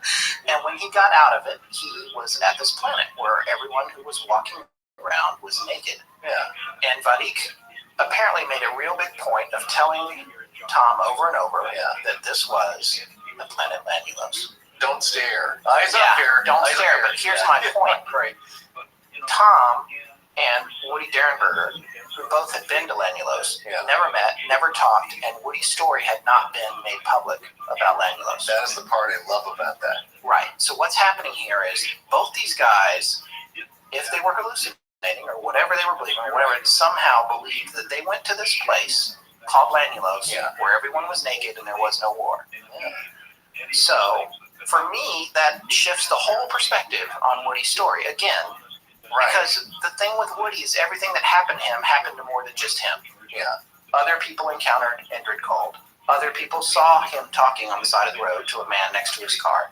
Other people went to Lanulose. Right. And the thing about Tom was he had been telling his roommates about it, apparently. They all kind of make fun of him, but they were also his friends in a loving way. Yeah. And then a few months later, what had happened was Woody had gone on TV because he had gotten famous. Right. He goes on TV, he starts talking about Lanulose on TV, and they're like, Tom, you gotta come in here, he's talking about Lanulose. Yeah. I'm sure Tom from the other room was like, was everybody naked? You know? And so here we go. Yeah. It's like, what is that? I love what you just said, taking us into this segment right now. Yeah. It makes more sense almost than this being a real thing. Like, we're going to take you to Ganymede. And it's like, but that's a moon. No, don't worry about that. It's also a galaxy. It could be two. It's a galaxy. It doesn't have to be one moon. There could be several of them. Yeah. Which begs the question, when both these guys are going to these places, what's really happening to them? Possibly even dark. What is happening to them? Right. And is it being perpetuated by the same beings, the same people, the same forces? Yeah. Is it like, hey, this guy, Woody, play cartridge number 2, which is the Lanulose interaction. Right, he's like some guy in a DJ booth. He's got, like, I keep coming back to DJs. And he's got a cigarette, and it's stuck to his lip. It's not even, it's just hanging down, smoke's coming out. He's just grabbing cartridges. Like this old timey where they used to use carts, they call them carts. Yeah, you're right. And he's plugging in the Lannulose cart, or the Tiny Naked Women cart, or the whatever, and they're sending people all over the place. God only knows what's actually happening to them while this is going on. Yes, and unfortunately, you know, he's like, give that guy number 27 the anal probe one. I do not want that cart. I do not want that cart. They're not connected, but again, if you kind of separate out the fact that neither of these guys actually went to a place called Lannulose, but they came up with a story independently, and maybe they even believed it. They believed they went there. So what is that psychic connection between these two disparate people that have never met? If you could prove that have never come into contact, they didn't share the story. I think there are two pods in the Matrix that are right next to each other. That could be. They're running the same. Again, one's borrowing the other program. Yeah. Really, to back this all out, it calls into question the nature of our reality on a very base level. It's like, are these even other beings? Are these experiences real? Is this a glitch in the Matrix? Great subreddit, by the way. Yeah. Oh, yeah. Right. Yeah. You know, but is it duplicatable, or is this actually done by an outside force that is enacting some kind of experiment or observation on us? And some of us get the same treatment, or like I said, as long as we're not getting the treatment that Cal is getting, I'm okay. I don't want to be cored out. The rules, people, the rules. Yeah. And our own Mr. Cogswell and his excellent observation. I don't know how much we'll talk about that in a few minutes here, but we can only go by what people have reported. And if you are an experiencer yourself, and I only met a couple, and I got to tell you, they're not the town wino sleeping under the bridge. These are very... That's the guy you do the podcast with. Boy, I wish that were the case. I wish you'd seen something. We have some good stories, but these are people in very serious jobs with families, totally upright citizens, and yet they've had this very unexplainable experience that, John, you don't have to believe it, but it happened to me. Yeah. And what do you do with that? All right, let's come back down to Earth. Okay. Let's talk about more earthly, simple explanations for the people that already unsubscribed to us 3 episodes ago. Or maybe, probably in the last half hour, they just turned it off and listen to the last podcast on the left or something. We can't continue without talking about mass hysteria. Well, that even came up with our own river folks and the ARC with a suggestion that if you're looking for a symptomatic psychological effect or even sociological effect, that seems to have some kind of correlation there.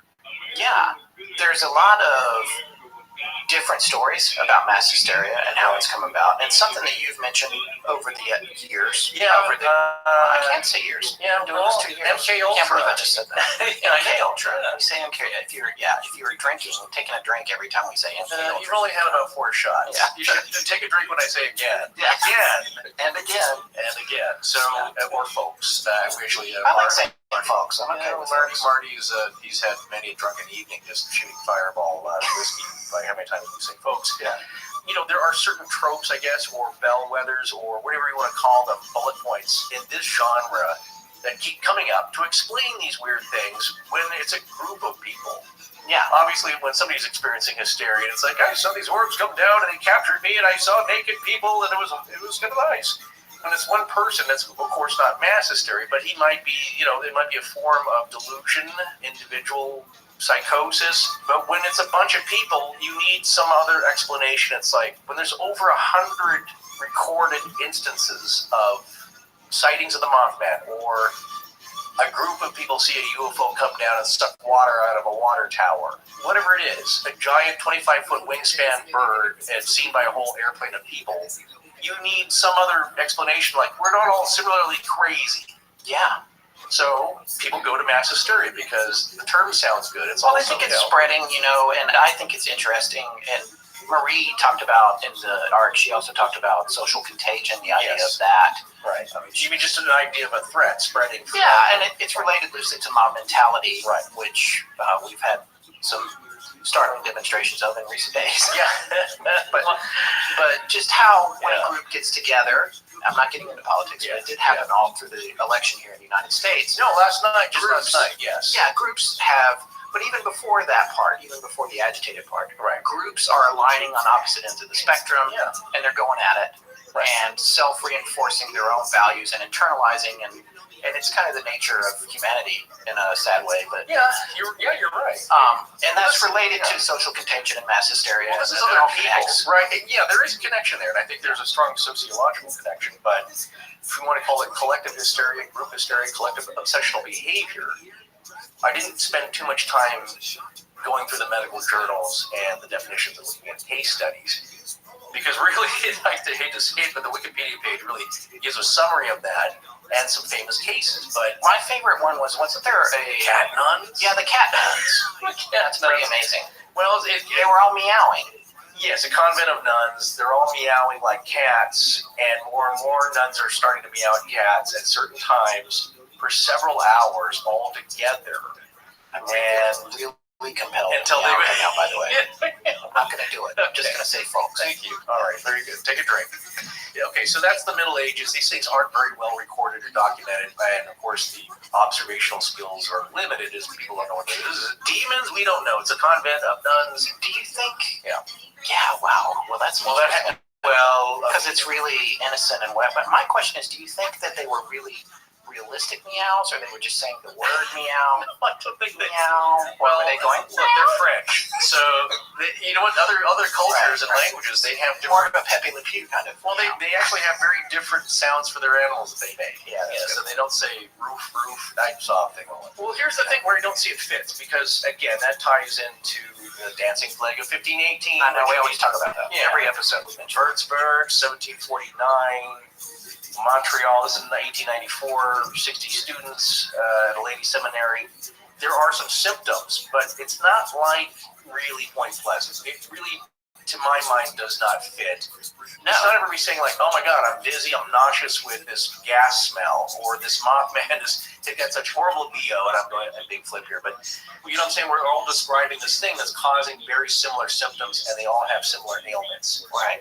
So, yes, we had a few people with actinic conjunctivitis. Yeah, or Cleek's conjunctivitis. Right, like you get if you were staring into an arc welder's spark, or don't do that. Even with your Oakley glasses, whatever you got. People are suffering some physical symptoms, and certainly terror across the board. So you have like Mary Millette, she's bleeding from the ear. Some people have conjunctivitis that never seems to go away. But it's not like they're all suffering like seizures or, you know, again, it sounds silly, but dancing, you know what I'm saying? A collective activity that... Right, there's a difference between what you're saying right now is that you do not personally feel that the Mothman case is a case of mass hysteria based on what you know about other cases that have been attributed to mass hysteria, which, by the way, I want to say, and just in terms of defining mass hysteria, trying to put a frame around these incidents, whether it's the nuns in the convent or the dancing plague, to me, mass hysteria is a hypothesis. There's no proof of that is what's happening. That somebody just is doing this thing and 100 other people are doing it because they're just trying to frame something that they don't understand. That's a large part of there's a large part of now keep in mind, folks, what if it's we are not real outside influence? We're not psychiatrists, we're not sociologists, we're not psychologists. We're not, as John Keel says, I think he's an expert on nothing at all or something like that. No, we can just make observations and hopefully you'll enjoy them. Yes. So what we're saying here is that when you get to these symptoms, what happens is that there's no gas odor that's detectable by outside people. There's no reason that the Tanganyika laughter epidemic has any physical cause. They didn't all eat, crazy oatmeal, and then now they're all laughing for days and days and weeks, and it comes back even when they stop. It doesn't really fit to me, the symptoms and the causes, and, who knows what the cause is, but I think you're right, is that you're trying to put some kind of sensible label on this group happening. Now, out of this list, of course, it's Wikipedia. Look, it's not complete. It may not even be totally accurate. And, they list the clown sightings and talking about, they're saying, that's part of mass hysteria. But, no, they've actually caught some people. Right. So, to your earlier point, just quickly before I talk about the monkey man epidemic, I do think that it is possible that somebody heard the description on the news, male or female, doesn't matter, and they started freaking out about it, and suddenly they think they see something in the woods. That happens all the time. And so a lot of those cases could definitely be misattributed or just part of wound up nerves The whole town was under tension. People were freaking out, and because these stories are going to come and forth. So yeah, it's not that the fact that they want to jump on the bandwagon is that they wound themselves up so tight that now they see something out in the woods and maybe it's a deer and they can see the eye shine. It's like, oh my God, it's Mothman. Right. If you've got 100 people telling a story, and that's the thing that it always is, and it's like you say, you only need one of these to be true. But if 100 people are telling a story, and say you even take the statistics associated with the infrasound experiments, then you've still got 20 people who encountered something unexplainable. Exactly. And the fact that some people have symptoms, but it's not all completely the same, and that they seem to be more directly physical. You know what I'm saying? Like bleeding and eyes that are swollen is different than like I'm getting seizures, or I can't stop dancing, or I can't stop laughing, or meowing. All right, talk to me about the Monkey Man. Oh, here we go. I'm going to read a little history again. It's kind of fun here. So, in May 2001, reports began to circulate in the Indian capital, New Delhi, of a strange monkey-like creature that was appearing at night and attacking people.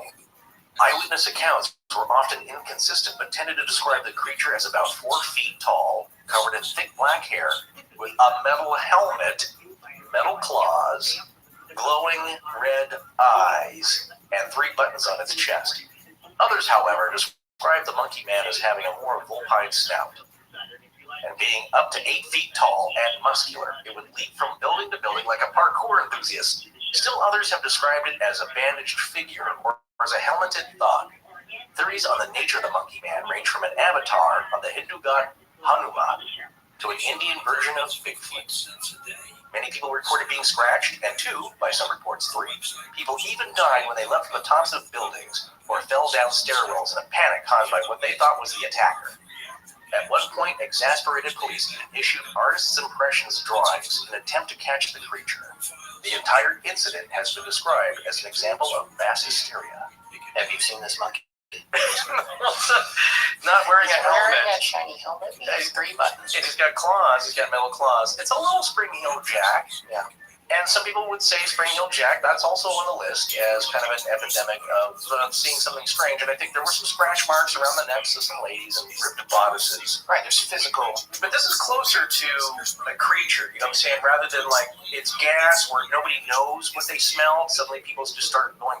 It's like the cat nuts. There's no odor or anything strange. And it's not ergot poisoning. They don't know, but it doesn't fit the same kind of things. This is probably one of the closer examples here. But again, people aren't being attacked so much. It's slightly different, and I think the whole nature of it just does not fit to me. Okay, so there's only a couple of more things we wanted to talk about before we wrapped up. Here's something that a lot of people don't talk about when it comes to the story of the Mothman, and that is how the story was documented and crafted. And what I love about the way we do our show, a lot of times we know a little bit. We know a little bit of the background, or we've heard the story. We do have a story folder that's got, at this point, well over 1,000 ideas in it. Bottomless. Yeah, and it's great to have that, but it's so funny. A lot of times we don't even go to it. We're just like, hey, let's do the blah, blah, blah. Or someone emails and I'm like, oh, that sounds cool. A lot of it is serendipitous. Things come up. People will mention something. And not that we favor one or the other, or your idea that you've sent us goes unnoticed. It may not fit the lineup for that moment. Yeah, and we, but we do keep track of it. Like earlier, like I said, like the Big Bird of Texas there. Yeah. We hold on to those, and then when it's something similar, hopefully we can mention it. Please don't feel bad if we can't get to it, or it'll be more fitting somewhere else down the line. But that's right. It's funny you mentioned that, how things come up, and it's just like Olympias was like, we just heard that in the news or some connection, and you said, like, that's it. Yeah. That's going to be the next one. Exactly. Yeah. It's an instinct thing. And the Mothman, however, has been a long time coming because we've been joking about it more or less since we started. And we wanted to do it for Halloween this year. And at this time of year, we also like to get on the creepier side. Don't worry, folks who love our more historical, non-creepy stuff. We're going to be getting back to that in 2017. We'll boring you, yes. Yes. But we'd like to do the spooky stories too. And the way that we do our research for this show, it's a blessing and a curse. That expression is a cliche, but I do think about it because, my wife used to work at Saturday Night Live, and I used to be so amazed at how it was essentially Monday or Sunday, and they had to figure out what they were going to do the next Saturday. They got one day off. They would take Sunday off. And that's like a half day, right? Because they were all really late. Yeah, generally, if you go to the after party and the after party, you're out till 5 or 6 in the morning on Saturday night. And then Sunday you sleep all day long and recover, and then Monday they have to go back in and start pitching they meet the host usually on Monday night.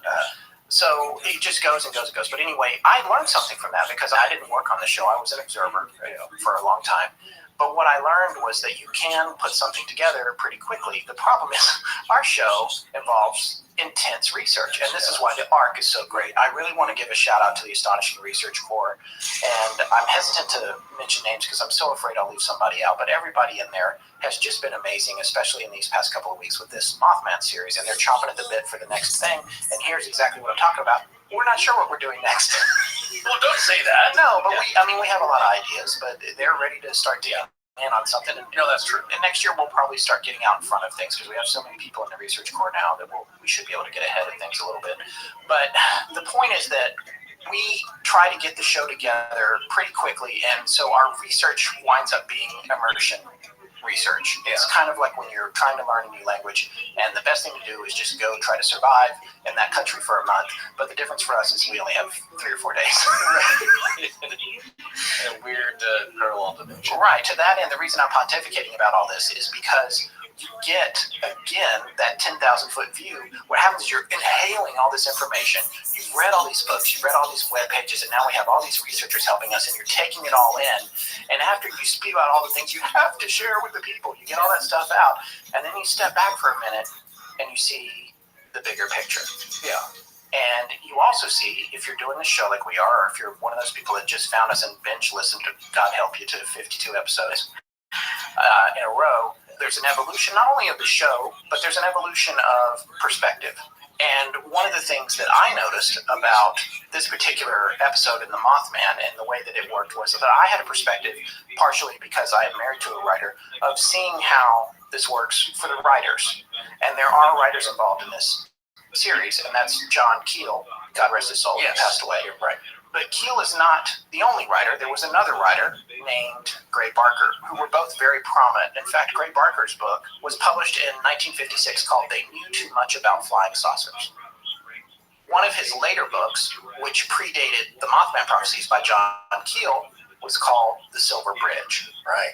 And that predated The Mothman Prophecies by 5 years. It came out in 1970, which was 3 years after the bridge collapsed. Now, Gray was from West Virginia. He was right there. He was all up in that. He wasn't having to visit it to tell the story. These were his people. Right. All right. So when I was looking at the whole picture of how these writers were all intertwined and working together and also capitalizing on this really amazing story, and these are people who write about really amazing things, what I saw was something that I've seen before, which is how a group of people in the same creative discipline interact. I know that vibe. I know what that feels like. Okay. And it's interesting. There's competitiveness. In some cases, people are friends. Some cases, people are enemies. These two guys were going after the same prize. And in fact, Barker kind of beat Keel to the punch with his book, but Keel's book turned out to be the big, big hit. Well, there's reasons behind that, I believe, in the nature of the books themselves. There are. You're going to get to this, I got a feeling. Yeah. Right, and this is the other thing that's interesting, too. Yeah, that we do need to talk about that, the creative angle of those two authors' works. These two guys collaborated. They worked together for a little while. Yeah, so, and that's what's interesting about it, because when Keel was having to travel to the area to learn about it, he got connected with Mary Heyer, who was the journalist. Right. And they started working together, and so he was connected to a local, and he's a really great investigative journalist. Yes. And he also specialized in this type of stuff. Gray was a local and also was very much interested in UFOs, but he went on record over the years as saying that those were his kooky books. His kooky books, and that he didn't believe any of it, and for him it was all kind of a game. Now the difference it was a way to make money. It was a way to make money, and the difference between their two angles is like night and day. Yes. I believe that Keel took it very seriously. Yes. And wanted to be taken seriously. And I think that Barker thought it was all a joke, but if you read any of Barker's books, and I have to confess, I haven't read one from start to finish, but I have read considerable excerpts from it. Right. His writing style is radically different from John Keel's. Yeah. It is more of a flowery story that lots of exposition that's seemingly completely unrelated I'm not going to sit here and compare. I mean, I guess I am. I'm about to say I'm not going to do the thing I'm about to do, but I was going to say I'm not going to compare Gray Barker to Cormac McCarthy because I'm not seeing them on the same plane in any stretch. But what I am saying is that I see similarities because when I read Cormac McCarthy, The Road, or something like that, I'm reading prose that doesn't have to follow any rules. It's the sentences are incomplete. Whatever, all the rules they teach you when you take a class about writing, Cormac McCarthy doesn't follow any of them because they're operating on a different plane creatively. It's just all over the place, but the end result is amazing and entertaining. And Barker's work is amazing and entertaining, but what's happening is he's throwing away all the stuff that we deem so significant about Keel's book. He will tell you the UFO part or the Men in Black part of the story is an aside to the fact of what somebody was wearing or how it was a really hot, weird day or the eggs had gone bad.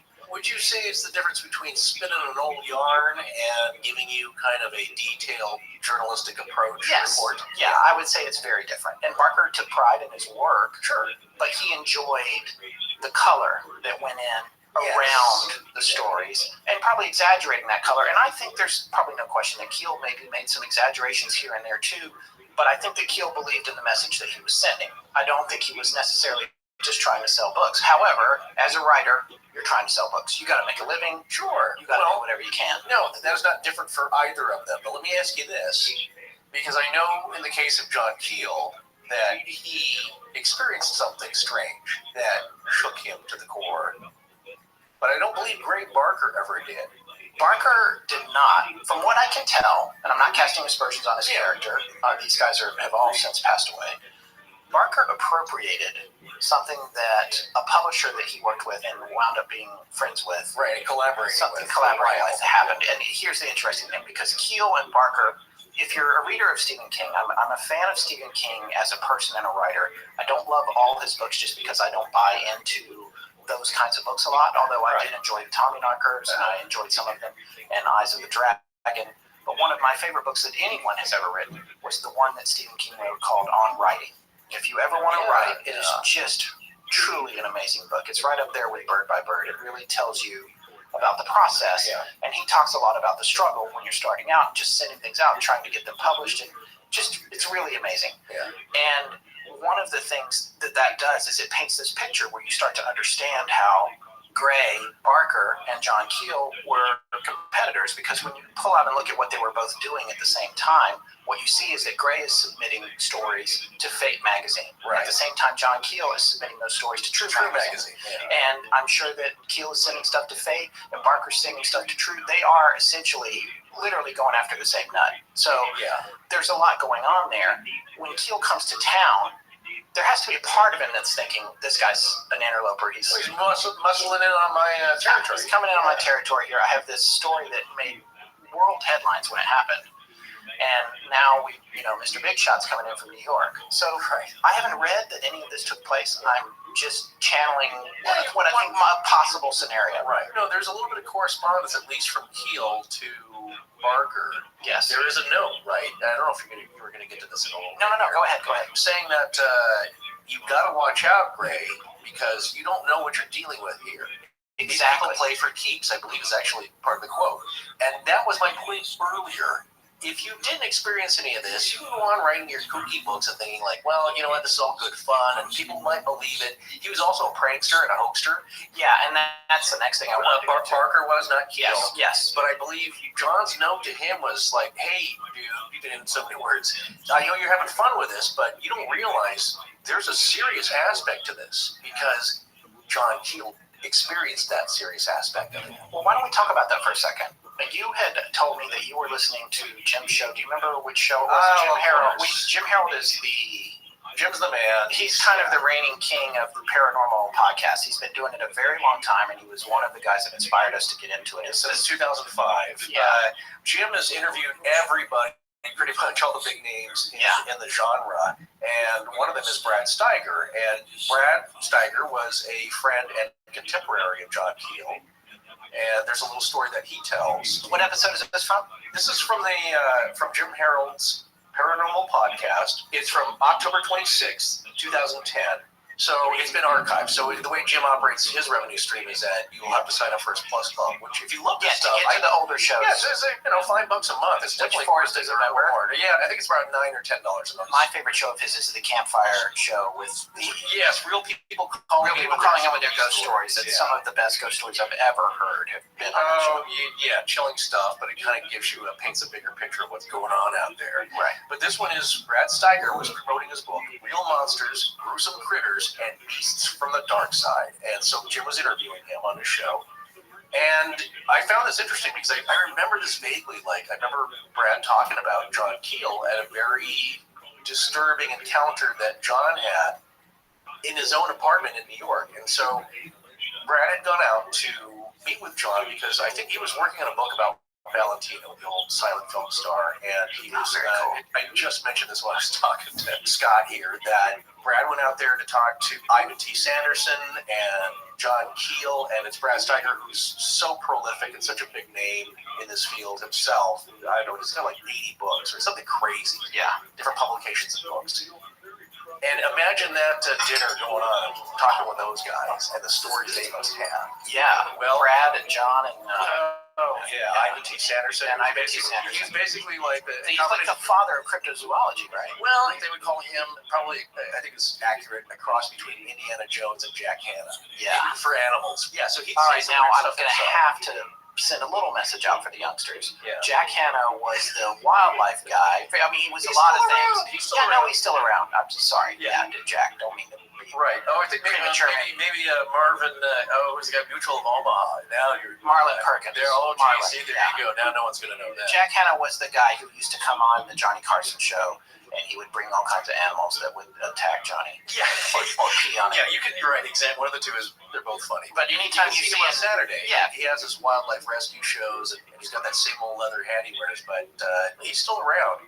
If you've ever seen an animal wrangler on any late night talk show, they don't exist without Jack Hanna. Exactly. Yeah. So, any researchers that have come after these giants in the field, Brad Steiger, John Keel, Ivan T. Sanderson, they owe a great amount of debt to them. But anyway, now Brad tells this story about he went out to dinner with John, and he never had Chinese food, I guess. So John Keel took him to Chinese food in New York, which I imagine was awesome.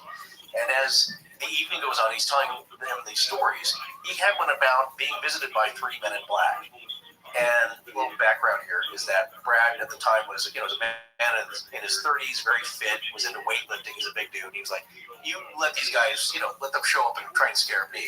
Yeah. And nobody's going to scare me. I can handle myself. And he was shaking in his boots after this. after evening of stories. Not just this story, but a bunch of them. A bunch of other ones. He was convinced. And one little preface here is that John Keel told Brad this story, and Brad wasn't sure if John wanted this out because it's a little odd, but he said, well, he's passed away, so I'm going to tell it, and hopefully he's okay with it, wherever he is now.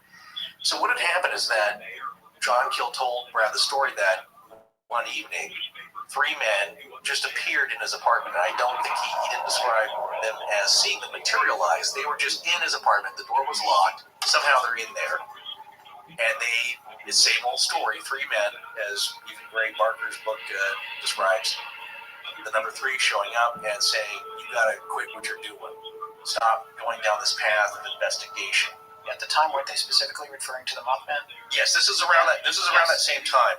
So that's what they're referring to. Because Keel was going back and forth from where he lived in Manhattan to Point Pleasant. Just so you know. Right. He was traveling a lot. He'd stay at that hotel there, and then, the Blue Fountain. That's right. Which was his interviews. I think was a little homage to the Fountain Bleu, which is a 5-star hotel. But the Blue Fountain was not. Blue Fountain. In Ohio. Gallipolis. Yeah, Gallipolis. I do know one thing. In Ohio, it's called Belle Fountain, not Belle Fontaine. Oh, right. Yeah. Well, there you go. I've been there. These 3 men wanted to impress upon John that they were not kidding around and they were not normal, not human. So they asked him, well, what do you have under your sink? He said, well, why don't you go take a look? Being a little incredulous. So one of the guys goes under the sink, grabs a bottle of Clorox, brings it back, and each of these 3 men take giant swallows of this bleach to show them that it had no effect on them. But basically it was like, dude, back off. I'm paraphrasing here. But in their weird, stilted manner, they told him to stop investigating this thing. You don't know what you're getting into. I love that story. And so just let it sink in for a minute. Yeah. These three guys showed up in the apartment, in John Keel's apartment, and they drank bleach in front of him. Yeah. He never published his story or he told his friends at dinner that this happened. Well, Brad doesn't think that this has been in print anywhere, so, and that's why he was like, well, I don't know if he really wants me to tell the story. He told to me kind of in confidence, because it is strange. If you tell people this kind of thing, yeah, they're going to think you're nuts. Right. But Brad's position is, well, he's passed on, and certainly he has books where he's told about encounters similar to this. All right, so let me bring it back around. Yeah, go ahead. So what I want to say is, this is what we're talking about. These are the kinds of things that are happening to John Keel when he is calling Gray Barker and saying, look, I know you think this is all fun and games, and you're playing jokes, and you're being silly about this, but there is some very real danger, which Barker probably didn't believe in. We see this when people, they write to us and like, oh, that story you covered in an interview, that person, that's baloney. That can't happen. Yeah. Or, they saw a shadow of their family dog going through the hallway. That's what they saw. Wasn't a man in black, or they had sleep paralysis, or whatever it is. And all I always say is, you haven't experienced it yet. And wait till you do. When it happens to you, everything changes. All right, so my overall point, though, is that there's something about Gray. Gray had taken it upon himself to kind of mess with Keel during his Mothman investigation. Well, as we mentioned, he loved pranks and he loved hoaxes. Yes, he was a big fan of all that stuff. There's reason to believe that Gray was actually making some of the weird phone calls that Keel was receiving. And he probably did. Yeah, probably did. However, Forrest and I, personally, and we've talked about this off the air, so I feel like it's okay for me to speak for Forrest. Yeah, go ahead. Plus he's right here. Sure. We don't think that Gray could have predicted that the Pope might have been assassinated by a man in black robes with a black knife at an airport. So even if you say, hey, Keel, all those calls must have been fake, it was all hoaxing on the part of Gray Barker, that does not explain the information that Keel got ahead of time regarding all the events that took place, including the collapse of the Silver Bridge, which even Gray couldn't have known. So there's a whole lot at play here, and when you look at the bigger picture, it's so much more complex than you could possibly convey in even a book or a movie. And we're taking you outside of just Keel's book. We're talking about multiple authors here coming at these things from different angles with different goals, and then trying to get down at the root of what really happened. Yeah, you pointed out two very distinct and significant angles, and that you have John Keel very serious about this, thinking that there is something going on, being personally affected by all this. And then you have Gray Barker, he's documenting it, and in a way, that's important. And he's writing it up in a book, but his attitude about it is like, no, this is just a bunch of hokum. Yeah. And it pays the bills. And I'll do it, but it's tongue-in-cheek. He's giving you a wink. Yeah. So, yeah. And that's the thing. We talk about hoaxers and stuff, and people doing it for a laugh, but, at some point, it's kind of cruel. Yeah. Especially when it's directed at somebody personally, and you're trying to mislead them or make them look like a fool. That's the thing about practical jokes. It's fun if the person themselves... I still have regret about some practical jokes. Wait, you've done a hoax? Yeah. No, I just, a long time ago when I worked in post-production in Los Angeles, right. This was some time ago, a friend of ours that was the head of IT and all this stuff at this big company, we called and we pretended to be Adobe, and we're calling to tell him we knew about all the pirated software he had. Oh, God, that would company. Yeah, but the fair got it. It wasn't my idea. Yeah. It was another person that I worked with idea, but I did participate in it. We called back 5 minutes later to tell him it was all a joke, and he was in the office with his boss confessing. Oh, God. Yes. Well, he did not lose his job. No. No. But it was a sobering experience for them about like software. Well, that's a different thing. In this realm, my attitude about people who do that, it's like, I think there's really something that's worth investigating. Look, I can't personally tell you if all this stuff is real or part of it, and I certainly haven't yet experienced it myself, and maybe that's a good thing, but I'm for the position of getting down to the truth of what is really happening here. And with that, you need verifiable facts and interviews, and you need real good data. And when you have somebody doing a hoax on it, you're muddying the water. You're putting lines out there. And what I think we all really deserve is the truth. That's it for our epic series on the Mothman. And to paraphrase what Indrid Cold's cohort Madigue told Tom after every encounter with him, we'll see you in time.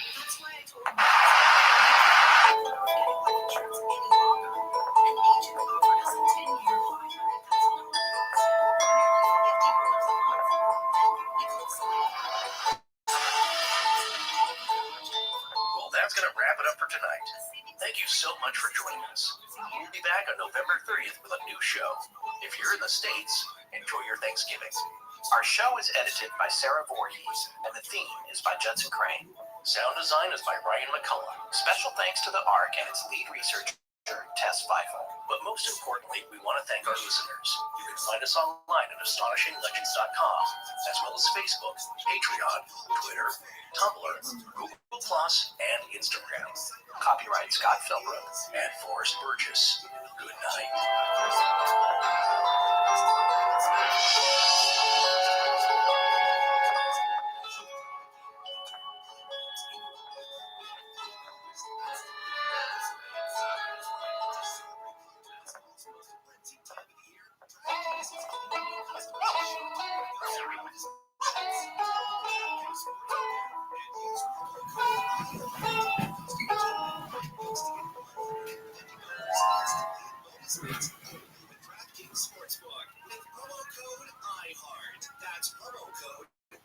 Indiana Wesleyan University provides accessible education for every chapter of life. Traditional students learn, live, and lead the way through rich community on IWU's beautiful 350-acre campus in Marion, Indiana. Adult learners choose the flexibility of 100% online classes in over 150 programs with support from professors who are experts in their field of study and deeply care for student success in academics and spiritual formation. Discover the way ahead at IWU. Visit discovertheway.com to learn how.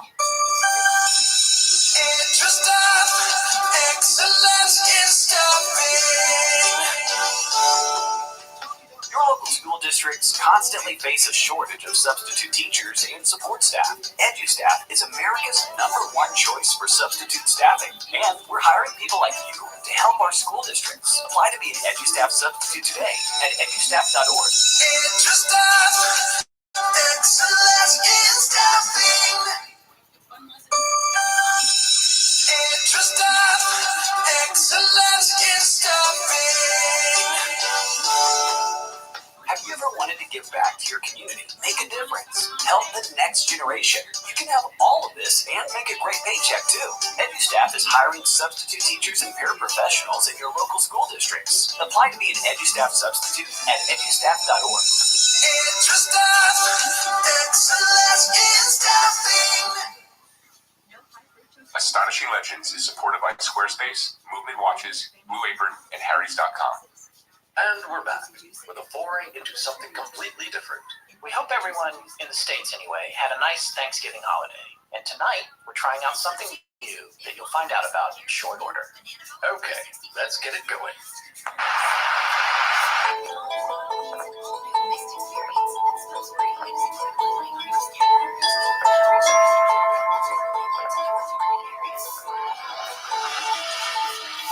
Welcome back to Astonishing Legends. I'm Scott Philbrook, and this is Forrest Burgess. The internet is the first thing that humanity has built that humanity doesn't understand. The largest experiment in anarchy that we have ever had. Eric Schmidt, Executive Chairman of Alphabet Incorporated, parent company of Google. Join us tonight for the first show that we've ever done that was actually streamed live on YouTube before it was published to our feed.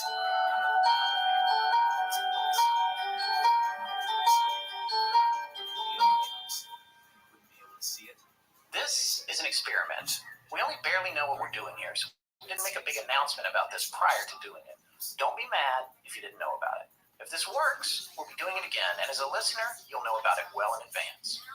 We streamed this episode live on our YouTube channel yesterday and took questions via chat from listeners who joined us. We only announced it on Twitter, Facebook, and Instagram, so if you're not one of our followers on those platforms, you wouldn't have heard about it. We did that because there was more than a fair chance that the entire thing would crash and burn. Oddly, it worked. So we hopped into the studio today to record this intro and a few other things so we could finish out the live event and make it into a proper episode. Our idea was to have a general discussion and take questions from listeners via chat at YouTube regarding past and possible future topics, and just sort of an Ask Me Anything for any kind of questions that listeners might have. That said, it's time to get off the script. This was all improvisational live conversation, so bear with us. Here's hoping it doesn't wind up like the new Coke, one of the worst ideas in history. I liked it. We have received transmission and are live in 3,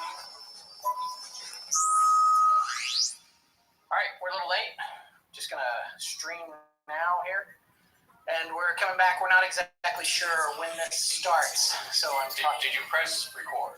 Yes, I press record. I guess we're back. I think it's streaming right now. So the question is if anyone's going to watch, and how many thumbs down we'll get.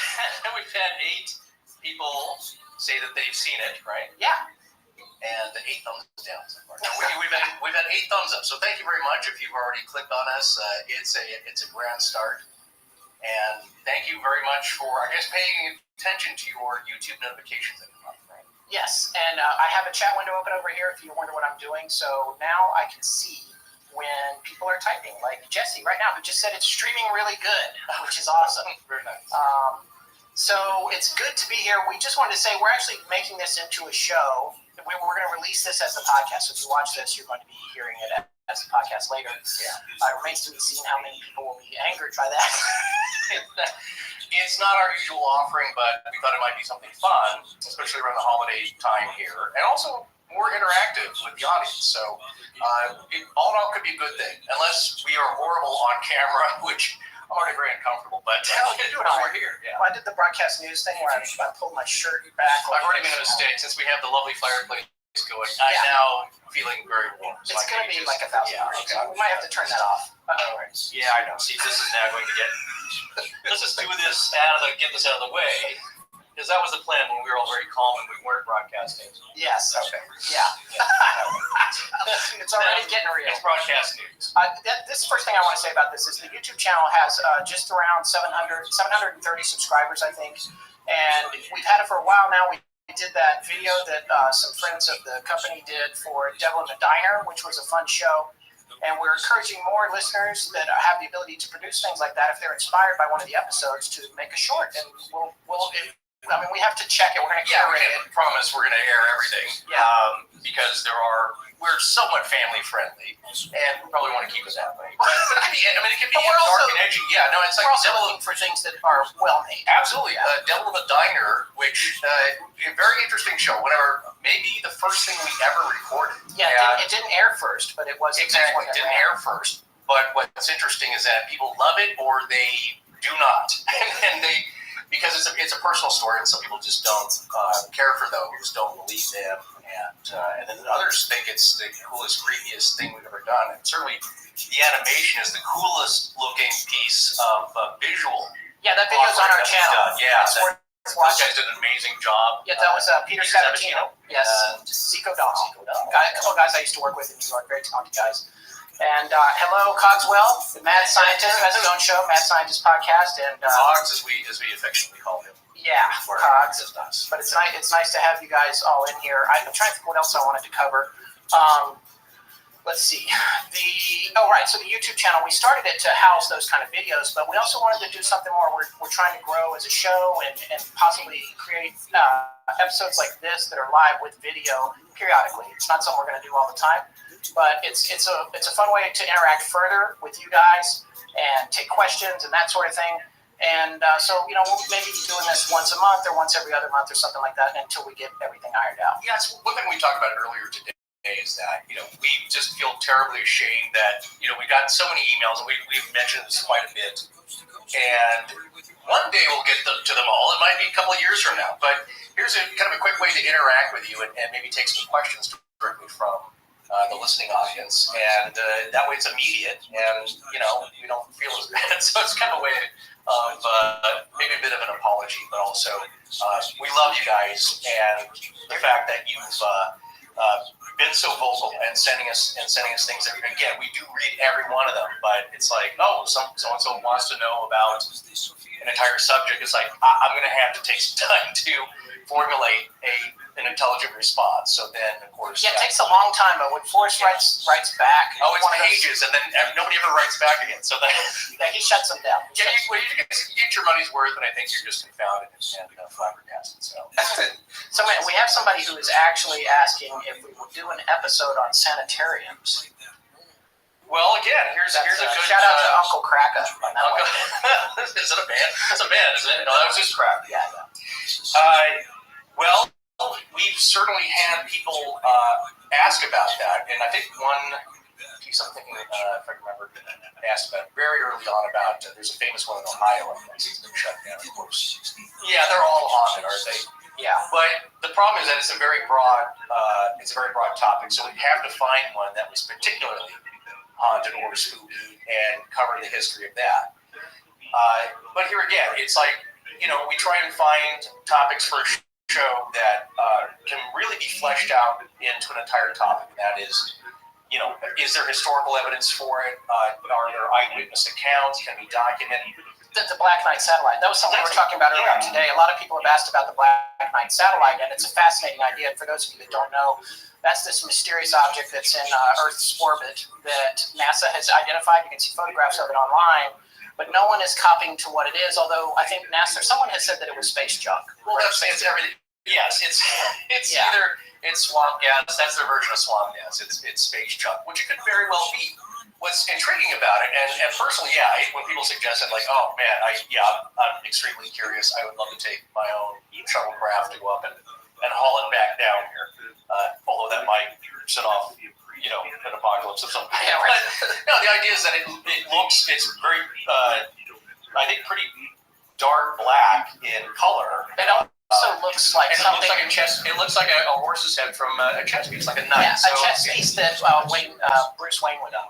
Yeah, it's very modern and angular, Picasso-like. You could say modernist, cubist, and so it doesn't exactly look like a horse head, but that's probably the closest thing approximation to something we have here on Earth. But the problem with doing a whole story on this is that there's not a lot of data. There's not enough data yet for us to build that into a full episode. As you guys all know, anyone who's watching this, we're very long-winded. So we need a lot of information to choke through on something like that. So we're still waiting for that phone call from somebody who knows what the again, so here's something to consider. It's like, not for you, please suggest anything that comes to mind. We still don't just love hearing about it. But for us to cover it as an entire episode, even in the briefest 90 minutes or 2 hours that we could do, there has to be certain elements to it. So if there was somebody who we could interview or had written something, it's like, I know exactly what it is, and this is way out and fringy, but here's what it is. That's something we can cover. The problem with it is that it's been photographed, so people know about it, but no one knows anything about it. So anything that we would talk about is purely conjecture. We've basically covered the whole thing just now. Yeah, that's the reason for bringing it up. Again, great topic, but it's something that would be a little hard until, maybe there's somebody who's like Richard C. Hoagland who talks about the dark side of the moon. Now that is something we can maybe talk about, just objects in near orbit or near the moon that are very unusual. But that's one subject where just punch that up into YouTube, Dark Side of the Moon, and you are going to get a ton of some hokey videos, and some are like, well, that looks pretty good if that's special effects. Yeah. But there's a lot to talk about, and it's really, there's ex-NASA, astronauts, Edgar Mitchell, talks about just what might be there. There are remote viewers. I just heard one, and I can't remember her name at the moment, who was on Coast to Coast being interviewed. Don't want to give it too much. 2 weeks ago, right? About a month ago. I was driving home after a very late night. We were doing our session, and it was a driveway moment where I had to hear the conclusions, which they say for last. And this person's a very high-level former government, I believe, runs her own organization for remote viewing and training people. But her conclusions of what's on the moon and what's on Mars, mind-blowing. So right, it's right up there. It's right up there with a little bit with what we were talking about with the Mothman and Woody Derenberger's stories. Right. It's like they start to get so fantastical that they either way have to be possibly true, or these people are completely out of their minds. Well, here's the other thing. It's for those of you that put stock into somebody's title, here's somebody that has worked on government levels and in military capacities. I believe is now a private citizen who, again, is running her own organization, but very high level, and is working with former military remote viewers, and they've all come up with similar conclusions. So again, it's not somebody who's, not to take anything away from good old Woody, but it's not just somebody driving home from work who saw something strange. Yeah. These are people that's their conclusions, and again, it's something I don't want to give too much away, but if you have access to Coast, or you're a member, you have to be a member. That's the one that I think. Oh yeah, they're not. Well, they have the radio show. They have the radio show. It's an AM radio show. Yeah, but I think to dig up in the archives of Passion. Oh right. you might have to right, because subscribe. it's not on demand. Yeah, well, no, and I don't think it's very much pirated, so it'd be hard to find, but it was wild. So again, that's something in that area where we could say like, okay, topic, Dark Side of the Moon. It's very rich. There's videos we could point to. The only thing we could point to Black Knight Satellite is some photos, which are very intriguing, but like, maybe it is a giant crumpled up ball of black foil. I don't, who knows? All right, let's talk. I want to take a look at some of these questions. So many people are writing a ton of information here, and I just want to take a quick look. What else? Somebody, we're awkward. Thank you, Jesse. And she says, we're awkward. She or he says that's funny. I think it's Jesse. Okay. And then, well, I should see what gets edited out of the audio program. Yeah, we're about to find out whether or not we can do. But there was some question here I wanted to say. Really enjoying the shows. Look forward to more. Blah blah blah. Somebody asked, any personal stories anytime soon? It's funny with the personal stories. It's odd. We get more pushback on those. We don't get a lot of complaints, and I feel very fortunate about that because considering how easy it is to be a troll these days, especially if you have social media presence, we're not getting a ton of negative feedback. Although there are some reviews that I want to read before we go off the air. There's a few gems. Yeah, but some people don't seem to care for them. It's just these guys talking to their friends. I personally, I try to pick ones that I think are intriguing. And obviously, after a while, you do run through your friends. You've gone through where you pick, but there's some people that we haven't approached yet. Right. There are some stories of people that we know personally that we haven't tapped. And again, because it has to be more than just kind of a one-off incident. There has to be something more to it that we believe. Again, it flushes it out as a story. Some of our earliest complaints, I think, were like, these guys just tell weird stories of their friends. Well, when we started out, there was a lot more of that. And there was more of that. Yeah. And so what? But again, everything's even. Everybody's got an opinion on what they like or don't like, and they're very willing to share that with you. So what we've seen is that people who just love personal stories because it's a personal connection. It's somebody. It's not just a story that's been we found on the internet, and there's articles about it, and we've pulled a bunch of information together.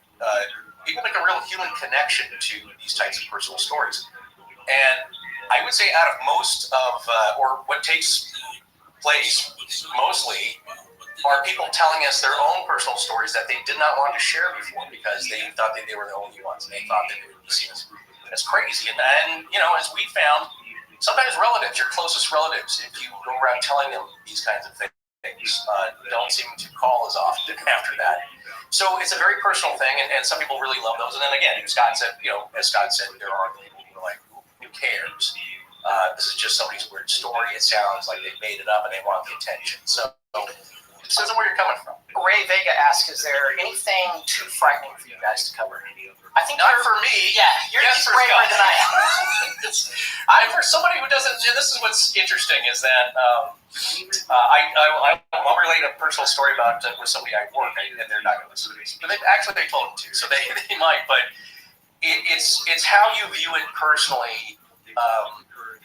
Strange things, the paranormal in general. And for Scott, he's again, this is why we're doing this, is that he's got a very inquisitive mind.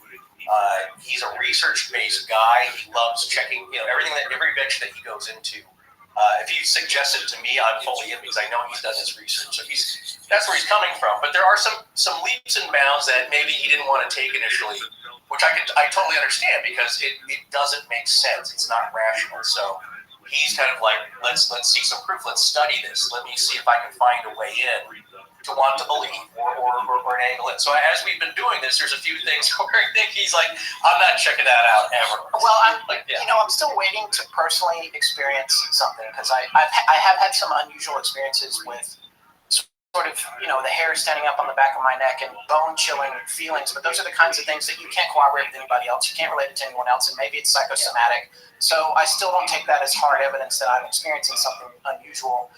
But I will say that when we started out, I was inclined to think that we were going to stumble across less things that weirded me out than we have. Oh, so you've been a little bit surprised. And more things that you didn't know about the story, or that. Well, I mean, for instance, Greyfriars Kirkyard, which I always joked about, and that was back when we were doing way too many sound probably a year or two. We timed them better, and yes, that's the kind of story that I would say more people than not seem to enjoy the kind of the spooky ambiance, because it is a little bit of radio theater. Well, for me, the priest that went there, and in an attempt to exorcise the Black Mausoleum, who was, I can't remember now because we did that story so long ago, but I think he was Colin. I think his first name's Colin. Yeah, he was in his 40s, maybe? No, he was in his early 60s. Oh, so he was older. I'm sorry, not to dismiss what happened to him. No. But essentially, he went there, and 6 months later, he was dead. He had been in good health prior to that. Yeah. It's been so long. For me, whether I believe or not, I don't particularly want to go to a place where something might get attached to me. Why risk it? Yeah. You know, why go there and poke the bear? I will watch you with binoculars. Well, it's again, and it's funny because this has come up from time to time again, and just between us personally, like, you know, he always jokes that, like, you're the guy that says, well, nothing will happen to me, I'm sure I'll be fine. You know, it's like, I won't be affected by the earthquake or this and that. And really, to explain that better, is that I don't think that something won't happen to me.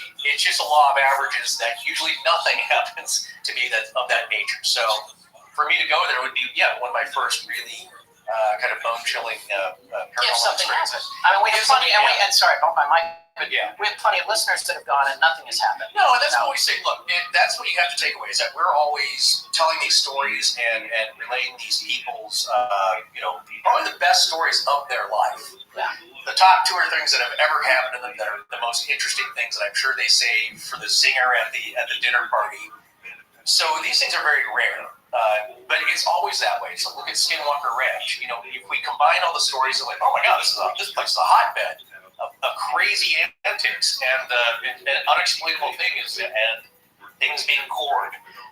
But when you put but that's what Bigelow said. If you were to go there, or George Knapp, it's like probably nothing's going to happen. It'll be hot and dusty, and there's cows, and it'll smell like cow dung, and then that's it. It's a desert ranch. Yeah, it's a desert ranch, and so these things that happen at supernatural places or at in people's lives are still pretty few and far between. Now, the difference is that if you go to Greyfriars, it's just more likely that something strange is going to happen there because it has a history of that. There is another story that I am a little trepidatious about covering. Which the gateway to hell? No, that's Dulce is a little disconcerting. Well, because of the possible connections to the military and that. Okay, that's another thing, and that's something we always tell people is like, look, this endeavor is very generally called legend tripping. Oh, and by the way, we should tell people, for the ones that don't know what Dulce is. Dulce base. Yeah, Dulce base. Which just means sweet in Spanish. Yeah. It's not all that sweet, I think. Yeah, and it's not far from Skinwalker. No, again, it's that whole, let me see, it would be northeastern or just off of center axis to the east in New Mexico. So you have White Sands not too far away. It is a land of enchantment, I'll tell you that. It's, again, that whole southwest is got a lot of very interesting and cool things going on and some possibly dangerous things. Now, Scott just mentioned something that I was getting to, is that when you go to, if you ever do decide to visit these places, you have to take extreme caution. We certainly don't recommend going on a private property. You have to get permission from the owners. If it's government property, there's a sign at Area 41 that before. I'm sorry. Yeah. There is an Area 41. There's different areas. Yes. That just happens to be Area 51. Yeah.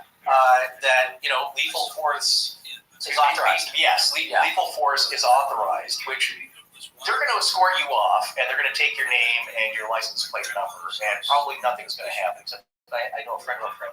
He got a MIB visit after Men in Black. He had some Men in Black show up at his door, asked him questions after he visited Area 51. So that's a whole other story. But that's the whole story. No, what we're getting at is that there's places I'd be very cautious about visiting or poking around because there's a law enforcement or military, government angle. Well, and the thing with Dulce, and I'll just be brief on this, but the thing with Dulce is that it's the show that Byrne, what's his name? Phil Burns. William Burns had done. PhD. They had the show that was highly rated and was doing UFO Hunters, and I actually knew somebody that worked on that show. A production assistant or a producer's assistant, and they were doing well, and they had made plans to cover Dulce Base. Yeah. and were unceremoniously canceled immediately. Now, you can't. No one can cancel us because we're a podcast. But we could be personally canceled, which I'm not interested in. No, what would happen is that all your credit cards are canceled, and you got not talked for the last 10 years. Yeah. So that worries me a little bit, but I gotta admit that it's supposed to be the underground levels and the cows with human heads, and it sounds intriguing. Well, again, I heard an interview with somebody, not a middle-aged guy, probably his late 30s, maybe mid-40s, who was a police officer there. His father was a long-time police officer in the area, and he's pulled all these stories together and did his own research. And what I love about this, and maybe Khan's love this too, because it always comes down to the scientific viewpoint, and that you hear about all these strange, crazy things happening, and alien-human battles, things escaping, searchers looking for weird cryptids that have escaped, so all these crazy stories have happened. So this guy, this former police officer, had tried to get to the bottom of all this. And again, here's the conclusion that I love, is that most of it, maybe 95%, take out of 100 cases, 95, 96 are explainable. It's either, it's their scavenger animals that have picked at something. There's something that can be pointed to that makes more sense than not. What I love is that there are 4 of those cases out of the 100 that are totally unexplainable by any rational means, which is like, this is so weird, we can't even begin to explain what happened. Yes. So that usually boils down to every case that we look, the thing that we look at is like, yes, most of this is explainable, except for these things, which, yes, could be, alien hybrid, hunters running crazy. So, all right, now for listeners of the podcast, we have to take a quick break, and we'll be back in a minute. Hey Scott, you ever get any of those family holiday newsletters? You mean the flyers folded up with the Christmas card humble bragging about what everyone in the family is up to? Yeah, we still have a few die-hard, old-school relatives who go to the trouble of sending those out. Well, why wait for the holidays? They could be humble bragging all year long with a Squarespace website. What they probably don't know is that Squarespace makes it just as easy to put all those updates, pictures, and videos on a family website of their own. Plus, it would look so much better, and they wouldn't be limited to 1 page or 2 or 3 or 7. Yeah, if you're lucky. And it's not just for family news and your personal blog, because Squarespace is also the easiest and fastest way to sell your homemade goods or personal services, like Aunt Patty's knitted scarves or Cousin Barney's snowplow service. You're talking about Squarespace's e-commerce functionality, like their search engine optimization, so people can find you on the web, and their free and secure hosting, so you or your buyers don't get hacked. Exactly. And if you're serious about building your business, Squarespace's analytics can help you grow it in real time. Also, everything's already been optimized for mobile devices, so your customers can buy from you anytime, anywhere. As they say, it's an all-in-one website solution. With Squarespace, all you have to do is buy your domain name and choose from over 200 extensions like .biz or .tv instead of the tired old .com. Pick one of their elegantly designed templates, customize your look with a few clicks, and you're ready to go. And their 24/7 award-winning customer support will never leave you hanging.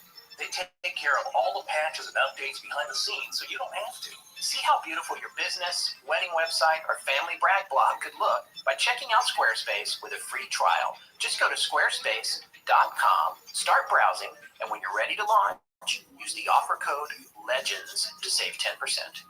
Squarespace. Make it beautiful. Hi, I'm Jennifer, and you're listening to Astonishing Legends with Scott Philbrook and Forrest Burgess. Now back to the show. I did want to say, let's see, we had a couple of other questions. A lot of people, Latinkus as well as some other people, are asking about the rules. And before we go into that, I want to address one other question. Native Dying 93.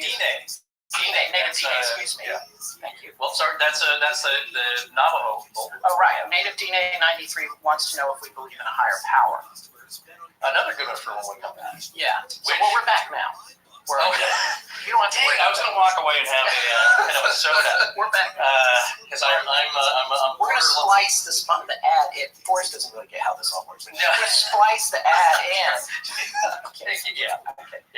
No, I totally got it. I was just kind of hoping. We don't have to take a real break. No, I understood that. It was just irrational hope. Yeah. Okay, so we're back. We're back from the break. Yeah. What's the first one you want to handle? Do we believe in a higher power? That's a big question. It's a very personal question, and my belief is that it's as far as what we believe. Well, if it's a goofy story, we're going to give you our conclusions. If it's something very personal, I don't mind sharing that. But I believe that and this was my prediction before we started, is that Scott's viewpoint on everything would change slightly, because I knew the path that we're going to head down, and I knew the questions that would be coming up, and because again, it makes you question your own beliefs, and that's the one thing that makes people the angriest, but also the most inspired, the most interactive with us. Because when it comes down to personal belief, that's everything. People do get mad. They get real mad. If we cover something that they don't personally believe, that's when we can get some vitriolic feedback. Yeah, and look, some of it is that I don't think. Yes, they're directing it towards us or our subject that we've interviewed, or the person telling their story. But what I believe deep down is part of it is that. The other part is that they are now questioning their own beliefs subconsciously. Because, again, it all depends. Like, what would you, they always say this, what would you do if your best friend that you've known since childhood told you a crazy story, like some of the ones that we've heard, whether it's Dr. Ferber's story, Are We Ever Alone, or it's, and again, the one that hits close to home for me is the Sledging series. And somebody tells you this, like, what do you say? Like, well, I know this guy's not crazy. I've known this since childhood, but he didn't know what he was seeing. Okay, that's one way to handle that. What if you believe that he did see something strange? Then what does that say? Are these things possible? What do you now believe? And because the people that these things happen to, we'll tell you one thing. It's like with the devil in the diner. We've had a couple of comments like, "Well, that's a stupid story. She just saw somebody weird in a diner in New York in the middle of the night. You're going to see somebody strange. That doesn't make that's not a story." Well, you weren't there experiencing that. And the fact that two separate people...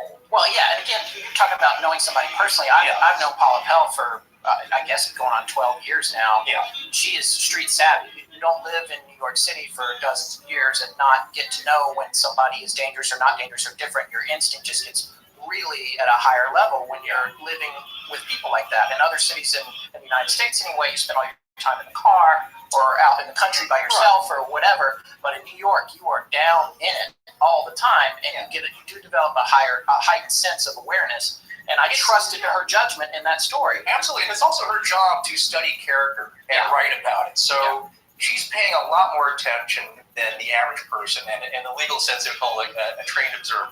Yeah. So anyway, getting back to that, it's like the way that she described it, and I do believe her every word of it, and also what her friend experiences, that it's such a soul-shaking experience that you can't properly relay that to somebody. You can't make them feel that.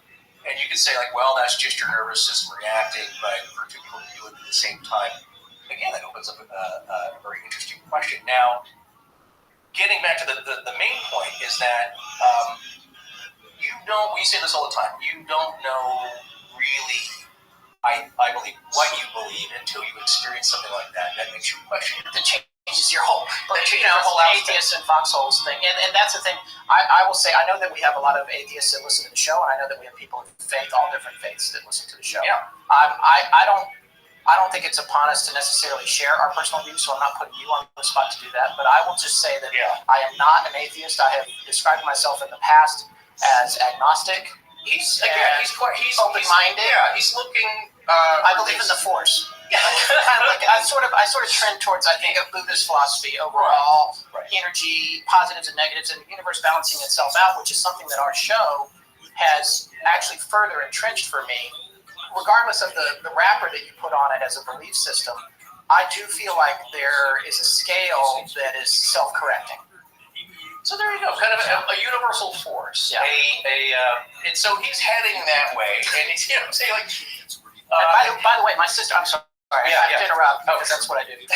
My sister-in-law and her husband are both ordained Methodist ministers, and he has a doctorate in theology. And I've had lots of deep discussions with them. And they still tolerate his crazy thing. Yeah. Well, we're hoping to have him as a guest, or Dr. Bill as a guest on the show at some point. But anyway, for myself, yes, I will say again not to. What's interesting is that. People claim a different denomination. It's like then it gets down to like, wait, are they Methodist? Or, are they Methodist? Okay, that there you go. That's why they're going crazy. So it gets down to tribalism in a way, and just kind of compartmentalizing what branch of faith you believe. But I will say yes, very generally, I do believe in a higher power, and I do believe that it's everything is everything. It's all kind of one thing. Everything's being controlled, though, by, I don't know if you call it singular consciousness, but we are here for a purpose. I do believe that. And why this all is the way it is, why do things seem so crazy, why do things that happen that aren't supposed to happen seem to happen? We may never know, but those are the answers that we're looking for. So yes, yes.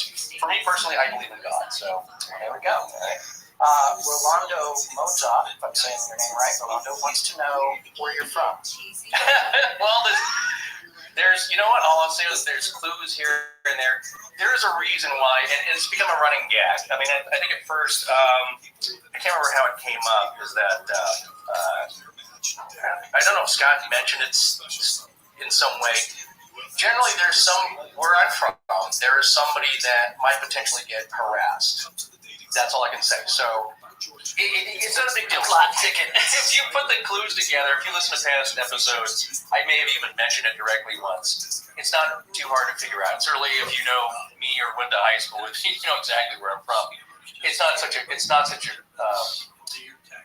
mystery, shall we say? And it's kind of fun again to kind of play off that. But no, what I will say, again, thankfully we've not received anything threatening or too vicious, but we've had some strange communications from people that I believed if they knew more information, it wouldn't be beyond them to, again, maybe not act out physically, but you never know. So it's like, you know what, to keep these people who might easily be identified and who aren't going to understand what's happening if something like that did, it's to protect them. So it's not really, again, it's not a big deal. You could probably put the clues together. Yeah. And I'll just say this right now, at this very second, if you look around and he's on the sand of this download, there is a clue.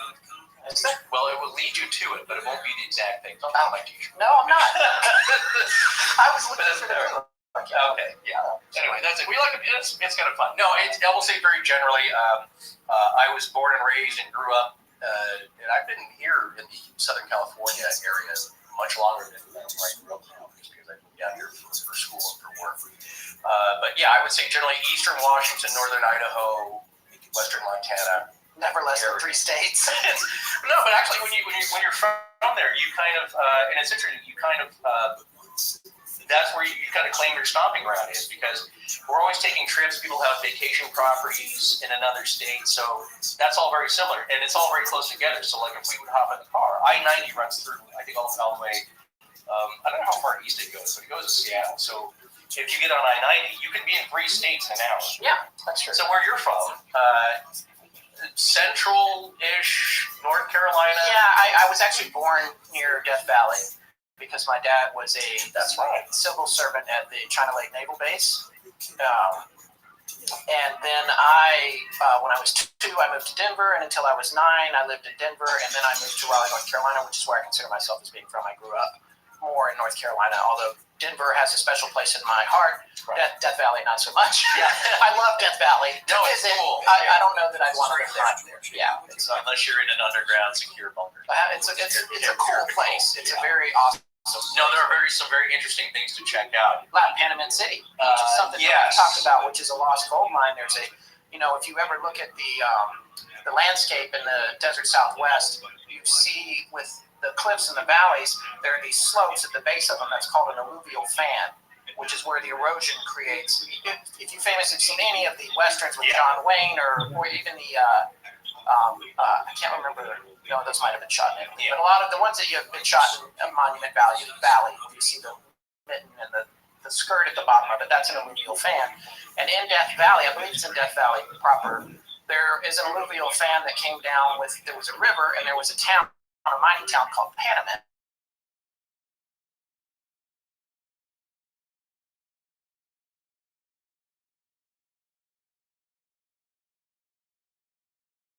It's got like a little provision shop. Yeah, and I feel like we have a listener that works in that area.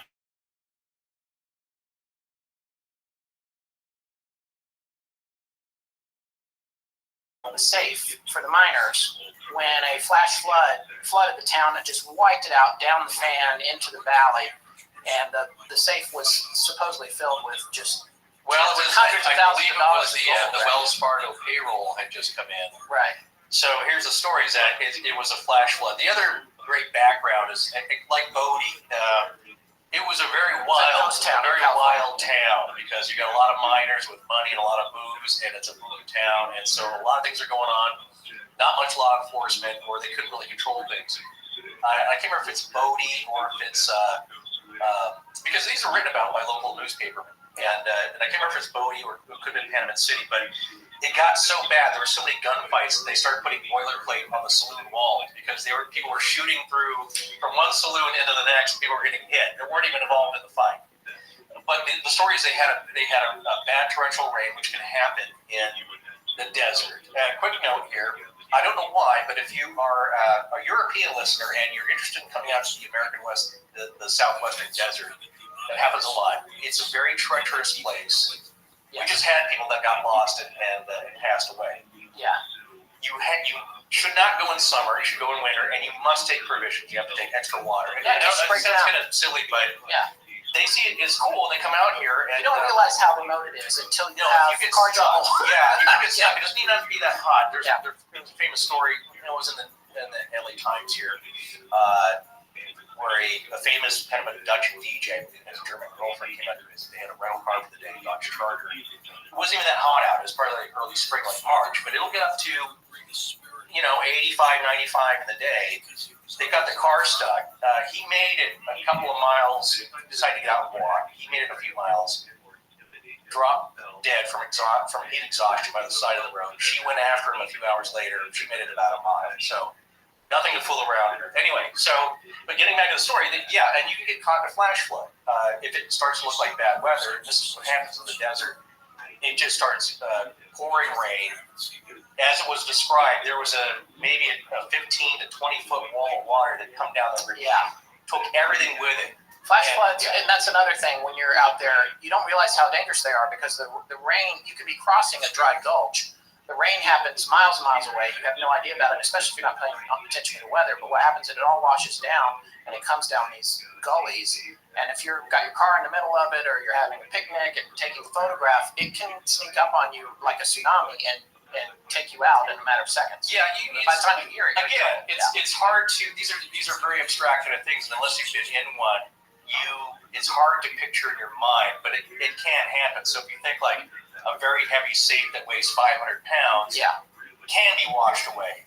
And certainly, we don't have to tell people that have been in some of the more places that have had floods or that have experienced tornadoes and hurricanes. If you've been in one, you can see what can happen. Pieces of straw get stuck into trees and fence posts. Yeah, I've seen that myself with hurricanes at the coast of North Carolina. I've seen straw from hay impaled into a telephone pole. Yeah. Force equals mass times acceleration, so it can be very dangerous. So we don't have to tell you these things, but if you're from a part of the country that's relatively calm, and you've had some giant hail, it's hard to imagine these things, but they can happen. So that's the story. A flash flood came through. A lot of deaths. I don't know how many people survived, but it carried a lot of people. You may. I'm speaking about the act of God. It was a very wicked town. Some people think it was an act from a higher power kind of thing. Yeah, it got washed away. So then this is all washed out into this alluvial fan. So now you're talking about 3, 4, 5 feet of mud. And somewhere is that safe out there if you can find it. Well, and this is the thing I always wonder, though. If you find the safe and you declare it, you have to go through the government. There's taxes and discovery. Depends on what state you find it in. They have different laws about. So you might not always say that you found it if you found it. And here's the thing with every treasure. You don't, and even, God forbid, Oak Island, some could have been pulled out of there 100 years ago and not necessarily announced. Right. So, that happens because, and again, there's other countries where people don't even want to go looking for anything because for all your hard work, the government's going to own all of it. Yeah. And for you to claim your small percentage, basically they're going to tie you up in court for years. So, here though, if you were to find that, I believe, again, if it's on BLM land or if that's it's the Bureau of Land Management. Right. They manage all the property that is not privately owned. Yeah. And especially in the Southwest. And in fact, they're the ones that the guys who had the sit-in. Not the Dakota Access Pipeline, but prior to that, the ranchers who were being denied grazing land that overtook that office. That was that was a BLM office, I think, that they took. Yeah, it's a national refuge, I believe, animal refuge. Yeah. That's the other thing is that there are different rules. If it's a national monument, if it's a national park, you're not really supposed to be digging around, taking anything out of there, I believe. But the rules vary, so check your local listings. You have to really check the local laws. And that's why I say don't go trespassing and poking around for stuff unless you fully checked it out and that you're sure you're allowed to do that. And what are the rules if you do find something? Yeah. All right, so it's time for another quick break. We'll be right back. So, Forrest, have you finished all your holiday shopping? Haven't even started. What about you? Well, you know what? I'm trying to decide who gets a movement watch. Oh, you've actually come up with a great gift idea for once. I'd love to get one of those as a gift. Everyone loves getting a watch as a gift, and with movement watches starting at just $95, you can deliver a lot of style and class and not bust your holiday gift. The great thing about movement design is that it features modern yet classic lines for both men and women, so you don't have to worry that it's so funky and cluttered looking that the person's not going to dig it. And they can personalize it with interchangeable bands that suit their look. Movement also carries a line of super cool sunglasses to help you battle that low winter sun. The craftsmanship is really solid too, so I have no hesitation in gifting anything from Movement. And with free shipping and free returns, it'll be the easiest holiday shopping I'll be doing this year. Get 15% off today by going to movementwatches.com/legends. That's mvmtwatches.com/legends. Gift the movement. Hello, everyone. I'm Erin Humphreys, and this is Astonishing Legends. Let's get back to the show. Okay, see, now that's the end of the break. Yes. Now we're back? Yeah, we're back. I guess I went to the restroom before all this. Yeah. So I do want to talk about. People are asking about the rules, and so we got a couple of questions queued up here. Maria, who is one of our most interactive listeners and a participant in the ARC, also Cogswell's in here, Tess is in here. There's a couple of things that we need to talk about. Okay. So I'm going to queue up some of the questions that you guys have brought up. One, we'll talk a little bit about Oak Island and what's going on there because someone has brought up being frustrated with the way the show's proceeding. And we'll talk about our show. No. The TV show. Well, I'm sure there's that. They gave up after part 4. Right. 4A, 4B. We just did a 5-parter and we snuck it under the radar as 4A and 4B. Yeah. Was that the longest? I think it is the longest one. Yeah. But, we had things to say. That's good to say. But what I did want to talk about was, we'll talk about that, but let's talk about the rules a little bit. Okay. People are asking about that. And let's also talk about, people are asking about the Somerton Man, the recent announcement. That's a pretty quick and easy one. Yeah. That announcement, like a lot of announcements, was not the one that just happened, was not necessarily new information. You're talking TSM here. The Somerton Man story. We thought it was going to be big news, or a lot of people did. I actually personally didn't think it would be. It's kind of like the Amelia Earhart one that just happened. That was not a big announcement either. No, I mean, look, it filled Somerton Man. It was the DNA findings, right? And who was the? She's fantastic. I think she's a DNA genealogist. Oh yeah, I can't remember her name. We're in touch with her actually. Yeah, right. We had contacted her, and this is before I believe this announcement came out. But that's something that she was working on. Is that because, as you know, there are DNA samples of the Somerton Man from that plaster cast that you can actually see in one of the YouTube videos because they did it post-mortem, there are chest hairs stuck to it. I went to look for her name in my Google inbox. I'm like searching genealogist, and all I found was a reminder that says call genealogist. That's very helpful. Yeah. I can't remember her name. Okay. She has a business that specializes in finding people, and for people who are trying to find deceased relatives or make connections, that's what she does. She's kind of a genealogical detective. Yeah, and she said that she had future stories she wanted to talk to us about, but she had to wait until they broke and she was able to tell the loved ones first. Yeah. So I actually reached back out to her. But that's the thing. There's still possible relatives of these. Yeah. I believe though that with the discovery of the DNA analysis that she was able to pinpoint that he and his ancestry came from the Virginia, but along the northeastern seaboard. Yes. Right? Yeah, not too far from where the Kukowskis grew up, actually. Oh, that's right. And there was a connection to Thomas Jefferson, a genetic connection to Thomas Jefferson. Right. This was all information that was already known, and if you listen to our series, we talked about it. So she wasn't divulging anything new there. I do think she's working on new information that hasn't been released yet. I think what happened was she went on the road and was expected to speak somewhere, and she spoke about something that was maybe not widely known, but if you're listening to our show, you already knew it. And the same thing, and this is the same thing, I want to say this exact same thing with Amelia Earhart and the bones on Nicaragua, which is where Tigar is currently researching. And for us, history will prove us one way or the other, I guess, on this. But no, I'm right about that.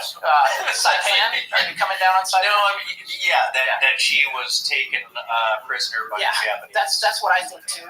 We're reasonably certain that is, there may be some mystery as to what happened prior to her getting to Saipan. Well, how she got off course, how that happened was did she get riddled with bullets, and that's what forced her to either go off course or land where they went, her and Fred Noonan were planning, how that happened. But from our perspective, and just again, I put a lot of stock into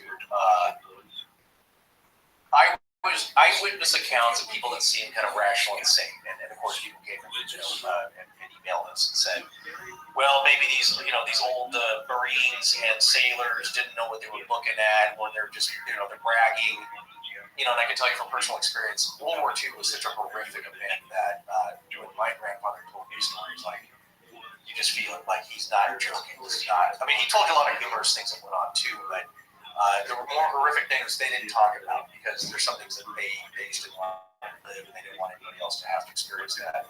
But something like this, when they told you, it's like, I believe there are kernels of truth there. That plus the over 200 reports of local Saipanese. Yeah, the witnesses. The witnesses didn't even have a word in their dialect for lie. Yeah, a white woman and a white man. Yeah. Were taken prisoner by the Japanese. Yeah. But still, what happens is Rick Gillespie, who heads up Tigar, who I still have a tremendous amount of respect for, because I'm not convinced that what he's doing is necessarily nefarious or whatever. I think he's just barking up the wrong tree. And the other thing that happens is when he needs to go out to that island and take a trip, it costs several $100,000.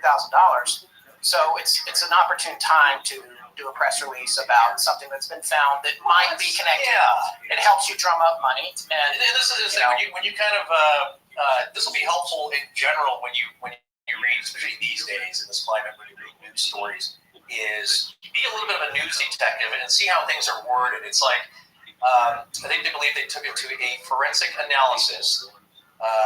They had a measurement. They didn't have the actual bone. They had a measurement of her radius or ulna, I believe, her forearm bone. Yeah. Radius is thumb side, ulna. I know, because I broke my radius. Oh, you did? That's right. Clean in half. Yes, when I was very painful. Young man. Yeah. Well, that wasn't the first time was a little painful. When the doctor broke it 2 weeks later after it had been healing again because it had been set incorrectly. Yeah. That was really nice. And you screamed like a teenager. I hyperventilated and nearly passed out. That sounds like my dental trip yesterday. Yeah. We digress. Another story. But listen to the way it's phrased. That they took the measurement, and then this is what I love. And again, this is the one article that I read about the new discovery, the findings. So they took it to the measurement and a forensic analysis. That's right. Analyst, excuse me. Forensic analyst. Okay. Took a photo where he could see partially exposed forearm of Amelia and did a calculation that way. So it's an educated guess. It's not like they had a bone like, well, I don't know, that looks, that'll this might lines be, up. but the problem is, and I think we covered this when we did the show, when we did the series, and it's been a while, and as you can possibly imagine now, we've done 50 plus episodes, and we are collecting a huge amount of data about stories like this, and sometimes details get fuzzy after a while. But they already had found bones on the island. There were times when there were natives living there, even though it was a very small island, and there was evidence of burials that had been there that weren't glass beads, not necessarily related to part of a folding knife, I believe, on I can't remember if that was Howland or one of the islands there. Yeah, so artifacts can be found because as you realize the Polynesians, as they travel great distances, they want to disembark for a bit, stretch their legs, or collect seed, bird eggs, whatever they're doing. Yeah. So for maybe thousands of years, there's been visitation on these islands, and over that amount of time, people drop things. Yeah. Yeah. So again, or hang out for a minute and leave their stuff there. Whatever. Forget their freckle cream. Yeah. Freckle cream jar. Their high-milled beige low-rise pumps, whatever it is. Yeah. So the fact that you found something that's maybe a woman's article of that time period is like, well, that's intriguing. It should be investigated. Doesn't really point to Amelia. I don't know. Yeah. And this is pure speculation, so I probably shouldn't say it, but I'm not convinced on that trip that she would have taken freckle cream with her. I don't know how important that is. I don't know. She was a tough gal. Yeah. I just don't like. I have to get my freckle cream. I don't know. You know what? She's got to worry about staying alive. She had a sinus drainage tube, I think, coming out of her head, or sinuses. The bathroom is not much of a bathroom at all. No, they had to crawl over gas tanks. To get to the back. On the electrotiny. I don't think she was really worried about all that. Like, no, she's going to crawl back there. See me not very well made up today. She's a tough, hard-hair woman. So she is not. Again, maybe she she does get photographed when she lands places, and the groups really good, but maybe not such a big deal. But like, how did that get there? That could be a very interesting story, or nothing at all. Like, somebody dropped. Yeah. But it's not hardcore proof, and that's the thing to remember. But here's the other thing: Saipan, we may never find anything, because the story is that when the government did conclude that she had been held prisoner there, possibly executed there, they sent a mop-up team, and theoretically she and Fred both may have been dug up and moved and disappeared permanently. You don't know that. Could, and the plane was supposedly burned, or strafed, and there was a director. Yeah, the director was looking for the one documentary director was looking for, and I don't think he found anything on his first incursion into the field looking for remains. But it may be that this is one of those things we'll never know unless some Freedom of Information Act or something later, or after a certain number of years, they say, hey, you know what? Because she had said that there were spy cameras in the belly of her plane. That she may or may not have known about. They were in there, but there was a gentleman who said he installed them. Who said that he did install those on the plane. Now, I can see this.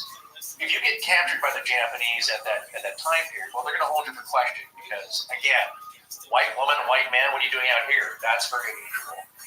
Once they find the cameras on board, now the story has changed. You are now a spy. They don't take kindly to that. Yeah. Actually, nobody does. No. That's still frowned upon. Spying is frowned upon. And you were not held to, not that they followed the Geneva Convention very closely, either any of the Axis powers. But once they found it out, you're free and clear to be pretty much done away with. So I would say at that point, they probably just held her, and it's like, look, we're about to get overrun here by the U.S. Navy. If they find out we've had her these couple years, it's a no-win situation. It doesn't look good for anybody. And again, if she's found alive, it's like, wait, how did you get there? Well, the Navy put me up in this. And then on top of that, that would imply that she was abandoned, but not imply, but it would prove that she had been abandoned by the U.S. government. Well, they put her on a perilous trip. She's America's sweetheart. You got to remember at this time. She's in all the papers. She's in all the newsreels. Everyone's rooting for her. And you put her on this mission, didn't tell her about it, and then she gets captured. That doesn't look great. So, again, it's just better if it all just kind of goes away and remains a mystery. So, Yeah. But getting back to that recent discovery, am I right? That was the big claim, is that they had found a bone fragment that may have been hers. That was the claim. Yeah, and it was something that I think they'd had for a long time, just like with the piece of the electric tinny that they said they had that was part of her plane, but was the hatch. But under analysis, it was shown. Other engineers said no, that's not. Right. It's not from an electric tinny. So it's a little dicey. So that's anytime you see a new announcement about something, you got to take that with a grain of salt. But certainly report on it. We want to, we'd love to hear about it. We love to hear from a news standpoint. I love to hear any kind of updates at all. But if you see the word solved in the headline, mystery, that's your first red flag. In all caps. Yeah. It's in a very general sense clickbait. Yeah. For everything. So and again, now what's funny is that you're seeing journalism take a cue from internet stories and adopting some of the phraseology that you're seeing, that was relegated to crap on the internet. So so it's again mystery solved, or you won't believe this, or who looks like this now. Right. So it's all these. You'll see these trends kind of come up again and again. And again, do your own detective work. Read the article and look for keywords. It's like, again, it was like a fragment of the bone that again. And also too, the bone. No, there was nothing. If you look at it, there was nothing definitive. And what I love though is that it was compared to a photograph where a partial arm, a forearm was. It's like they didn't even see the full forearm. Yeah. And the guy's like, well, all right, if I take the ruler millimeter wise, I line up here, it's pretty close. It's just like, and I'm sure he was. Give us an answer. It's like, oh, yeah, probably, maybe, sure, okay, yeah, that could be it. That could be it, not definitive. So again, but again, we love these stories. We're always the other thing that we're always looking at is an amazing story that seems to drop off and you never hear the conclusion. Oh yeah. And we're like, well, what happened with that? Well, no one's looking into it, or nobody wants to talk about it anymore, so it kind of goes away. We always want to know what was the final conclusion. Yeah, I think what the hallmark for that one is the hospital where the strange smell. That was all the people like passed out or something. No, that was very odd. Do we have to follow up on that? I probably should have done that. I don't. The woman went in, right, and people started passing. A guy went on the gurney, and people started passing out. Oh no, or something. Look, it was it was very quickly. This is a long time ago. So again, this is back when people got the newspaper and read the newspaper stories, and then you got the next one for the next day or a week later and look for the follow-up. Yeah. And sometimes it would have it. So, this young guy was brought in, I think in his 20s, and this was, again, a local Southern California, one of the outlying neighborhoods here, Rialto or something, Diamond Bar, whatever it is. He gets brought in, and he is giving off fumes that are toxic. And I don't want to disparage him. I don't know if he was trying to commit suicide, or if he accidentally ingested some kind of toxin. But basically, that's what happens. That you can get. A good friend of mine, who's a fireman, he's a fire captain. Yes. In the town where I might be from. We were talking about this, and he said, yeah, sometimes people who try to commit suicide with arsenic or something, when first responders show up and they get brought to the hospital, that can make first responders sick or hospital staff sick because it's now coming out of your pores. You're basically now a sock doused with this stuff that's giving off fumes.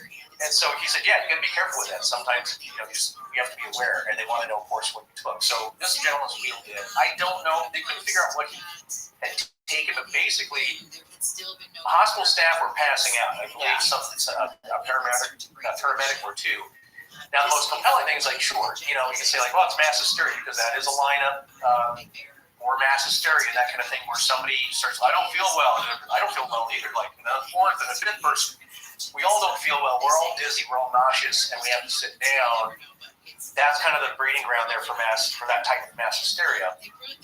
What the deal is with this one is that it was so noxious. I believe there's a woman who was an emergency room doctor she passed out and suffered some kind of paralysis. She was out for a while, and I don't believe it's ever recovered. And I believe she had to give up medical, she could practice medicine. And we don't know what happened with that. Yes, again, that's happened when people take ant poison. And I think they tested for all those things. And so what was mysterious is that it was, and generally, yeah, it'll make you sick, maybe make you nauseous, but it was so strong that, you know, he was like a bomb. He was just, yeah, people were just passing out and suffering permanent damage. So that was the interesting aspect of that. Yeah. Where's the follow-up? I guess this is back with this may be pre-internet. I was looking, I was checking the paper, and every once in a while, I'm just listening to the news, see if and never heard anything. And sometimes that's the thing, you never hear anything because there is no follow-up answer. Yeah. Nobody ever finds out a good theory on it. So. All right, so we've had a few other questions, and oh my gosh, so look who's in here. It's Corin, who found us that copy of the Rubaiyat of Omar Khayyam. She's down under right now. Yeah, she's down under. And also Tess is in here, and several other people who are making strong requests for witch stories. Are you sure those are not all Tess? Tess, we love you, and we are going to do what I promised. Yeah. And she's had some great suggestions because I don't know if it's like a pet topic of hers or she's kind of studied it or read books on the side, but she's very knowledgeable. Yes. So she's trying to get us, or I believe maybe tempt us to with a really good one. So, and that's the problem when it's a very broad one. She was saying like, well, how about the Scottish witch trials? Those were much more sensational and crazy than Salem. Yeah. Our local ones here in New England. And there's plenty of them. It's like, we don't want to. The thing is, and she knows this, is that we try to spread out these topics here and there. So it's not like 5 witch episodes in a row, and it's like, I love those, but I'm getting a little fatigued on those. We have an internal term that we call topic fatigue, which we suffer. We usually get first. Oh my God, there's more part of this. You guys get it too. So we do try to space things out, and just so you know, we're actually we're going to be down for 3 weeks, the last 2 weeks of December and the first week of January, which is the longest break we take annually. Yes. And during that time, which we will it's a gift to both you and us. Yeah, exactly. Yeah. But we are going to be planning out, we're trying to plan the whole next year in advance. Because we have Stop painting us into a corner. No, we can do it.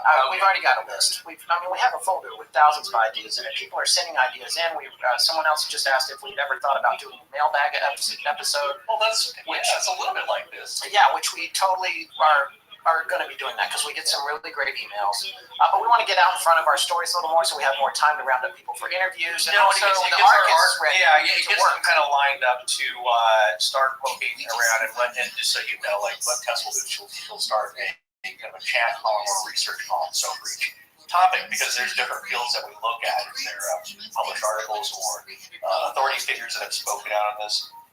And so, eyewitnesses. Yeah, she'll kind of organize that, and so it's really a good way to get that kind of mapped out. And again, yes, we are filled with thousands of stories. Yeah, but again, a lot of it too is that and it sounds kind of strange, but we're sometimes struck with inspiration. In that, now again, people didn't like this one. Some really liked it. If you're a gamer, you probably dug it. But Polybius, yeah, I had heard about the name, and of course, it's in the Simpsons episode. It's kind of fun.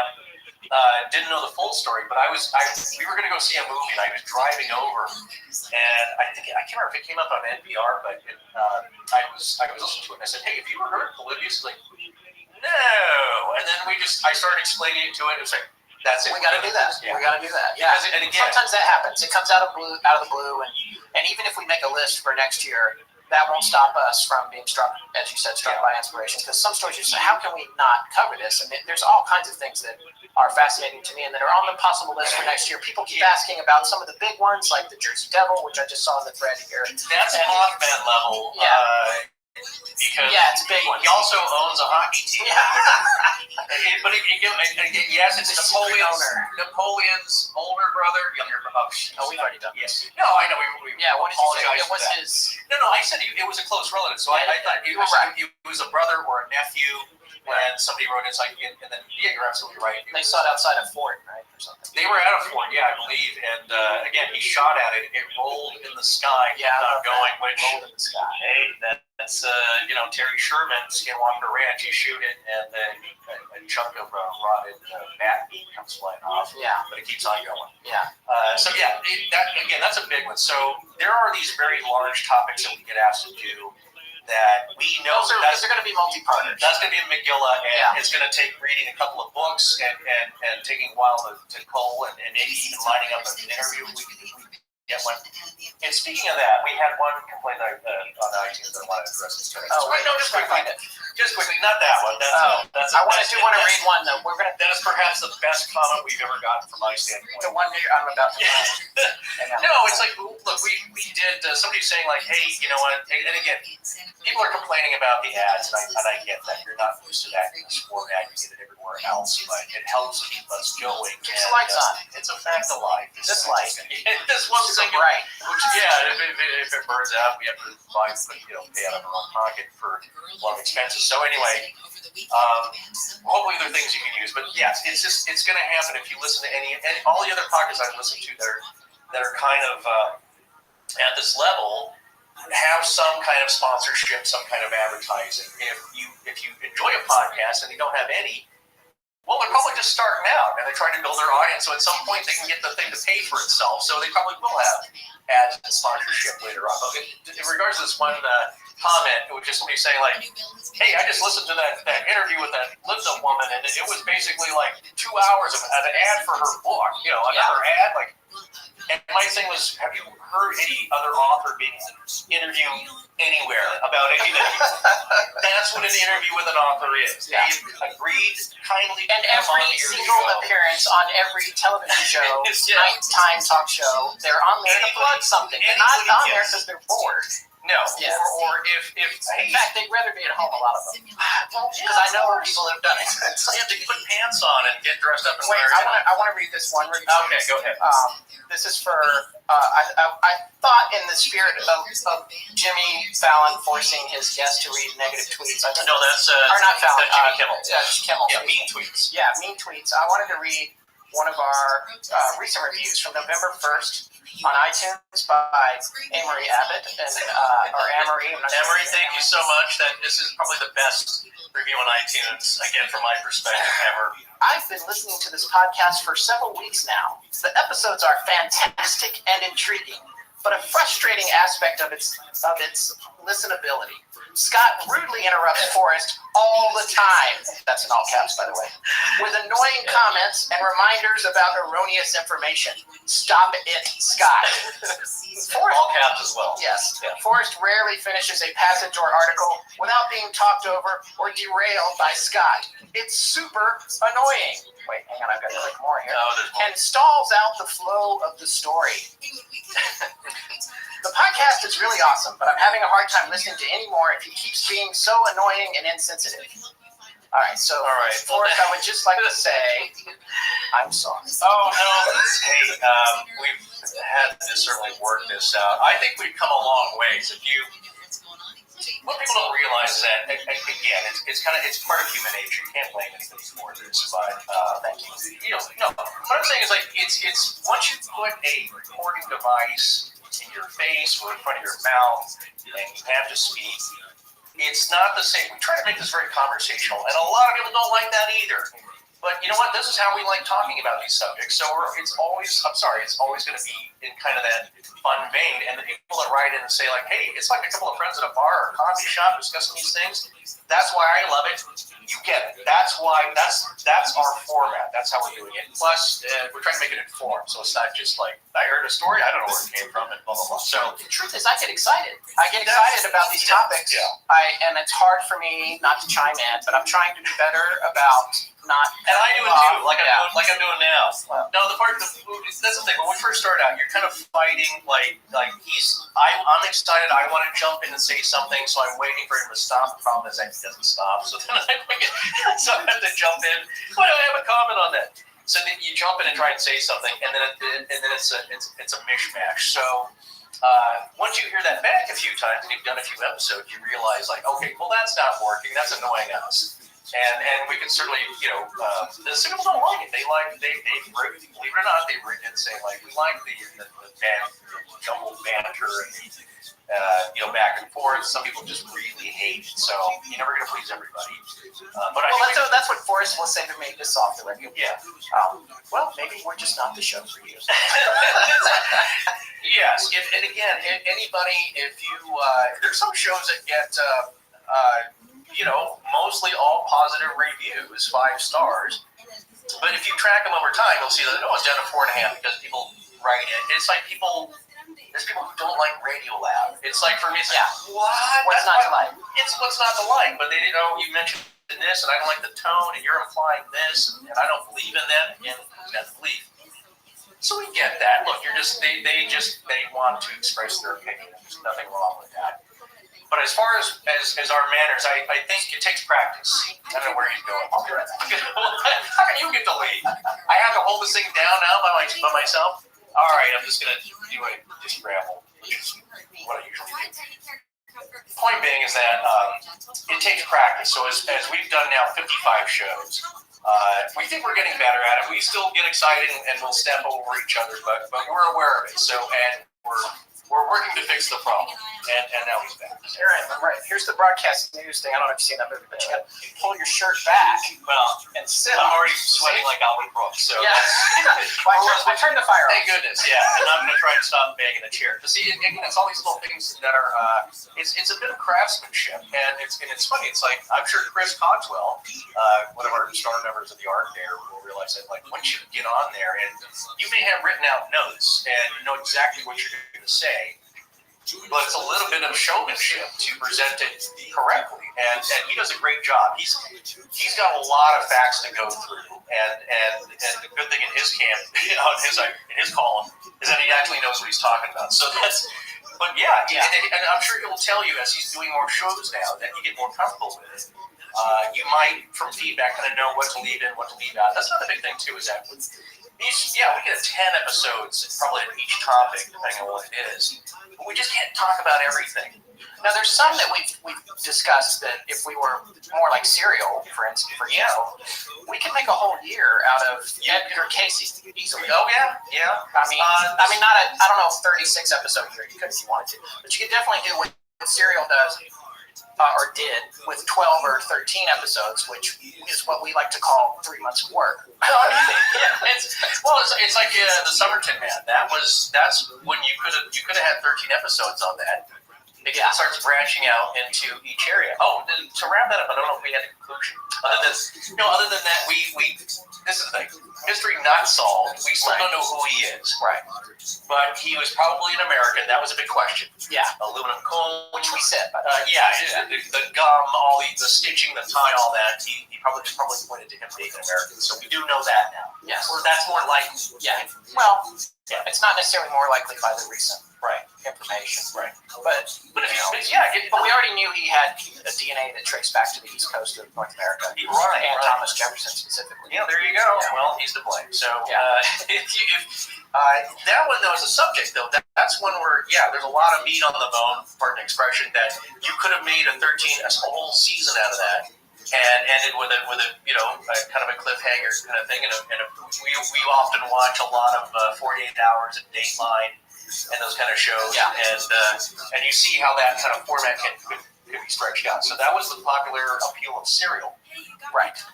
Now, some things we try and, I think just by, it's so hard. I also want you to realize, too, you fabulous listeners, that when we do a single topic, if we wrap it up in one episode, we immediately then, like, the next morning have to start on another one. And with our schedules, it's really hard. So if we could take one topic and at least break it into two pieces. Yeah, in my case, there's a 7-year-old in the mix. So yeah, he's not helping out. Who I have to go get in about 30 minutes. That's right. So it'll be me for another hour. No, we'll be done. Just quick. Yeah, go ahead. Before we go any further, we got to say we were going to take one more break here, and we'll be right back. Forrest, what time is it? Who are you, Indrid Cold? It's almost 5. Why? I gotta go pick up the kid, and the wife's gonna be home soon. You didn't go grocery shopping for dinner, did you? No, but you know what? I don't have to. Blue Apron already did the shopping for me. Oh, right. It's your Blue Apron Day. So what are you making? Brown butter and chestnut gnocchi with Brussels sprouts and pea shoot salad. Ooh, fancy. Yeah, most of the time it's stuff that'd be hard to find at my local grocery store. Plus, I can feel good about feeding it to my family because the beef, chicken, and pork are raised responsibly. The seafood is sourced sustainably. I'm going to get you for this. No, you did it perfect. I know. The seafood is sourced sustainably, and the produce is grown using regenerative farming. Not only that, all the packaging is recyclable or biodegradable. And Blue Apron only ships you what you need, so there's no food waste. Wow, you're a hero to the planet as well as your family. You know it. I'm also a hero to our budget because the meals are under $10 per person. Yeah, it's hard to find even a fast food meal for that amount these days, and none of it's very good for you. But when you start up with high-quality ingredients, you end up with a high-quality meal. Exactly, and Blue Apron is customizable. We can either choose from a variety of recipes each week based on what we feel like having, or let the Blue Apron culinary team surprise us. There's several delivery options to choose from, and since there's no weekly commitment, we only get deliveries when we want them. Well, I can't think of any reason not to try it out. And Blue Apron also makes a great holiday gift. Check out this week's menu and get your first 3 meals free with free shipping by going to blueapron.com/astonishing. You'll love how good it feels and tastes to create incredible home-cooked meals with Blue Apron, so don't wait. That's blueapron.com/astonishing. Blue Apron, a better way to cook. What are you doing? Are you on your phone under the table? Okay, go ahead, I'm listening. And you say that all the time. Clearly you haven't been listening to my witty rant. Sorry, I'm having trouble finding the right gift for a hard-to-shop-for person. Well, here's an idea. How about a Harry's limited edition gift set? Oh, okay, now I'm actually listening to you. Well, check this out then.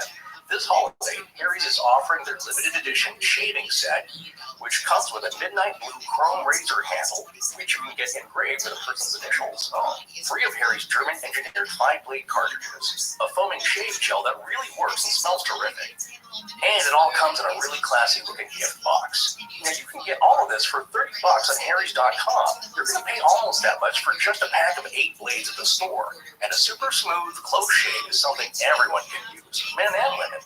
Well, I do know that if you want to try them out yourself, Harry's offers starter sets with blades and handles starting at just $10.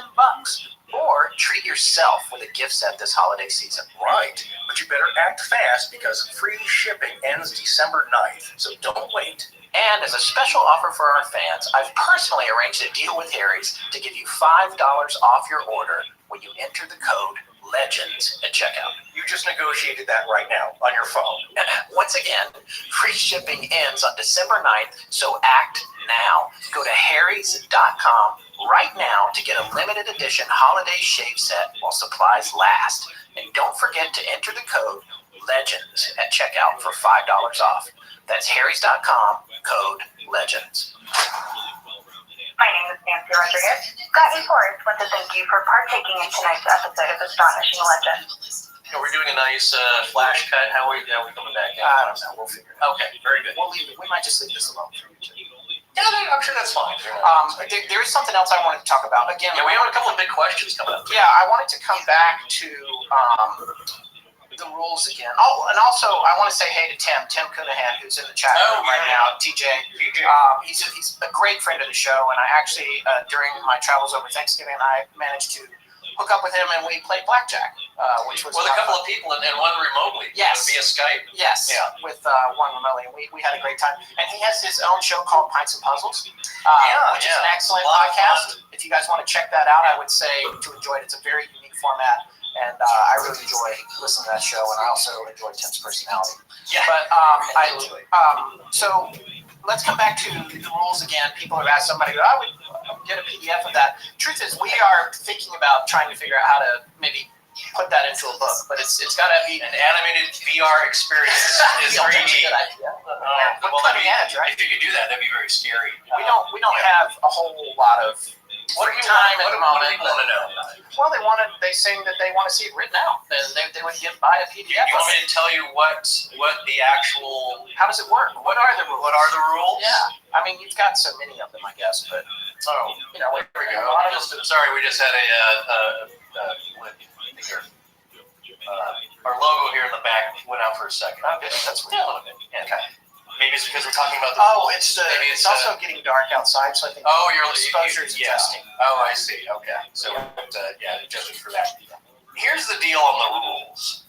It's not really formal. It's. I think what people are talking about is that after you've seen hundreds and thousands of stories, not hundreds and thousands, but hundreds of stories, that maybe thousands of accounts, and you kind of read up on them or heard them from different people, the biggest thing I can say is that you will start to see patterns. If I'm good at anything, it's probably being observant and seeing patterns in things, which humans are innately, trained to do. Because it's a survival thing if you want to go back to caveman times. It's like, hey, I'll go out, tiger track, dead. That's the pattern, like, tiger track, don't go there.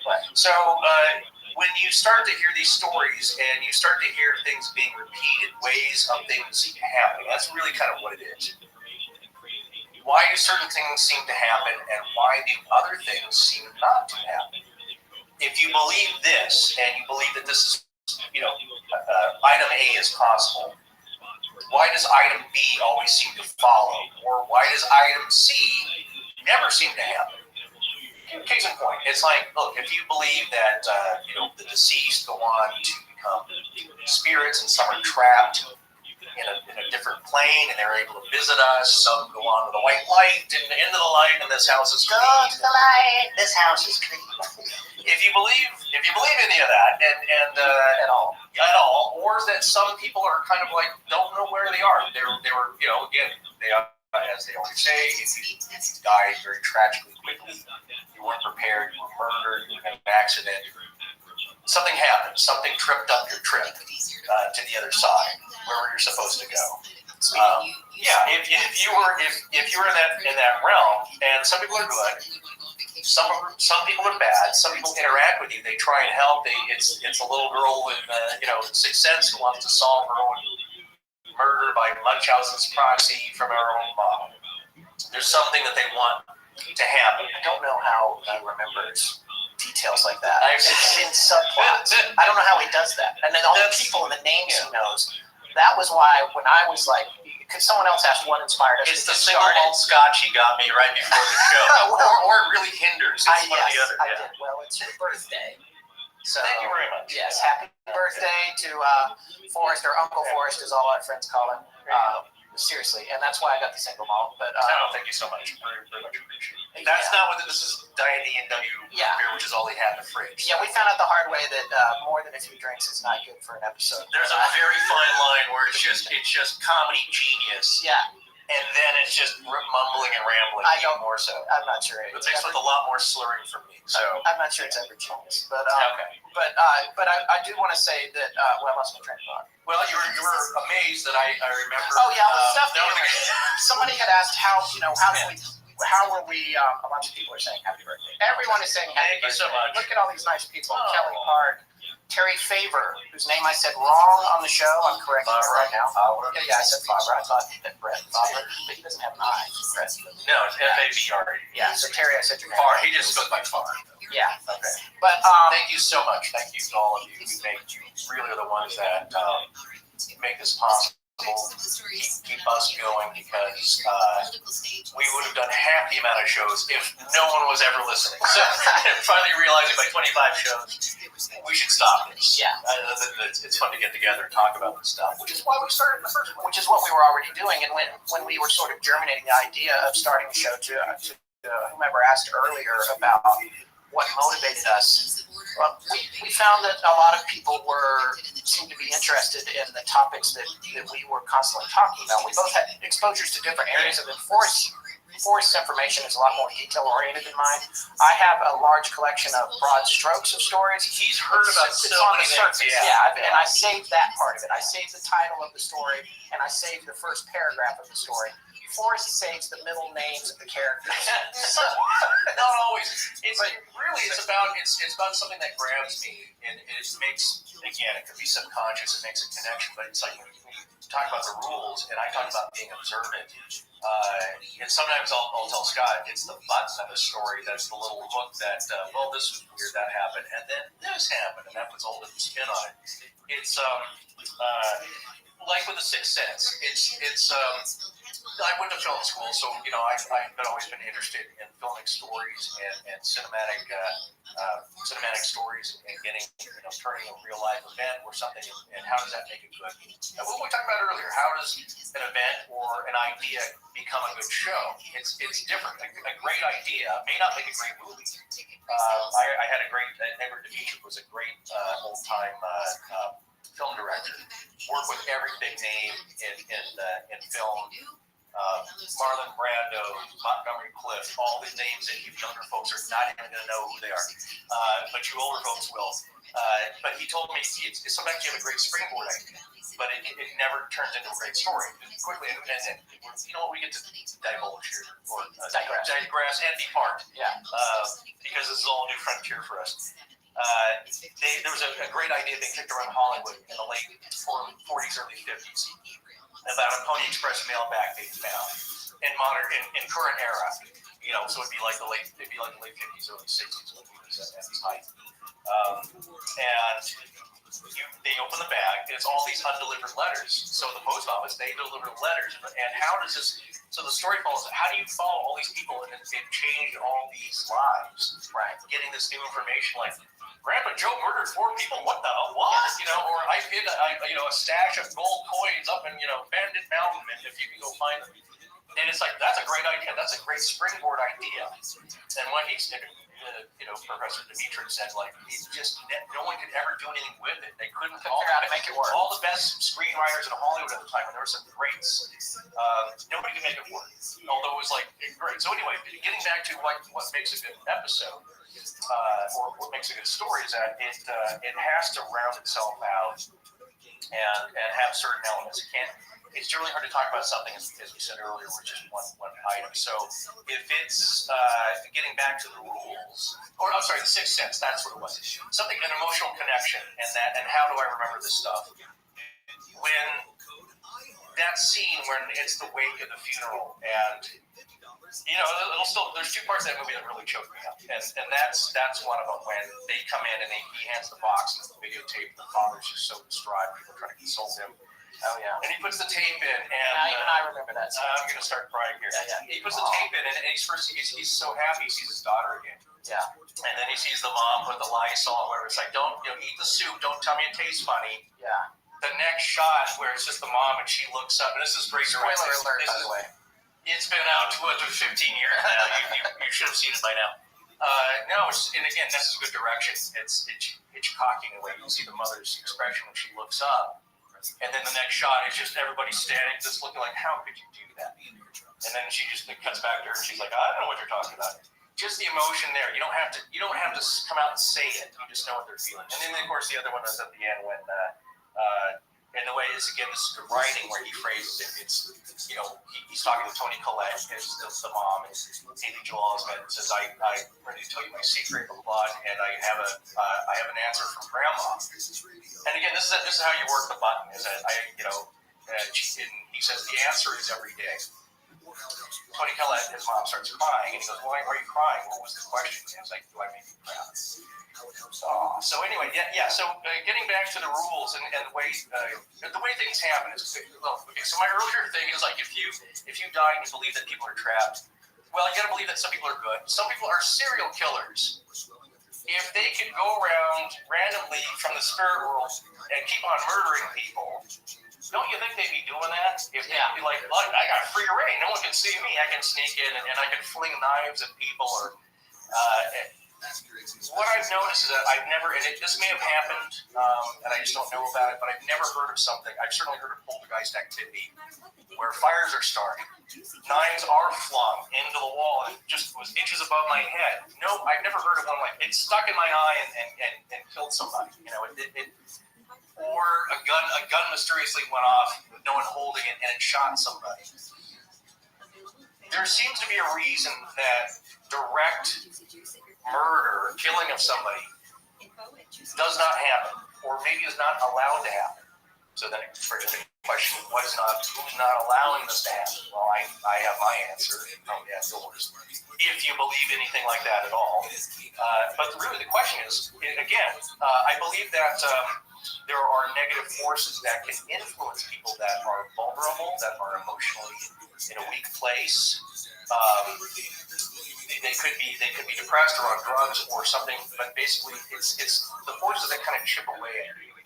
And that can lead to, again, as we saw in the sludge interview, it can drain you down. And so it wasn't like a magic scarf wrapped around some member of the family and choked to death. That does not seem to happen, but the slow whittling away of your life force, your energy, or good health does seem to happen in certain cases. So, again, so the rules really are things that seem to take place. And again, look, there's Michelle Belanger, could be Belanger, but she's been on Jim's show, Jim Harold, the Paranormal Podcast, where he does his interviews with authors that are plugging their books, and that's what the show is.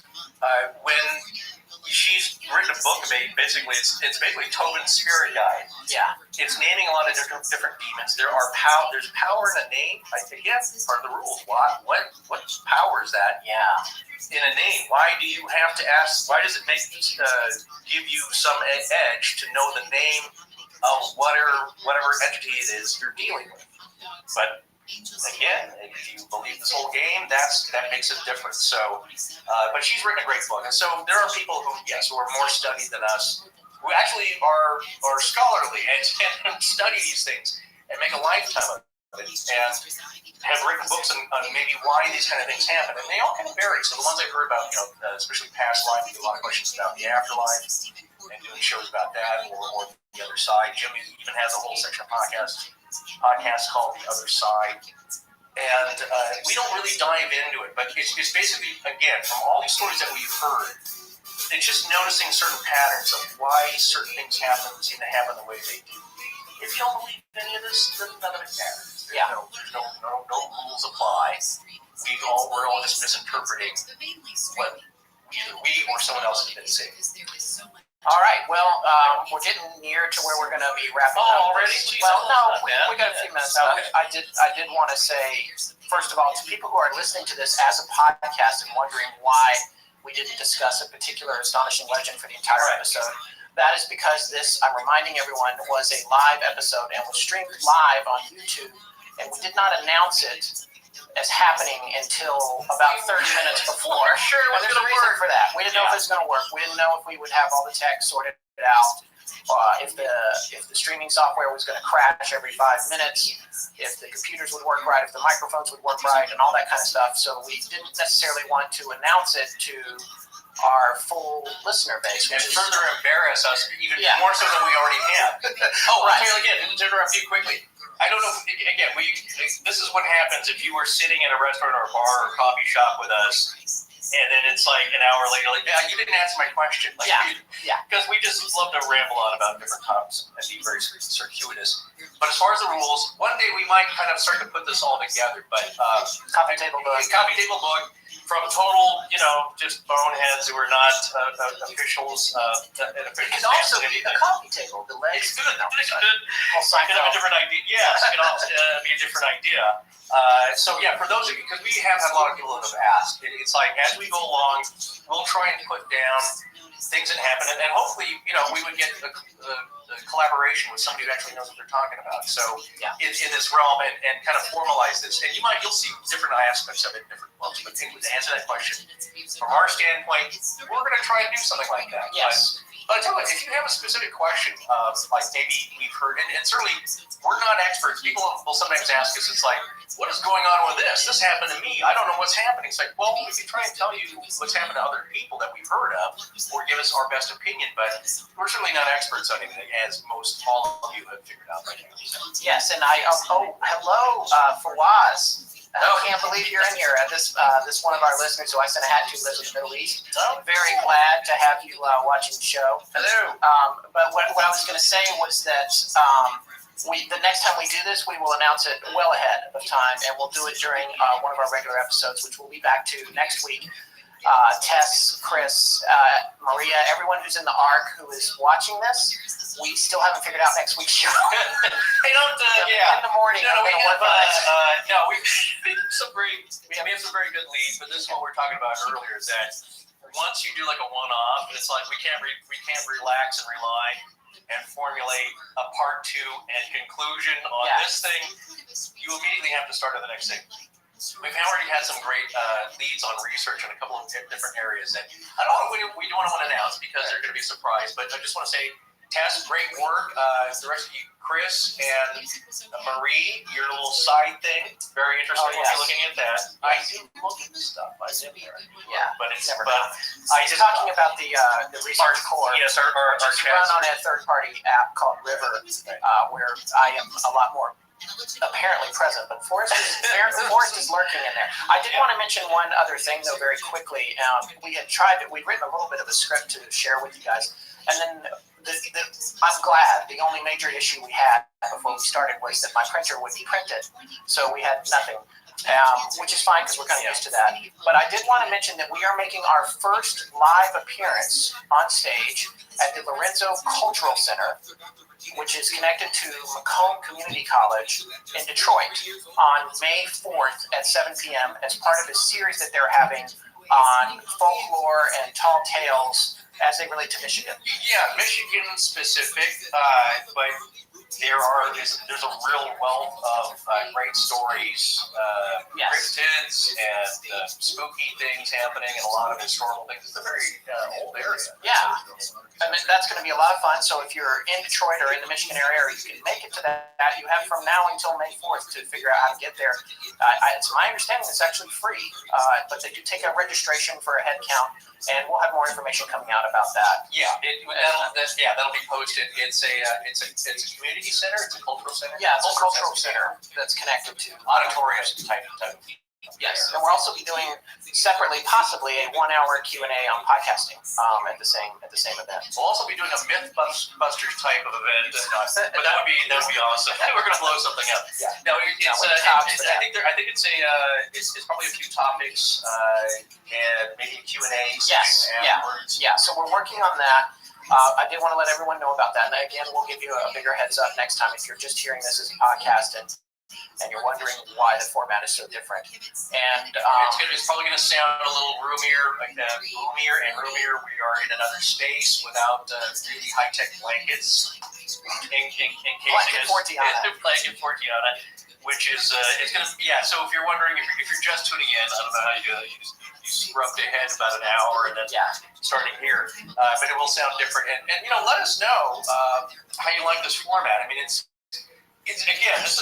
probably it's more fun to do because we didn't have to really dive down deep for a week and a half and get this all jammed into our heads. You may be seeing this again as an emergency show. It's our clip show. It's our best. It gives us a little bit of a break in terms of prep. Our prep for this was primarily technical, and we didn't have to be buried in research, which helped because it was Thanksgiving and I was traveling and dealing with a lot of other stuff the past 2 weeks, so it was difficult to prep for something more complex for this particular episode anyway, but we want to keep doing the show, and we know you guys are expecting us, and we also, again, I wanted to remind everyone that we're about to do 3 shows in a row. That'll be this one, followed by 2 more, and then we're breaking for 3 weeks for Christmas, and we'll be back the second week of January, but we'll keep you posted on that.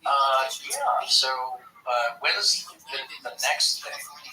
That is coming out a week for the next episode. It's due to be posted a week from today, and this one's going to be a day late, I think. So it's getting late in the day here. There's some other elements. There's always post production. It's not when your YouTube started. Even then, though. I just saw a few for the first time because I'd heard so much buzz about them, and why do they have 46 million followers and make $1 million? And there's a lot of graphics. It's like there's a little bit of work that goes on. He doesn't just click the iPhone on and start talking. There's a lot of post that goes to that, and it seems very seamless. But if you knew what he had to do, or someone's doing on the back end, there's a little bit of production. So same thing with us is that for this to be an audio feed to appear in your podcast feed, whatever your platform is, to hear it as a regular show, we still have stuff to do. So we're going to take care of that a little bit tonight. I think we're going to give ourselves a little bit of a break and then dive into that tomorrow. So probably Thursday evening, yes, wherever you are, you will be visited by 3 ghosts and this podcast. So, yeah, we'll be. I just watched it. I'll send that as a link. I just watched my favorite version of Christmas Carol, which is an animated. It's only about 20 minutes long. It's a short story, of course. Yeah. Richard Williams produced, and Chuck Jones, executive producer. From the general region, starting out. Yes. Yeah, no, I sent that to you. Yeah, it creeped me out as a kid in a very good way. Yeah. But it looks like it looks nothing else like any other version of A Christmas Carol you've seen, because the idea was really, it's one of the first and greatest ghost stories about Christmas, and it's meant to scare you into being good. So, like every good ghost story, there's usually an element there that is a cautionary tale. And to do better as a human being. So, well, there you go. Well, on that note, we're going to sign off for today. We'd like to thank you for joining us for our very first live streaming broadcast, and hopefully not the last. Well, unless you really all hate it, and then let us know, and we promise never to do this again. We'll get back behind the mics. Behind the camera. We'll have 90 minutes of Lou the Astonishing Dog, who's taking a nap currently. Yes. Speak to her and her antics. So, but seriously, let us know what you liked about it, what you didn't like. If you want to see this again. And all I can tell you from experience is that we're going to get all of that. Various amounts. Yeah. All right. Thanks a lot. Thank you very much. See you guys next time. Broadcast is now terminated.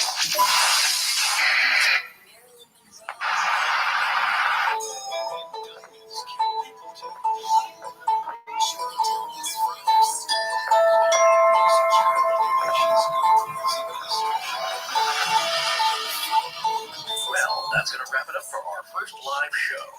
We'd like to thank Squarespace, Movement Watches, Blue Apron, and Harrys.com for sponsoring us. Please remember that supporting our sponsors helps support the show. We want to give a special heartfelt thanks to Fiddleback, whose podcast, GM Word of the Week, is a show for role-playing gamers who want to improve their vocabulary and their games. We support each other on Patreon as well. Thanks for the broadcast second, nice Fiddleback. Hi, I'm Jennifer Cox. I'm Erin Humphreys. My name is Nancy Rodriguez. And I give permission to Astonishing Legends to use my voice for a show to use however they see fit. galaxy-wide in perpetuity. Our show is edited by Sarah Voorhees, and the theme is by Judson Crane. Sound design is by Ryan McCullum. Special thanks to the ARC and its lead researcher, Tess Feifel. We'd also like to thank John Bowman. But most importantly, we want to thank our listeners. You can find us online at astonishinglegends.com, as well as Facebook, Patreon, Twitter, Tumblr, Google+, and Instagram. Copyright Scott Philbrook and Forrest Burgess. Good night. $1.6 million of salary cap space for the Kansas City Chiefs. Mahomes was going to count Interest of excellence in staffing. EduStaff is America's #1 choice for substitute staffing, and we're hiring substitute teachers, support staff, and more in your local school districts. Make a difference in your community while earning great pay. Apply today at edustaff.org. That's edustaff.org. Interest of excellence in staffing.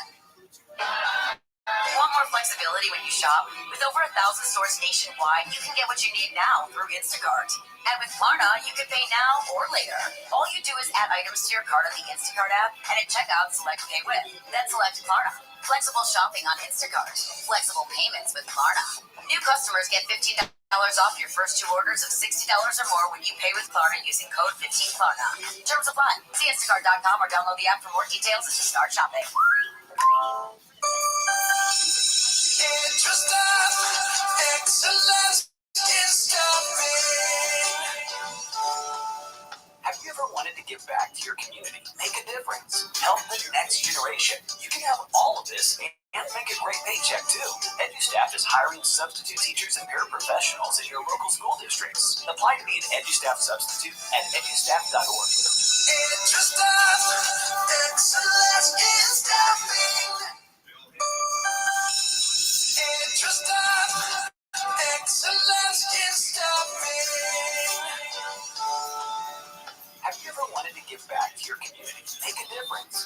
the next generation. You can have all of this and make a great paycheck too.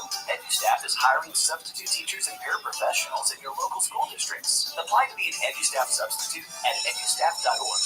EduStaff, excellence in staffing. EduStaff, excellence in staffing. Your local school districts constantly face a shortage of substitute teachers and support staff. EduStaff is America's #1 choice for substitute staffing, and we're hiring people like you to help our school districts. Apply to be an EduStaff substitute today at edustaff.org. EduStaff, excellence in staffing. This week's episode of Astonishing Legends is sponsored by Warby Parker, Movement Watches, The Great Courses Plus, and Blue Apron. And we're back. Sorry, I'm still stunned from our last YouTube appearance there. So we're in the studio. We're back in the studio here without a camera, thank God. Did you not enjoy our little endeavor last week, Forrest? No. I enjoyed the interaction. It's a one-sided conversation. I've just got used to finally my voice being out there in the interwebs. The problem is that once you see yourself, you're forced to watch it, which I do not enjoy. You notice every little single weird tick that you do. Yes. You probably just ignore all yours. In case you missed it, we did a live streaming appearance on our YouTube channel, and we blathered on about a wide variety of things, including but not limited to answering questions from listeners via chat. Even though it's come and gone, it is archived on our channel. You can watch it there anytime you'd like to see what a couple of guys who have no idea what they're doing look like on camera. Again, it was a fun little treat. So now you might have missed that appearance because we only announced it about 30 minutes ahead of time on some of our social media platforms, Facebook, Twitter, Instagram. Those, by the way, are among the best ways to stay on top of what we're doing from moment to moment. And that in our newsletter, which Tess has recently taken over after firing Scott for not sending them out regularly. I was busy. Yeah, let's get back on point here. All right, the reason we announced it kind of quietly and just before we did it was because, well, I'll just say it, we're scared. I don't know if that's the right word, Scott. Well, it probably is for me anyway. But the bottom line is we weren't sure if it was going to work, more so to the point. We were using new software and some of the new hardware that we just didn't know if we would be able to trust it to deliver reliable sound and picture to you guys. So, especially for a solid 90 minutes without crashing, which that's the other part of it. There was no breaks. Yeah. He got up and left. I had to sit there for the entire, just all the way through. So that was a little challenging. Well, the exciting news is overall it did work. And like all people who appear on camera, we're now both on crash diets and overhauling our wardrobes. Well, I didn't start off that way, but we had complaints, shall we say. Yeah, well, we'll be doing live streams again, though. And in fact, we've already rented a 10,000 square foot studio with a 500,000 gallon water tank under the removable floor for our Mary Celeste follow-up series. That's not going on my card. I didn't approve that. Yeah. In 2017, we'll be announcing them well in advance and also trying to choose times that work as well as can be managed for listeners across the globe. And speaking of live shows, another quick reminder that we'll be in Detroit at the Lorenzo Cultural Center, connected with Macomb Community College on May 4th, 2017 at 7 p.m. as part of their special series, Tall Tales and Folklore, exploring Michigan's traditional stories. If you thought we seemed a little unpolished on the live YouTube stream, you're not going to want to miss the opportunity to see us live on stage where the scores can really change.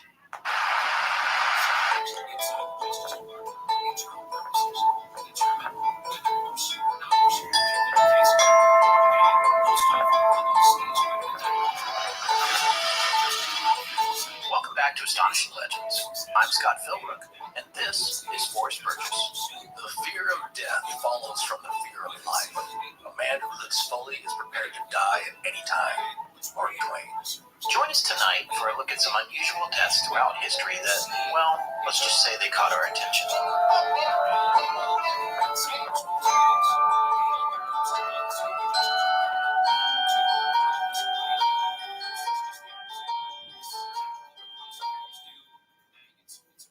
Okay, so the last two shows of 2016 are upon us, and we spent some time trying to figure out what we should discuss at this unique time of year. Here in the U.S., 2016 has been a time of great change. Well, it's been that way overseas as well, in fact, all over the world. Globally, 2016 has seen a great number of earth-shattering events, including the surprise of Brexit and back here, the surprising outcome of the U.S. presidential election. I think internally, at least the sense I have anyway, is that people are ready, for better or worse, for 2016 to be over and done with. It was a rough year for mass killings, both at the hands of our fellow man and in tragic disasters. 2016 saw the Pulse nightclub attack in Florida in June, and the horrific terror attack the very next month in July on the streets of Nice, France. And just the other day, we had this horrible warehouse fire at a building known as the Ghost Ship in downtown Oakland, California, where over 30 people perished.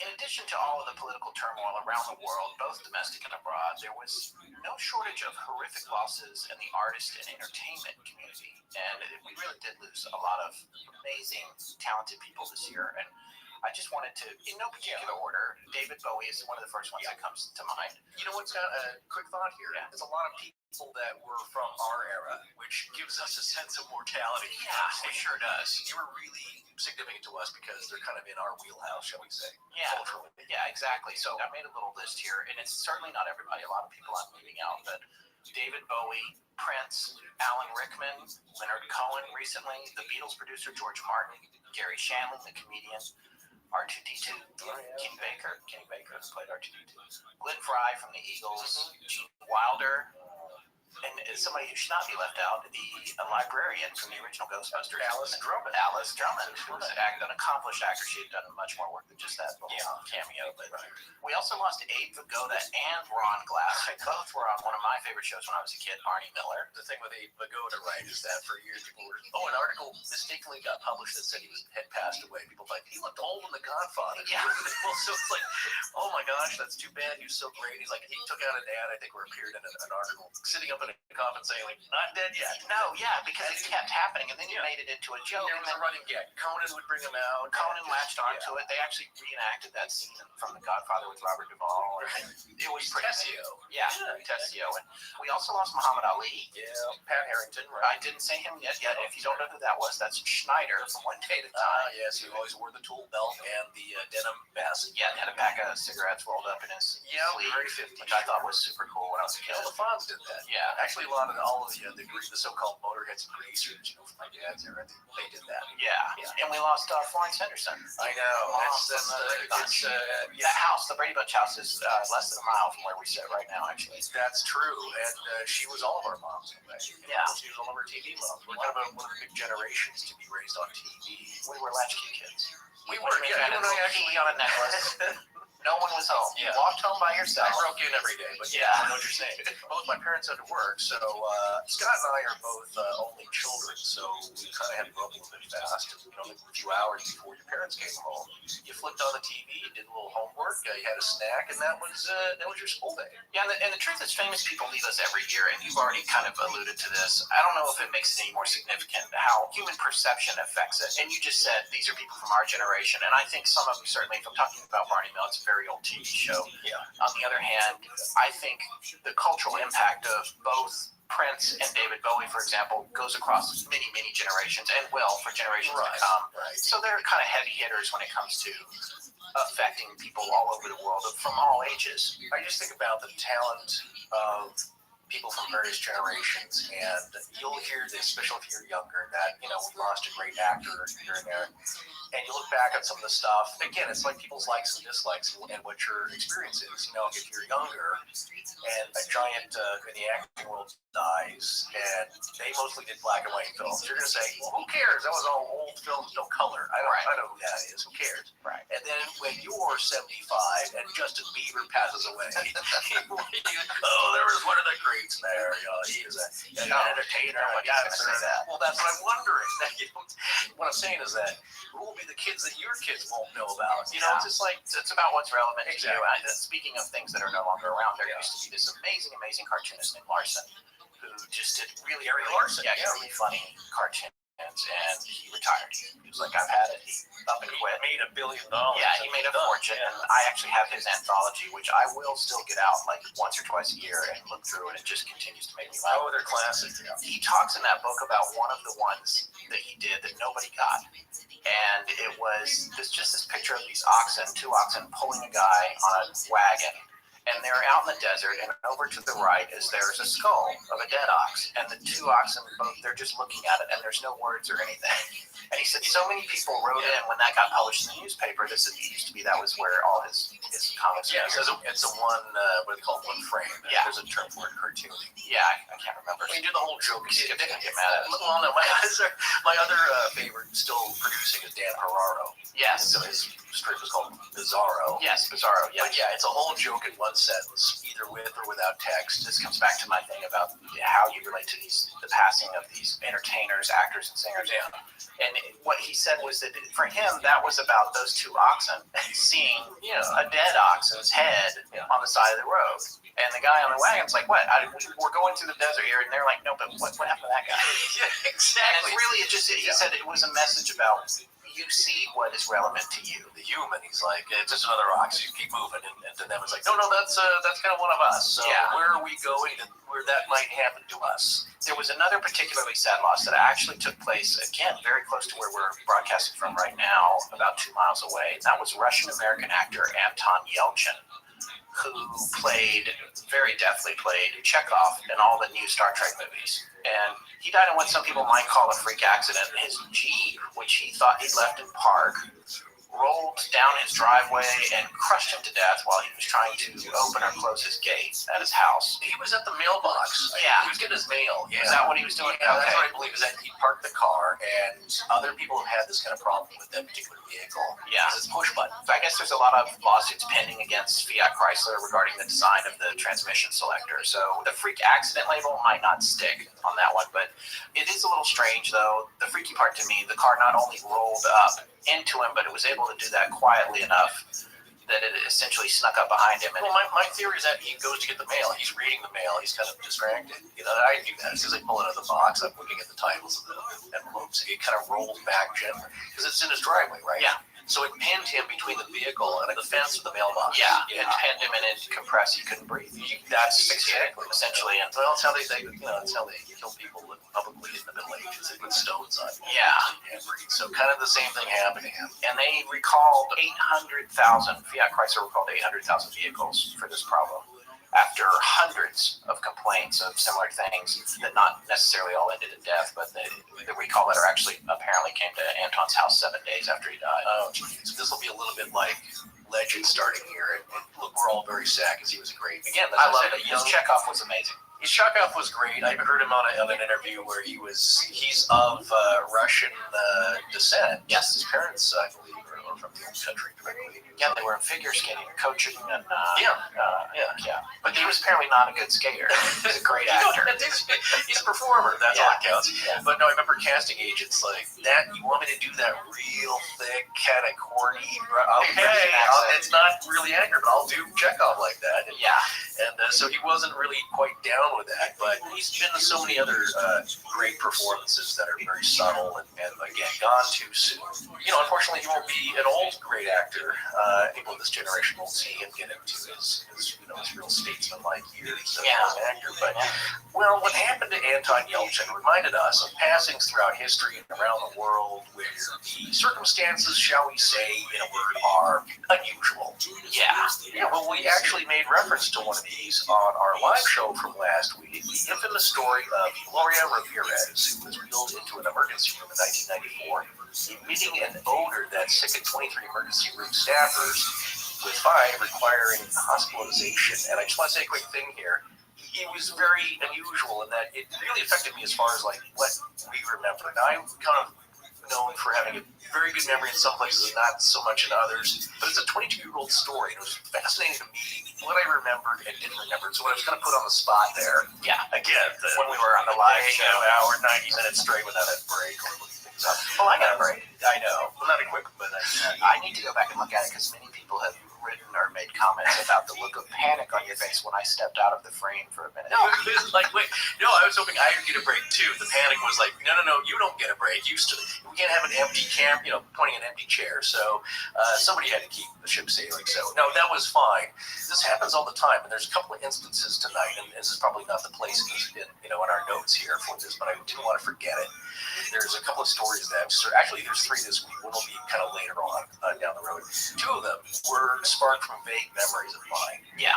When we're doing the show, and we were talking about how sometimes you hear a story and there's no follow up that you know of. Like I stuck with it for quite a while. This was 1994. Yeah. So we had newspapers then as well as the television news, and so I was eagerly looking. And then after a while, you kind of give up, and then 22 years goes by. It's like, hey, I wonder whatever happened with that. I'll bet nothing would happen with that. And you find out, nope, something a little bit happened. A little bit, yeah. And since Forrest made a joke about it on the air and about follow-ups on stories like that, tonight we're going to follow up on it. And when we started digging into this, we found some other really fascinating stories. So we ask you to join us as we take a look at those passings, no less tragic than any other death, especially to the people's loved ones, but mysterious in a unique way that really causes your wheels to spin.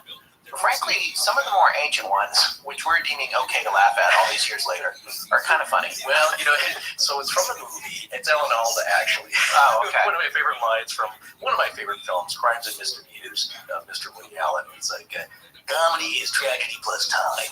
So, when Lincoln was assassinated, you couldn't joke about it then. See, now you had to wait a bunch of long years, and now it's kind of funny. When stuff happens right away, again, that's your context. It's tragic. But in the year, 2750, they might be laughing about Justin Bieber accidentally choking on his own gold jewelry or something. You know what I'm saying? It's gallows humor. It's a little dark. So that's what you're going to get tonight. That is what you're going to get tonight. However, next week, in our last show of the year, we're going to embrace the other side of what the end of the year means.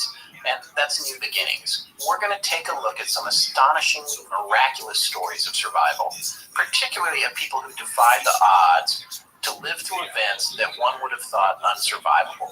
But tonight, that's not what we're doing. Let's hit this is the endings part. Yeah. This is the endings part because, it's winter. It's the end of the year. It's a time of change. And like we said, I think a lot of people are ready for 2016 to get its butt out the back door. Well, it's the time of the ancients. We're in the dark part of the year, the shortest days of the year. Yeah. It's the natural close of everything before the rebirth of spring. So winter, it's just all very natural. That's what I'm saying. Whether you're Christian, pre-Christian, you go back to pagan times, whatever your bag is. People against goodness and nice. Exactly. That's exactly what I'm talking about. Whatever your bag is, whatever culture or religion you are, or no religion at all, it's just a very natural marker for the end of something, the dying, the cold, to give way to new life. And one thing that kind of came up that was interesting, just in a weird roundabout reference, kind of serendipitously, was the old poem, John Barleycorn Must Die. The idea is that it's a metaphor in that John Barleycorn, the actual corn, the grain, must perish, be transmogrified, transmuted into something else, which is beer and spirits that I can drink. So it's the going away, it's the shedding, it's the departing of something so that something new can arrive. Right. And that's the way of the world. That is the way of the world. All right, well, this list of unusual passings is sort of chronological. So we're going to start with the oldest one, one of the most interesting older ones that I found, which was 2,700 years ago in the year 690. BC. Still not that old to me, but no. I mean, as you get older, you start learning actually more about history. This is something that was hard in college to kind of wrap your head around. Is that my sense of time of what's actually ancient has greatly expanded. So now it's Sumerian. It's even before that. Right. And if you get real fridge, it might be at the Atlanteans 50,000 years ago, as some believe. So it's a long, long time ago, but really in the span of things. It's just a few manageable. Yes. Right. So you, of course, have heard the expression draconian. Absolutely. Yeah, can you tell our listeners what draconian means? He was a legislator in ancient Athens, Greece, and I think some of the laws are a little bit strict, shall we say. Yes, they were. He was the first recorded legislator in the history of Athens, actually. Yeah. And he did write up a series of laws that were real strict. Yes. People did not like them.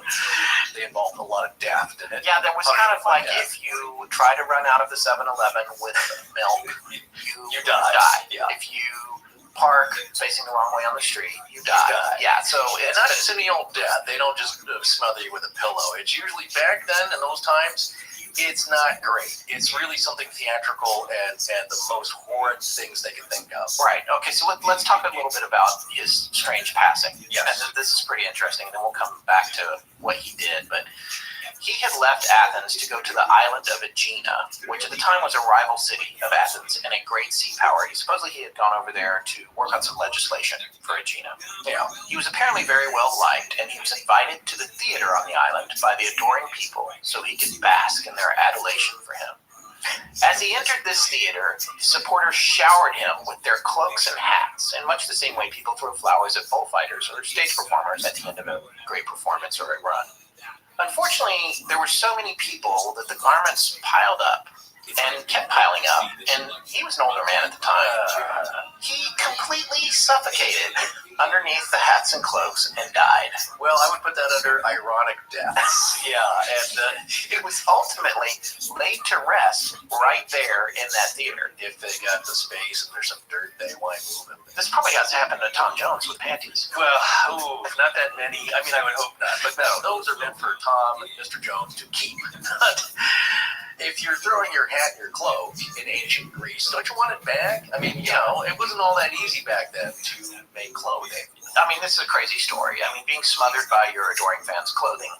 Let's go back to the laws. He drew the laws up during the 39th Olympiad. Yeah, so you have early Olympics here.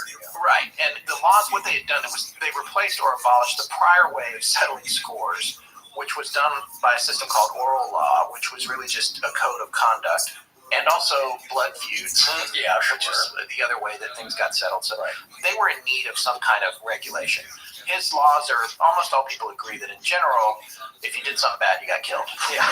So I wanted more detail on this, so I read up on it a bit, and this tale of him dying under all these clothes, it might be a bit of revisionist history, and this is something that's really interesting. Good point. It's something we should state at the top of this, and again, it ties to these other stories that we're looking at, and memory, and the telephone game, and faulty memories, and what makes the better legend. If you do a few little literary tweaks here and there to the story, it makes a much better story. Right. It also helps you frame this narrative going forward, especially if you're trying to manage masses of people, which when you're talking about a lawmaker, it's important that the perception of that person is managed for the greater good of the people, regardless of the fictionality of what he did. You mean what really happened or what didn't happen, right? Like, this was so long ago, it's hard to know what really went down. And I got most of this info that I'm about to share from a book about the chapter 9 of this book called, this is very hard for me to say, I'm not an expert in Greek, I think it's Nomadiktes. Yeah, you have Nomadiktes. N-O-M-O. Deiktes, D-E-I-K-T-E-S, Greek Studies of Martin Oswald. Now, this is a collection of studies edited by Joseph P. Farrell and Ralph Mark Rosen. I got this stuff from chapter 9 of that book entitled The Strange Death of Draco on Aegina, and that chapter was written by Thomas J. Figuera. The great bulk of this chapter in this book was over my head. Much of it was actually written in Greek, so I could say it was Greek. That's where that expression comes from. So good luck with my interpretation here. There was lots of triangles and things, but I think that the veracity of the story of his death has to take some things into account. Not much info about him really survives. He became more of a prominent figure about 200 years after he died, when he was really lifted up as the guy who preceded Solon, who was a statesman who, in an effort to reverse the decline of Athens, came up with a legislative framework that is considered by many to be the very foundation of democracy. So that guy Solon was Draco's replacement. He abolished all of Draco's draconian laws, except for the homicide one, apparently. Death deserves another death. So in a revisionist way, when the Greeks looked back on Draco, he was less a man and more a symbol of something that didn't really work for the long haul and was ultimately replaced by something better. So if you take all that into account, and then Draco having gone to this rival city where he was supposedly killed by a giant pile of clothes, you might want to consider that the story evolved later as it suited history. This chapter also pointed out that there's evidence that Draco's tomb was in fact in that theater. So, who knows? Maybe he was killed by Guinness. Do you think they just left him there? Like, hey, look, he's already buried. He just throws some dirt on top of the clothes. Well, it's like everything that we have ever talked about on the show. There's a seed of truth in there somehow. Who knows what happened to him for real? Another good point, which will also come up in these other two partially, adult memory kind of stories that are going to come up, is that oftentimes it does lead to a kernel of truth, and things twist here and there. But I don't know what the percentage is, but I think rarely something is made up out of whole cloth, as they say, and it's just a total figment of someone's imagination. Usually there's a little something in there that kind of got twisted over the years. Yeah. Why are you looking at me kind of funny? Well, I just realized I don't usually ever see you wearing glasses. Are those your new Warby Parker frames? Why, yes, they are. And the reason you usually don't see me wearing glasses is that I never really found a pair I liked. But with the way I chose my frames at Warby Parker, I was able to take my time and narrow it down to frames I actually think look good on me. And you just picked out your own pair too, didn't you? That's right, I did. You just go to their website, look through their assortment of frames for men or women, then choose up to 5 frames you'd like to try on at home for up to 5 days. They ship you your selections for free. You see which ones you like, then you mail the samples back to them in the same box, again for free. Once you've decided on a pair, you place your order on their website, where you can enter your prescription yourself, scan it, take a picture of it, which is what I did, or you can fax it in, or even give them your eye doctor's info, and they'll contact them for you. And Forrest will explain later what a fax is. Well, having your choices at home makes the selection process so much better, especially if you're having trouble deciding, because you can show them to your friends or your family or even Warby Parker. Just use the hashtag WarbyHomeTryOn on social media, and they'll get back to you with comments and suggestions. Just make sure your accounts aren't private. And if you'd still rather go to a store, Warby Parker has almost 50 retail locations across the country for you to visit in person. And Scott didn't like his first round of choices, so he picked another round of 5 to have sent to him, right? Yeah, pretty much. And once I tried them on and wore them around a bit, I asked my wife what she thought. I realized that I liked one of the 5 I had gotten, but I wanted to try more. So I actually sent them all back. I chose that favorite pair again, along with 4 new alternatives, and got a second home try-on kit that was just as free as the first one. And Warby Parker's awesome customer service was there to help me all along the way. Warby Parker uses state-of-the-art materials like cellulose acetate, Japanese titanium, and hypoallergenic stainless steel. Their standard prescription lenses are made from impact-resistant polycarbonate, with the stronger prescriptions made with lightweight, high-index lenses. All of their prescription lenses offer 100% UV protection and come with anti-reflective coating and anti-scratch treatments at no extra cost. A new pair is made just for you when you order. They custom cut and polish the edges of the lenses so they fit perfectly, and then the frames are polished and assembled by hand. Plus, the super hydrophobic anti-reflective coating prevents lens smudges, so they stand by their 1-year, no-scratch guarantee. And with their glasses starting at just $95, you can get a few different looks for the price of just one pair at most other places. They also carry sunglasses, and those start at $95 too, including polarized lenses. Prescription sunglasses start at $175. They're also a company with a heart, along with a vision, get it? Because for every pair of glasses sold, a pair is distributed to someone in need. Warby Parker believes that everyone has the right to see. Head to warbyparker.com/legends to order your free home try-ons today. Choose the 5 frames you'd like to try on, mail the frames back, choose your favorite pair to have your prescription added to, and order. Warby Parker makes your experience completely risk-free and free shipping all around. Visit warbyparker.com/legends to begin your free home try-on experience today. This is Matt Baldwin from Newcastle, Australia. Thank you for listening to Astonishing Legends. Let's get back to the show. All right, so I want to talk about the next guy. This person is somebody that Catholics are going to be quite familiar with. St. Lawrence. Yeah, well, there's the St. Lawrence Waterway here in the United States. Oh, there you go. This dude is the patron saint of cooks, comedians, and firefighters. Now, I guess there's always been those. Those are all old occupations. Right. St. Lawrence was, in fact, martyred by Valerian. Yes. From Ghostbusters. No. Oh wait, that's Gozer the Gozerian. Yeah, exactly. No, Yes. Valerian. Please get your fictional history straight. Yeah. Valerian was the Roman emperor from the year 253 to 260. According to Aurelius Prudentius Clement in 258 AD, Lawrence was roasted alive on a giant grill, and he purportedly said at one point during the process, quote, "Turn me over, I'm done on this side." With an ancient form of snare drum and cymbals, right? Yeah. The very first rim shot. Yeah. If he did say that, hey, more power to you, buddy. That's a good way to go out. Yeah.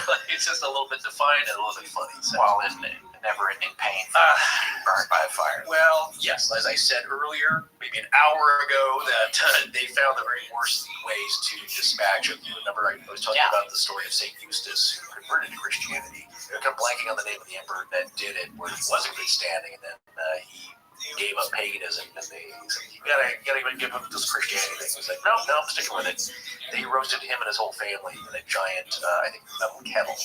Think about it. You'd rather go immolated in flame because the fire is going to help suck the air. You kind of suffocate as well. I mean, yes, you were blistering horribly. Yeah. Which is awful. Tremendous pain, but I think you go quicker. Here, the idea is to draw it out for the entertainment of those watching. To briefly explain what Valerian was doing, he was persecuting Christians, and that was why... Very popular sport back then. Yeah, and that's why St. Lawrence was martyred along with several other deacons. He was a deacon, and a lot of other people that got caught up in it. But the thing about this is Prudentius, who wrote this account of what happened to St. Lawrence, was a writer, and historians have not been able to really make a verification of this particular story and the turn me over and I'm done on this side thing. He wrote it nearly 100 years after St. Lawrence's death. It's not like he was there and probably didn't talk to anybody who was there. It was probably apocryphal, so we can't really know if he said, turn me over, I'm done on this side, but it does make it still a good joke. It's a great story, and it is understandable why St. Larry is the patron saint of cooks, comedians, and firefighters. Oh, St. Larry. Well, that's what I want to know. Just if I can offend several million people. Yeah, more than that, my friend.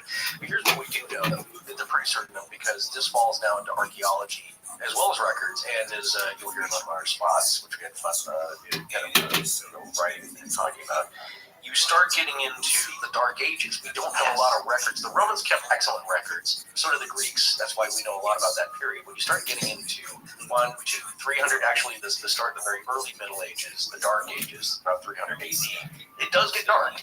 Yeah. So there's not a lot. But what we do know is that they did these horrible things. Right? Read a story. They also had, I think the Romans had a giant metal bowl, and they would, it was hollow. They put something inside, roast them inside, and as the person jostled and screamed for their life, it looked like the bowl came to life. Just for people to be entertained. I'll make bowl. I thought you were saying bowl. It was a bowl. Oh, it was a bowl. No, and so the mouth was open, and it was hollow. So, of course, when they were screaming, it looked like the bowl was doing it, and they thought that was funny. I just want to make a quick note here. The gallery opening here at the Los Angeles Museum here, and one of the donors was first invited to Assyrian tapestries. That was the exhibit, and it showed, these idyllic scenes of life. And she had said to the historians, like, oh, you know what, it would be so lovely to be back in those times when, things were so peaceful, and art and music and literature was so favored. And the historian said, ma'am, they used to roast people alive in oil for fun. You don't want to get in a time machine. Yeah.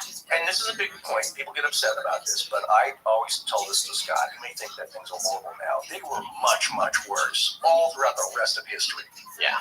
Things are awful in different places of the world. We can see that. War is always terrible, but globally, it's not quite as bad as it could be. Yeah. So be thankful for that. Yeah. Anyway, sorry, get off my soapbox here. No, that's okay. That's all right. Well, let's move on. I want to talk about Sigurd the Mighty of Orkney. Oh, that's a great area. I love that the Orkney. I want to go there so bad. Our good friend of the show, David Graham, he's actually from that area. Oh, he is? Yeah, he did a lot of the voices on Greyfriars Kirkyard for us. That's right. Yeah, the snack and the roll about. Yeah. He's awesome. I thought he was just plain old Scottish. Yeah, he is. Edinburgh. That's a unique area. area. It is. Off by kind of its own self, has really kind of its own flavor of culture too. Yeah, it's a beautiful area, and I really want to get out there. But check out this story. This one kind of takes the cake. I think I already said once that some other story was my favorite, but this is my favorite too. It's not Canute the Great. No, not Canute, but Sigurd the Mighty. Yes, I'm saying it right. It was the first Earl of Orkney, which, as we just pointed out, is a series of northern islands in Scotland. He was awarded the earldom after it was given to his brother by the Norwegian conquering king, King Harold. Yes. Gave it to his brother because he lost a son in battle. The brother, however, didn't want to stay in Orkney, so he gave the earldom to his brother, Sigurd. Now, Sigurd, I'm going to just say it all different ways so you can't say I said it right away. Sigurd was a good ruler, and he ruled Orkney well, becoming very, very powerful. But apparently he got into a dispute with a successful local Scotsman named Melbrigty Tusk. Are you sure that? No, I'm going to say Melbrigty Tusk. That name is Scottish, you're saying? Yes. Okay. Or he was also known as Melbrigty the Bucktooth. All these names. Yeah. It's like, you are known as Pepin the Fat. Like, Yeah. Hey, wait a minute. No, I could be like just, Pepin the Robust. Like, no. Well, history for forever, you're on out. You're the Fat, the Bucktooth, forked beard. The Bucktooth thing, though, that's going to come up. Wait for it on this one. All right. So these two gentlemen, Sigurd and Melbrigty the Bucktooth, or Melbrigty Tusk, were supposed to settle their differences in a battle. This is like a duel, but they each get to bring 40 men to it. Now, Sigurd, a man who likes to win and didn't trust the Scottish people, brought 40 horses to the battle, just as Melbrigty Tusk did. However, Sigurd had 2 warriors on each horse. He cheated. So he brought 80 men to a 40-man fight. The Scots fought bravely and valiantly, but they were simply outnumbered. Melbrigty's men fell, and he lost the lopsided battle. Sigurd, thrilled with his win, had the heads of all the fallen warriors cut off and strapped to the saddles of his warriors. This is what I'm talking about. Rough times. Yeah, because they might have been, I'll be better. No, we need your head. Now, I think at this point there were 40 extra horses, so probably the guys that came on a shared horse might have their own horse. Yeah, right? See, that's kind of the opposite of the Knights Templar there, where their symbol was 2 guys on a horse because we're frugal. Yes. So the story is really my own family, the frugal Scotsman. Yeah. Yeah, and everybody gets their own horse, but totally different way to accomplish that. Well, Sigurd, being the leader, is Sigurdy Weeper. No kidding. Oh, very good. Yeah, nice. Sigurd, being the leader, decides he's going to put Melbrigty Tusk's head on his saddle because he gets the prize. As he rode excitedly home at what can only assume might have been a gallop, Melbrigty the Bucktooth had his final revenge. His protruding buck teeth ground up and down against Sigurd's leg for the entire ride. This means that Melbrigty posthumously punctured Sigurd's leg in a periodontal assault with his protruding central incisors. Sigurd was dead from infection shortly thereafter. Nice alliteration there. Right. So what's happening is this guy's buck-toothed head bit Sigurd and killed him. Yeah. That's just amazing. Well, there's another story I read. I don't think we've included it. But it's I believe a Chinese cook, chef, that was preparing a meal with a snake, poisonous one, and cut the head off. And like maybe half an hour, 20 minutes later, he accidentally gets punctured by it and dies. So that happens so much. Again, death by irony. Back then, no one's brushing their teeth. Yeah. You don't want to go back there and be kissing anybody. It's just awful. But the fact that I totally believe that because you have a lot of bacteria in your mouth. Yeah. Just by that ride, if you've never been on a horse, you know that's very bouncy. And I totally see that happening. Yeah, you have to put your vanquished foes' heads in a saddlebag or maybe behind you. Don't put them right up there by your leg.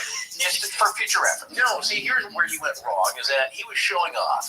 Yeah. And no one could see the head in the bag. And I'll bet he was very recognizable. So here he is. He's pride goeth before a fall. Well, and gangrene. So, well, here's an interesting note. There is a game played in the Orkneys called Kirkwall Ba, and it's played at this time of year, usually around Christmas or New Year's. It's cited in Wikipedia as a traditional football game, and there are 2 sides. the uppies and the doonies. Yes. Or the up the gates and doon the gates. Gate being translated from road. So this game has been played since before records began, I guess. Quoting Wikipedia, it can be very fluid, with its outcome often decided by a break, whereby one of the faster boys manages to break free of the scrum and runs with the ball, making valuable ground, sometimes making it all the way to his team's goal, thereby ending the game. The game can be as short as a few minutes or as long as several hours, but here's the kicker. The people of Kirkwall apparently will tell you that this game is based on the folklore surrounding the tale of Sigurd and Melbrigti the Bucktooth. Our information for all this came from various sources, including the Orkneyinga Saga, which was written about 1230 by an unknown author, and we also got a bunch of it from Wikipedia. There's also a really great website on the Orkneys called orkneyjar.com, which we highly recommend you visit. It's got a lot of fascinating stuff. It's run by a gentleman named Sigurd Towering. Well, there you go. I'm sure he's going to have to tell me if I'm saying his name wrong. Anyway, we have a link to his website in the show notes. You know who it's time for now? Crown Prince Philip of France. Poor Crown Prince Philip. He was only 15 at the time of this story. He was son of Louis VI and actually a co-king going on 2 years. I didn't know that was a thing, by the way. Oh, I mean, he had another heir, a possible line to the throne. Well, Louis was the king, and he wanted his son. He was his favorite son, so yes, made him the king simultaneously. Right. So they were co-kings. That's usually not protocol because only one can sit on the throne. So usually when there's a child, they're trained. And so if, say, the father dies and now you can't really have a 6-year-old king. Right. Because it's every day we're going to march to Candy Island. Yeah. So this is what you have is that. I really like that one. Yeah. We're attacking. My favorite joke you've ever said on the show. Very nice. Yes, we're attacking the gingerbread fortress every day, and we're staying out all late. If you're son, we're staying up till 3 every day. Yeah. All right, and sleeping in. So you have a people that watch over him, and actually, there's a regent and a chancellor. So at least in Europe, they actually do the ruling for him until he's of age. But he's trained. Well studied, taught everything that they can teach him, and that's what happens. But anyway, back to your story there. That's unusual. Yes, he was co-king, and he had been for about 2 years. He was riding his horse through the Parisian market called the Greve when a black boar ran out from a pile of dung on the banks of the Seine in front of his horse, startling it, causing him to be catapulted over the front of the horse, at which point he sustained, I guess, either horrific head injuries or multiple limb fractures that were so bad he never regained consciousness. That's it. You get injured back then, you're done for. One story said that his companions were so afraid of the outcome actually left him there in the street, where some poor townsfolk carried him away for help, but he did not survive. Now, this is a pretty horrible way to go out, and the poor kid was only 15 years old. He busted himself up on the pavement. Is that what you're saying? Yeah. Now, but however, as with a lot of these stories, some of these details may be apocryphal. We're actually referencing the darkest account of the story, which was from a book written by a man known as Walter Map. He was a Welsh medieval writer who lived from 1140 to 1209. His retelling of what happened to Philip is pretty stark. We're going to refer to an excerpt of the one book attributed to him, which is called De Nudis Curialium. No, sounds Latin to me. Not sure if I'm saying it. This actual passage was cited in the book that I was reading to get brushed up on this, called The Death of Kings, Royal Deaths in Medieval England by Michael Evans. It was intensely interesting, by the way. I would recommend it. Why don't you read this excerpt for us? Oh, okay. Yeah. Here we go. He degenerated from his father, Louis VI's ways, and strayed away from his father's orders, and with proud brow and tyrannical pride was injurious to all. But it befell, at the Lord's command, that one day when, in company with many knights, he had put his horse to the gallop in that part of Paris called Le Grève, a black pig rushed out of a dunghill on the bank of the Seine, and ran in among the feet of the galloping horse. The horse stumbled and fell, and the rider broke his neck and died, but the pig suddenly plunged into the Seine. Therefore, his father Louis the Fat, or rather the Lord, who had delivered France from out of the mouth of a lion, set in his place the kind and merciful Louis, later Louis VII, as he put Daniel in place of Saul. Right. So this book, The Death of Kings, is really fascinating. One of the things that Evans, the author, talks about in the book is how these deaths of royalty need to be painted a certain way. Is he diabolical, divine intervention, or whatever? Because the thing about this kid, God rest his soul, 15 years old, is even though he was Louis VI's favorite son, apparently he was kind of a jerk. So, really? Like somebody raised with a lot of luxury and pampers? Is that a jerk? Yeah. So that doesn't always happen. it Sometimes doesn't. It's personality, temperament, the natural temperament of the person. Because look at celebrities now. Some are very nice, some not so nice. Not so much. Because everybody's kissing their butt. So when that happens, some people react to somebody. So there you go. It's interesting because what Evans is implying happened here is that people were probably concerned about the nature of this kid. So when this accident happened, he fell off the horse and he became fatally injured. Yeah. It gets worse and worse. It's a black pig. There's references to the devil. It's coming out of a pile of poop. Yeah. And, it's running across. It's tripping the horse. It runs back into the river. It's all very metaphorical. Exactly. There's a lot of symbology, a lot of imagery here. And that's something interesting to say about the black pig. Associated with the devil coming from the donkey. So but either way, this story, unlike some of the other ones where we can't really point to, because they're more ancient, we can't really point to what, if anything, happened. This is a true story. This kid did pass away. He fell off the horse. Who knows what really happened? And falling off a horse in general is not the most proud way to go. But again, back then, the days before any kind of medication other than herbal, homeopathic remedies, it's like Tutankhamun. They believe that he may have fallen off a chariot.